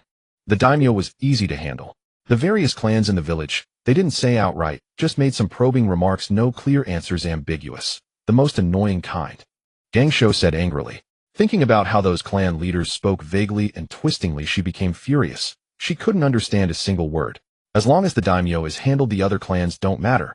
My super brain tells me don't bother it now, go find super strength and super power. What does that mean? Gangsho was a bit confused by these strange words. It means use military force, just the entire Uchiha clan plus 2 pairs of Mangekyo plus sister Gangsho and mother plus the daimyo's support plus my Senju clan and the legitimate identity of the 5th Hokage's heir. Most importantly, after I reveal my strength in front of everyone, I don't believe those fence-sitters can find any reason to oppose me. She clenched his fist, his tone full of certainty. The Uchiha doesn't have just 2 pairs of Mangekyo. Shinsho, she suddenly put down her chopsticks and said softly, besides Fu Yu and Jishui, who else has awakened the Mangekyo? Shin's eyes widened, asking in surprise. It's your father. Shinsho, she curved her brows and smiled in response. Dad awakened the Mangekyo. This truly shocked him. Before you little rascal were even born, Gangsho said, casually picking up another piece of food with her chopsticks. So you've been hiding it from me again. Mom, you know Flying Thunder God, and I didn't know? Now Dad has long awakened the Mangekyo, and I still don't know. Am I even your real son? She glared at his mother and sister Gangsho with a face full of grievance, loudly complaining. Sorry Mom and Dad, didn't mean to hide it from you, it's just that there was never any situation, and we didn't think to mention it specially. And you never asked either. Shinsho, she said, putting her palms together, her tone apologetic, but her eyes unable to hide the smile. Forget it, let's count Dad in 3 pairs of Mangekyo. What can that old Tuansong do to stop that? Righteousness is on my side, strength and power completely overwhelming. If not now, then when? Duong. Did I laugh too evilly? She spoke the reason for Gangsho's flick on his behalf. You know it well. Gangsho took a few more bites of food without lifting her head. Little Mingren just opened his mouth to laugh when a pair of evil eyes eerily appeared in his line of sight. She was coldly staring at him, just waiting for the moment he dared to laugh. Eat. Little Mingren broke out in a cold sweat, buried his head, and gobbled his rice with a clatter. Smart of you. She withdrew his gaze, but in his heart he had already begun to outline the various scenarios that might occur during the rebellion. He had already decided not to wait for some natural ascension to become Hokage. Keeping those 3 old geezers causing trouble was just annoying to watch. And letting that old man Yuan Fei Rijan continue to guard the village. To be honest, he wasn't doing a great job. It was time for him to radically reform Mu Yi and properly spread the idea of unification. Huansong, prepare to die? She was really too lazy to play the political game of scheming with those 3 old geezers. Although his personal strength hadn't reached the level of invincibility, he wasn't fighting alone. Besides, the daimyo already supported him. All that remained was for him to use his own strength to convince the masses. When the time came, he would challenge Tuansong to a duel. If he could win, kill. If he couldn't win, call others to kill together. As for those 2 advisors, see if they behave. If they dare to sing any opposition, kill. The 3rd Hokage, considering he had been good to him and was Sister Gangsho's teacher, let him retire and enjoy his old age. As for other clans that dare to oppose, leave them to the Uchiha to handle. The strongest clan in the ninja world shouldn't be unable to suppress these families. The current situation was, in another sense, the alliance of the Senju and the Uchiha. What's so great about the Senju clan? Can a big clan just hit people randomly? Everyone come and see. Look how the Senju clan has beaten my child. A sharp shriek, like a shrew's quarrel, suddenly exploded from outside the gate of the Senju mansion, shattering the evening tranquility. What's going on outside? Tsunade's attention was seized by the shrill, shrewish screams. The chopsticks in her hand rested on the rim of the bowl, her brows slightly furrowed. Clatter, clatter. Hasty footsteps came from outside the corridor, the sound of wooden clogs striking the floorboards, the rhythm chaotic like drum beats. Lady Tsunade, Lord Qingshi, there is a gathering of villagers outside, and the leaders. A servant hurried in, breathless, speaking hastily. A layer of fine sweat beaded on her forehead, her expression anxious. Villagers gathering. What about those leaders?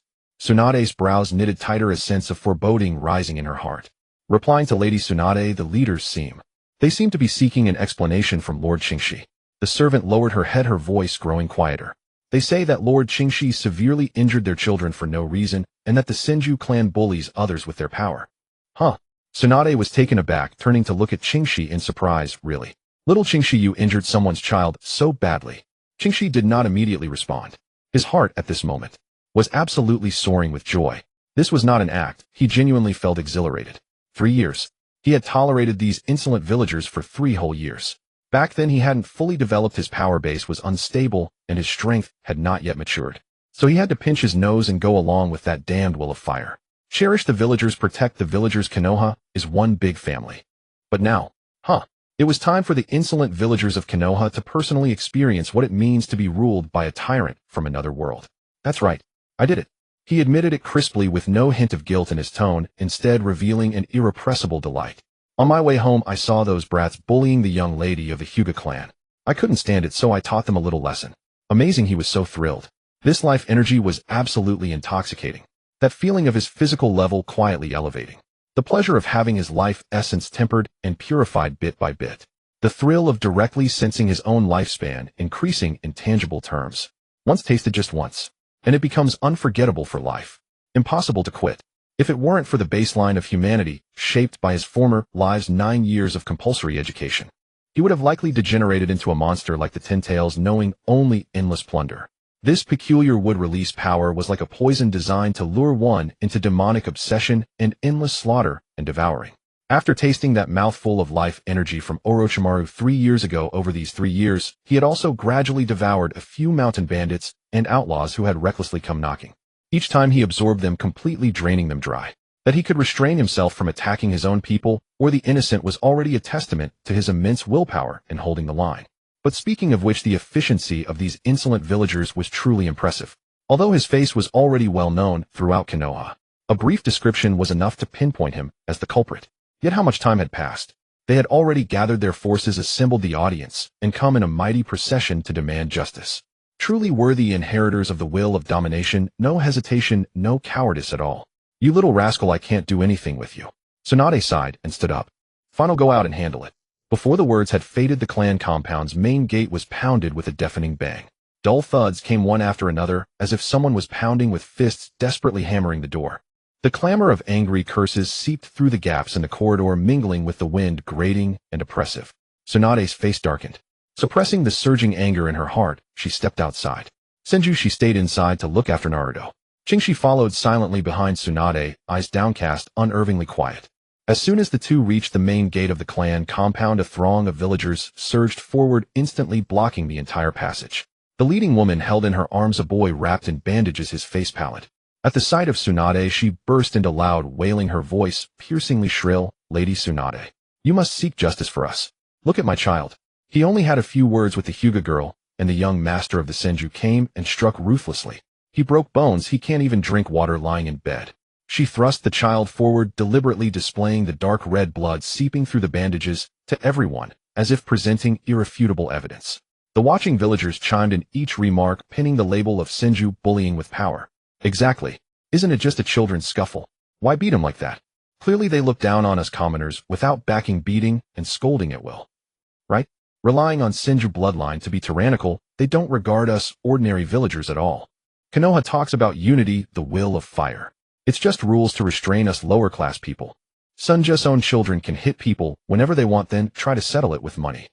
Tsunade clenched her fists, knuckles white, suppressing the raging fire, and patiently explained to the crowd.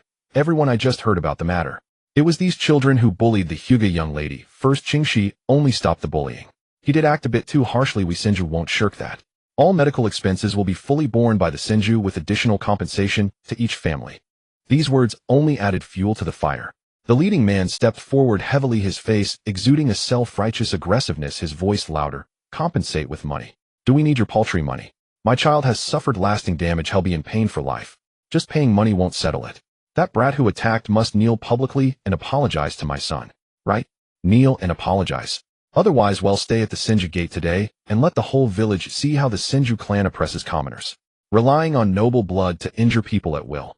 If we don't get justice today, well, sit in protest at the Hokage's office. In the end, it's just the Senju protecting their own. If a commoner had injured a noble's child, they'd be thrown in jail and punished, but why do your people only get off with money? With Tsunade's fiery temper, when had she ever endured such unwarranted harassment and slander? Her chest filled with a pent-up rage that had no outlet, burning her throat tight. But seeing the crowd of elderly, weak women and children banding together to cause trouble, she couldn't actually use force against civilians. She could only grit her teeth and retreat step by step. Kneeling is impossible. He did overstep when disciplining the children, but I can have him issue a written apology and double the compensation with regular medical team visits to ensure your children fully recover. A written apology? What kind of nonsense is that? It shows no sincerity. The woman shrieked, tears and spittle flying. Suddenly, she bent down and deliberately placed the child on the cold ground. The child cried out in pain immediately. The pitiful wailing instantly engulfed the entire clan gate, drawing passers-by to stop and watch, whispering and pointing fingers. Every gaze cast was full of criticism and accusation toward Qingxi. Qingxi, who had stood by Tsunade throughout, remained silent from beginning to end. He neither refuted the villagers' twisted words nor defended his rescue action. He simply lowered his eyes, quietly, calmly watching these villagers acting outrageously and distorting right and wrong. There was not a ripple in his eyes, only a trace of cold, murderous intent lurking deep within, quietly gathering. He was waiting for this pent-up frustration to reach its peak, then unleash a thorough and satisfying explosion. A middle-aged villager, seeing Qingxi's continued silence, assumed he was guilty and grew even more arrogant. He suddenly thrust out his hand, his rough finger pointing straight at Qingxi's nose, almost poking his cheek. "Speak up. Relying on Senju blood to injure people, well, now you're scared. I think you're just a spoiled brat coddled by your clan, and you think you're fit to be a Hokage candidate." Seeing this, Tsunade instantly stepped forward to shield Qingxi, blocking that hand. Her chest heaved with suppressed anger, but she still restrained herself, speaking in a low voice. "I have made the maximum concession possible. If you all still refuse to back down, then I'll have to ask the third Hokage to handle this." At the mention of the third Hokage, the troublemaking crowd briefly quieted. But the leading woman's eyes rolled, and she began to act out again, plopping down onto the clan's doorstep, slapping the ground, and wailing, "Judgment. The Hokage always favors the Senju clan. Where can we commoners find justice? If we don't force this brat to admit his mistake publicly today, we're not leaving." The overlapping waves of curses, cries, and complaints wrapped around them. It was those children who had bullied first, yet all the blame had been pinned on Qingxi and the entire Senju clan. Tsunade stood in the center of the crowd, filled with frustration and fury. Yet constrained by the status of the Senju clan and the so-called harmony of Konoha's dignity, she could only yield repeatedly, unable to utter a single harsh word to these insolent villagers. And Qingxi still stood silently in place, quietly watching this absurd farce. What churned in his heart was disgust toward Konoha's rules that endlessly indulged civilians while restraining the strong. And the restlessness brought by devouring life energy surged madly through his blood. At this moment, a sentence emerged in his mind. "My dear and charming ancestor Emperor Zheng, you were unfortunately born in an era of mortals where tyranny could not endure. But I, Senju Qingxi, will carry forward your tyranny. In this world of shinobi where individual power reigns supreme, I will spread it to the fullest." Facing the escalating harassment from this group of insolent villagers, Gangzhou felt a surge of hot blood rushing to her head. Her temples throbbed violently. In all these years she had lived, even facing enemy ninjas on the battlefield had never made her feel so stifled. These people before her, they kept accusing the Hiūga clan of bullying with their power, yet never once mentioned it was their children who had first surrounded and harassed a little girl. And Qingxi was merely passing by, saw it, and acted. That was all. Gangzhou took a deep breath, forcing down the surging anger in her chest again and again. "I have already said it," Gangzhou said in a very low voice. "They'll cover all medical expenses, double the compensation, and have a medical team visit regularly afterward. That is my final concession." Concession? The leading woman scrambled up from the ground in one swift motion, her speed a stark contrast to her earlier hysterical behavior. She roughly wiped the snot and tears from her face and screeched, "You call this a concession? My child's bones are broken. Broken? You think a little stinking money is enough to dismiss us? The Hiūga clan sure throws its weight around." "That's right," the man behind her chimed in, spittle flying far. "Make that little brat come out and kneel. Kowtow to my son in public and admit his fault. Otherwise this matter today, it's not over. Kneel. Kneel and apologize." The crowd, like a powder keg with a lit fuse, roared louder and louder. Gangzhou's clenched fist trembled slightly. She was not afraid of fighting bloodshed or even death, but she dreaded this kind of powerless frustration, unable to reason and unable to strike. The other side were civilians, women and children, the weak and elderly. And she was the princess of the Senju clan of the Land of Fire, one of the Sannin of the Hidden Leaf Village. More importantly, these villagers were precisely the people her grandfather and second grandfather had always taught her to protect. Her knuckles turned white as she clenched her fists, and the veins on her hands faintly emerged. Just as she gritted her teeth and was about to say something more, a hand gently tugged at her arm. It was Qingxi. Now he was about 1.5 meters tall, no longer the little shorty from 3 years ago. He had already stepped out from behind Gangzhou and stood by her side. His slightly messy short black hair was blown across his forehead by the wind, half covering his lowered eyes. "Sister Gangzhou," Qingxi's voice was very calm, like a frozen lake surface. Everyone's gaze instantly focused on him. He was not tall, his physique even could be called slender. Yo finally dared to come out. That middle-aged man, he brazenly stepped forward, his index finger almost poking Qingxi's nose bridge. I thought the young master of the Qinsho family, the dignified candidate for Hokage, would hide behind a woman's skirt forever like a turtle pulling its head in. He didn't finish his words. Qingxi raised his head. A pair of scarlet Sharingan eyes calmly and indifferently gazed at the man spitting in front of him. No anger, no killing intent, just quietly watching. Like looking at a delicious, appetizing delicacy. The middle-aged man's voice instantly caught in his throat, as if someone had tightly choked his neck. His mouth wide open, his Adam's apple rolling up and down, yet he could not utter a single syllable. The instinct of a living being screamed frantically in every nerve of his. Run fast. Immediately, right now, get away from this guy. We'll die, we'll be eaten by him. He is a monster, a man-eating monster. Qingxi. Gangzhou sensed something wrong and reached out to pull him back. But Qingxi did not move. He stood there, his expression still calm, but in his mind chaos had already erupted. Eat them. That thought had been clamoring in his heart since just now. Like a beast starved for too long, crazily ramming the iron bars of its cage. Those villagers' faces, those words that reversed black and white, and those self-righteous harassments all turned into fuel that catalyzed his hunger. Just as Gangzhou's hand was about to touch his shoulder, the scene seemed to slow down. Qingxi did not form any hand seals. Only from his mouth came a voice that was eerie, filled with bloodthirsty murder, yet still with a trace of childishness, would release descent of the withered tree realm. Boom. Countless huge black trees burst out from the ground. Thick trunks instantly tore apart the hard ground. Sharp branches pierced through the air, making whistling sounds like howls. Like living creatures, they swiftly pierced toward every civilian present. A man tried to turn and run, but a branch went through his back and out his chest, nailing him to the spot. Screams, cries of agony, blood, and flesh flying. The villagers were pierced through their bodies like skewered meat. Warm blood sprayed onto the black bark, winding down along the grain of the branches. The huge black trees were dyed inch by inch into vivid red. Then their life energy was frantically absorbed. That warm, full, sweet energy flowed back into Qingxi's body along the branches. Like a long, dry riverbed finally awaiting a rainstorm. Now every inch of his skin, every bone, every cell trembled in ecstasy. That feeling was too familiar to him. He could clearly perceive his own life leaping to a higher level. Those villagers who had been pierced were not yet dead. Their eyes were still open, mouths still agape, but they could only watch helplessly as their lives rapidly drained away. Watching their skin gradually wither, their whole body turning into a skin-wrapped skeleton in an extremely short time. The dark red demonic tree seemed to feel it had not absorbed thoroughly enough and began to crazily wrap around and crush the dry corpses. The cracking sound of bones breaking rose one after another, squeezing out the last few nearly invisible strands of life essence. The sky darkened, whether it was dusk descending or this hell on earth swallowing the light. The ground was covered with strange black, twisted, writhing giant trees. The red blood reflecting on the trunks flowed down like a rainstorm, yet not a single drop fell to the ground. All was greedily absorbed by the eerie black trees. On the tangled and terrifying twigs, countless withered remains of the insolent villagers hung, like human-shaped clothes drying on the branches, gently swaying in the wind. Moreover, many trees were still slowly writhing, their trunks expanding and contracting as if chewing something. At the entrance of the Qinsho clan's estate, it was now a realm of death. No, not a realm of death. A realm of death is quiet. Here it is, still chewing, still swallowing. This is hell on earth. Jia jia jia jia jia jia jia. Qingxi's laughter echoed in this hell. Immature, yet carrying an evil that did not belong to this age.